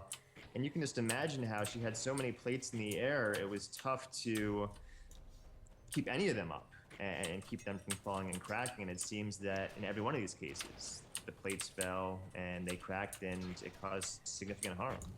So what's the grand total here? From May of '99, when Gutierrez first began to get involved in this case, and May when she first became his official attorney, until the end of his trial in February of 2000, how many murder cases did you take on? Well, so far we've discussed 7 murder trials plus the PCR where she was handling the Wiatrowski murder PCR. And then there's this 8th case. There's this 8th and final case in Puerto Rico. This case actually started in 1999, and it was the case where she was lead counsel for Hector Acosta Martinez. And speaking of these different plates in the air, there's a memo from a law clerk dated September 16th, 1999, which indicates that Gutierrez was confusing this case with Adnan's case. That memo states, please put the correct client number on the phone/witness list for the reference case. The Syed phone/witness list currently lists Acosta Martinez client matter number. As Gutierrez was appointed in the Acosta Martinez case, all costs and expenditures will most likely be scrutinized. Thanks. Now, Susan, the main question in the Acosta Martinez case was whether the Federal Death Penalty Act applied in Puerto Rico, trumping the island nation's ban on capital punishment. Because you see, Puerto Rico, they've always been opposed to the death penalty. They never had it when they were under Spanish occupation. When the U.S. took over during the Spanish-American War in 1898, they installed the death penalty. But Puerto Rico later abolished the death penalty in 1929, and in its Bill of Rights, they simply stated the death penalty shall not exist. But the question here was, as the sovereign, can U.S. law, federal law trump it, and can Acosta Martinez and other Puerto Rican citizens be given the death penalty? Well, in this case, in early 2000, Gutierrez was successful. She argued that Puerto Rican law cannot be overcome by federal law, and therefore the death penalty doesn't apply. Prosecution later appealed to the First Circuit, and as in the Whitman case, the court noted this is an issue of first impression, meaning once again, there's no case law on the issue, the attorney's briefs would be key, and while the state submitted a brief, Acosta Martinez never filed a brief for the First Circuit. So what happened? Well, a default order was sent to Gutierrez on March 28, 2001. It was returned to the court on April 2nd, 2001 with the message, refused, company going out of business. No forwarding information supplied. So Acosta Martinez was appointed an attorney at the last minute, but unlike in the Whitman case, it was too late for the attorney to file a brief. So in this case, there was no brief by Gutierrez. It was too late to file a brief. Without briefing from this defendant, the First Circuit ruled the Federal Death Penalty Act applies in Puerto Rico. As a result, Puerto Rican citizens can be given the death penalty. Susan, this is sort of everything coming to a head here. This is the Whitman case, the Wiatrowski case. In What a early bad lawyer. 2001, Gutierrez is nowhere to be found, and the firm is refusing this default order that's being sent to it. And it's sort of interesting because it ties into what we know, what was going on at Gutierrez's law firm at the time.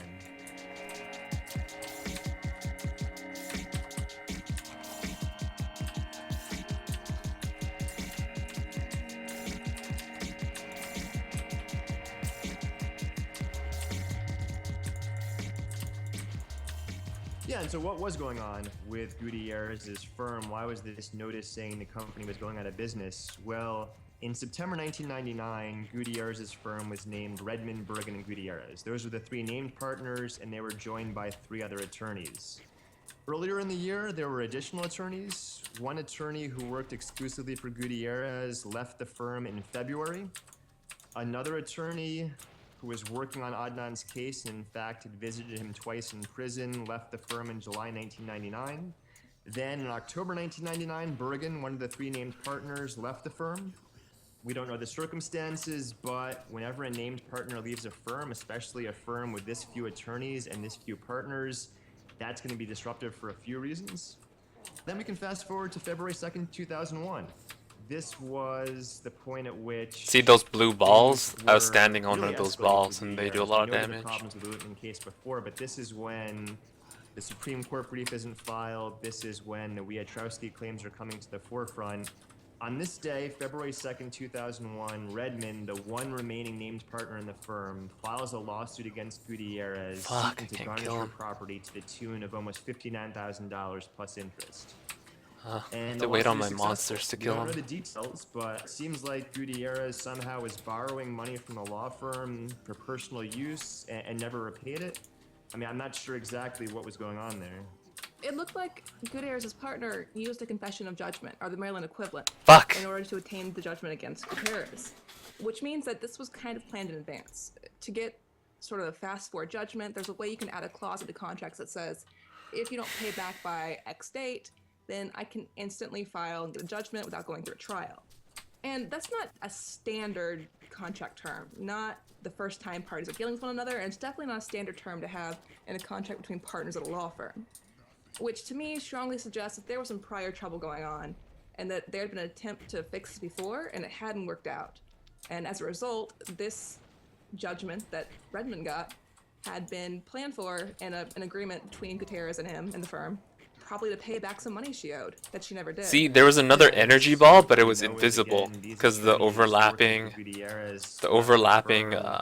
There's a third attorney who particles. was working with It was actually Gutierrez covering it. I on couldn't the see case it. After the prior two attorneys left, and she left the public defender's office in 2000. I'm not sure if it was during Adnan's trial, but you get the sense of a sinking ship. These aren't people who were replaced with other attorneys. Gutierrez was relying upon law students to do a lot of the work that otherwise attorneys would have been doing. It certainly seems to me that this was something that did not suddenly come about, that this was something over the course of a few years the people at the firm were starting to recognize.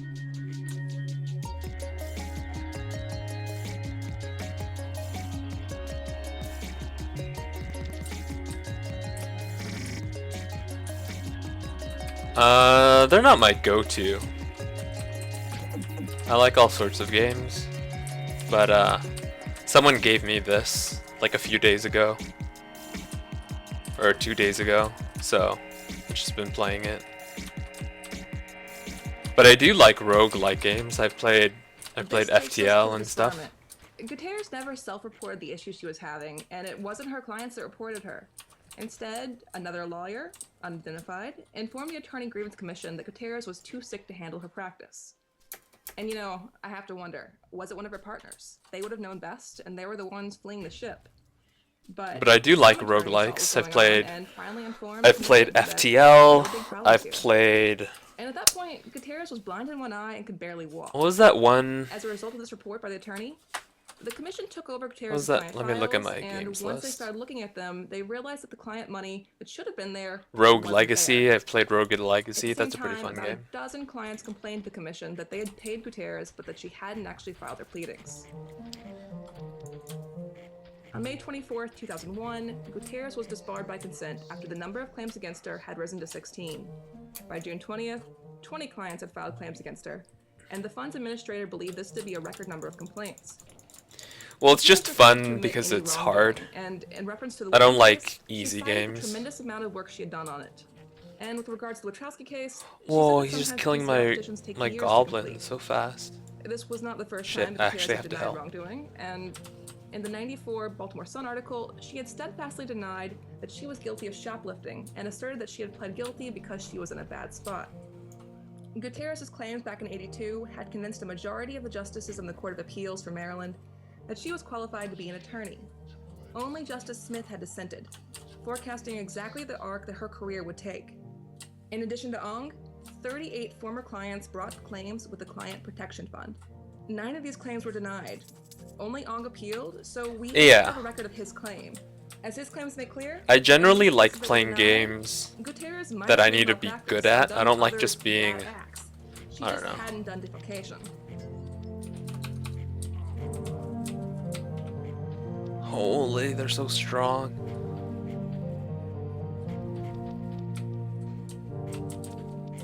On the other hand, 29 of these claims were sustained, so that means that 29 separate clients were affirmatively able to prove that Gutierrez intentionally defrauded them out of their money. It might have been a case of doing no work, it might have been a case of failing to do particular work, it might have been, as with some of the experts in the Whitman case, hiring someone and then sticking the client with a bill. Eventually, these 29 clients were paid a total of $269,235, nearly the exact same amount that Gutierrez's former client had stolen from the Maryland chapter of the Multiple Sclerosis Society. Now, I've checked into this. The Client Protection Fund says that specific case information is confidential, so we don't have the details about the time frame for many of these other cases, but we do have the Wietrowski case and we do have the Whitman case. Wietrowski again, Gutierrez started representation in August 1998. That was 8 months before she took Adnan's case. If we go with Professor Warnken's general estimate, Gutierrez should have been done with the PCR brief at most 14 months later, October 1999, squarely within her representation of Adnan. Instead, as we know, she did no work whatsoever and consistently lied to her client about the work that was being done. The Whitman case also started in 1998, either late 1998 or 1999, early in the year. Gutierrez committed fraud. The experts that were the issue in the case were in connection with a hearing on whether Zach Whitman would be trialed in juvenile or adult court. So that was probably early 1999 when this fraud took place. Later, September 1999, that was when she first started to have issues with the brief she was filing, the cross appeal that was quashed, lying about speaking with the professor about the brief and having him write a draft. So again, this is all during the same time frame she represented Adnan. This is not stuff happening after the fact. It's squarely within that 1999-2000 time frame.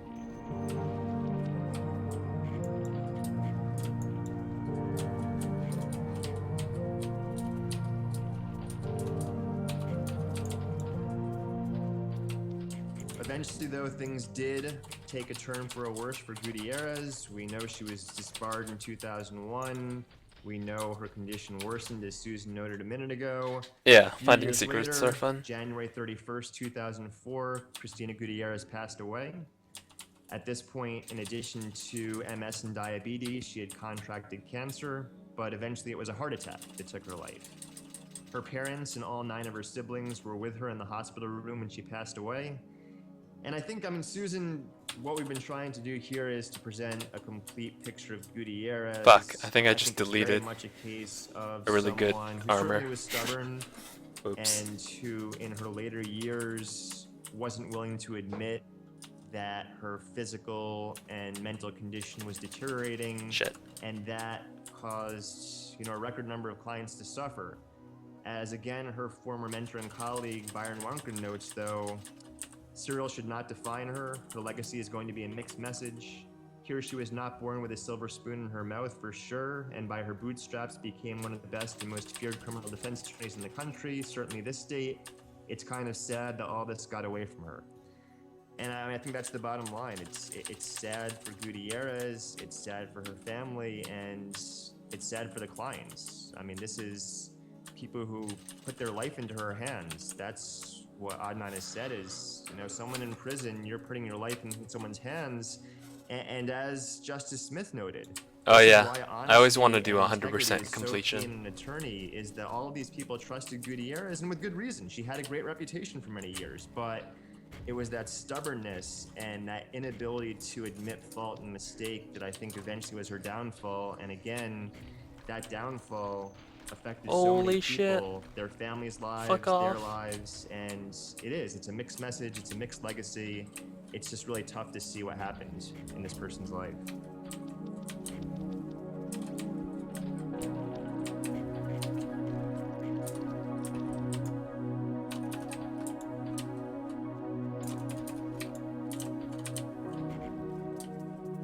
She's such a complicated and tragic figure, and I flip-flop on how I view her. On the one hand, sometimes I do have sympathy for her, and it seems like she was a respected and ferocious attorney who, by the end of her career, was falling apart. And then I remember her theft when she stole from dozens of clients.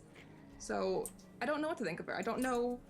You can't excuse stealing from clients as merely a sign of illness or merely just her getting out of her depth or things spiraling out of control. She was stealing from clients. And then she was also simultaneously doing a poor job as an attorney. And I feel like in Anand's case, we have, on the one hand, an attorney who was very concerned with the money.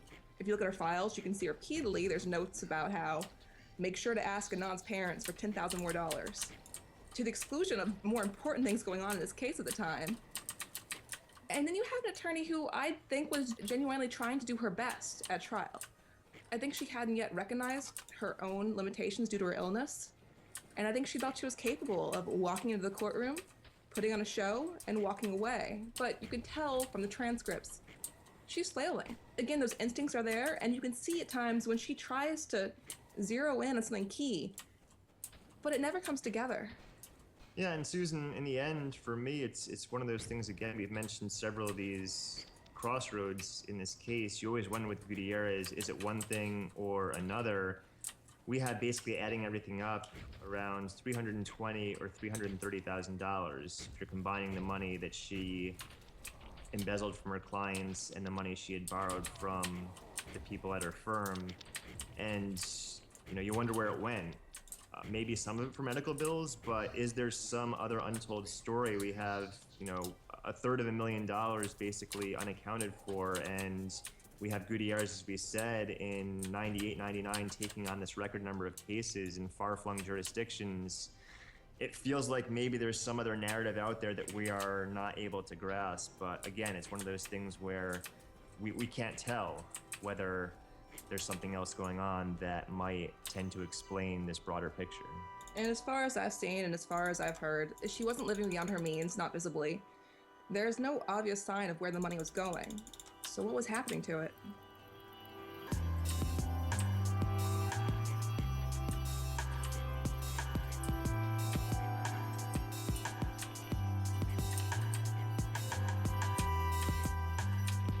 I think that's precisely what that Ms. Gutierrez is trying to do. She's trying to lay the foundation through which. How many it's been so long since we started the call. I don't remember which motions were named. Holy.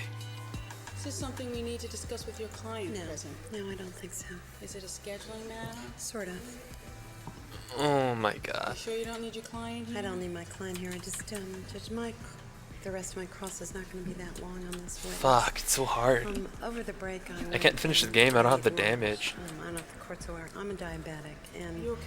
well, I'm not sure. I had lunch. Things seem to be fine. I was going to say something to the court anyway, because yesterday eating so late is something that throws me off, and I should have stopped, and I didn't. I felt fine, but oftentimes I just have bad reactions a day or so later. I was fine. I left. We walked back, and by the time I got in the building, I was overwhelmed and had to vomit.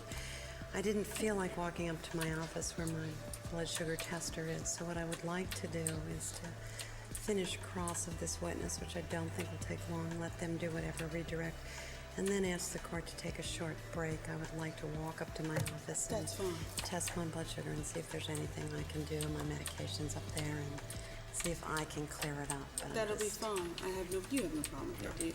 And I would tell you that if you want, depending on what is going on, we can stop.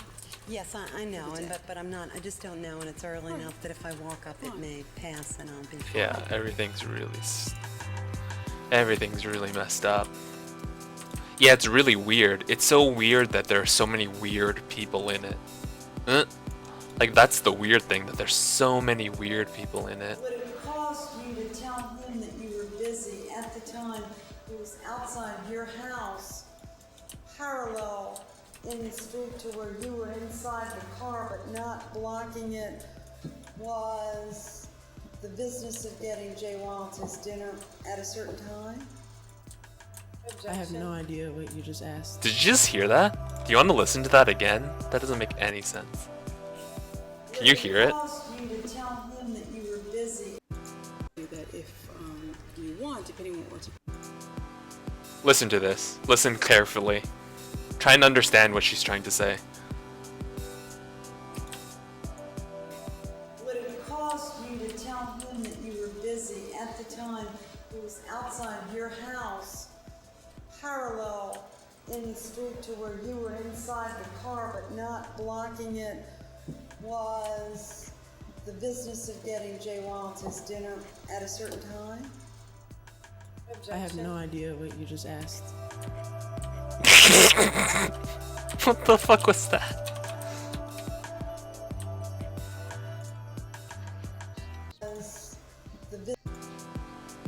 Again.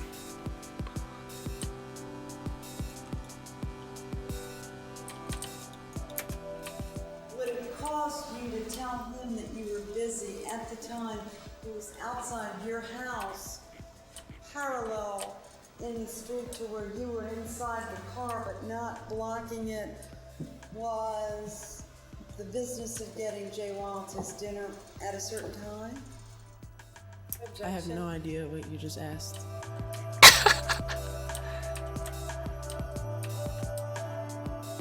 Here, let me stop. Here, I'll try and transcribe it. Parallel. Here, I'll try and because I've listened to it a bunch of times. Here, let me try. Would it cost you to tell him that you were busy at the time he was outside your house, parallel in the street to where you were inside the car but not blocking it, was...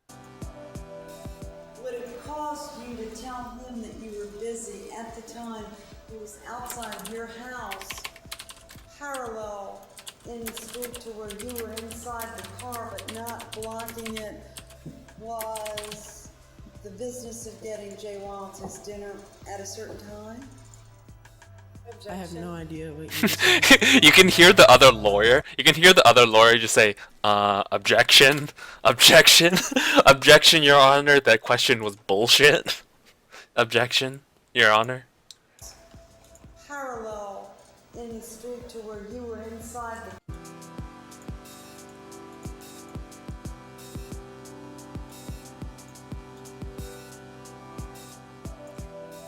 Would it cost you to tell him that you were busy at the time he was outside your house, parallel in the street to where you were inside the car but not blocking it, was the business of getting Jay Wild his dinner at a certain time?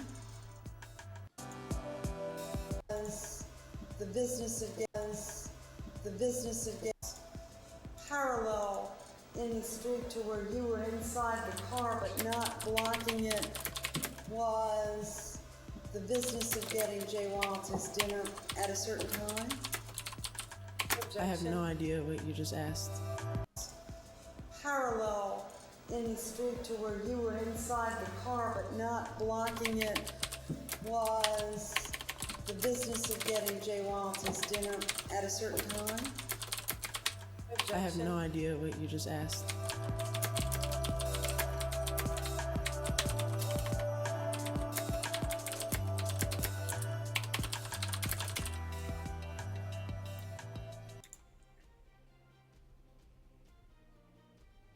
Yeah. Oh, so your English is pretty good.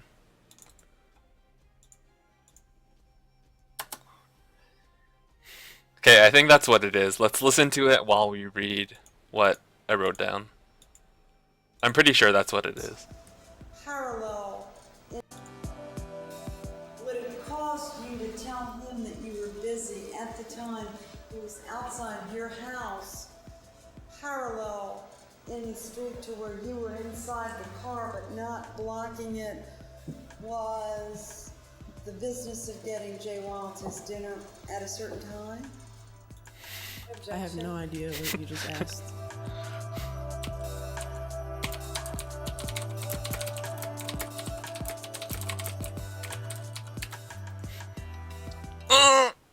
Objection, I have no idea what the fuck you're saying. Objection, objection, I have no idea what the fuck you're saying.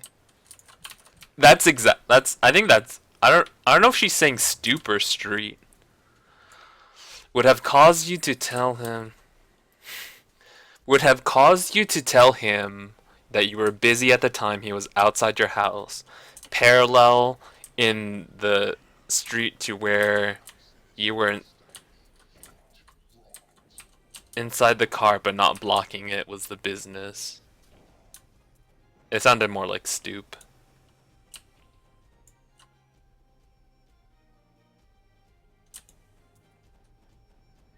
She's just like saying you would have told him you were busy when you were outside your house and you were inside your car, but he wasn't blocking it.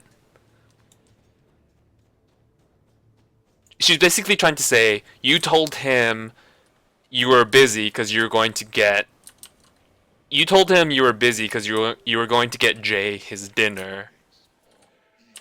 And that's why you said you were busy. And you said this when you were in your car outside your house, right? That's what she's trying to say.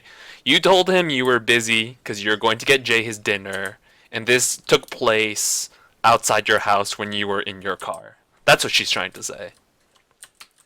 And then she's like, at a certain time, is this right? And then she's just like, the fuck you say? It almost doesn't make any sense. It's just like, But I think that's what she's trying to say. You told him you were busy because you're getting some guy his dinner when you were outside your house. And this took place outside your house.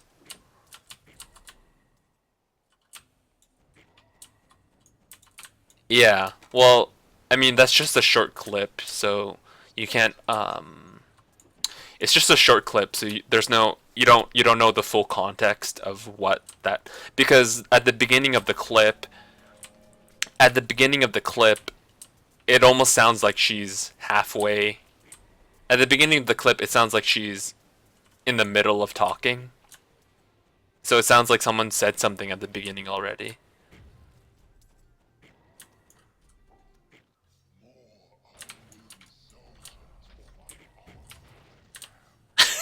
Yeah, sometimes her questions are even longer.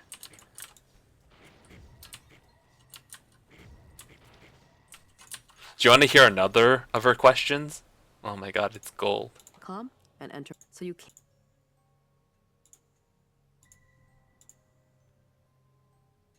You do not have to answer that question. By all manner of cellular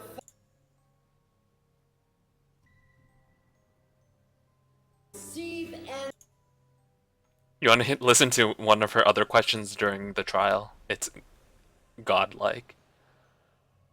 expectation in the design of your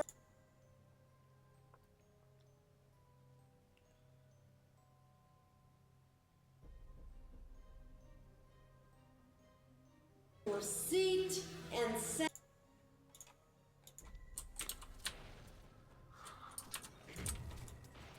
online. More than 1 million people around the world have experienced their genetics through 23andMe.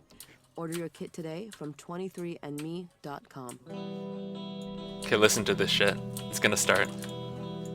It's about cell phone tower records.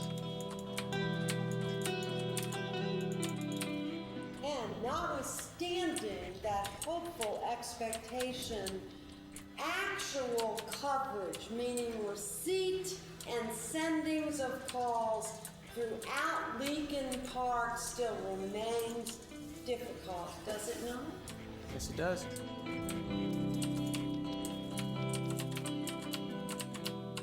Sir, my question was, notwithstanding your expectation in the design of your network that you were selecting the optimum site for your cell tower to receive and send cellular signals to be seen by all manner of cellular phones, that the coverage area designated was expected to cover what you so designated, the difficulties in sending and receiving phone calls throughout the coverage area that includes the designated parts of Lincoln Park continue to be problematical.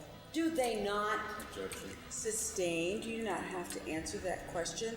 And counsel, if you would like to restate it and phrase it, not in a compound fashion and in a different tone, the court might consider it. I appreciate that offer, Judge, but I will pass. You do not have to answer that fucking question. If counsel would like to repeat the question and not a shit This week's episode in a not shitbag way, counsel can repose the question. And then she's like, I don't even know what I was asking. I think she was just trying to say, did you design where the cell tower was going to be? Yes. Is it not true? Is it not true that it's difficult to use the cell tower records? Is it not true that the cell tower records are not? Would you agree that the cell tower records are not reliable? Is what she's trying to say. Are not reliable within the regions of Lincoln Park. And then he could say, yeah, they're not reliable.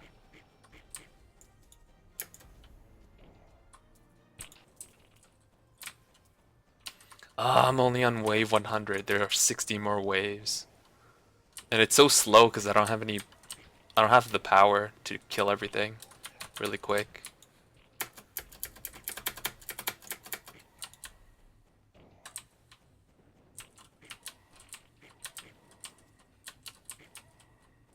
Yeah, she's trying to say that he's wrong, or that he designed, or that he's wrong, or that the witness is trying to misrepresent the evidence.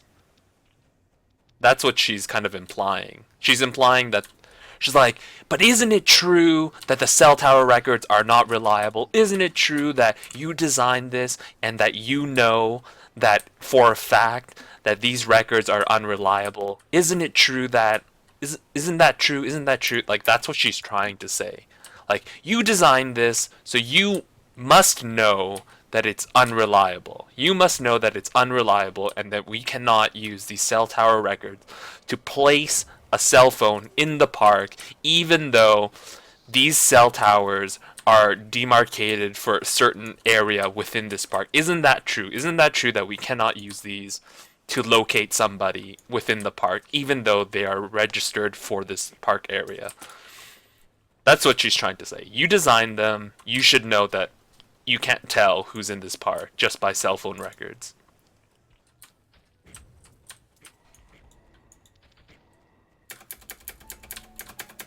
But she's like, also it's the way she's delivering it. Yeah, well, she's a defense, like a criminal lawyer.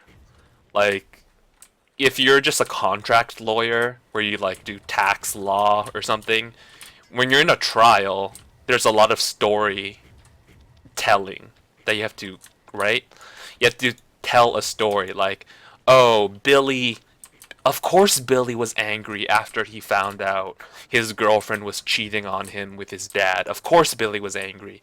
And the cell phone tower records show that Billy was at his house that evening, and our witness claims that Billy was told about the infidelity during this time. So of course Billy was outraged. Of course he was outraged, of course he was outraged, and we can from the gun records we know that Billy owned a .42 Magnum, and that the kind of gun that was used to kill his father was a .42 Magnum. There was gunshot residue on Billy's arm, and it was the kind that would match a gun of that type. So I would leave it to you that I would leave it to the jury to decide that Billy was in fact enraged that about this infidelity and killed his father or something. So there's a lot of narrative that you have to convince the jury of, right? You have to say, this is what we think as the police, as the state. This is what we think happened.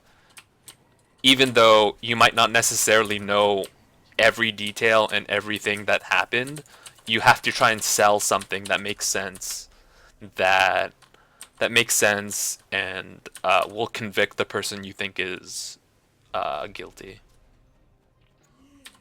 But I don't know, the way it wasn't even that first question. It wasn't so much that the question, it wasn't so much that the content of what she was saying was super confusing. It was just the way she was saying it. Like the way she kept pausing between every two words. She would pause in weird places, so it kind of broke up the sentences in weird sections, and then it made it really hard to understand because she just kept going like, "Is it not true that the demarcation of the cell towers receiving and sending," like the way she was saying it like that made it really confusing as to what she was trying to get across.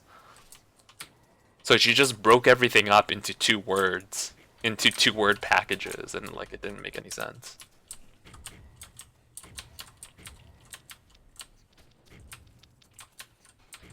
Yeah, and well, that's why there are so many wrongful convictions, you know. There's so many wrongful convictions that happen before DNA evidence. So a lot of times DNA evidence can exonerate rape cases, right? So if someone was raped and then there's like DNA evidence of who did it, years later they test the DNA and then they say, oh, it wasn't that guy.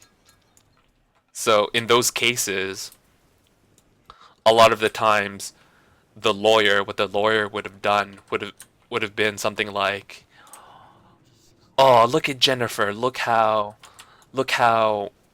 innocent she is, and look at this black man.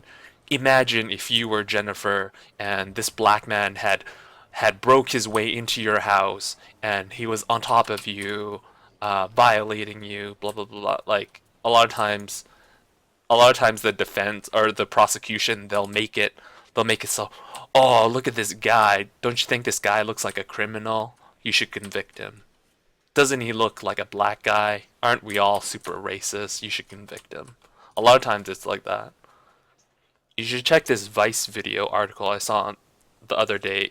It was titled something along the lines of "Meet the Lawyer That Saul Goodman is Based On." Oh, like from Breaking Bad. Yeah, a lot of, especially criminal and defense lawyers or criminal cases, like trial lawyers, a lot of what those people do is shady shit, right? Because they do lots of like shady stuff. They do a lot of shady stuff like with evidence. Like they like make evidence disappear. They hide evidence, or they don't show the defense evidence. They hide evidence from the other side. They hide evidence from the police. The police hide evidence. Like everyone's hiding evidence or not divulging the evidence when they're supposed to be. So it's like all this like bullshit.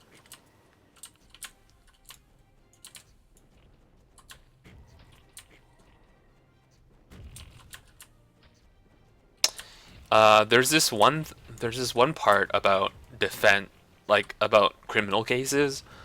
There's this one rule called Brady. It's the rule that if the state is in possession of evidence that would affect the case, meaning if the state is in possession of exculpatory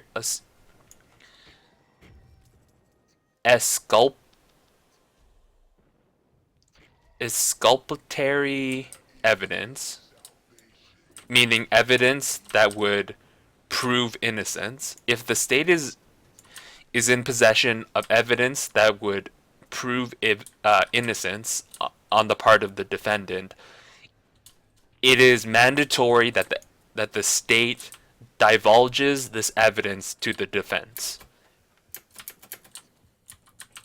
So there's that rule, Brady, right? If the state has evidence that shows your client is innocent, the state has to give it to you, right? Fairly uh so that you can fairly put on a defense of your client. So that's Brady. But in the rules it says the state is the state has to make that judgment call. Meaning the state can withhold any evidence they feel like, pretty much, right? So if they have to divulge evidence that makes your client innocent, they can just say we don't think so, and then they don't give it to you. So it's really hard for the defense to get all the evidence from the police. Um, from the police. Okay, I think I'm on the last level. Oh, I'm so weak. I hate being so weak. Does that make sense, what I said? I was trying to use legal words and then I couldn't say them properly. Yeah, you can put it. I'll watch it.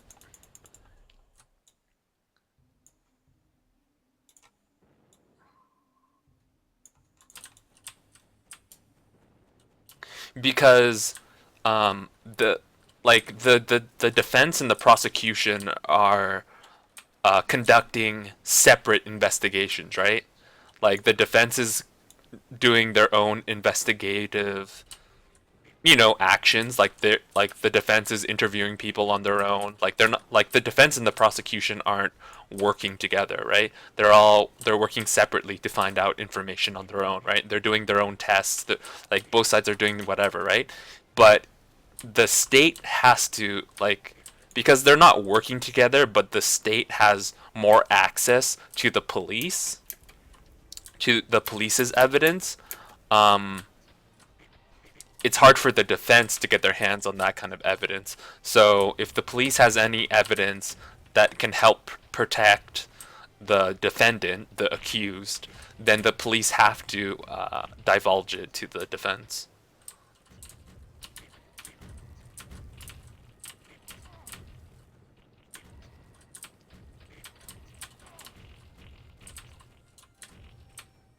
Okay, let me load this video.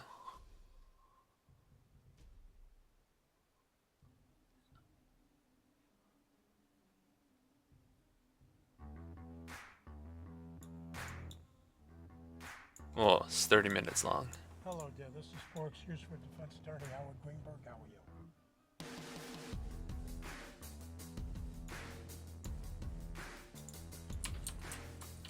Advocacy is such a dense topic. I mean, I think it is witchcraft. It is deep. It is alchemy. There are no more victories in this.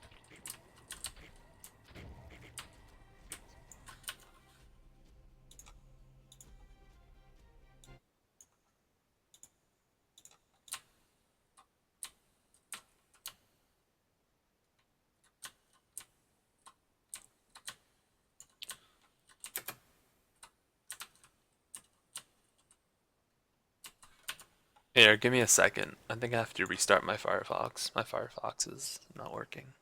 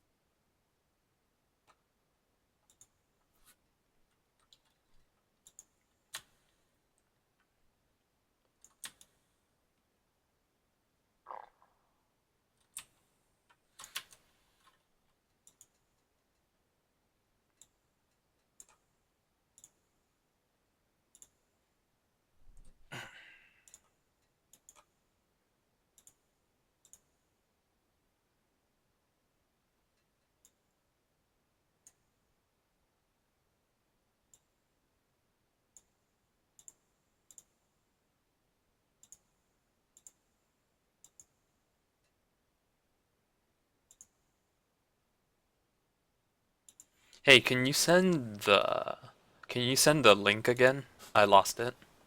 Or maybe it's in my history. Oh, no, I found it. It's in my history.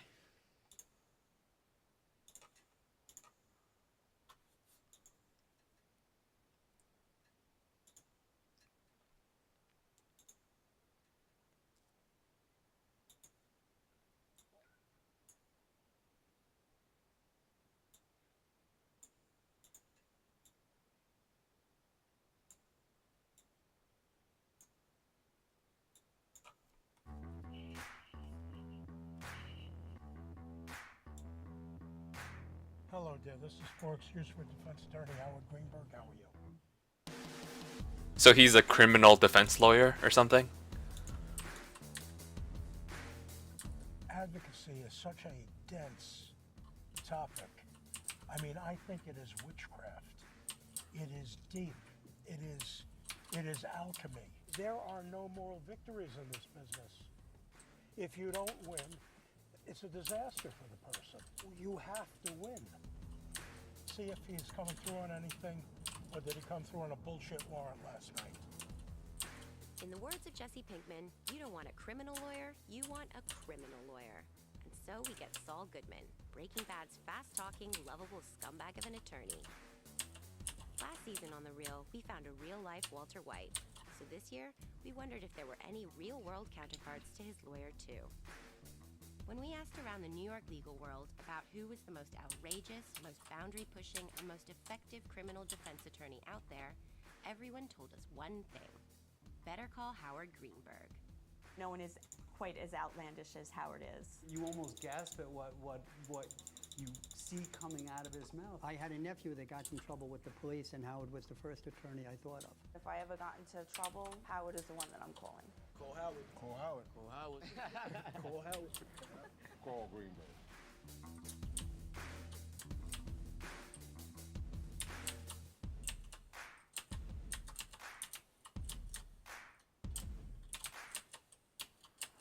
Oh no, I didn't unlock it. Oh, did it not unlock? I don't think it unlocked because I died. How are you? Hi, Howard. Pleasure to meet you, dear. This is what Professor Van Helsing. No. You know what Van Helsing is, I don't do, you? I do. Yeah, the Vampire Slayer. Okay, come on in.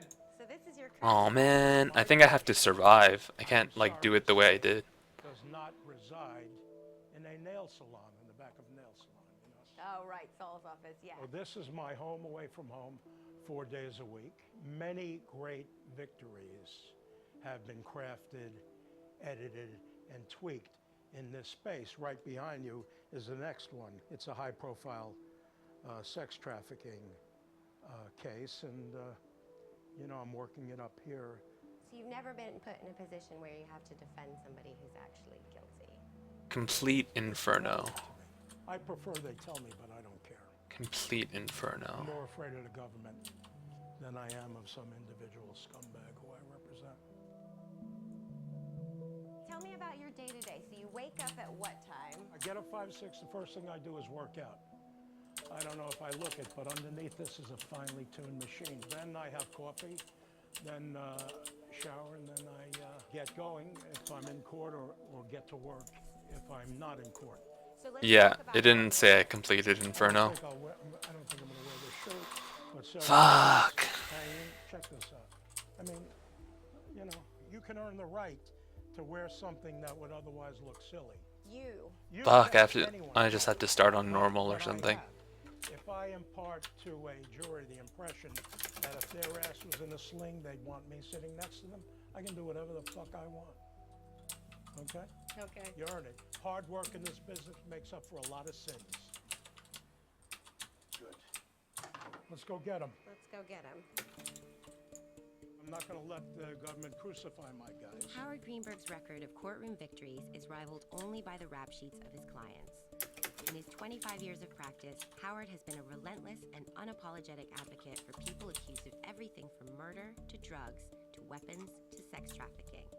Defending the likes of the so-called Lolita lawyer who confessed to paying a woman to have sex with her teenage daughters, and rapper Bobby Shmurda, an alleged leader of the violent GS9 gang. But even more than his clientele, it's his ruthless and outrageous courtroom tactics that have made him a darling of the local press. Can you do the shmoney dance? No, but I know how to count that shmoney. For more background on Howard's larger-than-life reputation, we reached out to some of his former opponents and longtime allies to get a first-hand account of what it's like to watch him work. Can you tell me about some of your first encounters with Howard? I remember him when I first came to the office. I think the thing I remember most about him is you never knew what was going to come out of his mouth. And sometimes it was very personal to you. Like if you tried to argue about a case in front of a judge, he would potentially attack you. Howard did it to everybody. There's almost an endearing quality now when you look back at it, because the shit he did was fucking hysterical. But I can't say that. I started at Legal Aid. I started as a public defender, and I just remember coming to know him from seeing him in and out of courtrooms. You know, this crazy guy with the jet black hair plugs walking into the courtroom, and you know, he's not easy to miss. He doesn't look like a typical lawyer. You know, just between like the hair and the way he moves and the way he speaks, he really knows how to push the envelope with a lot of people, but not cross the line where he would end up getting himself into trouble. There was a prostitution case of Howard's that got a lot of coverage. Can you tell me a little bit about that? It was a case where two men that were accused of running a prostitution ring, and he was giving summations. And in it, he was saying things to the effect that he would love to be like a hoe working for them, that, you know, if he made as much money as them, he would be doing it too. That is kind of the way he rolls.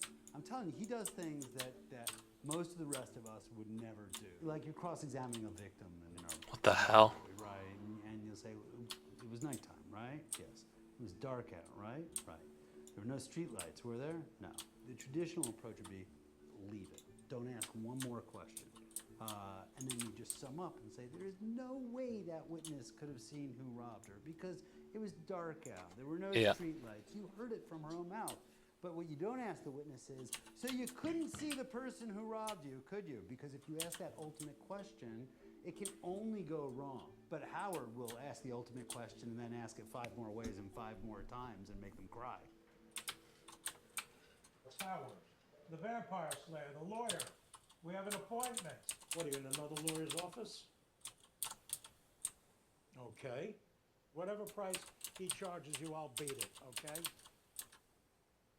And by the way, you should look at my record before you hire anybody. And if his record is better than mine when you compare the two, you should hire him. That's impossible. I know it's impossible. But when are you going to be here? In 15 minutes? Okay, good boy. And I know you wouldn't stand me up. Okay. That guy's crazy. Over the course of the years, I've learned to develop a very thick skin with him. He's very blunt and direct, and that's what I think a lot of people really like about him, is the fact that you know with him, you're not going to get the frills and the dress up and the lollipops and the candy canes. You're going to get the very straightforward facts. And he really, really fights for the common good, which is what I really give to him. He puts his heart and soul into what he does because he understands what it's like when you have the backing of the state of New York or the backing of the federal government against you, and you're this one person trying to fight for your life. So tell me what you're working on right now. Correcting for this gigantic sex trafficking case in New York County. How long do you see this trial going on for? Maybe 3 weeks, 4 weeks. You know, the usual bullshit where they're trying to turn promoting prostitution into sex trafficking. What's the difference between sex trafficking and prostitution then? I'll give you one example, you tell me. Okay. Sexual slavery. Sex trafficking. Now you give me one. She's a prostitute out of her own free will. That's not sex trafficking. However, they always trot in some broad to opine that there's no such thing as free will, and no girl can become a hoe because she wants to. And if she's making 10 or 20,000 a week, that's because someone made her do it. And did you know that most times with Johns, they simulate the act? That's how fucking stupid Johns are. Oh yeah, obviously. Of course everybody knows they must be faking it. No, I'm talking about faking having intercourse. How? They showed us how they do it. Well, explain it You have to to me. be on your stomach. You have to get your hand like in between your legs while you're on your stomach. Uh-huh. And you have to get the schmeckle in your hand Oh my god. and just What am I hearing? fucking stroke that thing. Your schmeckle. Wow, I've not heard that. Oh my god. They're getting something when they're not even getting any. So I am going to do with you the real final argument. He just said schmeckle. That used to be in the world called jury selection that I intend to do in that case. Okay? I look out at this room full of people and I say to myself, they are here to be brainwashed by me.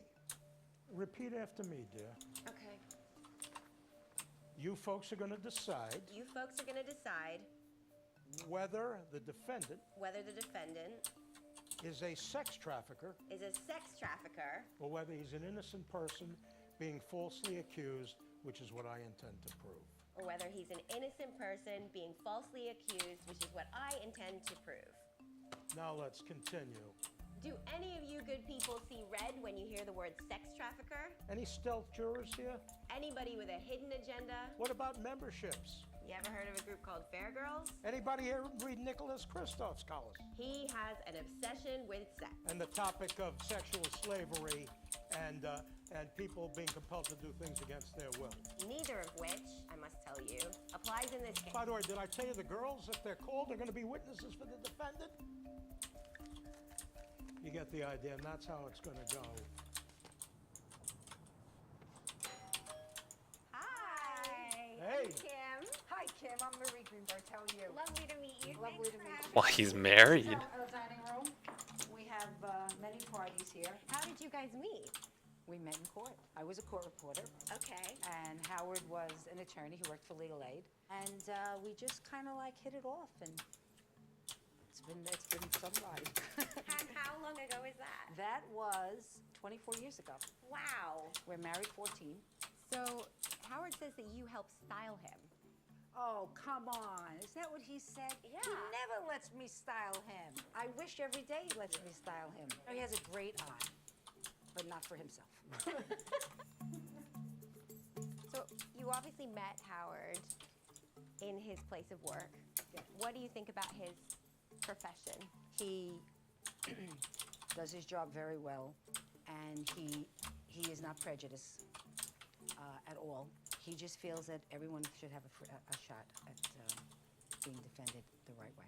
Does that bother you though, if like somebody really is guilty and he's such a talented lawyer that he gets them off, and then they walk free? Does it bother me? Maybe 2 or 3 times it has. However, the other times, no. I've worked with so many lawyers in my life. None of them are like him. He grew up very differently. He's not angry about that. He's grateful about that. And I don't think many people can say that.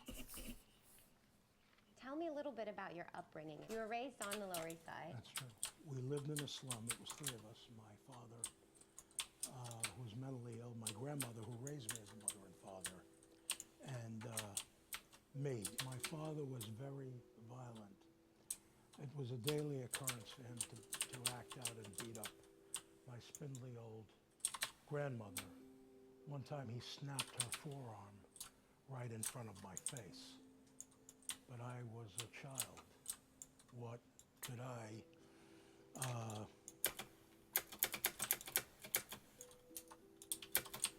what could I... What can you do to really protect her? I mean, What could I do about it? I mean, our kids don't even know this shit. When I left, I got a full scholarship to Cornell University, which I promptly threw away. And then I floundered for many years. I met a gal and learned along the way that her father was a mafia don. Okay. And Mr. Giuliani's office handed up an indictment in a case that was captioned United States of America versus Badalamenti. A defendant in that case was my then wife's father. Yesterday's arrests and charges reveal another heroin operation run by Sicilian immigrants using pizza parlors as a front for trafficking in Pizza large quantities of parlors. drugs.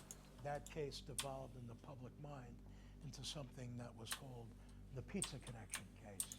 It became the longest federal trial up to that point in the history of the United States of America. But it was on that day, with the agents and the drug-sniffing dogs crawling all over me and the people I cared about, that I vowed to become a criminal defense attorney. I was enrolled in Fordham Law School. Yeah. 3 months after graduating, I'm a staff attorney at the Legal Aid Society. You know, it's hard for me to be politically correct, but at the Legal Aid Society, they emasculate lawyers Why did they do that? because they're so concerned about preserving the record, trying the case for the appeal. But lawyers who try the case for the appeal are going to lose. How do you try the case? I try the case to win. I left the Legal Aid Society. I did fulfill my commitment. I went into private practice, whereupon Herbert Stern taught me how to become. Well, I guess that's where the cliche came from, right? It was because of that case and because of that discovery that became a cliche. So I guess that's the thing that created the cliche, right? Sketchy character in some ways, as well as being quirky. No, not at all. I don't need to cheat to win. Okay. I've got a method that seems to work. And I can teach any lawyer to battle the government to a standstill with a pair of deuces.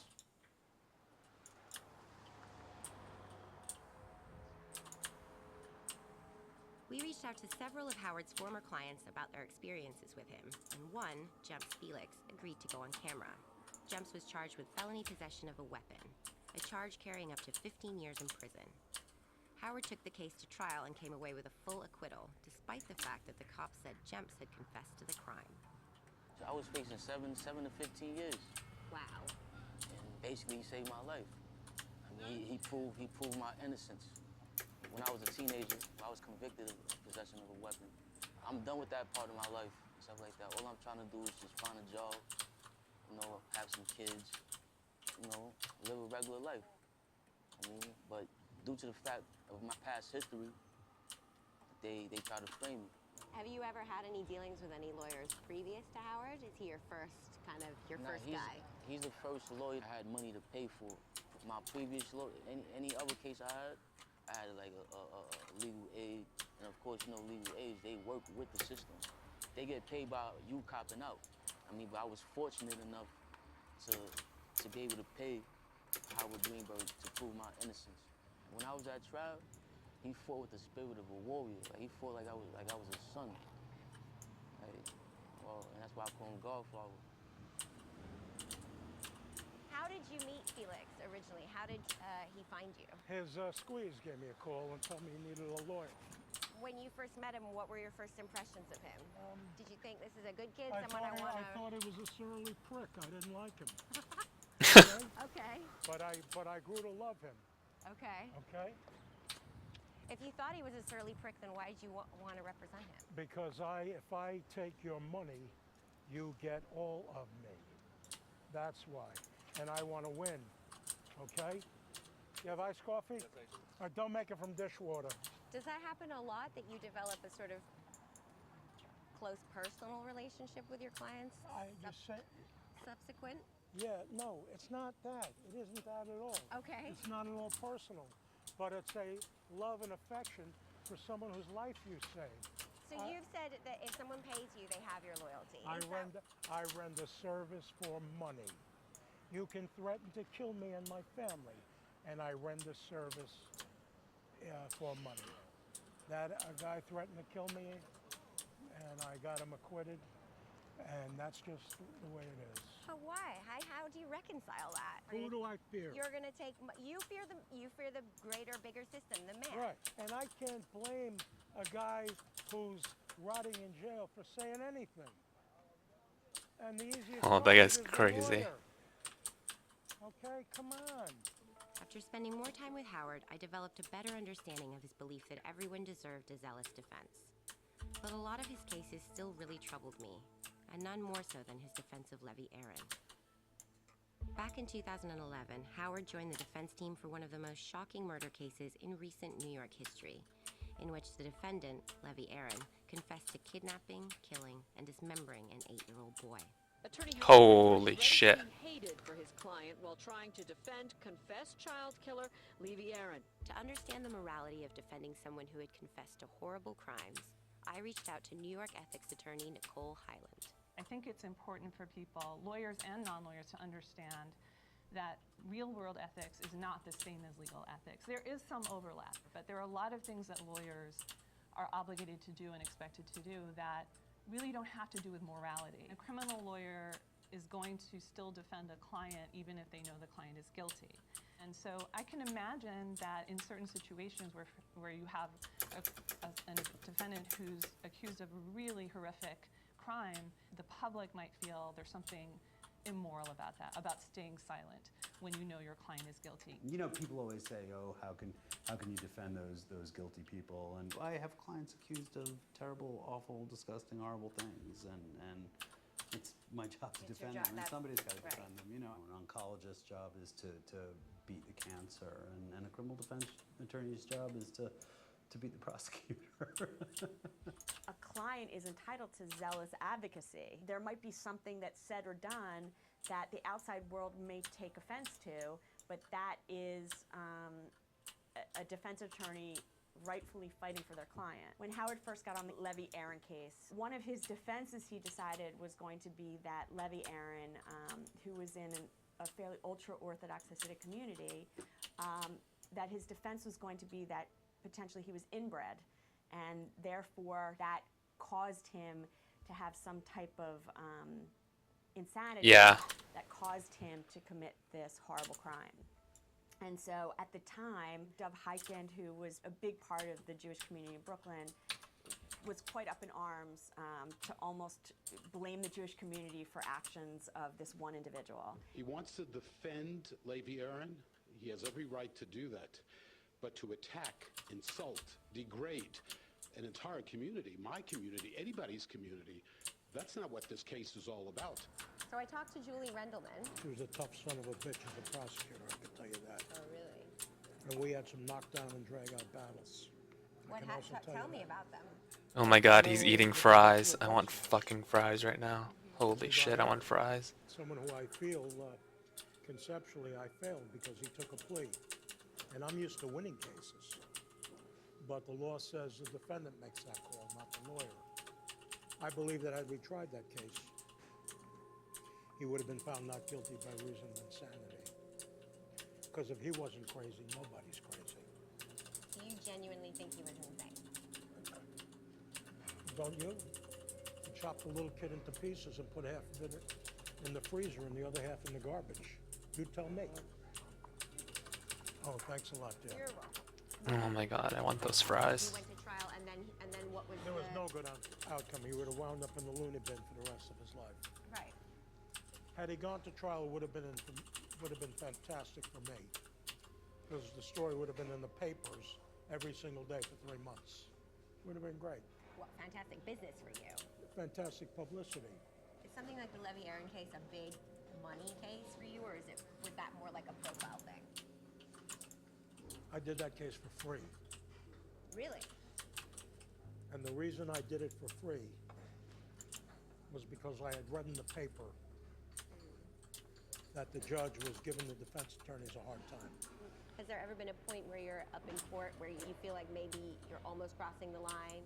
I just stick to the advocacy, you know? So maybe if you say the complaining witness is a lying sack of shit, that frightens people. If you say the complaining witness got what he deserved, that frightens people. Do you feel like to be a good criminal defense attorney, you have to push boundaries? Up to the line, at the bare minimum, up to the line. Sometimes over the line, depending on the case and depending on the cause. Yeah, I don't know. It's so scary what you have to do as a defense lawyer, like a criminal defense lawyer. I am loaded for bear. I am ready. The reason for my appearance here today is I am slated to start a high-profile sex trafficking trial A trial that I frankly expect to win by way of the first 3 paragraphs of words that I utter to the jury. Pretty cocky. It's a method that seems to work, dear. So you're going to give me a bit of a taster of your opening argument. Yeah, I'll give you the whole thing. Yeah, I'm excited to hear it. I'll be standing at a lectern. How about this? You want me to get behind a rock, treat it as a lectern? Yeah, look, that's And a then good we'll one. go. So I'm going to start with the steeple gesture of my hands. And the next time I change a movement, I'll shift the arms away from the body. And then when I really get going, I'll start gesticulating like Donald Trump. By the way, before I get to anything to do with the hand gestures, when the judge invites me to get up and do this, the first thing I do is freeze in my chair. And I may freeze for up to 30 seconds. And the reason for that is there's no more attention-getting thing you can do in a courtroom than sit absolutely still. That is to say, freeze. To the point where I want people to be uncomfortable, wondering, what is he waiting for? What's he waiting for? Slowly, and then I move briskly to the lectern. Just imagine me moving briskly to the lectern. Then I relish the moment with this gesture. I am relishing the moment, and then I get out the sledgehammer and start to wield it. So I will say as follows. Whatever else was this fax pattern, it was not sex trafficking. And I will prove that this fax pattern was made of hookers rendering sexual favors, if that, for U.S. currency to Johns, and that is all. Johns, incidentally, are among the dumbest people walking the face of the earth. The young women, I will prove, worked as hoes, which is what they call themselves, because they wanted to. And if that appellation is good enough for them, it's good enough for you, and it's good enough for me. And I will prove that they came and went as they pleased. I will prove that the words, only for example, I will fucking kill you, or their equivalents, are protected free speech. No matter how hard or soft the half-baked prosecution expert witness tries to ram an uninformed opinion down anyone's throat, it will not change the fact that by their own lights, the girls are not, quote, victims, unquote. You may well, as the case unfolds, witness the spectacle of the supposed victims seated in the audience, backing us up and cheering us on. It's not your job to render a verdict that tells them how to live their lives. If they want to sell their bodies to the tune of 10 to 20,000 a week, then so be it. In the end, it's a very simple case. Promoting prostitution, and that is all, does not equal sex trafficking. And anyone with a half a brain knows it. I'm going to ask you to return a verdict of not guilty on each and every count of sex trafficking. It's the only fair, proper, justified verdict the evidence in the case will support. And I'm going to pause. I'm going to look at each one of these people, and then I'm going to say, and I think we understand each other. And that's how it's done. Oh. Yeah, well, he's selling a story, right? There is Most of what you're doing is... as a dead case. Most of what you're doing is... Felix, smile, you're on candid camera. Most of what you're doing is selling... It's an argument, right? You're trying to argue stuff. Who's your daddy? Really put mayonnaise on every fucking thing? I can't eat this shit. I'll wrap it up and give it to my wife. Get us in there. Yeah, fruits. Hey, getting back at me. What kind of fucking camera is this? Squeeze the button. Oh, okay. Yeah, she was clicking. Is that how it works? It just Yeah, goes zzz. yeah, you don't need taking them. No need for a big flash. Right. How about a little flash? No flash. Hey. That guy's so crazy.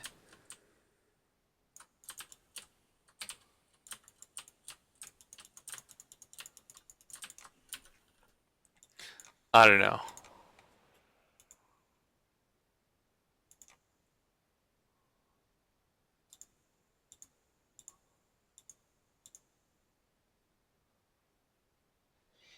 Yeah. But see, the thing is, a lot of people are stupid, right? So a lot of the people in the jury are pretty stupid. Do you know what I mean?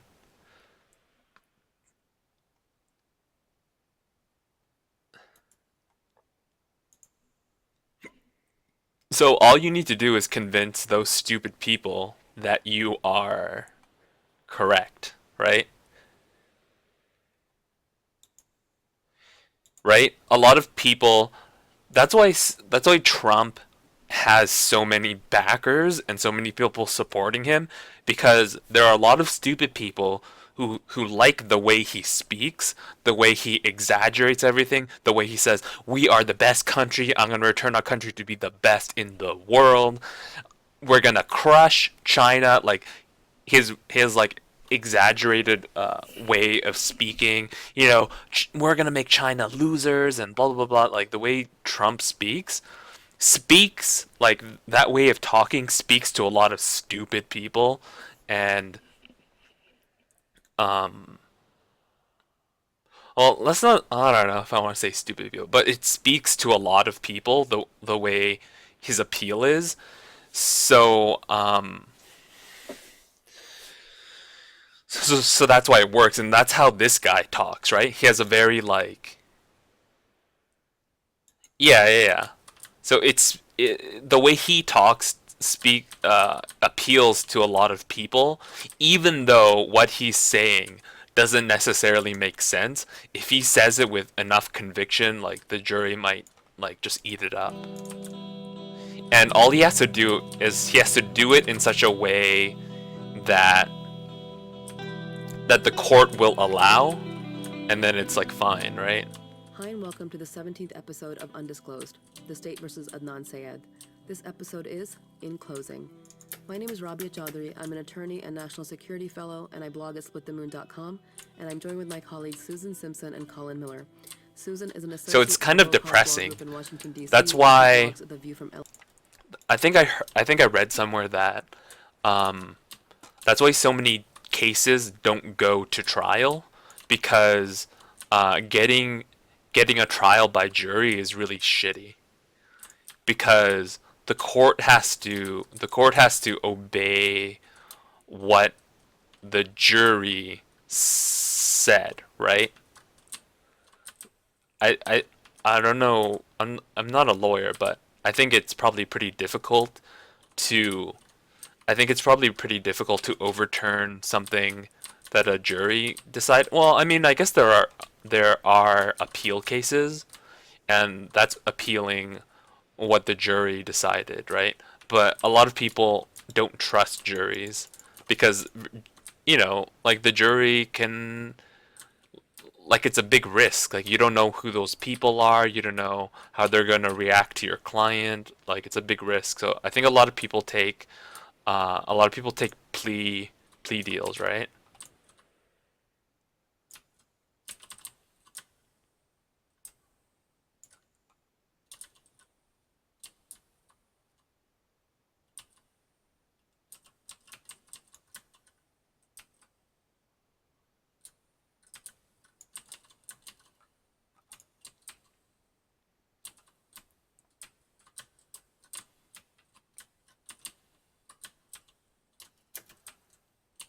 I mean, it's hard to, you know.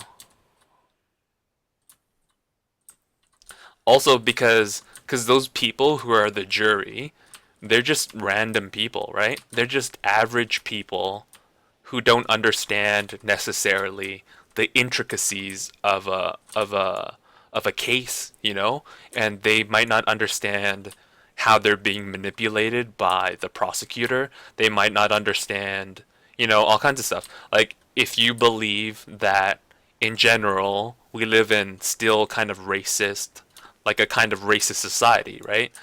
Like, I don't think an educated person would say that society is free of racism, right? So if you believe that society is kind of racist and you are a person that isn't white, I would be nervous to I would be nervous to go to trial if my race would impact the outcome, right? So if you're black or something, and or if you're Muslim, like now, Muslim is like being Muslim is like the worst thing in like society for racism right now, right? So if you were Muslim, I would be very nervous. I mean, Muslim or brown or Middle Eastern. I mean, if you're Middle Eastern, a Middle Eastern or person, I would be very scared to go to trial because that's probably going to come up, right? Like, they're probably going to call you like an extremist. They're going to bring, like, if you were a Muslim, they'll bring your religion into it and try and slander Islam and say Islam is a dangerous religion and blah blah blah and blah blah blah. So like I would be, and that's what happened in the case of Adnan, right? That his ethnicity and his religion and his parents' religion came into the case, right? They're like, oh, he can't be set on bail because he's Pakistani, and there's all these other Pakistani people who flee back to Pakistan after they've been convicted of stuff, so we can't put him on bail because if he leaves, he's a flight risk or something. Like, all this stuff came out, and I was like, so, you know, all this kind of like really, and like that's one of the arguments that they said, right? Like, why did he kill his ex-girlfriend? It's because she broke up with him, and because honor killings happen in the Middle East. So this is a typical thing that happens in Islam or with Pakistani men or Muslim men. So they played that whole kind of thing, and that played into probably why he got convicted, right? Because they're like, oh yeah, I've heard stuff about Muslims, like they're crazy and blah blah blah blah blah. So like I would be really nervous. I would be really nervous to take to trust a jury, right? You can just go around, like, you look at people around you and you think they're not racist because you think other people are just like you, right? Like, sometimes I think people know the same things I know. Like, I have a pretty broad knowledge base about stuff, so sometimes when I like I say, I don't know, there was this other day where someone didn't know what a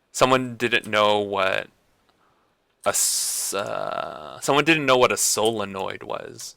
You know, it's a coil of wire and you put electricity through it, and there might be a metal core, and in this way you can create an electromagnet. I thought everybody knew that because that's something I learned in like high school science, you know, when we started talking about magnetism and whatnot. So I was like, why doesn't everybody know this? But then why doesn't everybody know this? But then when I asked a bunch of people, oh, do you know what this is? They're like, I don't know what that is. I don't know what that is. Or like, when I asked people, do you know what a golem is? And they're like, I don't know what a golem is. I'm like, what do you mean you don't know what a golem is? A golem is like a monster made out of, a golem is like a monster, like a Jewish folk monster that's made out of stuff. Like, traditionally it was like a monster made out of clay, but it can be made out of all kinds of materials. And or I don't know, some people didn't know what a biped was, like biped, biped, right? Some people didn't know what biped meant. I was like, biped, what? How do you not know what that means? He's like, I don't know. I don't know. It's just like, it's something with 2 feet. Like, work it out. Biped, bipedal. Bi meaning 2, ped meaning feet. Like, it's just all this stuff. Well, that's the thing, right? It's things you think everybody knows. It's you think stuff that everybody should know or does know, and yet they don't, right? So people kind of assume, oh, people aren't racist because I'm not racist, or I'm not that racist, so other people should be, their levels of racism should be my level of racism, right? But then I've talked to people you know, and time again, like, there are Asian people I know who've told me, you know, people turn to them and ask them to do the math for something because they're Asian, you know? And even Asian people are racist, like, towards themselves, right? So, like, there's this guy, he went to school, and he thought he could become a computer programmer because Asians are good at math, and he was Asian, and he thought it should come easy to him. And then when he took the computer programming courses, he like found out he was like shitty at math. And I'm like, what the fuck, man? Don't you know you're garbage at math? How do you not know your level of ability for math? You just thought you were gonna be good at it because you're Asian? Like that doesn't make any sense. Yeah. So, like, it's really surprising how racist people are. Uh, uh, you know, and you can experience racism every day, and it's like it's pretty shocking. So, so for you to trust that the jury that they're picking is not racist, it's like I don't know, man. But I guess that happens at jury selection, right?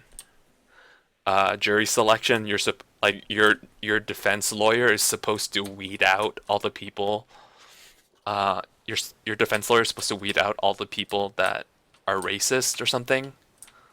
So I think what they would do is probably like try to not get try to not try to not get like really old white people. Like if you're black, they're not gonna have jury people who are really old and black who are more likely to be racist, right?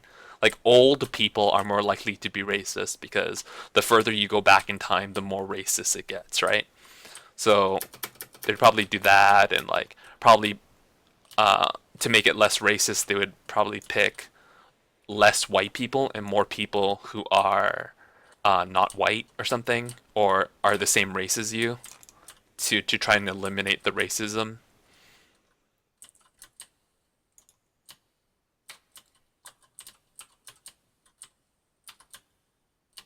But I don't know. Even then, that's like a false idea to think like, so say you're black or something, it's a false idea to think that other black people would sympathize with you, because just as many black people think really poorly of other black people, right? Everybody can be racist towards anybody. A black person can be racist towards other black people. It's not unheard of. Like, black people say like really awful things about other black people, and it's like, what? But you're black, how can you be saying these things about your fellow person, you know? But then they do, and it's like, whoa. I guess it doesn't matter. I guess I guess you don't have to be an old white slave master to say really awful things about black people. I think you just need to be a person that's been indoctrinated in like all these like really terrible ideas.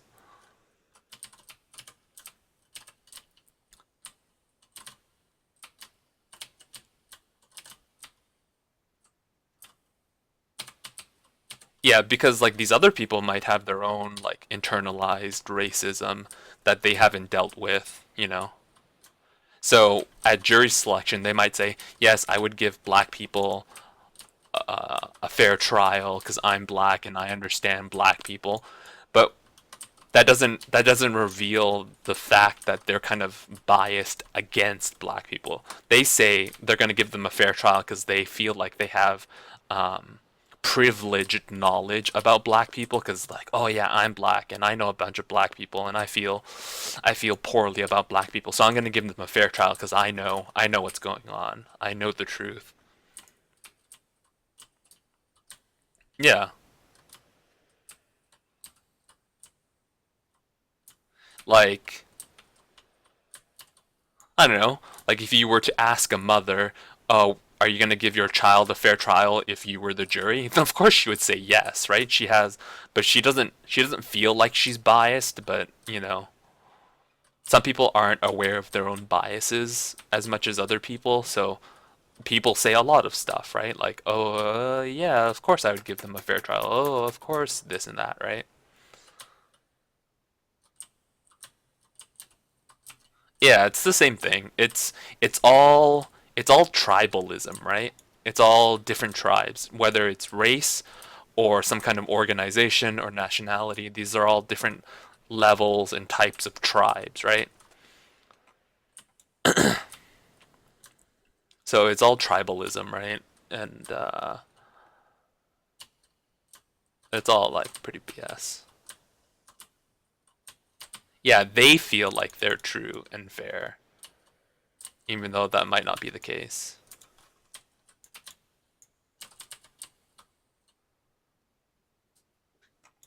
So it's really difficult. It's such a gamble, but I don't know. That's why it's very complicated, and you need to like talk with your It's very complicated. You need to talk to your lawyer about what's a good decision. Dean and professor at the University of South Carolina School of Law, and he's also the blog editor of the Evidence Prof blog.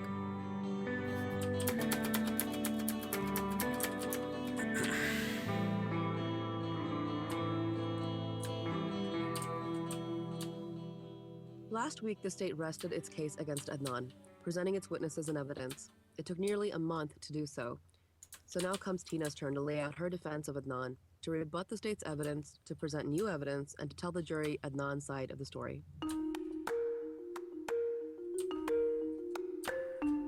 Before we get to the witness testimony, there are a few exhibits that Gutierrez tried to get into her case. Some she succeeded on, some she did not. For instance, So I keep going into the store because I'm searching for certain relics. I'm searching for the relic that turns my money into damage. That's the most important relic. Reasons, for most of which is that it wasn't actually a guilty plea. So in the stores you can buy relics. Although the state's calling it a guilty So that's plea, another it's chance not to actually like one. see a relic and grab one. What's the purpose in introducing it? Because on a real guilty plea, Yeah. Jay would have given a statement of facts and explained what he was confessing to. That didn't happen here. It's just him saying basically, I will plead guilty at a future date, and nothing more. Gutierrez does try and claim that it's actually impeachment evidence because Jay testified that he was not under oath at the time of this plea litany or this half-fake whatever it was plea litany.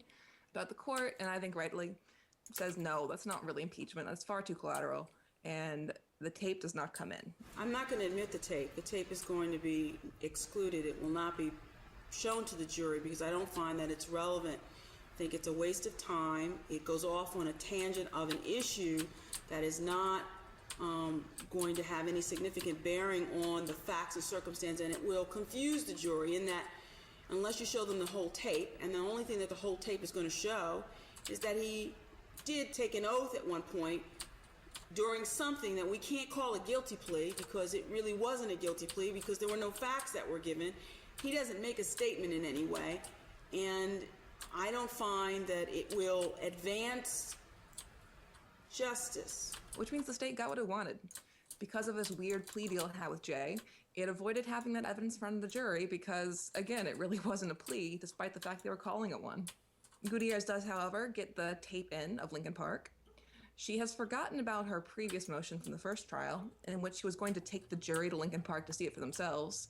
But at least I get to see a video from about 8 months later that she took at a visit there with her law clerk and Budemeyer, the state surveyor. So the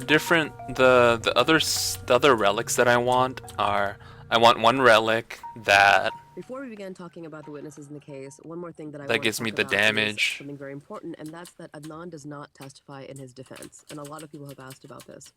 He did want to testify, but I also we want a all wanted him to flying one, testify because and I want the as shield. novices, I want the we little all guys that protect expected me. that anyone who's innocent I want the would take the shield stand, to and that protect not me. taking the stand would make you look guilty. So we fully expected that he would testify, and he did too. But Tina, as most criminal defense attorneys will do, advised Adnan completely against it. In hindsight, it probably couldn't have hurt his case, but at the time, Tina thought it could. I And want understand that movement now, speed, because and I imagine, if you want will, that Adnan was relics asked and by the damage. prosecutor how he felt when Hay broke up with him. If he said he was sad or upset, it makes him look bad. But if he says he was just fine, it still makes him look bad. And it's these kinds of situations that criminal defense attorneys avoid and often don't let their clients take the stand. You'll obviously get mixed feelings on this from different attorneys, but I agree with the decision not to have Adnan testify. I think the general rule is, at least for me, you do not have the defendant testify unless there's something that they know specifically, something that they can add to the case and no one else can, and you have to have them testify to get it. But if the information you want to add in could come from another witness, I mean, my general inclination in almost every case is going to be to use the other witness, because so much can happen when you put the defendant on the stand. And at that point, it's just as likely they're going to get judged based on their ability to be a good witness as opposed to their actual guilt or innocence. I mean, one of the circumstances that applies in a lot of cases didn't apply here, which is oftentimes criminal defendants have prior convictions that can be used to impeach them. Obviously not the case with Nan. Sort of a high-risk, high-reward type situation. My best guess is that Gutierrez saw what happened after the first mistrial, where the jurors were leaning toward a not guilty verdict, so she hedged her bets and said, I assume things will go the same at the second trial. Why risk putting him on the stand? It could help the case, but she probably, I imagine, thought she had a good shot of winning and therefore decided against taking that risk. In the end, we heard on Serial, the jurors who were interviewed, they obviously held it very much against Adnan, and that's the risk of not having your client testify. But it's tough in this instance to say that Gutierrez did the right or the wrong thing all these years later.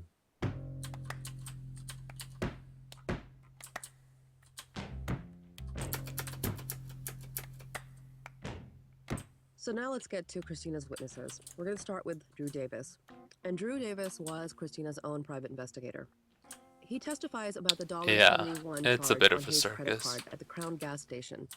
Gutierrez tries to use this to show that Hay could have used a credit card after Peter But, got you know, and the it's state claimed that difficult she to already have a settled. different, Remember, the it's timeline really that difficult received to have was a on January different 13th. kind But of as Susan system, has right? discovered, this was a total red herring because the actual charge was from January 11th. It just didn't show It's up really on the difficult to credit have a bill different until a couple system. of days Like, later. what other system could you, like, would you just want the judge to decide who won? Because that's really risky.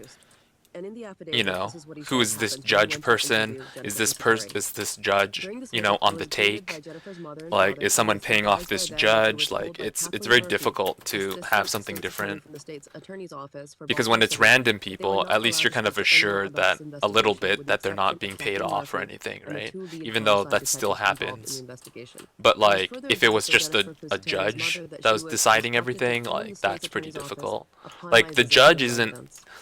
I went like, to it's get kind of a Mai's weird questions name, the was summary of judge. the Like, instructions the she was judge given, is she just kind of like advised a that she could follow referee, the orders given really. to her by the state's attorney's office. At trial, this didn't get the The defense judge is a anywhere, but referee, it right? did He lead to an decides, interesting he discussion makes about sure the subpoenas rules and are being witnesses and followed, what the defense is whereas, doing to prepare for trial. you know, the During this jury week, is York had really the told people judge who are that he'd actually judging gotten what's complaints by what 5 is true and what is prosecution false, witnesses who right? were also They subpoenaed by the ultimately defense. decide. According to Urick, these 5 witnesses called Gutierrez's office to ask I him don't know. about their It's testimony it's and a when they weird should be there system, to but I don't testify know at what else trial. you could have. But the people they talked to at the office wouldn't tell them anything and wouldn't return their calls, and they were left adrift, wondering when they needed to show up, if they'd be in trouble if they weren't there on certain dates. So as a result, on January 18th, Urick wrote the following letter to Judge Hurd.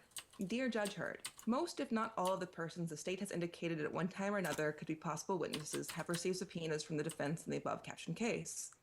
Some of them have begun to contact me about this matter, for when they try to call the defense attorney, they cannot get any information, whether in fact they will be witnesses or when they might be needed.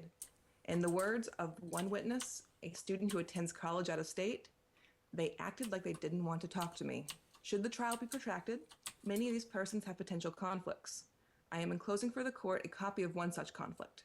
I will provide additional ones as I become aware of them.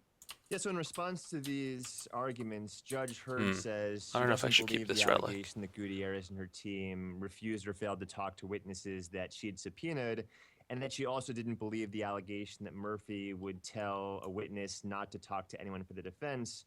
But I mean, for me at least, this really is a huge question in terms of Gutierrez's trial prep. I don't think that Urick would just completely out of Double whole cloth damage for make up 10 the seconds. allegation I don't about need these double witnesses damage. being subpoenaed by the defense I and need a then divine shield. not getting to talk to them. I have enough damage for instance, everything. We have one witness for the prosecution, Hope Schaub. She was the French teacher at Woodlawn. She had been subpoenaed by the defense for both the first and the second trials. Double damage And for as 10 with seconds. other I witnesses don't in need the double case, we damage. have If in I get defense if files, there was a I get the letter right stuff, sent I by just Gutierrez pretty much to one shot Hope anything saying, anyways. I once don't need you more receive your damage. I defense need subpoena, can you please call shields. me? Here's my phone number. I want to schedule your appearance. I want to discuss your testimony.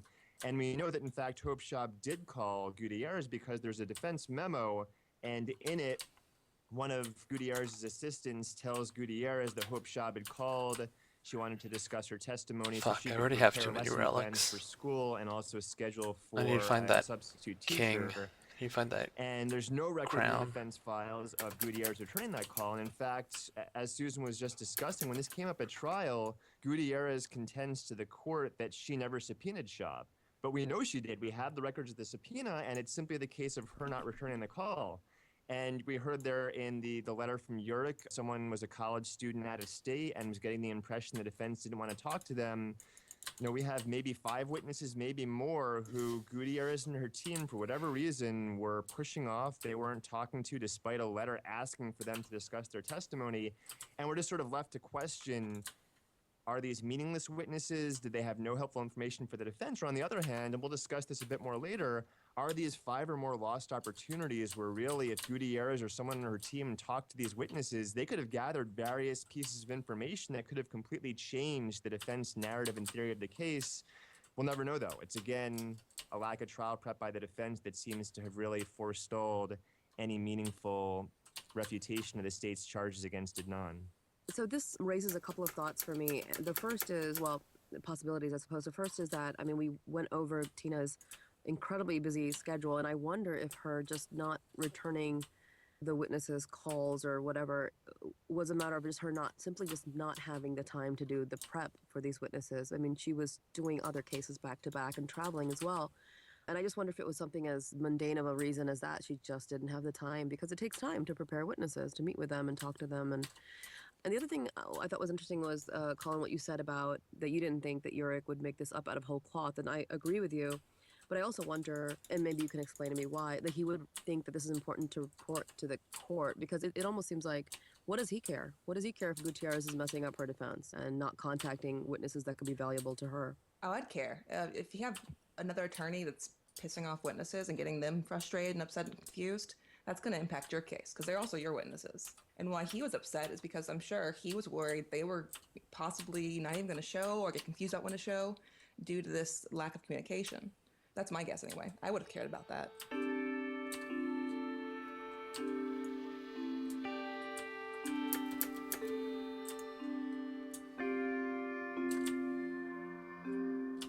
In addition to this testimony from Drew Davis, Gutierrez also uses him to get across a few other points. For instance, what road he lived on and how it's near a road that Jay says they drove along on the 13th while looking for places to bury the body or just driving around in general. Davis also notes that there's a pull-off spot on the side of the road that Mr. S was driving down on the way back to college. Or he kind of brings this out. That's the point he's trying to make, but it's not very clear, and I'm not sure the jury actually understood what the significance there was, because as Davis describes, if Mr. S really was driving back to Coppin State and really needed to pull over to pee, well, there was a much more logical place close by on the right-hand side of the road that he presumably would have used, as opposed to his weird U-turn to the left side of the road that he claims he did that led to him finding the body.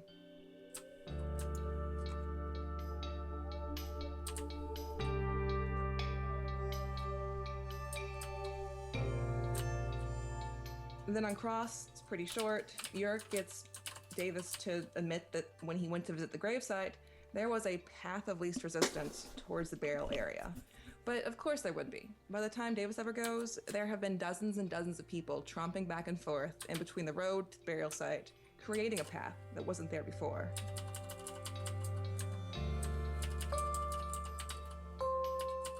This is shown from the testimony of the next witness, Philip Budemeyer, who was the surveyor who did one of the maps showing where the burial site was in relation to the road. And he testifies that when he first went there in the night, there was no path back there. When I arrived, I wasn't shown where the body was. I walked back toward the area where the body was.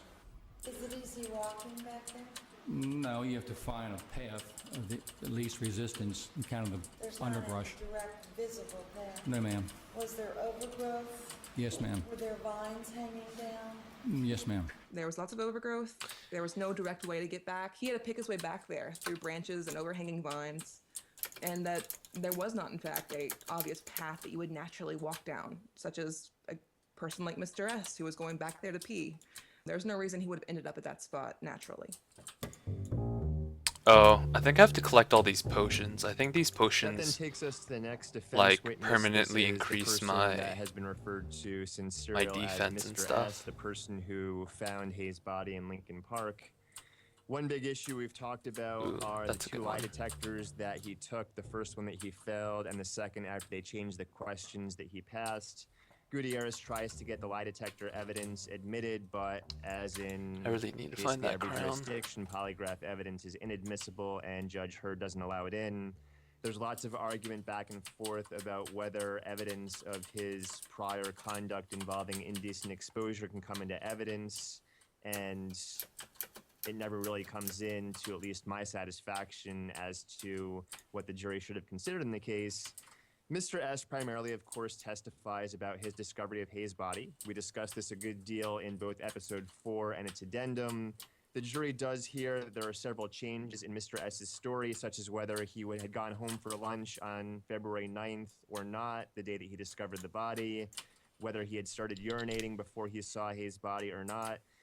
Ultimately, Gutierrez, what he's trying to do here is trying to convince the jury that Mr. S is a viable alternate suspect, but it's pretty clear the jury doesn't take that bait, and her direct examination of Mr. S tries to paint him as an alternate suspect, but really, it's not effective, and I think all three of us agree, and basically everyone who listened to Serial, that Mr. S is likely not the person who killed Haymon Lee. What's always been interesting, though, for me, and I think for all three of us, is it seems abundantly clear that Mr. S did not stumble across this body. It seems that he knew where the Oh yeah, body the way was. they He found had the heard about body it is from really someone. weird. Maybe it was community gossip, but he knew where the body was. And the significance for me is one theory we've advanced, and it's not the only theory, but one theory is that Jay was not involved at all in the death of Haymon Lee or her burial. Well, if we think Mr. S wasn't involved and yet he knew where the body was, it's not that far of a leap to say that Jay might have heard from community gossip someone else where the car was. And while Jay himself says at trial, I stumbled across the car in my own daily routine, certainly an alternate explanation with Jay not being involved is he heard from someone, community gossip, Baltimore, here's where Hayes' car is, and that would be a very easy explanation, just as with Mr. S, of how a person not involved at all in the crime or the burial knew key information about the location of something important in the case.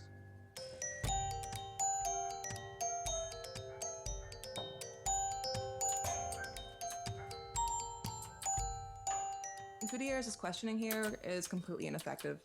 It can be summarized as basically really long, rambling questions of how Mr. S liked to drive to work, really long, rambling questions about whether or not Mr. S preferred to work with his own tools or work with Coppin State's tools, really long, rambling discussions of how Mr. S liked to urinate and where he would choose to go for this.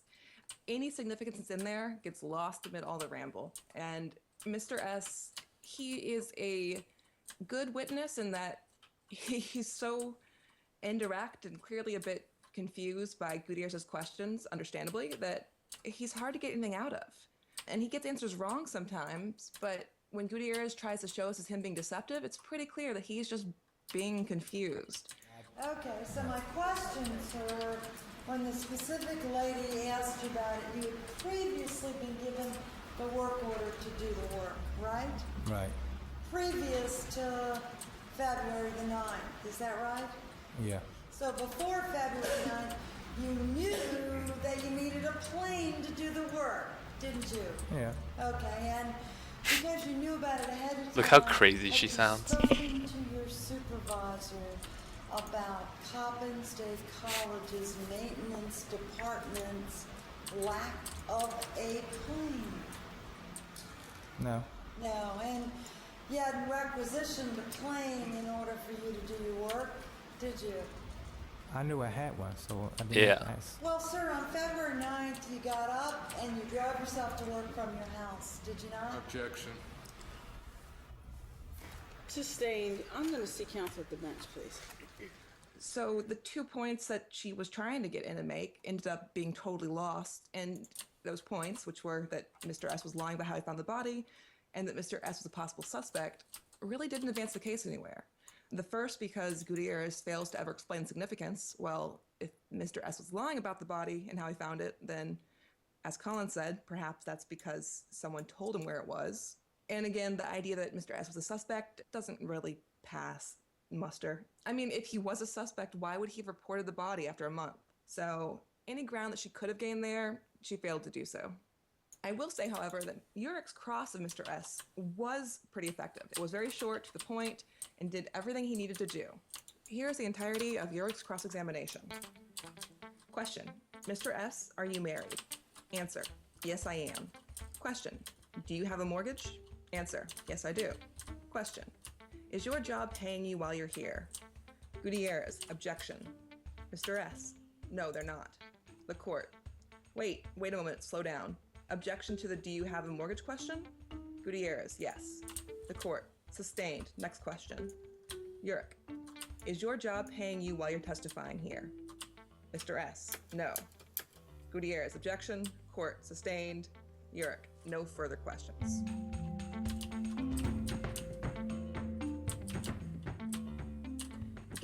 Gets across that, well, first of all, kind of implies Mr. S, despite, any irregularities they picked up during the direct examination, is a family man with a job and a mortgage. Solid citizen. And he also gets across that if Mr. S seemed to the jury somewhat evasive at times and made it clear he didn't want to be there, that isn't because he was hiding something, it's just because he's not getting paid while he's there and he's concerned about that. So, to the extent that Mr. S's demeanor could have helped the defense, Urich does a good job shutting that down.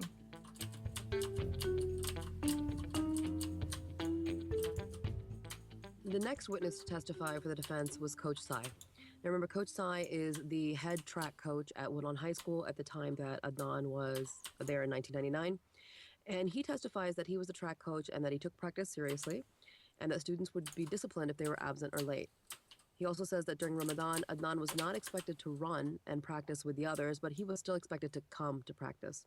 In this exchange, for example, he's asked, so did they have to practice even though they were fasting? Answer: no. He knew, we talked about it, and as long as he came to practice, he was exempt from the actual practice. Question: from actually running the course?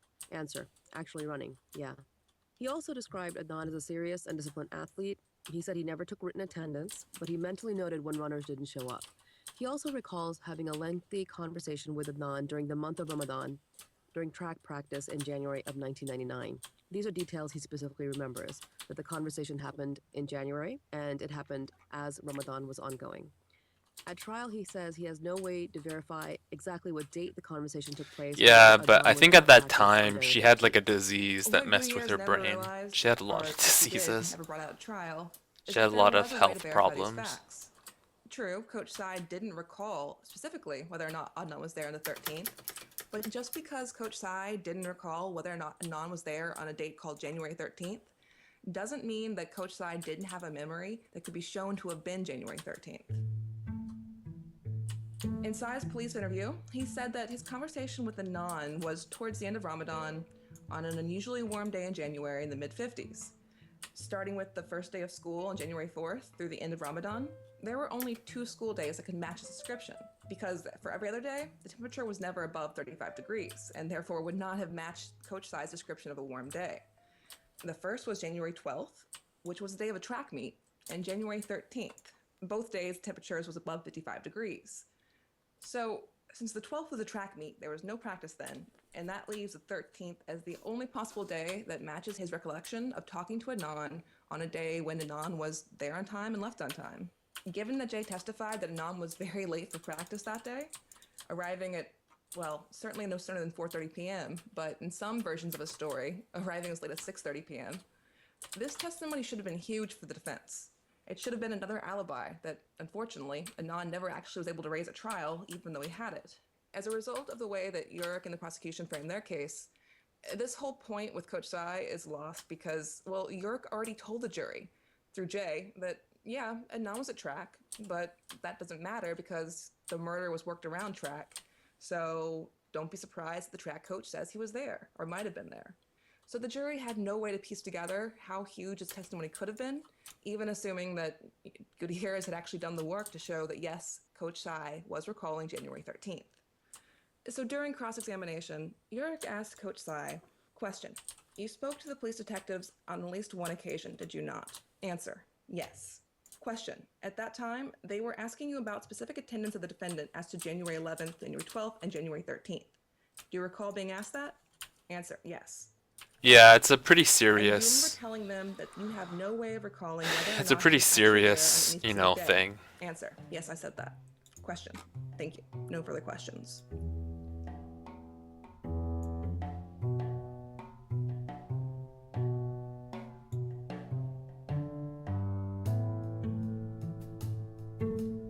On redirect, Gutierrez doesn't do much to help this defense case, but she does bring out an interesting point about the police Yeah, interrogation it's of pretty Anon not and their okay. questioning of Coach Tsai. She asked Coach Tsai, "The police came to Woodlawn?" Answer, yes. "And you were aware that Anon had been arrested?" Answer, yes. "Were you at that time aware of the disappearance of But him and I don't Lily on know. or about It's January hard to 13th? inspect Answer, from no. other. Is what Like she you would have told to the self-report police that you couldn't recall that she whether was or not sick Anon or was whatever, there? but she wasn't Answer, aware "I told them that I she had no had written multiple records of whether he was sclerosis or whether he was not or there." that it had begun to And that's like what they were affect her asking me. brain. Answer, yes. But I Question. mean, she must have Whether known or she not was you had having any mental documentation that difficulty, would prove but that he she was didn't say there on those anything. specific days. Answer, yeah. They wanted to know if I had any documentation. Question. Okay. And didn't they tell you that they got the information that he was at track practice from him? Answer. From who? Question. From Anon? Answer. Yes, yes. Question. Fuck, And I what they didn't were want that looking for relic. was not whether you remembered whether or not he was there, but whether you had documented his presence? Answer. Yeah. So the Fuck, cops I don't know searched if that Manon just. during his interrogation. I don't know if that I was filled at up all track, my relic and spots. presumably, he also tells them, like he told his attorney later, I talked to my track coach that day. So the cops are like, well, shoot, our suspect may have an alibi. Let's make sure we can get around it. So they go talk to Coach Tsai, and their concern is verifying that he did not keep written records of attendance, which means even if he maybe can remember a day that might have been the 13th where Anon was there, there's no written documentation to prove it, which means it's not going to be a huge problem to get around at trial. And they were right, it wasn't a hard problem to get around because even though the coach did remember the 13th and Anon remembered the 13th, Oh no, I can't and see both anything recall with all Anon these being there at relics. practice, the jury I wish I let could them never remove some of realize these This relics. is even supposed to be an alibi defense. There's also the issue of what time track practice started. Now, Coach Tsai testified that practice was every day after school, after their study hall, from approximately 4 o'clock to 5:30 or 6 p.m., which is a little bit odd because we have records from the defense files indicating that Tsai told the defense private investigator that practice started at 3:30 p.m. And that was during the investigation, so that was, many, many months before this trial. And indeed, in his police interview, Coach Tsai also indicated that he arrived at track practice at 3:30 p.m. Inez Butler Hendricks had also testified that track practice started at 3:30, with students going to practice after study hall, which ended at 3:15. And Becky, a student athlete that we're going to discuss more in a little bit, also said the exact same thing. So why did Coach Tsai, by the time trial rolled around, testify that practice started approximately at 4? Why did the time No, change she for had half like an hour? seven We may cases never at the know. same time. Really irresponsible. What we may also never know is whether any of Adnan's teammates recalled seeing him on January 13th. Here's what appears to have happened with Adnan's track teammates. Tina told a law student to look into the track alibi. That student looked at a page in the yearbook that listed 8 track members who medaled in a certain event, but didn't look at all of the 40-plus members of the track team. On October 16th, that clerk then created a memo with the names of those 8 track team members. That memo, however, failed to identify Adnan's track buddy Will as a senior, despite the fact that he was listed as such in the yearbook. So when a subpoena for Will was sent to Woodlawn High School, despite the fact he had already graduated, obviously he never got it. And that's what Will told Sarah in Serial. And he's not alone. We've talked to a number of Adnan's track teammates, and none of them were ever contacted by the defense. Did you hear that? But Will None seems of the his most track egregious teammates were because, like contacted Adnan, he by was the a defense. sprinter, and No he one had was been among a small contacted group of teammates practicing by with the Adnan on defense January to be an 13th. alibi. Like He basically also made an nobody. appearance in Jay's ride-along notes, but he did not make an appearance at trial. Will's subpoena wasn't the only one that was sent to the wrong address. You might recall that Krista, the good friend of both Hay and Adnan, also told us that she heard from Aisha on the night of January 13th that Hay turned Adnan down for a ride at the end of the school day because something had come up. Gutierrez, however, never So all the agreed people about at the fact, track but not because of practice lack of who could have effort. said he was A there subpoena and accompanying contact weren't letter talked was sent to. her, but it was sent to the wrong city and wrong zip code. Like As a result, like what is she that never spoke shit? to the defense.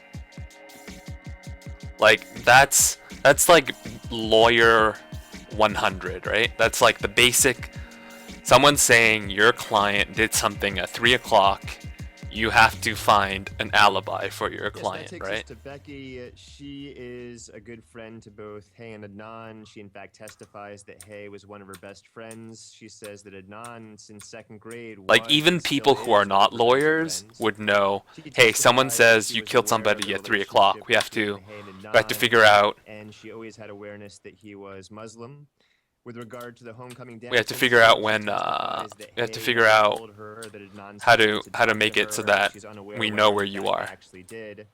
She testifies about the initial breakup between Hay and Adnan in November, and she says it was due to stresses that they both faced in their family relationships.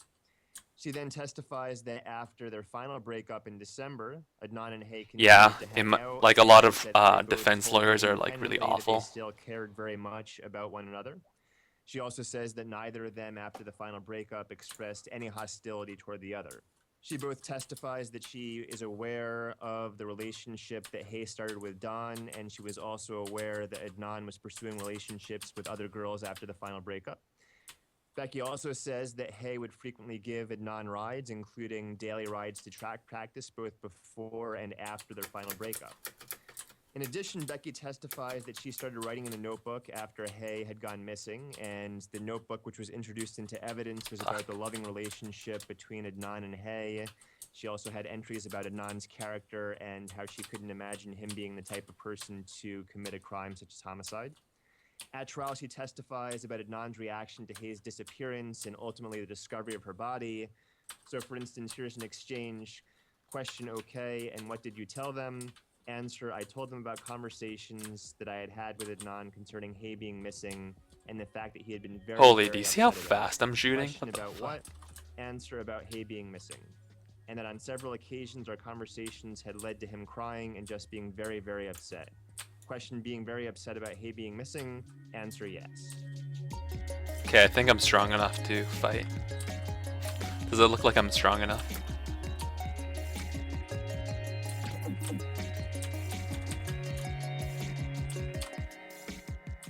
Probably the most important portion of Becky's testimony is what I would consider very much a lost opportunity at trial. So let's go ahead and go through the examination of Becky and then compare that with what she told the police and what we now know. Fuck, I wish I didn't have Question, did you that see her skull. I can't anytime fucking see after anything. 2:15 when class got out, and this is on January 13th. Answer, I saw her a few seconds after class let out, yes. Question, and had you spoken with her about her plans were for that day? Answer, yes, ma'am, I did. Question, and what were her plans according to her? Answer, she just said that she had to be somewhere after school. She didn't tell me where she was going, but she said she had to leave. Question, and then did you see her leave? Answer, I saw her heading toward the door, but I did not see her actually leave. Question, and would that door have led to where her car was parked? Answer, yes. Question, and were you familiar with her car? Answer, yes.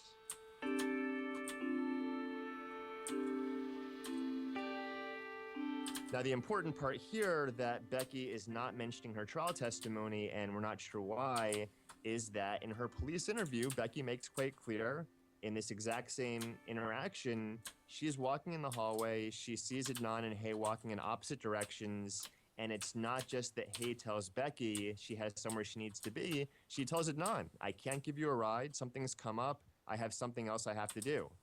As we noted a second ago, Krista has told us the same thing, and Krista's recollection is based upon what Aisha told her. What the jury never heard is, for me, the most important piece of information in this case, that we have 3 different witnesses saying at the end of school, Hay tells Adnan, I can't give you a ride, something came up, I have something else to do, and we have no one who has stepped forward over the last 16 years and said, I was supposed to meet with Hay after school, she changed her plans for me, she never showed up.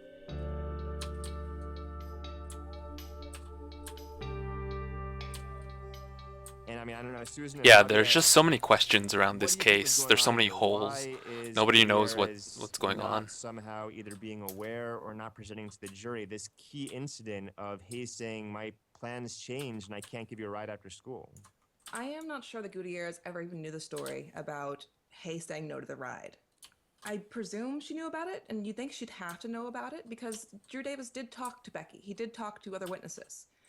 And it seems like a very important story that should have come out.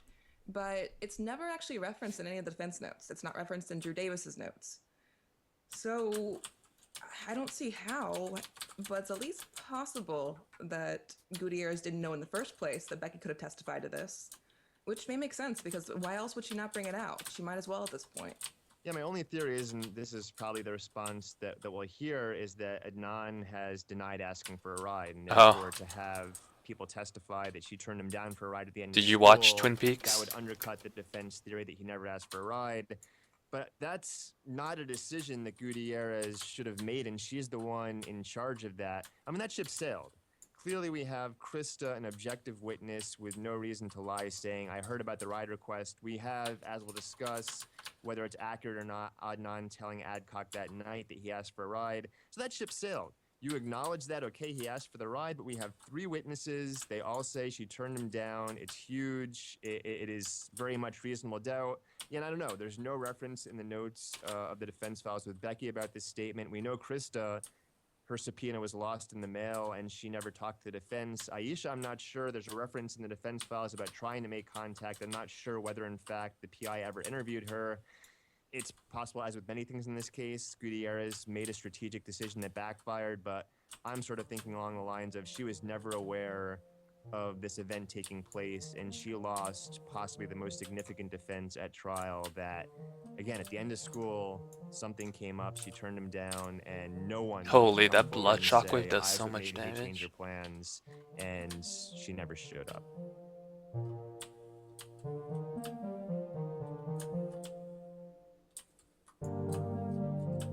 So aside from this critical flaw in Adnan's defense, Gutierrez otherwise does an okay job with Becky, or a good job even. She does get Becky to testify things like she still considers Adnan to be a best friend. She never saw any signs of hostility between them. They seemed caring towards each other, and she had no inclination, based on what she observed about them, that there was any kind of anger or that in any respect Hay was threatened or worried about Adnan's behavior. She says that Hay never said Adnan was possessive, and she describes Adnan's reactions as very similar to all the rest of his peers. Everyone at school and him reacted in similar ways to Hayes' appearance. And she says she never saw any sign that he was lying about his knowledge or lack thereof about where Hay might have gone. But despite all this, she never gets across the most important part, which is Becky saw Hay say no to the ride.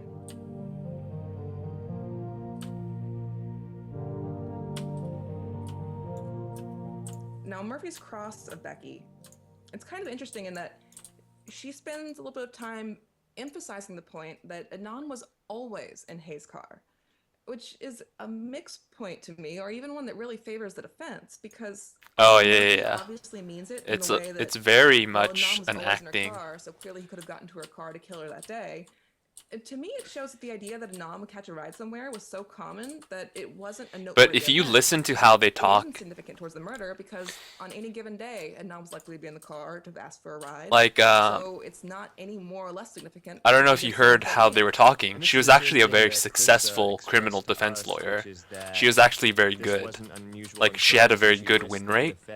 So it's just that in later in life, when she got like sick and her brain like was all fucked up, it's only later in life that she was really shitty. But actually, throughout her life, she was actually very good. And other lawyers considered her a very, very good lawyer. Like, they always thought she was a very good trial lawyer. Yeah, and here's what Becky said. Question. So, One habit that you've described is that Hay would often take the defendant from the back of the school around to the front. Answer, yes. Gutierrez, objection, fact not in evidence. The court, overruled. Question from Prosecutor Murphy. The cars are parked in so front of the it's school? it's a weird, like, she used to be really good, but now she went crazy because she has like all these health issues. Like, there's like, I don't know, this case has so much shit in it. Answer, yes.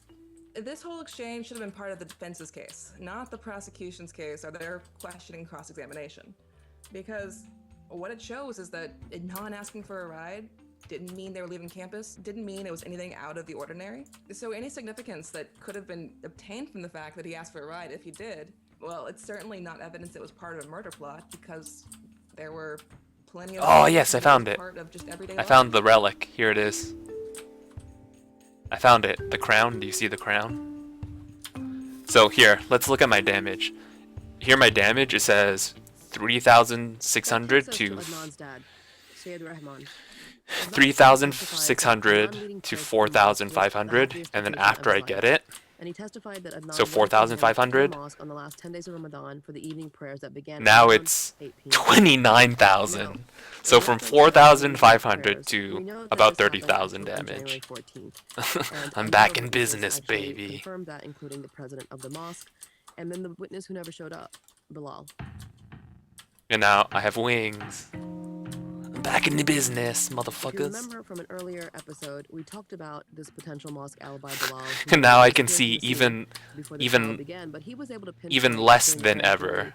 I can see even less than ever with all my stupid relics that shoot all these skulls out and all that red bullshit. Holy shit! Just like smoke screen everything. prepare for his talk for the very next day, which is the night that his father said he was very proud of him.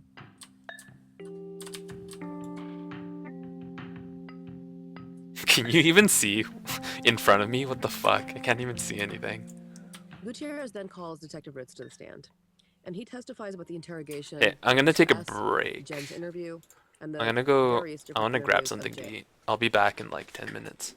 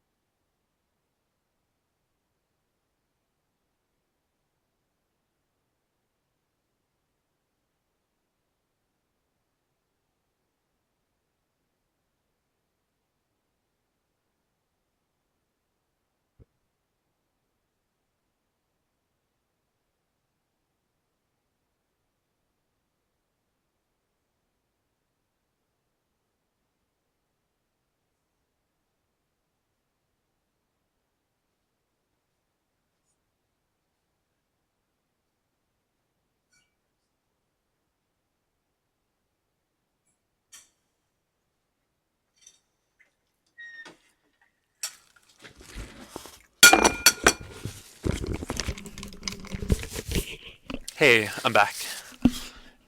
Katai? Yeah, it's probably the biggest damage item in the whole game, right? The the crown, the crown, the money, the money to the money to damage. I think the only other item that does as much damage as the crown is probably Belial's book or something.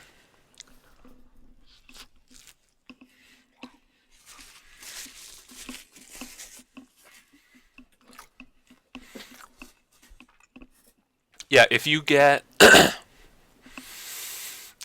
I've been looking for the relic, but I can never find the magnet. I really want the magnet because I don't want to spend time picking up all those fucking coins. That shit sucks, picking up coins.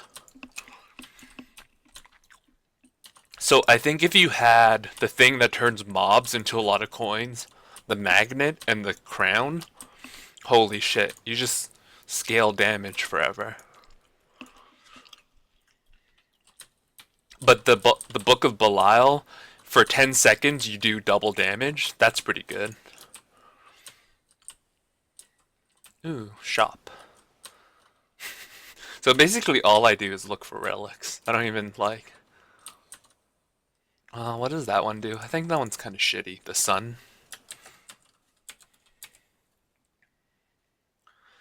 Gives chance to summon sun rays from the sky to burn enemies. I don't think it's very good. Yeah.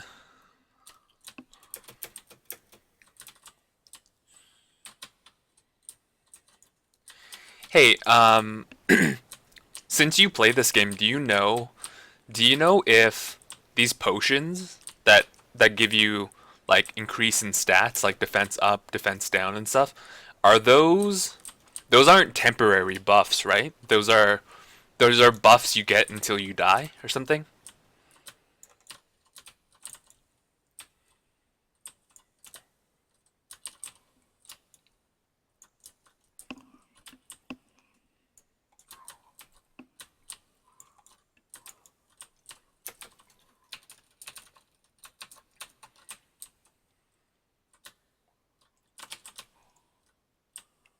Oh, okay.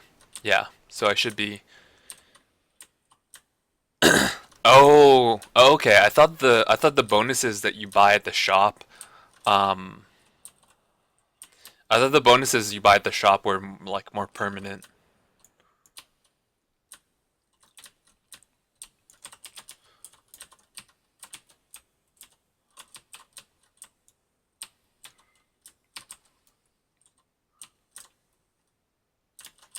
Holy shit.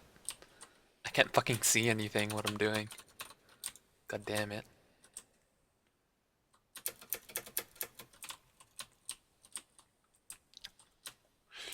Have you figured out the trick to this game? Like, you can just call all the waves, and then if you go into a dungeon, all the waves die. You don't have to, like, actually kill them. Like, you go into the dungeon and you finish the dungeon, and then it's whatever.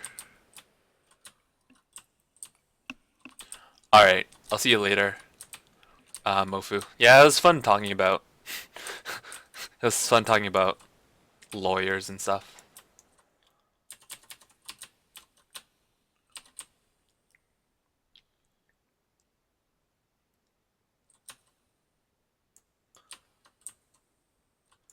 Which character do you use, Katai?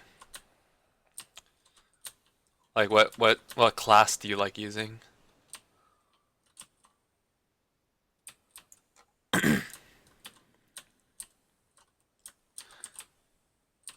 But I guess you don't get the experience, which kind of sucks. You want the experience so you can, you want the experience so you can use the higher level items, right?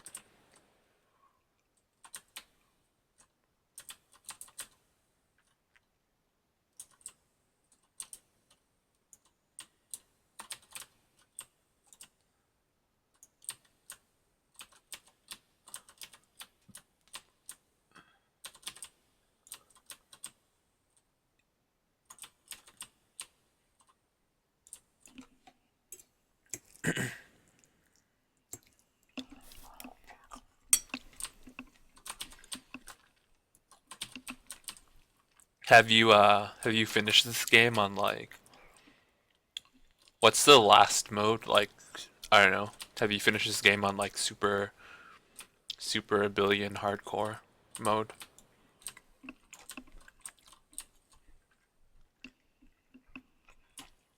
Viking, Demon Slayer, and Necro, with my Slayer being the highest level, 128.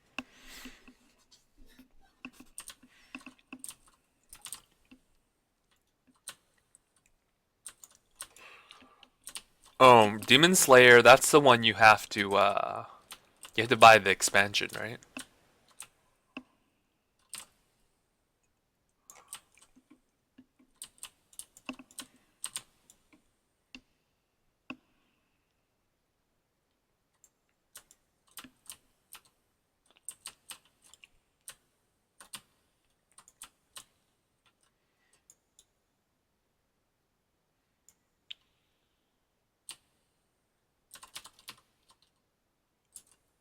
I keep trying, but the new Act 7 boss is such a pain in the butt. It keeps...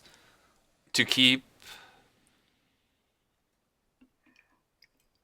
To the new difficulty.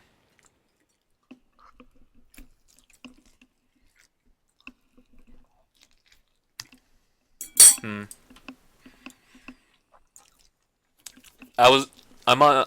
on Inferno mode. Is this a good one? Like my subsequent passes through the game, I'm avoiding relics. I'm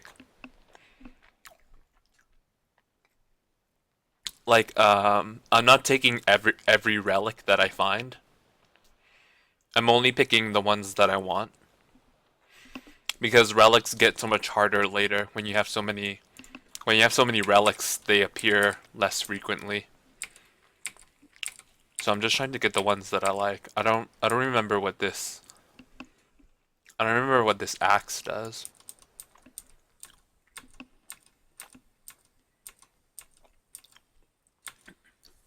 I need to find the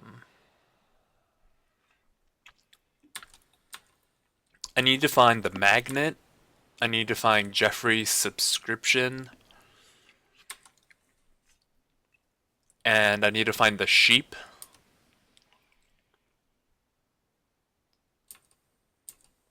Oh, here I found it. Plus 35 strength, chance to set fire enemies on fire. Oh, that's not very useful. I don't want that. Can I do this? Can I just go back and then see which one it'll give me?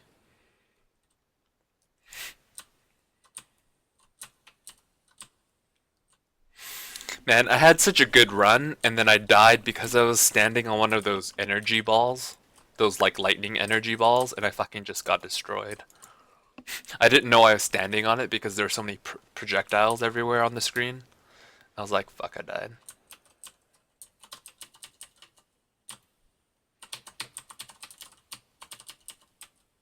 Shit, I have too many items.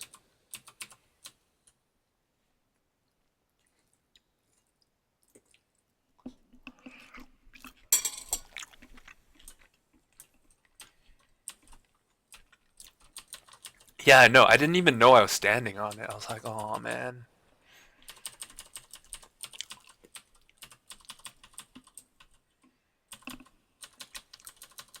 I wish there was a better system for like for these items.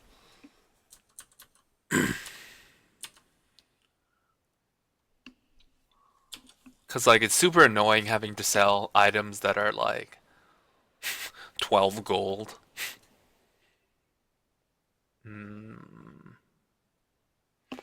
You used to be able to farm relics from dungeon scripts and crypts and shops by using the town portal. I think they fixed it in one of the recent. Oh, yeah, it's pretty OP. Or they should just not let you. They should just not let you go back to the village from a crypt or a dungeon.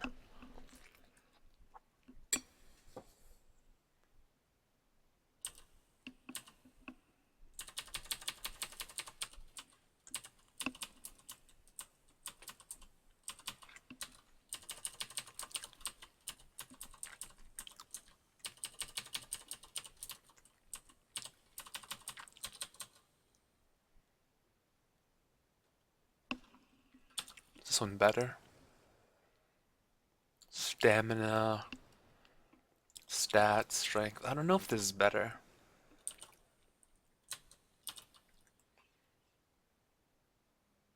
Strength, stamina, all stats.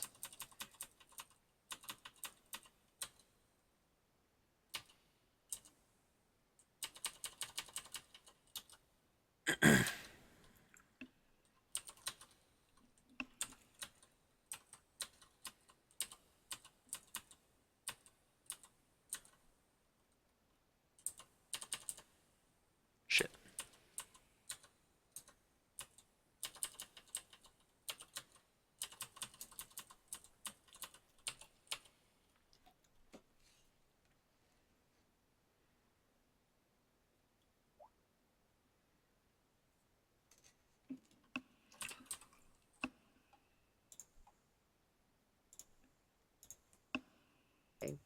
Because the defense can't track down Detective Massey, remember Gutierrez tried many times to serve him but couldn't Do you know if find him. this is a good one? You Gutierrez see that questioned red Detective cloud that I'm Ritz shooting? about Is that Leon's like call memo strong? instead.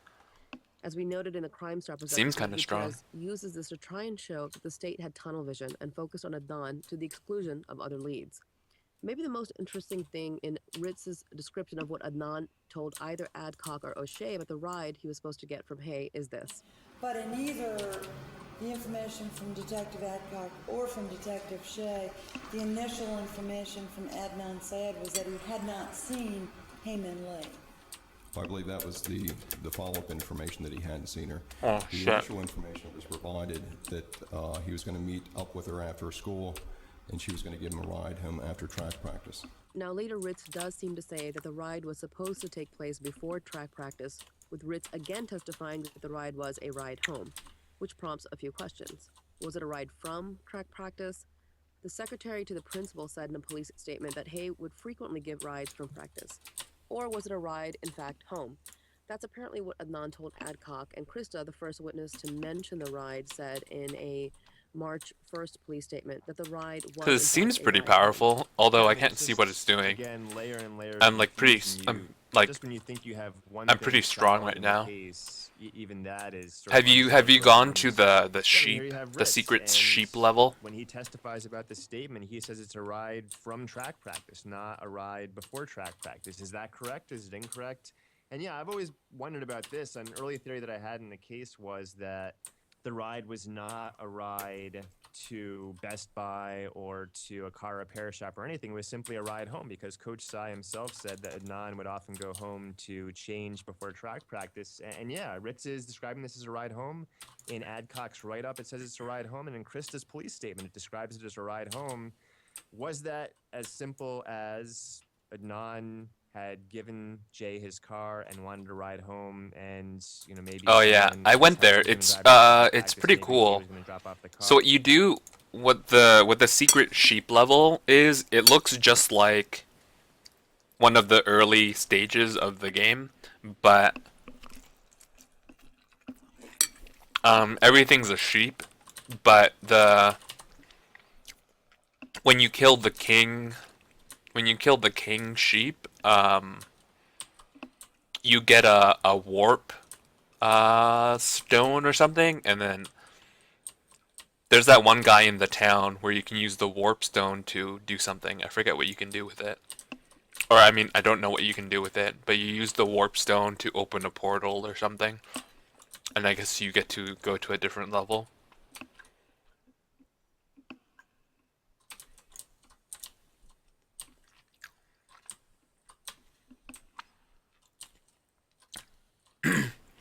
Have you tried Marksman? Because Marksman has that ability that covers the whole screen in arrows. That thing's nuts. So if you have that and the magnet, and it pulls all the coins to you from the whole map. Holy, you can farm money so fast, and then combined with the king crown, whatever.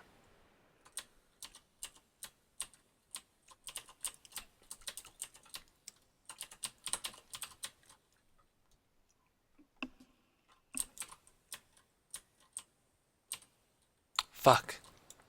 Fuck, I took a relic. I got poison touch. This fucking garbage.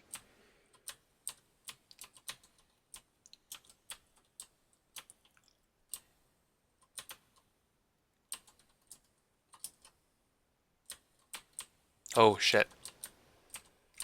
That was a toxic gas one. Fuck, I need to heal up.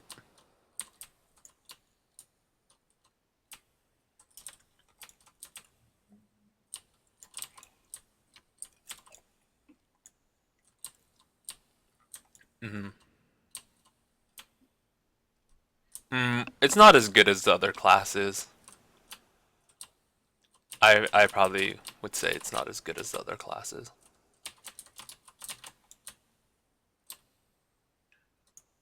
Holy shit. My defense is so low right now. Fuck, I need some health. Holy shit.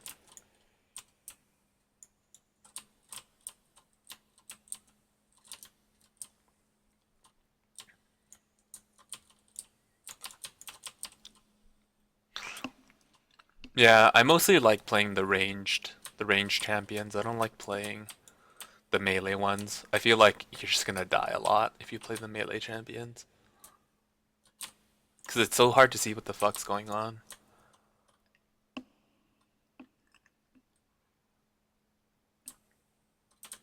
What do you mean? What do you mean of how the game saves? What are you talking about?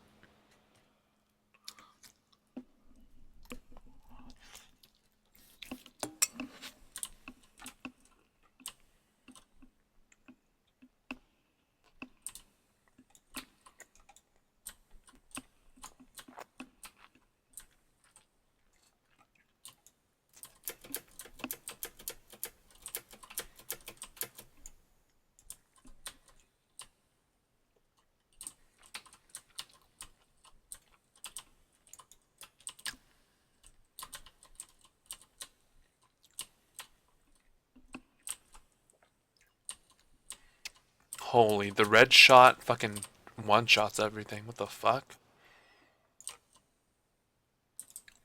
Holy shit. Look at that thing. Fucking one-shots everything. Does it like go across the whole map too?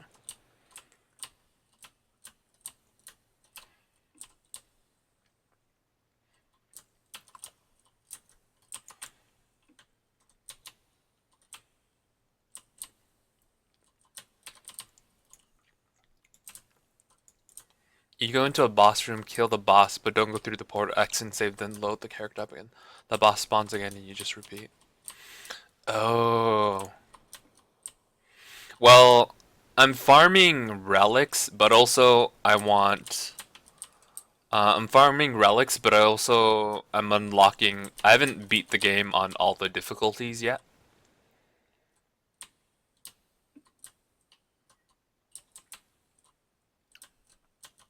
So I'm trying to complete that.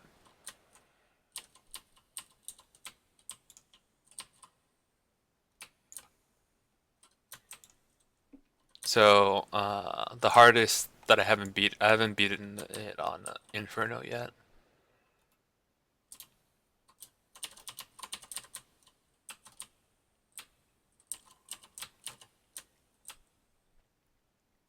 What does this one do? I think this one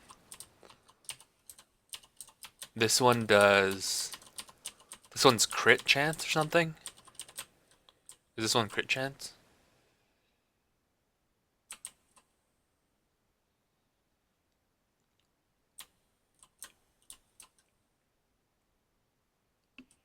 Oh, that's fucking garbage. See ya.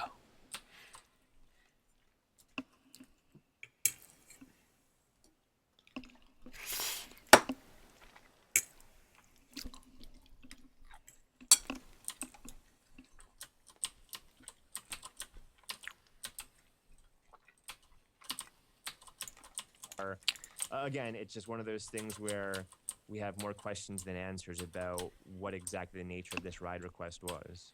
Or Hay could even have taken him right back to the school, because she would have been going in that direction anyways to get her cousin. Yeah, that's true. Becky describes Hay leaving right after school at 2:20, being in a hurry, and she didn't have to pick up the cousin until 3:15. So it certainly could be possible. It was a round trip where she would quickly take him home, he'd get something, and then she'd drop him off at school before going to Campfield.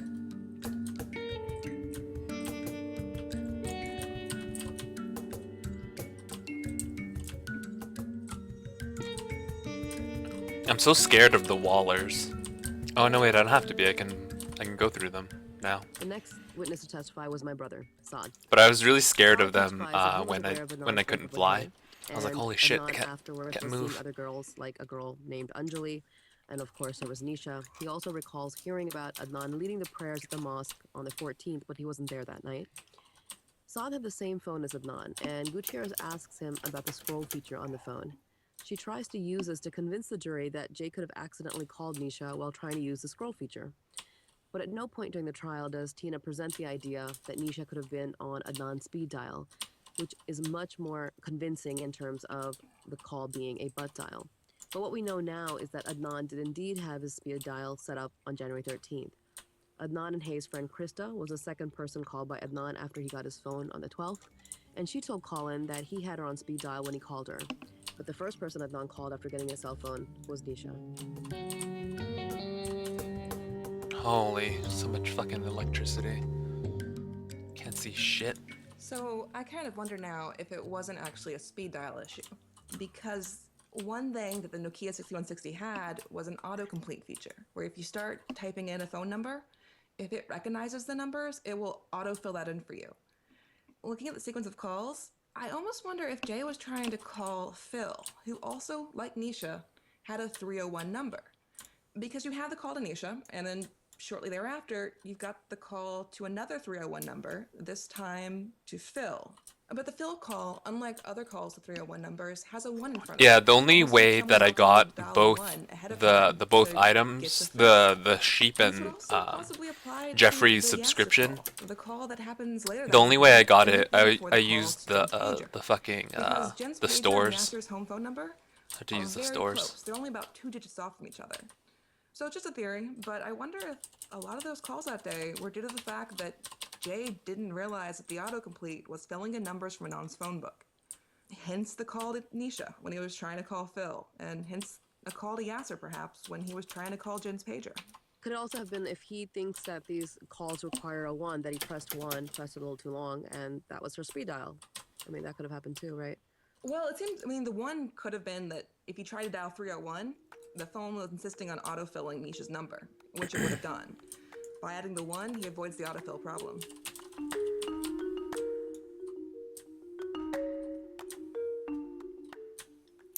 The next witness called by the defense is Saad Patel. He was a Woodlawn student. He was Adnan's friend, had known him since birth. He was also a member of the mosque.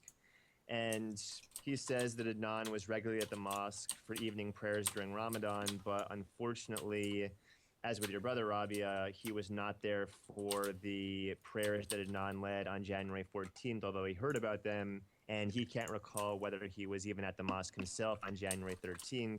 So you're saying He if I does just kill remember him, Adnan and Hay breaking if up, I kill him and Adnan and then becoming go to Nisha the and city? Anjali after the breakup, but he's not really a witness in terms of an alibi defense who is able to corroborate anything about January 13th. Similarly, his father, Makbul, testifies he was also a member of the mosque. He also testified that Adnan was regularly at the mosque during Ramadan. He testified about the night prayers that occurred during Oh, Ramadan as so well. right now He you also you say recalls I'm supposed to Adnan save and prayers, exit? but doesn't have a specific recollection of January I'm supposed to save and 13th. exit? And once again, as Rabia mentioned, this is where Bilal was so key. It appears there were several members of the mosque who, understandably, they were going to the mosque every day during No. Ramadan. I just wanted to January finish the 13th thing was quick. basically like any other day. It was really, this is Bilal. He could have come in and said, I have a specific recollection, January 13th. It's the day before Adnan led prayers. We went over what he was going to say the next day. In the absence of that, we had a few witnesses testifying as to the general practice of Adnan being at the mosque, but couldn't really hammer down and say he was definitely there on the 13th, or even that they were definitely there on January 13th. Holy shit, I don't know. I can't see what's going on. Holy fucking that blood shockwaves fucking destroying everything. What the fuck? Then you have Betty Stuckey, who's the guidance counselor, and she essentially is kind of a character witness for Adnan. I think if I just She put on a testifies lot that of Adnan is bright, enthusiastic, because I point have of all view, the damage and I she says need she has frequent from contact with my him in his senior relics. year, I think if and I she just would put a assist lot the of gentleman in the guidance office who was defense working items on on programming, but he and didn't just have a not lot of die, responsibilities, I think he I'll would be talk to good. her. Now, the guidance counselor Stuckey wrote a recommendation letter for Adnan for college. Because and it's Gutierrez I've chose never her found that during the trial for her to that recite I've it and to been read it out loud to the jury. lacking We'll put the entire damage. letter I've always just on our found that I've website, died I'll to just read shit. the last paragraph of it, in which Stuckey has written, Adnan enjoys an excellent Like that rapport fucking with his peers garbage and over teachers there. who represent a diversified cultural background. His warm, friendly manner, linked with his Do genuine you know if interest there's in a the welfare way of to others, have stand been on the definite assets spikes in and not establishing take his damage? interpersonal Like, is there a relationships. relic that This is a fine young makes man you whose immune academic to the record, spike fine damage? character, Like and the strong commitment to his educational goals like the makes him an spike excellent pits? candidate for admission to the University of Maryland, College Park.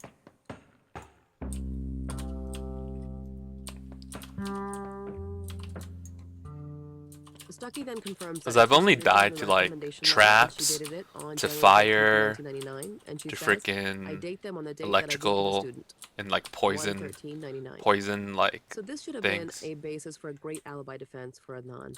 Because you might recall the state claimed that Adnan had left school in Hayes' car and killed her by 2:36 at the Best Buy.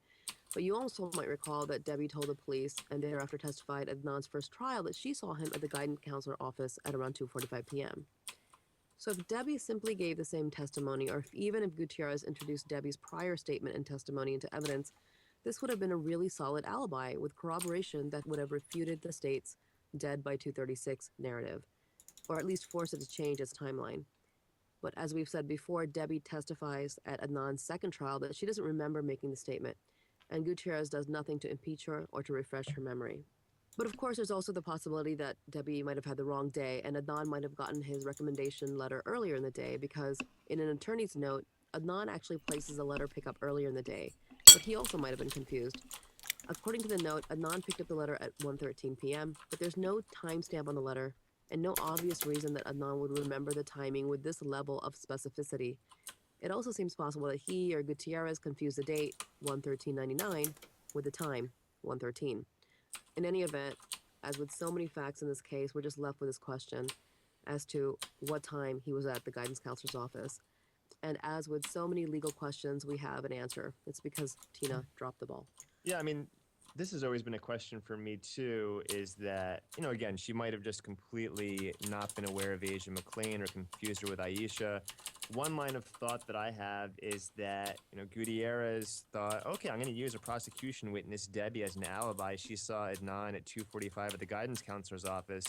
She obviously testified to that at trial 1. And then Gutierrez decided, okay, I'm going to do the same thing at trial 2. And why even bring in this Asia McClain? Now, of course, that doesn't justify what she did. And in fact, once Debbie says, I can't recall seeing him at the guidance counselor's office, Gutierrez, whatever she did before, should have reached out to Asia McClain. But I do wonder whether in the case Gutierrez had awareness of Asia and decided, I'm going to use Debbie instead, which of course... I don't know, I kind of like that though, that there's no way to reduce that kind of damage. It makes it still, makes it still possible for you to die. A game kind of sucks if you learn how to game it and then you can't die ever. So that was the defense's case. Although it took 3 days in total, it could have been done in probably 1.5 days and would have been better if she'd done it that way. She scored a few points here and there, but overall, had I been a juror in that trial, I'm pretty sure I would have convicted too. Yeah, I mean, it's really, as far as you can imagine with everything we know about the worst job you can imagine someone doing. There's no medical expert, there's no cross-examination of the forensic pathologist to dispute several key facts. There's no cell tower expert. We're aware of what a handful of alibi witnesses who aren't called at trial. We have Asia McClain, we have his track buddy Will, we have Bilal. I'm trying to figure out. We have other witnesses who in It always takes me a little bit of time to see which ones is really better. Who did not provide alibi defenses at trial. And then yeah, again, I don't think the thing where it says plus all stats is that important, I think if it has big numbers, like it says plus 150 energy, I think that's more important, right? Where everything went wrong. Things went wrong before the first trial, but then beyond that, between the first and the second trial, the state realized Yeah, this the game's not very well flaws. They balanced. were able to correct them at the second trial. Gutierrez got worse. I think the one I have She got equipped is more better, incoherent. right? She dropped It's just more more balls than raw, she did at the raw first trial, damage.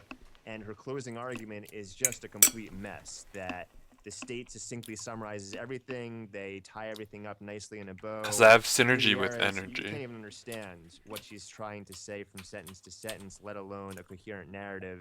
And yeah, I'm kind of with Susan.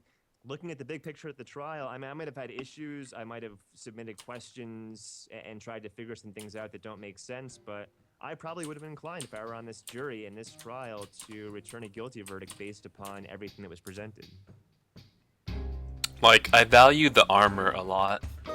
Armor, because I just don't want to fucking die. That'd be the worst if I died. And I do value speed. By the way, we don't actually have the audio for the closing arguments. It happens to be one of the days that's missing from our video collection, but we do have the transcript. And as Colin mentioned, it is so disjointed that it almost Stamina, defies belief. strength. Now we're going to put the full transcript of the closing statements on our website, and you can take a look yourself. But the portion of Gutierrez's closing that is transcribed is nearly incoherent. And what's odd about this is that almost all of the transcript before that was perfectly fine. When Murphy gave her closing statement, it's written out, transcribed just fine. The sentences are complete. After Gutierrez wraps up and Uric does a rebuttal, also it's perfectly fine. So I don't think there was an audio issue. I think she was pacing or something. But the problem is, if she's Strength, getting out of stamina. earshot of the videotape, which is positioned towards what the jury is, then it means the jurors can't hear her either. But I think she also paced during the trial, and I don't think you see this in any other portions of the trial. Nothing like this, at least. It's really unreal almost to look at but I don't know. Whatever she was doing, the transcriber couldn't keep up. It's incoherent. Couldn't keep up, or I can't help but wonder if she was having some kind of episode, but that also seems unlikely. That it would just happen in that portion. But anyway, It's a rambling mess. There's no doubt about that. Yeah. Holy shit. That fucking blood shockwave, does it always one-shot everything? Seems like it one-shots everything.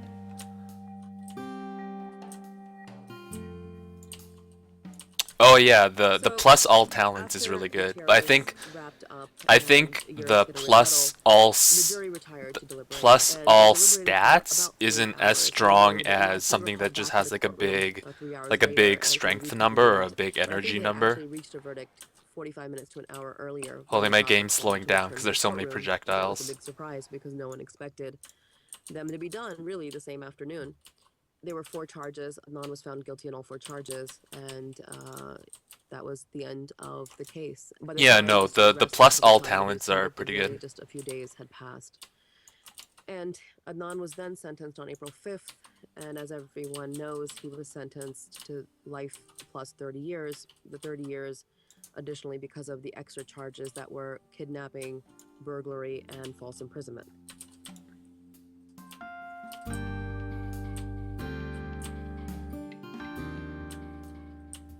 Yeah, and talking about that sentence that Adnan was given, it's interesting because somewhat recently the United States Supreme Court decided a case, Miller versus Alabama, and that ruled that mandatory life without parole sentences for juveniles are unconstitutional for a variety of reasons.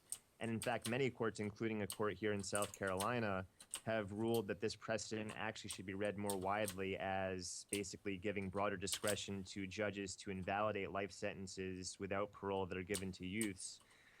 But in this case, technically, Adnan is eligible for parole, but I use the word technically because it is technically as opposed to practically. There's basically a dirty little secret in Maryland law, and that is that the state does not grant parole to lifers.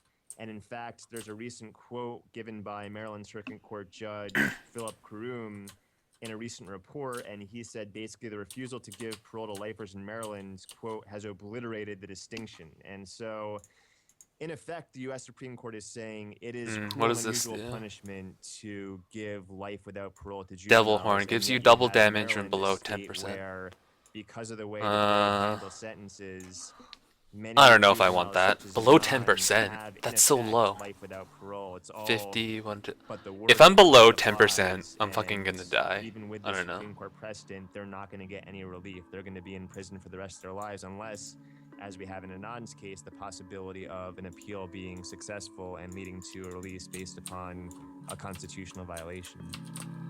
I don't know. Whatever.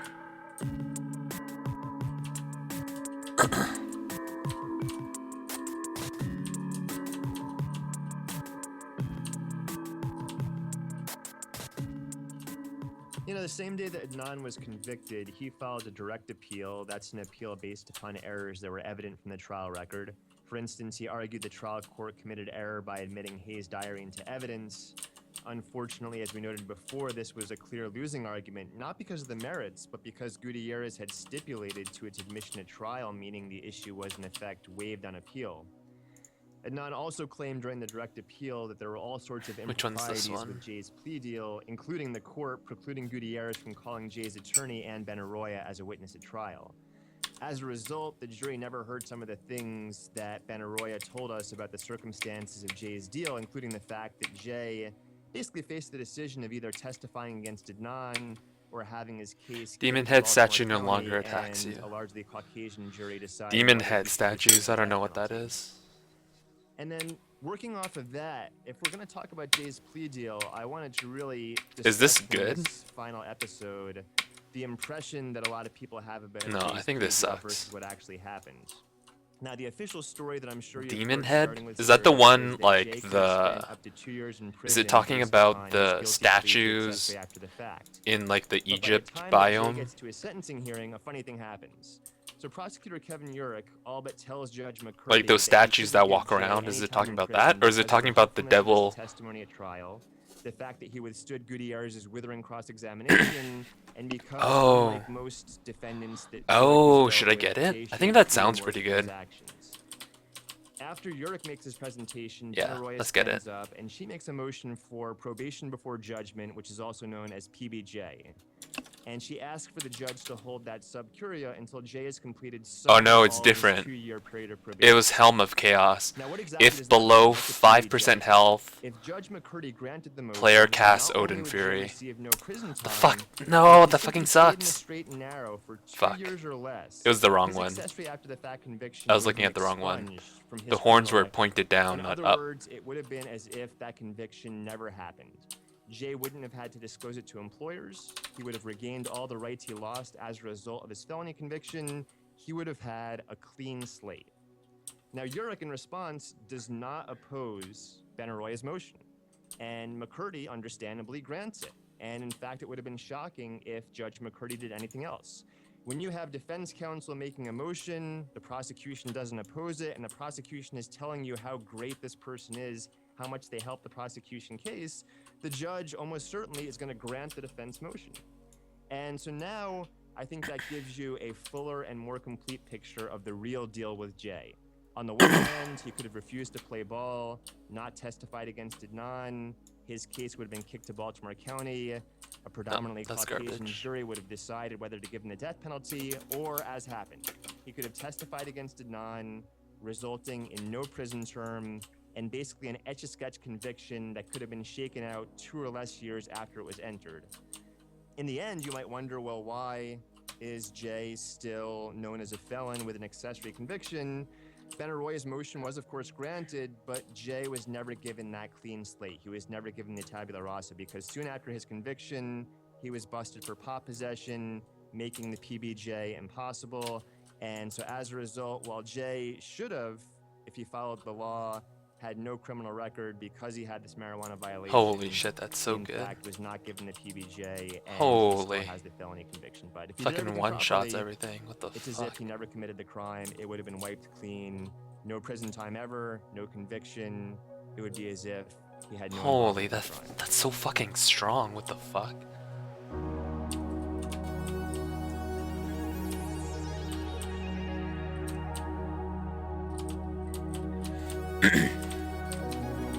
I wish the game let you see all your relics.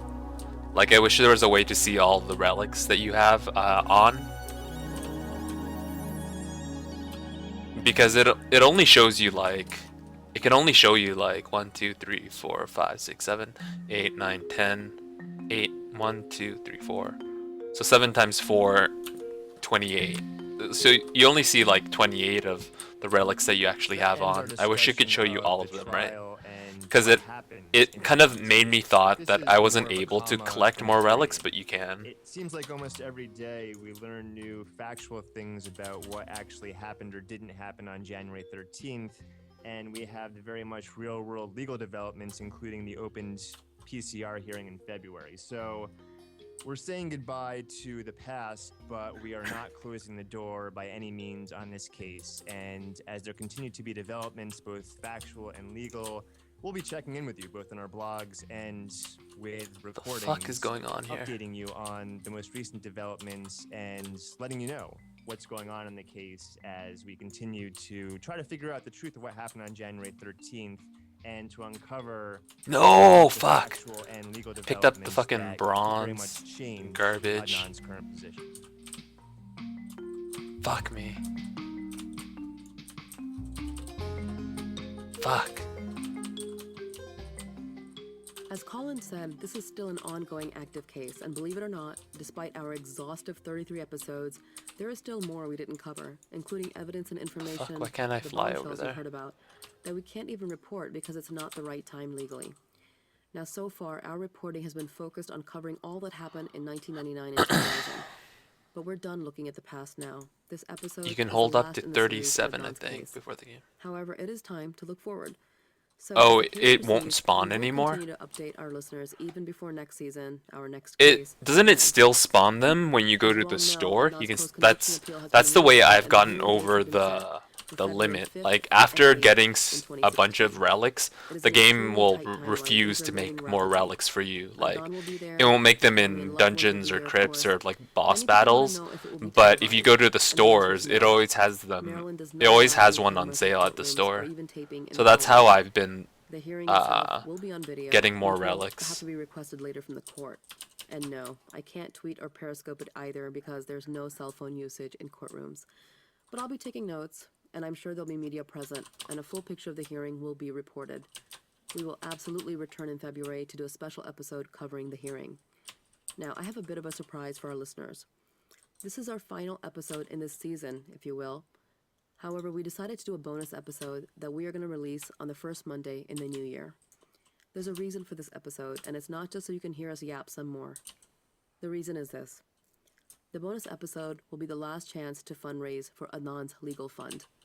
Now here's where I switch out my podcaster hat and put on my advocate for Adnan hat, because this will be the first and last time I do this. And that's asking for money for Adnan's legal fund. Let me start by saying that I know many of you have already donated to the fund, and for that we are very thankful. We could not have come this far without your incredible generosity. As I've mentioned before, the ad revenue from every single episode we've ever done has gone directly to Adnan's legal fund. And we needed this revenue because in 2015 alone, the fund has paid over $80,000 in attorney fees.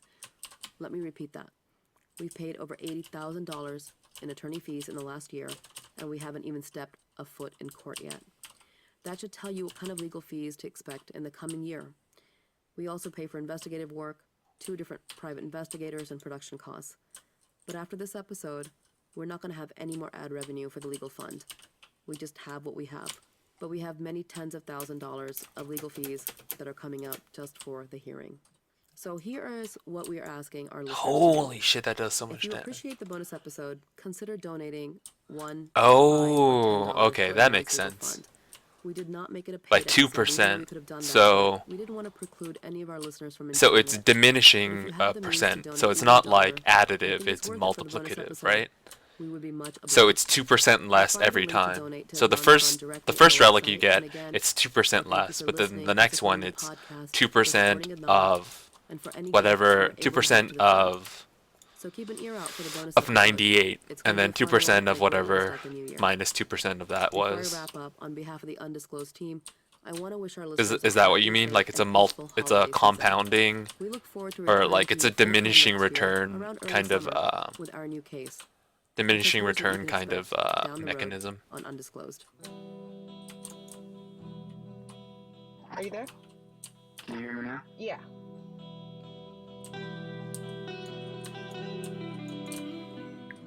If there's one thing you could tell Because you people can about never it, get to 0 if you always just minus 2%, right? You can't get to 0. Well, you'll get to practically 0. It approaches 0.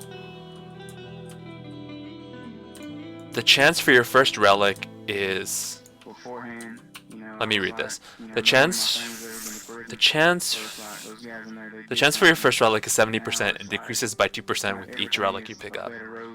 Oh no, so it is like a definite. It goes to 0. Some of my actions cause these people to look at me for the stage. But there's still you can still get stuff at the store though, right? Even if, That doesn't stop the store from having relics you can buy. why they looked at me to begin with. But I think the price of the relics in the store go up the more relics you have, right?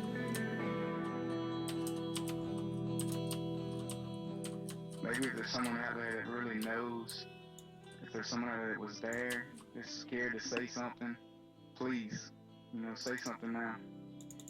This can happen to anybody.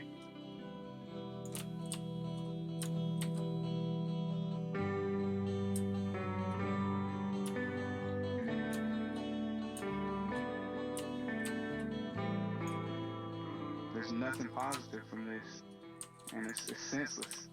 So if someone, hears this, please just tell the truth. I don't want anything but the truth. I was playing multiplayer with some friends on this level, and they just kept fucking up the puzzle. Like I was like, you guys, this isn't like a super hard puzzle. It's like meant for children. This is a children's game. Like this is not like a crazy puzzle. Many thanks to And Ramon they just kept Marquez fucking for it our up. theme music and photography, to Christy Williams for our website, and to Baluki who designed our logo. Our production consultant is Rebecca Lavoie. She's a true crime author and hosts the podcast Crime Writers on Serial. Dennis Robinson is our producer, and you can find us online on social media on both Facebook and Twitter. Our Twitter handle is undisclosedpod. Make sure to tweet us your comments and questions using the hashtag undisclosed.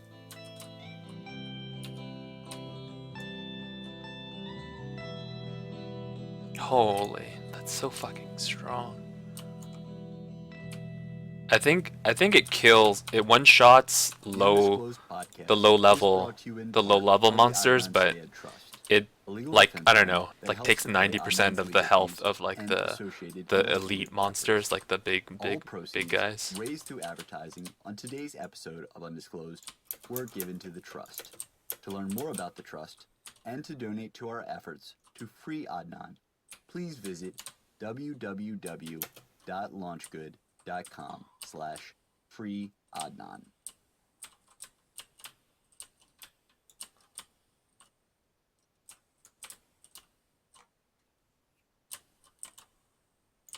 Fucking broccoli motherfucker. Fucking. Yeah, no more relics are spawning. I have too many. Well, at least I got the ones that I wanted. So I guess what I'm looking for right now is I'm gonna look in the stores for the relics for the sheep and Jeffrey's subscription, so I can get more warp stones. Did I show you what the warp stone looks like? So here, the wormhole key, or that's what I meant. So you get a wormhole key from like if you have both items and you go back to the city, a portal will be here and you can go into it and it says like Magic Candy Land or something, and you kill all the sheep, and when you kill the king sheep, you'll get a warp stone. He'll drop a warp stone. And then I guess you talk to this guy and you use a wormhole key to go somewhere or something. I don't know. I didn't look into what the wormhole leads to.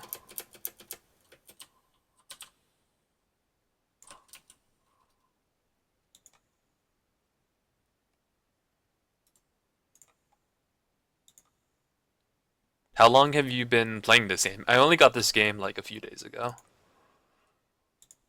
Hi guys. The I don't know. Undisclosed It's just team something is fun currently to deep in the weeds of to season play 2, but while you're I'm doing glad other we were able to stuff. come You're back just like today and playing, record this bonus episode. listening to It's going to be weird podcasts and not shit. talking to y'all every week, and I can't wait until we're back later this year. Before we start, though, a quick plea. If you've enjoyed the podcast, and if you believe that justice was not done when Adnan Syed was convicted, before you listen to today's episode, please consider making a donation of even just $1 to Adnan's legal defense fund. Adnan's case has come a long way, but it is far from over Holy yet, shit. and the state will be doing everything it can to affirm his conviction. More than ever, his defense needs the resources to present his defense at the upcoming hearing and in the appeals that will likely follow. Donations can be made at launchgood.com to the Adnan Syed Trust, and we'll also have a link up on our website at www.undisclosed-podcast.com. And a huge thanks to everyone who's already donated, both to the Adnan Syed Trust Fund and to the podcast. It has So- made more of a difference than you know. So usually I'm one of those guys that picks up all the items and tries to sell all of them, but I think that's like a waste of time. I'll try to only pick up the gold and purple ones. I think it's like a waste of time, probably. Almost every week since April of 2015, the Undisclosed team has brought you a new episode. In our over 30 episodes, we've dissected every part of the state's case, examined every bit of information we could get our I hands wish on, I don't know, I wish they gave you an infinite inventory so I could just pick up everything. That's the kind of player I am. I just like picking up everything and selling it, even if selling it only gives me like even if selling it only gives me 10 gold, I want to pick up everything. Because I'm like, what the hell? I killed these guys. I killed these guys. I deserve all the money from it. But no, our awesome listeners have suffered through hundreds and hundreds of tiny factual I think it's details probably a and waste of my serious, time to tough, pick up deeply every involved legal item. questions. We know that Undisclosed is not easy listening, so the fact that you all came back Oh, week so not after that week long. for more Oh. says volumes about our audience. Fuck off. It says our audience takes these issues seriously and that they understand the tremendous impact the flaws in the justice system has on the lives of real people. So, since you have all traveled this far with us, Whoa, you we just had wanted to give our discard it? listeners a bonus episode. Our small way of saying thank you for all your support. Do you know But if don't worry, it, this you know when won't the be screen easy turns listening, all because bloody we like have a this? great Do you know conversation if with Michael Lavoie, who's a do you know if you get true better crime author and drops podcast because host it's like of on Crime hard Matters mode or NCA, whatever? and also happens to be our own awesome production consultant. We hear at the beginning of every episode, Rabia tells us that she's joined with or by Susan and Colin. And, you know, we know about you guys as listeners. We know about you guys as lawyers. We know about you in terms of your connections to this case. Susan, I want to start with you. Tell us just a little bit about yourself that we don't know. You know, where did you grow up? Where did you go to law school? What made you decide to become a lawyer? What made you start blogging? Just give me sort of the elevator pitch of your life, if you don't mind.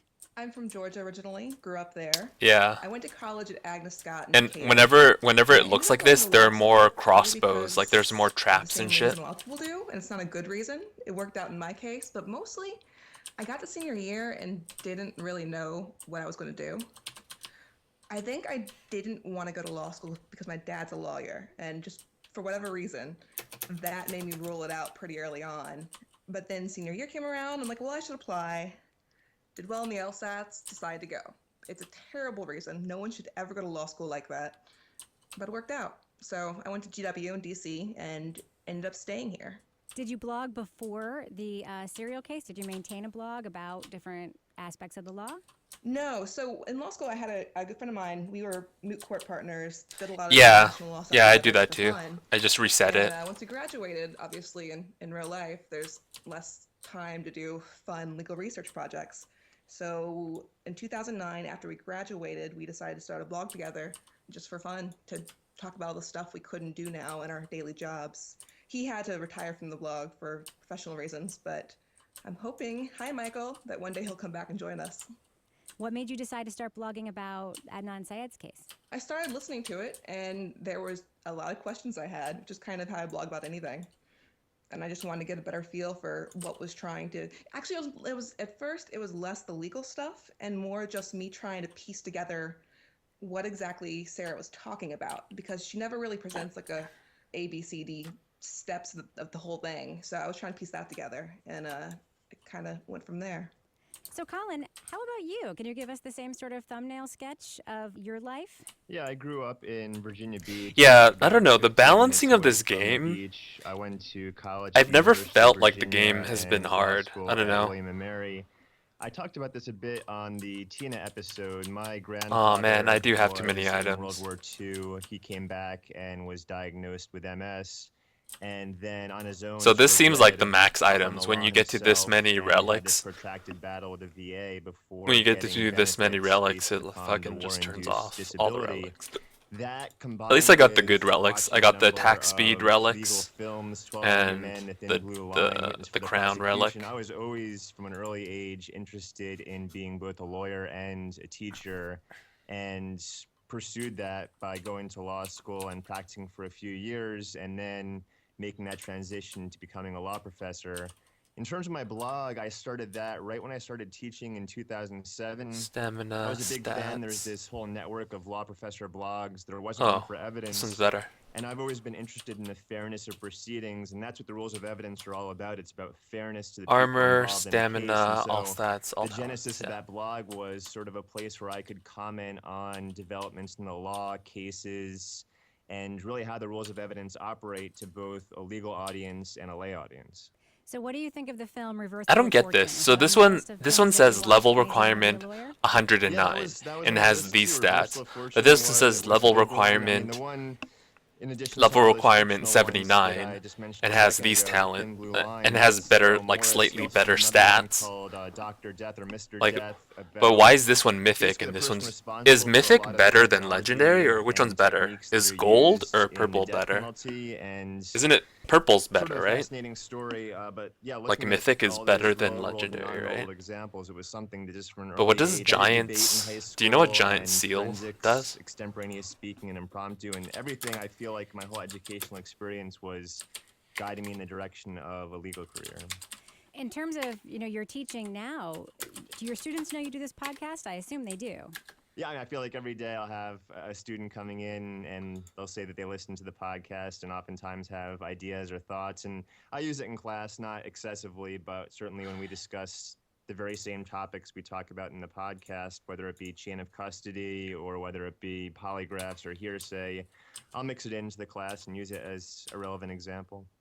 All right, so Rabia, we hear you introduce yourself every week. We know you from being introduced by Sarah Koenig in Serial. We know that your family are family friends with Adnan's family. We know that you're a fellow at the New America Foundation. Is that correct? Yeah, that's correct. Okay, what does that mean? What does that mean? Yeah, what does the rest of your life look like? We know a little bit about where you grew up because you've mentioned it sometimes, but the rest of your Okay, without nice. getting too into areas you don't want to talk about, what does your life story look like outside of this pursuit of justice here?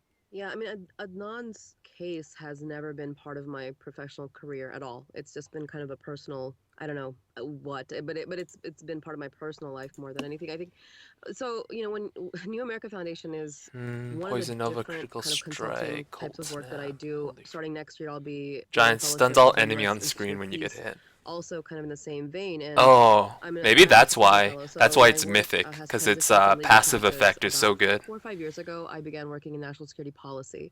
And that's in direct response to issues of online recruitment, radicalization, our national security response to Muslim communities, engagement. And this comes not as a sudden transition, but because for at least the last 10 years, I have been in some kind of advocacy role in the Muslim community. So, even before Undisclosed, before Adnan's case and Serial and all this, I had been writing publicly, speaking publicly on lots of different issues that are just kind of connected to diaspora Muslim communities. And so, my national security work is really focused on how to engage faith communities on issues of national security. I mean, what are the lines? What are the civil rights concerns that are raised? How should government approach this? How should law enforcement engage on these issues? And that's really the bulk of my work. So very, very timely work. Not only has your advocacy for Adnan sort of come into focus, but I'm sure that your professional life in that sphere is also, you're probably in a lot of demand in that sphere as well, right? Yeah, I mean, just there are so many layers to these issues. I mean, the very specific realm I work in is called CVE, which is countering violent extremism. And much of the work I was doing with New America Foundation focused on just providing social media advocacy skills to Muslim organizations and leaders across the country. And basically, how do you fight back? Because a lot of this stuff is happening online. A lot of the really negative stuff, whether it's terrorist recruiting or it's anti-Muslim bigots, they kind of are an echo chamber. And just recently, after the San Bernardino shooting, again, I got many requests to talk about this and to come and do our trainings. We have like an entire day's worth of training we do on these issues. Speed, So it energy. keeps popping up, and I look forward to the day that none of this is necessary anymore. You all came together.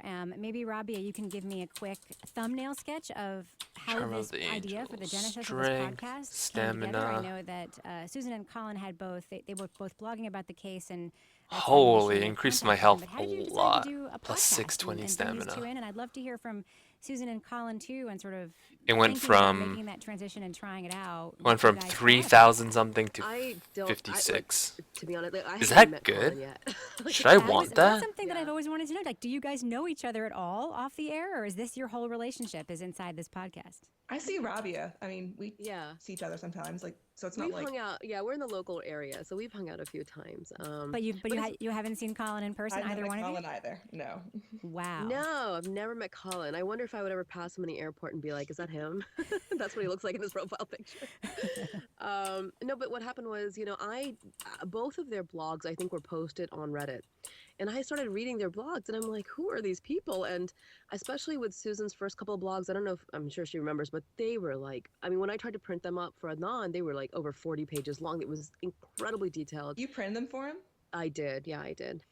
I wanted him to see, like, first of all, look at this craziness, but the amazing amount of work you put into it. I was so just impressed, and so at some point I reached out to both of them and I said, listen, you guys are doing these amazing blogs based on like what I've made public, the documents, but I can share all the case files with you. I mean, that's a huge number. just Plus really just get 620. into That's it a and go huge with it, number, and right? They're both very highly skilled in terms of investigation and analysis, way beyond me. And so I did that, and I don't think I still had met Susan yet. But the idea for the podcast came because I was doing a lot of talks around the country about the case, and I happened to do one in DC, and Susan was there. And one of our trustees from the legal fund was there, and Yeah, sometimes reading through all these stats is you know, really how many people difficult read to my blog, how determine many which people read one's Susan's blogs, because I wanted the to get better an idea item of where the sometimes. audience is at. And very few people, as compared to listening to Serial, were actually reading our blogs, so they were missing out on a lot of information. And right afterwards, Dennis was like, "You guys should just put your stuff together and do a podcast." And my initial I reaction don't was know. like, Especially right, the whatever. I mean, charms, like, it was the like, the one more talismans thing, seem like and We were like, no. really no, hard nothing to crazy. decipher. How hard can it be? Well, Susan jumped like right on it. I think within like 3 days, Susan's like, "I've got a logo. Here's some, here's some titles," and I'm like, "Oh my God, is this happening?" I think I imagined that podcasting would be like just a little bit different than blogging. Yeah, it worked out, but I was probably being kind of naive about our ability to pull this off. Well, how have you felt about pulling it off? I mean, I'd love to hear from Colin. I mean, you talk for a living. I'm assuming you prepare lectures, or at this point you sort of have your book of lectures prepared. You sort of deliver information for a living. How is doing a podcast, delivering it for broadcast form, different from what you do, and what were some of the challenges that you felt you were encountering when you first started out? Yeah, I'd say it's pretty similar in the sense that we, before each episode, prepare an outline. It's not a script, at least after the first episode or so. And that's the launching pad. We use that as basically the starting point where we get our ideas and what to discuss. And I do a very similar thing in my classes. I do all the background work. I try to bring in recent cases and developments in the law, but it's not any type of script. And it's very much a dialogue between myself and the students in the classroom. That's sort of in law school what you do is the Socratic method, where it's a series of questions where you change the facts of the case a little bit and allow the students to see whether that changes the outcome. And I feel like as we've progressed with the podcast, that's a lot of what we're doing, where we have these ideas, we bounce them off of each other, and sometimes we agree, sometimes we disagree. But I think both amongst ourselves and then interacting with our audience on social media. It used to and tell through Used to tell you by It's each really line of helped us stats, to, I but think, that get closer was to with the all lines truth, with no inventory. disregard Oh. things that end up not working out, see when people really react and think, oh, that's a really good theory, maybe you should pursue Yeah, it I more. And wish think through that, that process, we've been able like, to in rule the certain inventory, things you could out see the and stats possibly of the rule certain item, so you things could in, which has easily, been very helpful in the like, I wish you investigation. didn't have to Colin, inspect do you each remember how item. you Like, got that doesn't involved in make the any podcast? sense. I What do. kind I of think inventory that system is that? one of Where you you have to emailed inspect me, and everything? the What the idea fuck? at first, from what I recall, was you two would be doing the podcast, and I would sort of contribute like the Law Professor Corner, where there'd be like sort of a 5-minute segment where I would summarize one of my blog posts or something. And then I think one of you decided, well, no, it makes more sense. Let's just do this big group discussion. But I think the original idea was just I would have like the Law Professor Corner, and here, separate from you two, I just would discuss whatever I wanted to on a given episode. I just remember messaging you on Reddit. I'm like, me and Robbie are making a podcast. You're in, right? And you were like, sure. Yeah, why not, right?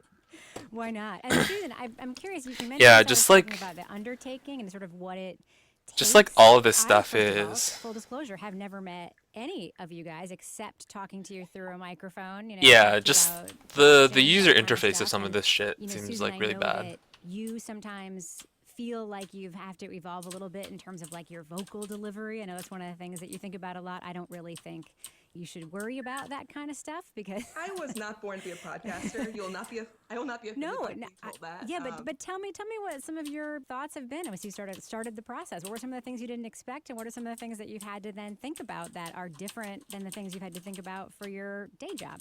It's very different from anything I've done before. Obviously, as a litigator, you do court appearances, you do writing, you do depositions, but the skills aren't, for me anyway, they don't seem like much of an overlap because the purpose behind each is so different. I did not probably expect Oh, this used to be a mobile game? What the may have been a fuck? bit more daunted This had I game thought would have that been so sick on mobile. Is it still on But it's been mobile, interesting or for is me it too because big to be on I'm mobile not a now? great presenter, and I'm, doesn't bother I me don't see how a necessarily. phone could So now handle I'm gonna all go this in person fucking, and all try and these do that. particles. I've What the tried fuck? to improve, done my best. I've gotten lots of feedback. Thank you, iTunes reviews. Was it a I've tried to slow down.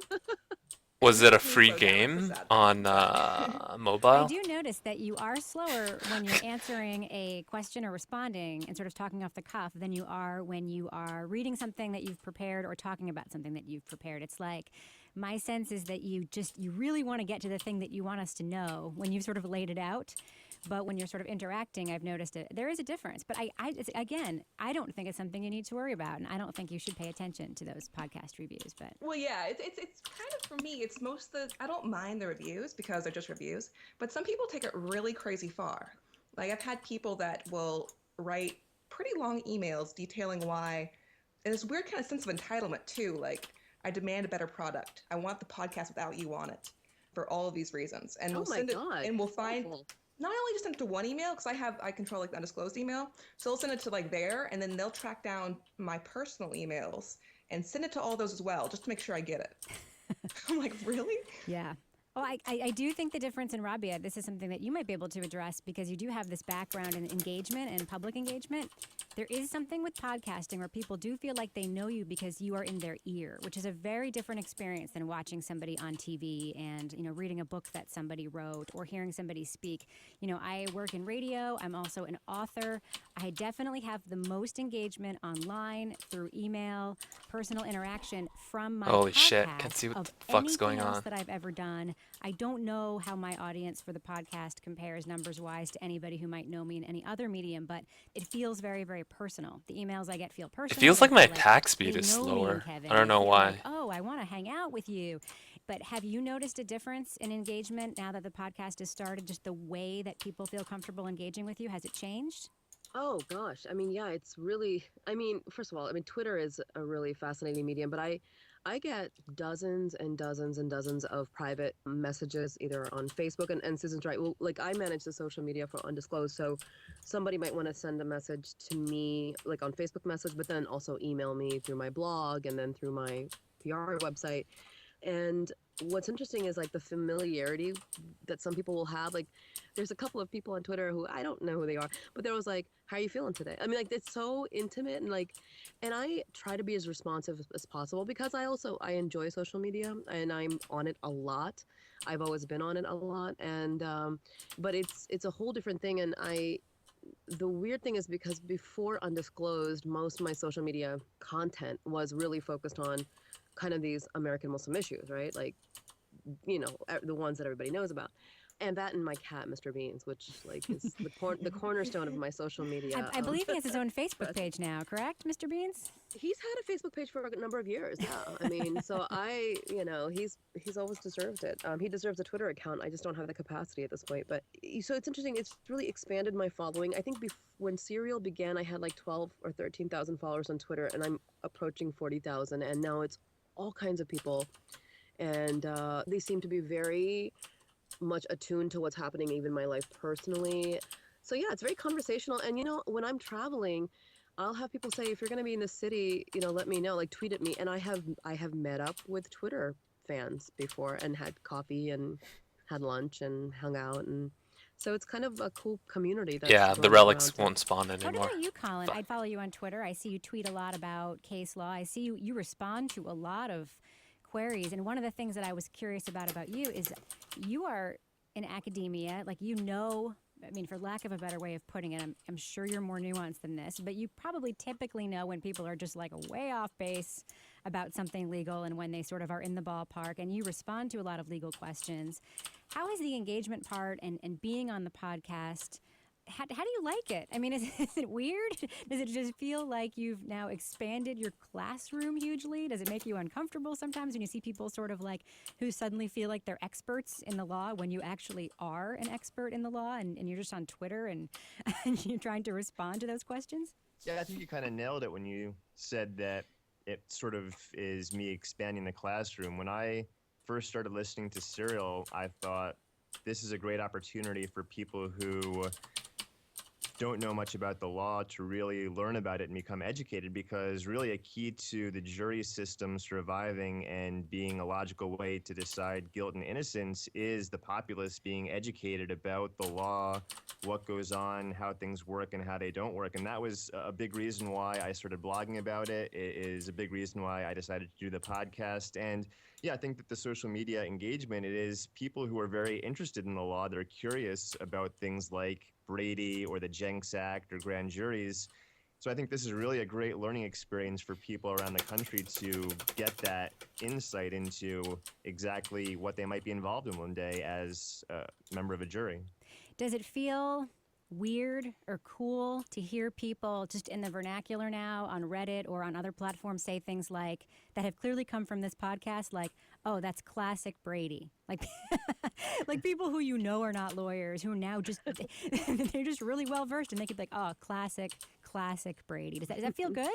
Yeah, and I'll get it over email or social media, people pointing out, oh, here's a case in New York where the prosecutor failed to turn over this confession, or here's a case out of California that involved lividity evidence. And yeah, it's really interesting to see people who might have had no engagement with the law before, as a result of the podcast, right? They are pretty well versed and they understand when something comes up and they can spot the significance. So it's great. It's sort of Undisclosed, I feel, is a bit like a mini law school where people could listen to it and have a general sense of kind of what goes on in the criminal justice. Since the updates, my game is in very slow motion when I'm in flight.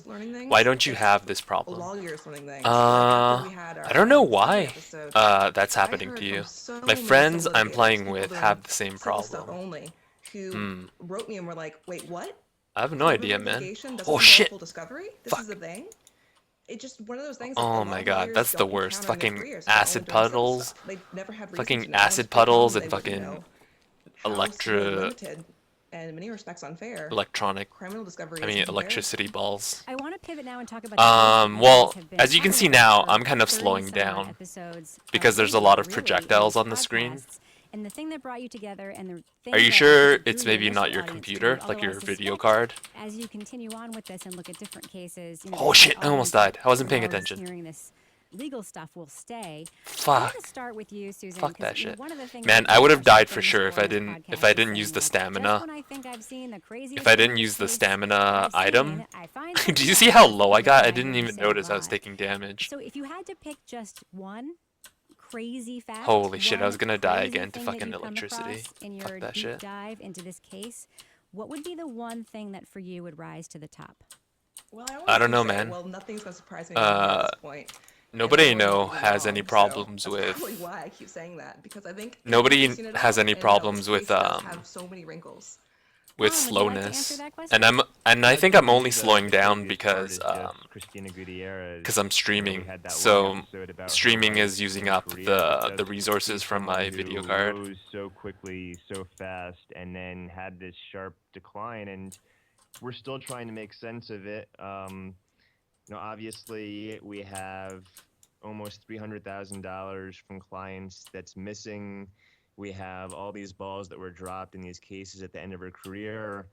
We have some leads. We can't really report on them now. We might, in the near future, be able to say more about it. That might help to explain things more. But I think just looking at the case and the number of times you have judges who are asking her, how can this make any sense that someone who works as hard as you do will drop this ball or that ball, whether it be failing to look at the key cell phone evidence in the case. She's just such a mystery.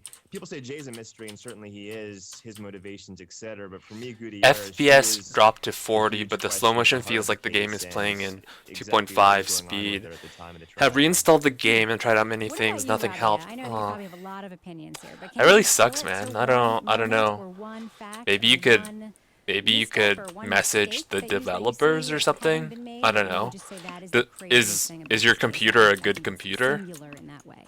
I mean, I think one of the most important Like, do you have like a discoveries that pretty good Susan computer? Do you have a Cullen- pretty good I think it was Susan like who actually- CPU and video that card? explains so much about the Because case this and really game, even though it completely, looks I kind think, of like changed John's head low was when res the and video whatever, evidence. it still has like a But lot of having said particles and that stuff, wasn't my greatest and WTF a lot of moment. My like that greatest can be pretty WTF moment was when taxing. I Susan think. told me about the taps, the tapping sound that Yeah. occurs when Jay is being interrogated by the police, which, for all the mystery that Jay was, completely solved the mystery for me. It suddenly all made sense. All the different stories, his role in all of this. The taps were just, they still blow my mind. But, the taps alone don't necessarily speak to what actually happened on January 13th. And for that, I'd say the biggest thing was the lividity evidence.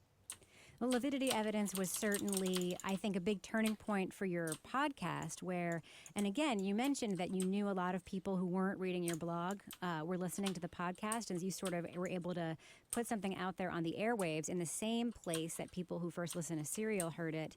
That is a big piece of evidence for the case. Susan, piecing that stuff together, was there for you, like the WTF that, as Rabia phrased it, where you sort of realize this means this. I can draw this line and this could potentially change everything. Did you have that feeling that, as we call it in the writing sphere, that like, oh shit moment? Well, with lividity Holy evidence, shit. That's an interesting one. No, it wasn't me. Fuck actually off, who found it. electricity. It was actually two different people following the case. They were both actual real-life doctors. One I got in touch with on Reddit, and one Holy shit. emailing Am me I through dying? blog. And this was I'm before fucking we dying. had most of the documents in the case.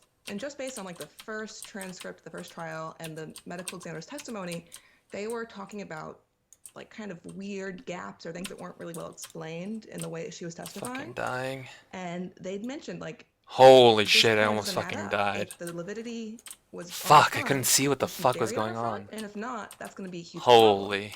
So when I finally did get the Fucking all the documents from hands Rabia, on the floor. that Fuck was this shit. one of the things I kind of zoomed in to look Holy. at. And when I saw that, well, no, the autopsy report says she was buried on her side and the lividity's in the front. That was kind of an oh shit moment. Fuck. Because what they'd been saying would be a problem. I need here more was armor. right there in black and white. Fucking I that should shit also hurts so mention much. something. When Does that armor Rabia not first affect? Emailed me and Colin and was asking Does who armor was not the documents. affect like how much I remember damage you trying to take convince her from not the to. I was electricity? saying, like, are you sure you want to do this? This is a really dumb idea. Giving two people you don't know full access to the case files when they're independent bloggers. Yeah, that really sucks, And man. Robbie had no Because knowledge. yeah, you're level like you're what level you're doing. 150, There you go, keep right? going for it. You're level seems to be part of 150, who Robbie so you is, must you know, be thinking about the playing way on this the whole higher thing came level to be. It's this on the idea higher of, level like, yeah, maps. here's the box of stuff. Take a look. Have at it. Maybe you'll see something I So haven't, you know? maybe your computer's not Well, strong speaking of you, enough. Colin, I mean, one of the things that has really happened, like a big phenomenon of this case, is a new level, I think, of crowdsourced investigation, crowdsourced theorizing, sometimes, you know, with positive results, sometimes with no results, and sometimes just kind of spinning into conspiracy theory land, you know. I'm wondering if, I mean, that's just me observing, by the way, that some of the sucks, man. conversations that I see out there, and I've said it many times, and I'll give you full disclosure. I don't think anybody knows what happened. I don't know what happened. I know what I think, but I know that I don't know. And it seems like sometimes people out there, especially online, really feel like they know.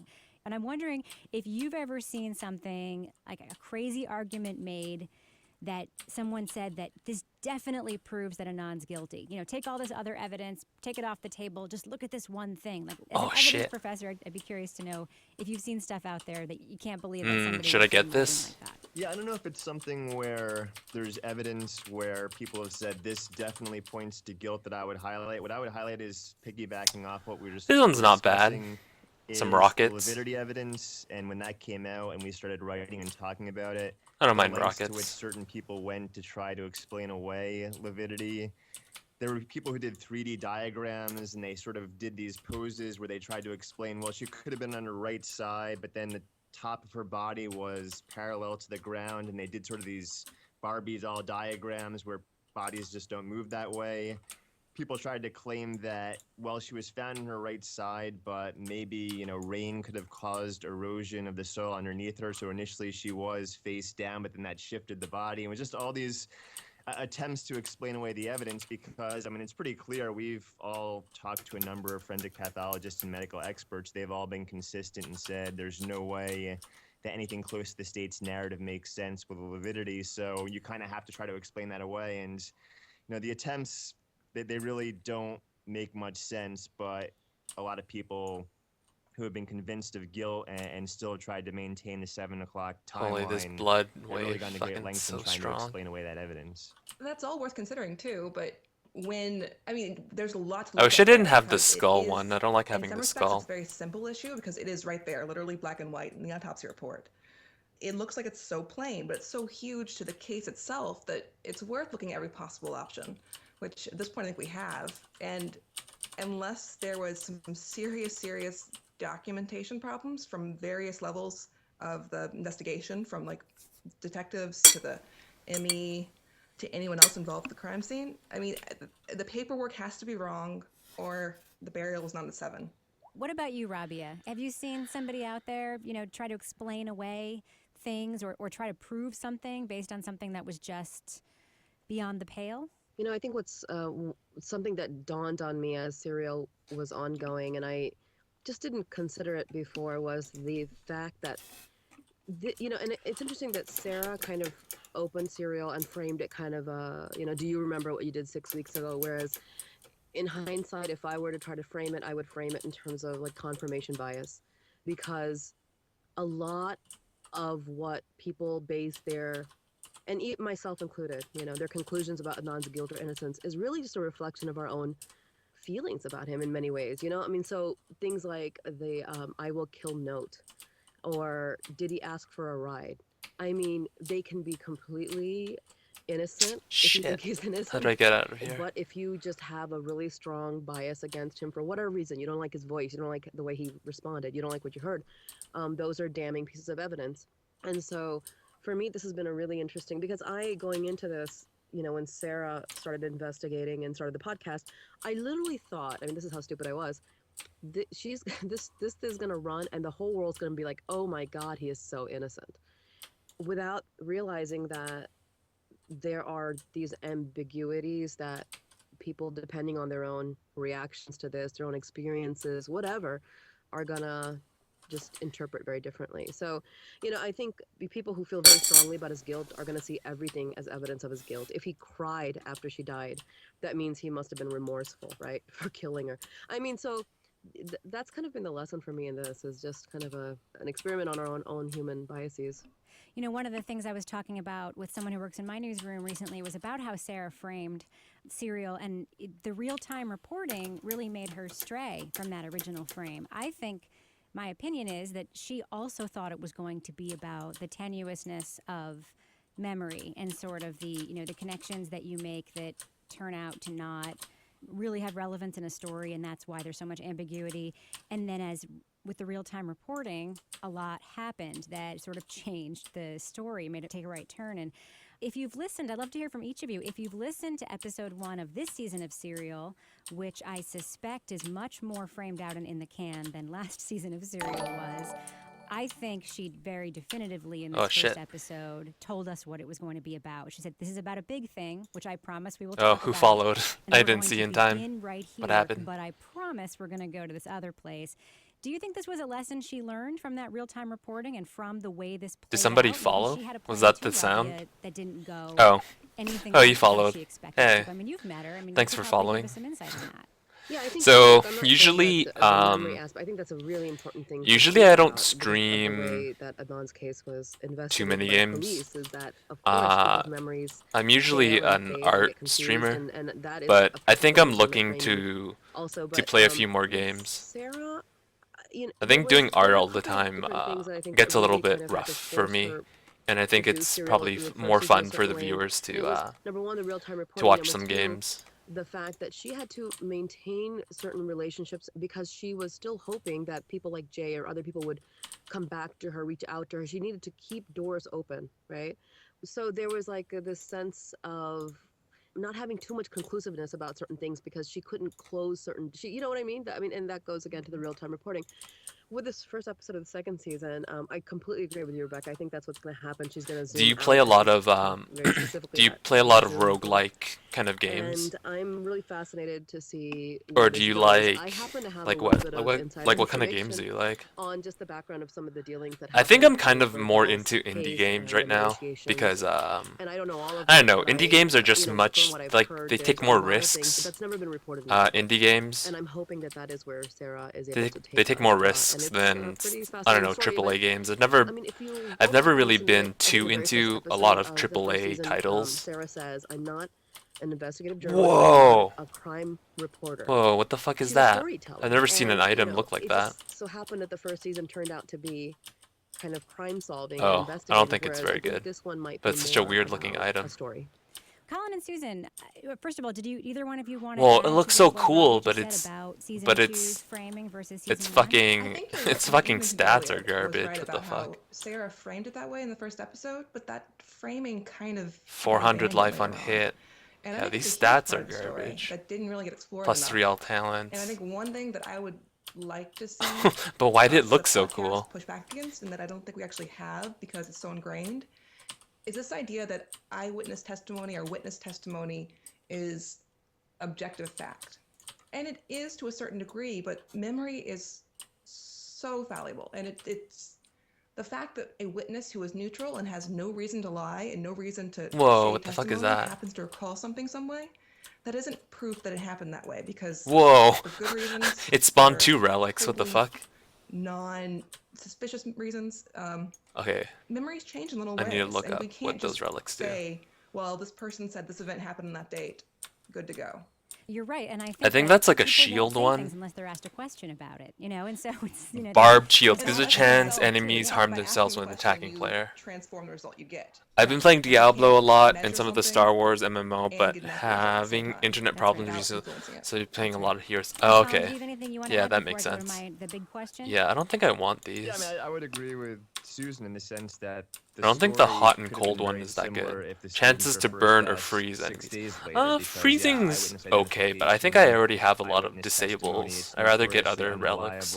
And there's so many problems with perception, narrative, and memory that, yeah, I mean, you could have framed it other ways. And I think It's interesting because Yeah, it's a you fun would say it's a fun almost casual Serial was the game first of its that you don't have to kind, pay and too much analogy I attention could think to. of would be the TV show 24. Like, That was, if it's a any of you fun game watched to that do first other stuff with. season, they were Also, it's a ultimately fun on vacation game for to 13 play with your episodes, and you friends. kind of felt in the second half of that first season. It's a fun they game were to play with your deep in the friends, fly and trying to figure and you things can out. just talk That's where the shit. second half of You Serial can just felt talk like a some bit to shit me, where while you're Sarah, playing, toward the because the end, game's not really... was, The game's not piecing things tactically together, and very I think a lot of difficult, people you were know? more You just satisfied with the avoid second half of almost season one than everything the and then first just half, and it seems to hold me down with your left the click second and season that she you should be fine. consciously has everything in place ahead of time. Maybe that's why it took so long before she produced it. And so it's a very different thing to go in knowing what your end point is as opposed to sort of building toward that as the season progresses. I'm just kind of hoping that Holy Bo man, isn't the autos center of do this story. 34,000. Going forward, I am Epic. interested in the big picture of what I think she's going towards, but I don't really want to have another episode just talking about what Bo did and why he thinks he did what he did. Oh, Colin, I'm curious. You know, you talk about this podcast being like expanding your law classroom. You know, my strong feeling about Serial Season 1, the service that I think it did, you know, aside from exposing things about the criminal justice system and talking What about the fuck? things that How come I need to can't be part turn... of the conversation, Oh, and there. again, an incredibly I timely need to sell some shit. conversation. I'm not 100% sure that Sarah knew how timely it would be when she began the project. Was the sort of Ancient masterclass skull of cap. journalism that we got. I mean, I can't recall another reporting project with so much transparency about reporting while the reporting's happening. So, for example, saying, I got a tip, I followed up on it, it's frustrating because I couldn't confirm it, so I'm leaving it out. Did you feel that way, or were you just frustrated and just wanted to know what the tip that she got was? Yeah, but at the same time, I think we could all say on our behalves, there's several things that we know that we haven't reported, and there's been conversations amongst ourselves about, well, if we say this, it could lead to this witch hunt, and, well, we have this tip about Gutierrez, but we don't have enough confirmation yet. We don't want to report it. So, I mean, I certainly understand where Sarah was coming from in saying I have information, and I'm going to tell you I have some information, but I can't report on it more because I haven't found the confirmation. And it makes sense to me why she would keep certain things close to the vest. Her story, too, was in a lot of ways her story of her investigation. So it was important to add as part of her story, basically, like her process. Here's what she went through. Here's what happened during the course of the investigation, and she had to check it out. And she didn't want to share whatever the rumor was because it really didn't add to the story itself. But it was an important part of the story of what she was going through. Right. So And I think should one only of the pick things up that we've talked about a lot purple on my and show is go it Adnan's orange story stuff. or Sarah's story? Ultimately, These yellow things I aren't would argue that that good. given everything that's happened, I used to sort of lean Well, towards that's the not true. Sarah Some of these story, yellow but ones I'm are kind of pretty leaning good. back the other way now. I mean, look what's happened with your show and everything else that's been going on around the case in general. So, Rabia, I've got a big question. So hard that to I'd like tell. ask each of you, but I kind of want to start with So you, hard to if tell, you don't especially mind when you answering the go question, up in and level. as fully When you as go to a new feel able level to and want difficulty. to. I think everyone wants to know. Because like the if you new, guys like have the a old theory rare, about what like the happened on new January rare 13th, items are better than the 1999, a theory old about the mythic investigation, items, you know, right? your own spine of the story, Jay's role, the police, the prosecution, Christina Gutierrez. Do you have an answer that you look to as what you think is the closest to the truth? Yeah, you know, and I look, you know, full disclosure. I mean, not that I hid it in any way when Serial began, but, you know, for 15, 16 years, Fuck, how am I me taking and Adnan's damage? family, and I don't know, Adnan has never wanted to discuss it, but probably because of situation. But we always were like, you know, it's Jay. It has to be Jay, you know, because he had all this information that nobody else knew. Well, how could he have that information? And it wasn't really until, you know, people sometimes will be critical online and say, oh, wow, you know, she changed her stance. Well, yeah, because I'm not an idiot. I mean, if I get new information, the smart thing to do is reassess your position.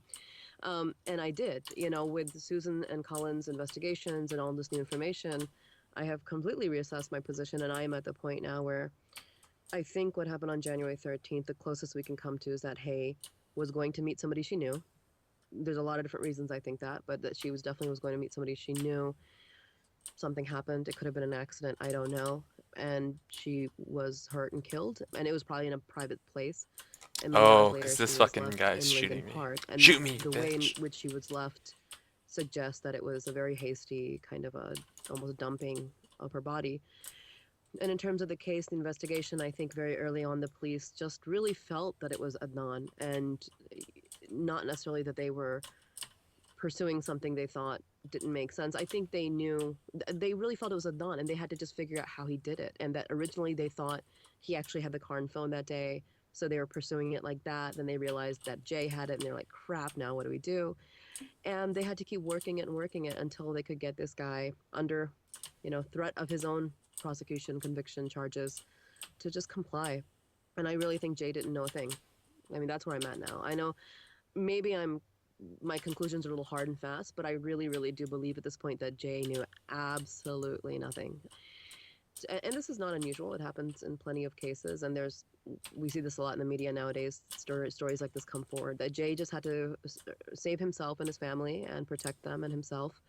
And he had reason to believe that cooperating would lead to him being okay.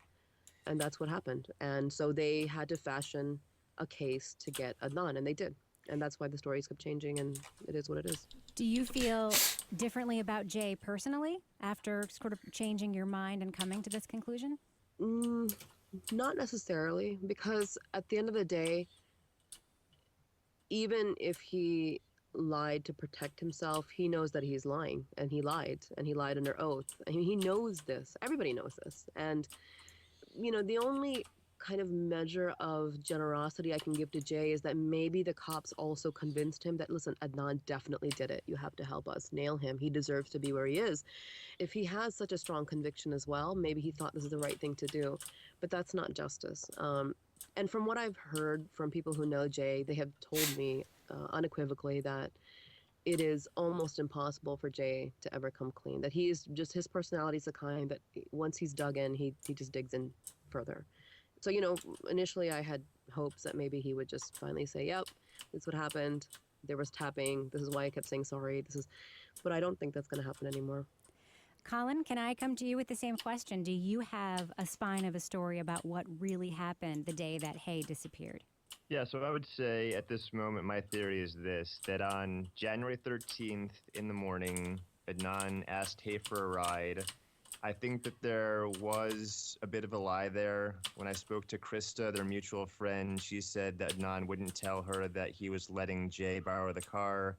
I think Adnan had the plan to let Jay borrow the car to buy drugs, and so he didn't reveal that. He made up some other excuse. Now, the ride itself, it could have been a ride home. It could have been a ride at track practice. It could have been, frankly, that he wasn't completely over her and wanted a chance to talk to her. But I think that there was some deception that was involved in the ride, which is why he's maintaining now that he never asked for a ride. I think between lunch and AP psychology class, someone got in contact with Hay. I think the best likelihood is someone paged her. That caused her to change her plans and to say after school, I can't give you a ride, something else I have to do, something came up. We have 3 witnesses who basically confirm that. We have Becky, we have Krista, and we have Aisha. Oh, so shit. Basically, I think that Fuck, I can't see someone those blue contacted electric her. balls. Who are the candidates? Maybe someone who graduated from Woodlawn the year before. Alright. I'll see you later, man. Obviously Dawn as Thanks for a following. boyfriend being a possibility, someone we've never heard of before. But basically someone It's who wasn't a it's really correct nice student at Woodlawn, causing to change the plans. having been able to And I talk think to someone that's who the really person knows who ended up stuff about taking this her game. life, Because all I've been otherwise, playing, you know, I've imagine just someone been who playing with some friends who don't really know anything about the sent a game. message to So Hay it's and nice, said, "Can you hang out after school? nice Can you talking meet to me somebody here?" who Well, if Hay knows never what they're talking appeared, about. Why did that person not come forward then? Why have they not come forward now to say I was supposed to meet with Hay on the afternoon, and that's the afternoon she disappeared? She never made the appointment. So I think that someone contacted her. That's the person who took her life. Obviously, if it's a graduate of Woodlawn who graduated the year before, which would explain why they're not at school, that could be someone Jay knew, which could explain how he has information. I don't think Jay was involved in the murder. I'm not sure whether his source of information was the police, whether it was someone he knew, whether, like Mr. S, there was sort of gossip going around. You know, the gossip led Mr. S to the body in Lincoln Park. Did that lead Jay to certain information like the location of the car? Did he in fact find the car? I'm not sure, but yeah, my theory is basically that Adnan asked for a ride, that it wasn't completely honest the way he asked for the ride, which is why he denies it now, but that regardless of that, something else came up for Hay at the end of the school day, and the person who made her change her plans, the person who has not come forward and said, I made her change her plans, is the person that took Hay's life. Okay, Susan, we've heard two versions of what could have happened on January 13th, I can't 1999. fucking see what's going on. Do you have a theory that is the spine of the story for you? I hate to rule anything out until I absolutely have to. I like to keep as many options alive until there's no longer any way I can support them and then slowly rule them out one by one. No, I'm nowhere near to one coherent story at this point. I guess unlike Colin and Rabia, I'm still more open to the possibility that it was totally unconnected to anything in Hay's life, that this was a random crime. I don't think that's particularly likely, but I definitely think it's on the table still, and something I don't rule out when assessing the evidence. I do think Adnan is innocent. The only scenario I can see that would come close at all to making him guilty Holy is a shit, that scenario where he did it alone. He did it without Jay because he never needed Jay in the first place, and Jay's making everything up. Holy, But it took I so much discounted fucking that one too, damage. because, again, even with that big help, by ruling out Jay's stories, you make a lot more in play, you give a lot more leeway for what could have happened, but even then, I don't see a way Adnan could have done it. The timing doesn't work out, the evidence isn't there, so I feel pretty confident that he's innocent, and pretty much as confident that Jay wasn't involved either.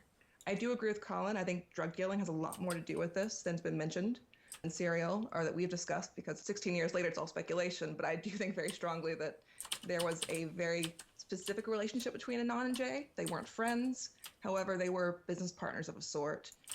I think from the phone records, for instance, that it looks very clearly like on Wednesdays, when Adnan had track, Jay borrowed Adnan's car and phone and made calls to drug dealers, because you look at the records, you look at Wednesdays during the track time, and there's a very consistent pattern there. The calls during that time period are never to Adnan's friends. They are to people that Jay got drugs from or that he did drugs with. So I think that explains what the plan was for why Jay had the car that day. Wow. Okay. Well, that's a lot. One of the things I think that people really would like to know, I know I would like to know, you've talked about the fact that you guys are moving on, that you're going to be doing something else with this podcast. And Susan, can you give us some idea of what that's going to look like, when it's going to happen, how it's going to kind of be brought out for the public to consume? We're saying like late spring, early summer, but that's very tentative. We're kind of just in the early stages now of the case. The past month has been kind of crazy because I've been looking into the new case and trying to still do the last episodes for Anand's case. I think it'll be probably more likely summer. We'll see. It's another case, another murder case where, you know, the elements are so similar to Anand's case. I could just like give a summary and you couldn't tell if it was Anand's case or the new case. And it's not because the actual details are similar, but the type of evidence they use, the type of mistakes that were made, it's really like deja vu. Colin, will you stay with the podcast when Susan moves on to the new case and the podcast moves on to a new case? Will you stay with the show and be on the next season of Undisclosed too? Yeah, we just, Susan just uploaded a bunch of files for the season 2 case, and what I've really done at this point is to just look at the court opinions involved in the case. And yeah, as Susan said, there's a lot of similarities, and those similarities aren't just thematic or factual. There are legal issues that are very similar, and so I look forward to addressing some of those legal issues. In some senses, there's overlap, and we'll be repeating points from the first season, but also there's other issues in this case of a legal nature that I look forward to sharing with an audience. So, Rabia, you know, the podcast might be moving on to a new case. You guys have laid out in, 30-odd episodes different facets of Adnan's case, missteps, misuse of evidence, all kinds of different pieces, bits and pieces there. And there's still the legal proceeding yet to happen. And I'm wondering for you, the next season of Undisclosed coming up, I assume you're going to be involved, but what is the next chapter for you in terms of this case? And what are you thinking is going to happen? And what do you think the timing of that's going to be? Yeah, well, I mean, first with the new case, my look at the documents that Susan has sent along has been kind of superficial because I'm, as people might know by now, working on a book, really working with Adnan on a book in a way. And so I'm working on that along with the podcast and other things. But, Undisclosed, Susan and Colin's work has done what, Serial wasn't able to. And having said that, we couldn't have done anything without Serial having happened. I always think about this like in terms of it almost took, they say it takes a village to raise a child, but it took like the world and, like researchers from all parts of the world and people online and just all kinds of pieces it took to get us this far in the actual legal case. But we are preparing for the post-conviction hearing that's been reopened and to present Asia as an alibi witness. And this is something that we have been trying for many years now. So I'm both nervous about it, but I am incredibly relieved to finally be able to get her in front of a judge and to let a judge decide in the face of what the state's presented, what Asia's testimony means for the case, and also assess what Gutierrez did and didn't do. But that doesn't necessarily mean that, Adnan's coming home anytime soon. It could be a number of years before this Holy reaches shit, I any almost kind died. of real conclusion. Fuck, I in terms hate of that his level. It's freedom. fucking difficult. And we all accept that. We know that. So one of the things that I think as a radio producer, I'd love to disclose to the audience is the way this podcast is put together. Rabia and Susan and Colin, you are all on Skype. You all have your own microphones and your own locations and your own computers. And, one of the things that happens sometimes with Skype is that, somebody will kind of turn their mic on to talk, and because their bandwidth has dipped, you hear waves in the sound quality. Sometimes it sounds great like you're in a studio. Sometimes it sounds like you're on the phone. Those are some sort of technical issues. But you also talked about how you collaborate on a script, an outline, and then you sort of riff on it when you're in the podcast. This is really one of the most interesting sort of collaborations, I think, and the way that it's being delivered that I've ever seen put together. And I'm wondering, how would you describe this collaboration? Is it a positive experience? Have you learned from it? Is it horrible? I would just love to hear your thoughts.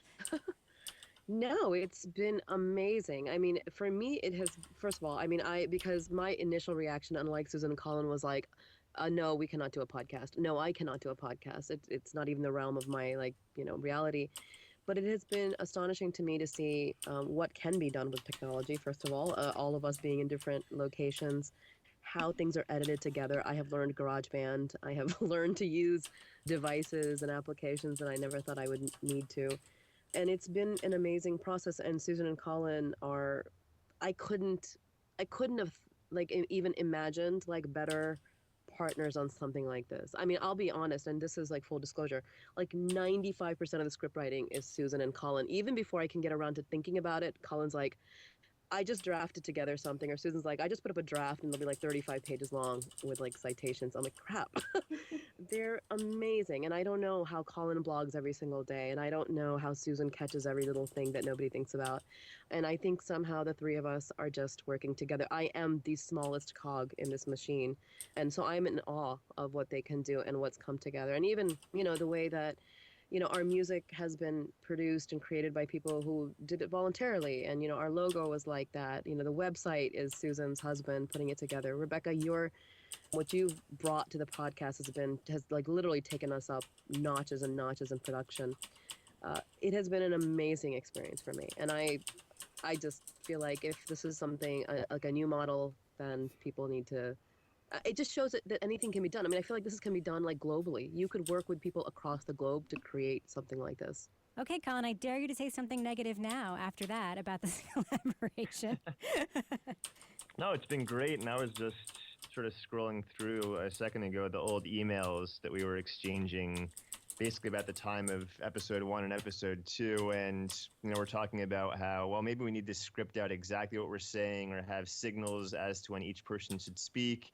And the whole idea of, well, we really don't have it together enough where we can have a free-flowing conversation, maybe record separate segments and splice them together, and just to see the growth that we've had throughout this process where it's really been a true collaboration. I think the great thing about it is each of us brings a very distinct skill set to the table, and that has allowed us to grow and develop. And I think the feedback we've gotten has been that there's been improvement gradually throughout the process. And I just think it's been a really great experience for me to work with two people who are just very supportive and are extremely intelligent and do a really great job of both putting things together and editing. And so it's been a really wonderful experience. I've really enjoyed the time that I've spent in working on the podcast with two great people. Okay, Susan, what are your thoughts on this collaboration? we have come such a long way. I almost don't want to go through the old emails and see like how how over our heads we were, and how it was cute how he focused on details that like probably didn't matter. Like, what are we gonna say to like transition between different people talking? But it's been great, and it's a cliche to say, but we kind of just make a really good team. This whole project was more or less an accident, and I think just by chance. We had 3 people with 3 fairly different skill sets that turn out to work really well together, unexpectedly. I can't say I'd really want to take on a project of this scope with 2 random people, or that I expected to go well if we did, but in this case, it's been really great.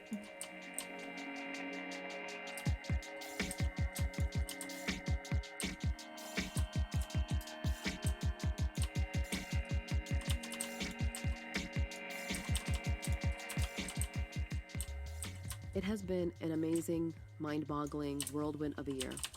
Since the start of Serial in October of 2014 until now, the entire landscape of the case has changed. I've barely had the time to get my head above water, but every so often, in quiet moments, it hits me. For the first time ever, after nearly 17 years in prison, Adnan finally has a chance at justice. And for the first time in a long time, we see a possibility that he might be able to have a real life and not die in prison. What Sarah and the Serial team did for Adnan's case, bringing his story to the entire world, can never be repaid or repeated enough. They set in motion the events that would flip the case on its head by forcing the attention of people across continents to a state-level homicide case, because really that's what this case is. Without Sarah's masterful storytelling, Asia would never have re-entered the scene, Jay and Yurik wouldn't have given damning interviews, and perhaps most importantly, Susan and Colin may never have been compelled to investigate and write about the case. Without Susan and Colin and our many listeners and supporters who've been right there with us in the trenches, doing research and digging up leads, we would not have uncovered evidence that destroyed the state's timeline, that dismantled its cell tower evidence, and then unveiled the truth about a star witness. I don't know how, on behalf of all of those who love and care about Adnan, to thank the many, many people it's taken to get this far. From Sarah, to Justin, to Susan, Colin, Dennis, Amar, Rebecca, Bob, Ben, amazing Reddit researchers, you know who you are, Patrick, Ramiro, Christy, Dez, Chris, Mithil, and of course, Baluki. Most importantly, our listeners and supporters, every single person has been vital to the success of Undisclosed and the success of Adnan's motion to reopen his appeal hearing. One of the hardest things over the years for me, and I'm sure Adnan's family and other loved ones, has been the sheer powerlessness of his situation. During his trial, Adnan spoke just a few times. Once to confirm that he wouldn't testify at the advice of his lawyer. Second, after his conviction when he asserted his innocence. And lastly, during his sentencing, when he maintained his innocence. I felt painfully aware that even during Serial, his voice, how much we heard and what we heard, was not in his control. And during Undisclosed, we haven't heard from him at all. Not because we didn't want him to be part of the podcast or that he didn't want to be part of it, but because after his recorded interviews with Sarah, he was told that he would lose his phone privileges permanently if he did another recorded interview. So while I speak to him fairly regularly, we couldn't and wouldn't take the chance of recording him. He is already housed many hours away from his family in a Supermax prison, and the risk of losing his phone privileges permanently and being nearly cut off from the world is simply not worth it. I have hope, though, real hope, that we'll hear a lot from him soon when he's finally out. Now, as many of you may know, I'm writing a book about the case in the past 17 years, which will in fact have Adnan's own words and contributions, and that gives me a great sense of relief that his voice will finally be heard on his own terms. You can find details about pre-ordering the book, which will be released in September, on my personal site, rabiachaudhry.com. Now, one last announcement. On March 5th, 2016, the Adnan Syed Legal Trust is hosting a Night for Justice Gala in downtown Baltimore.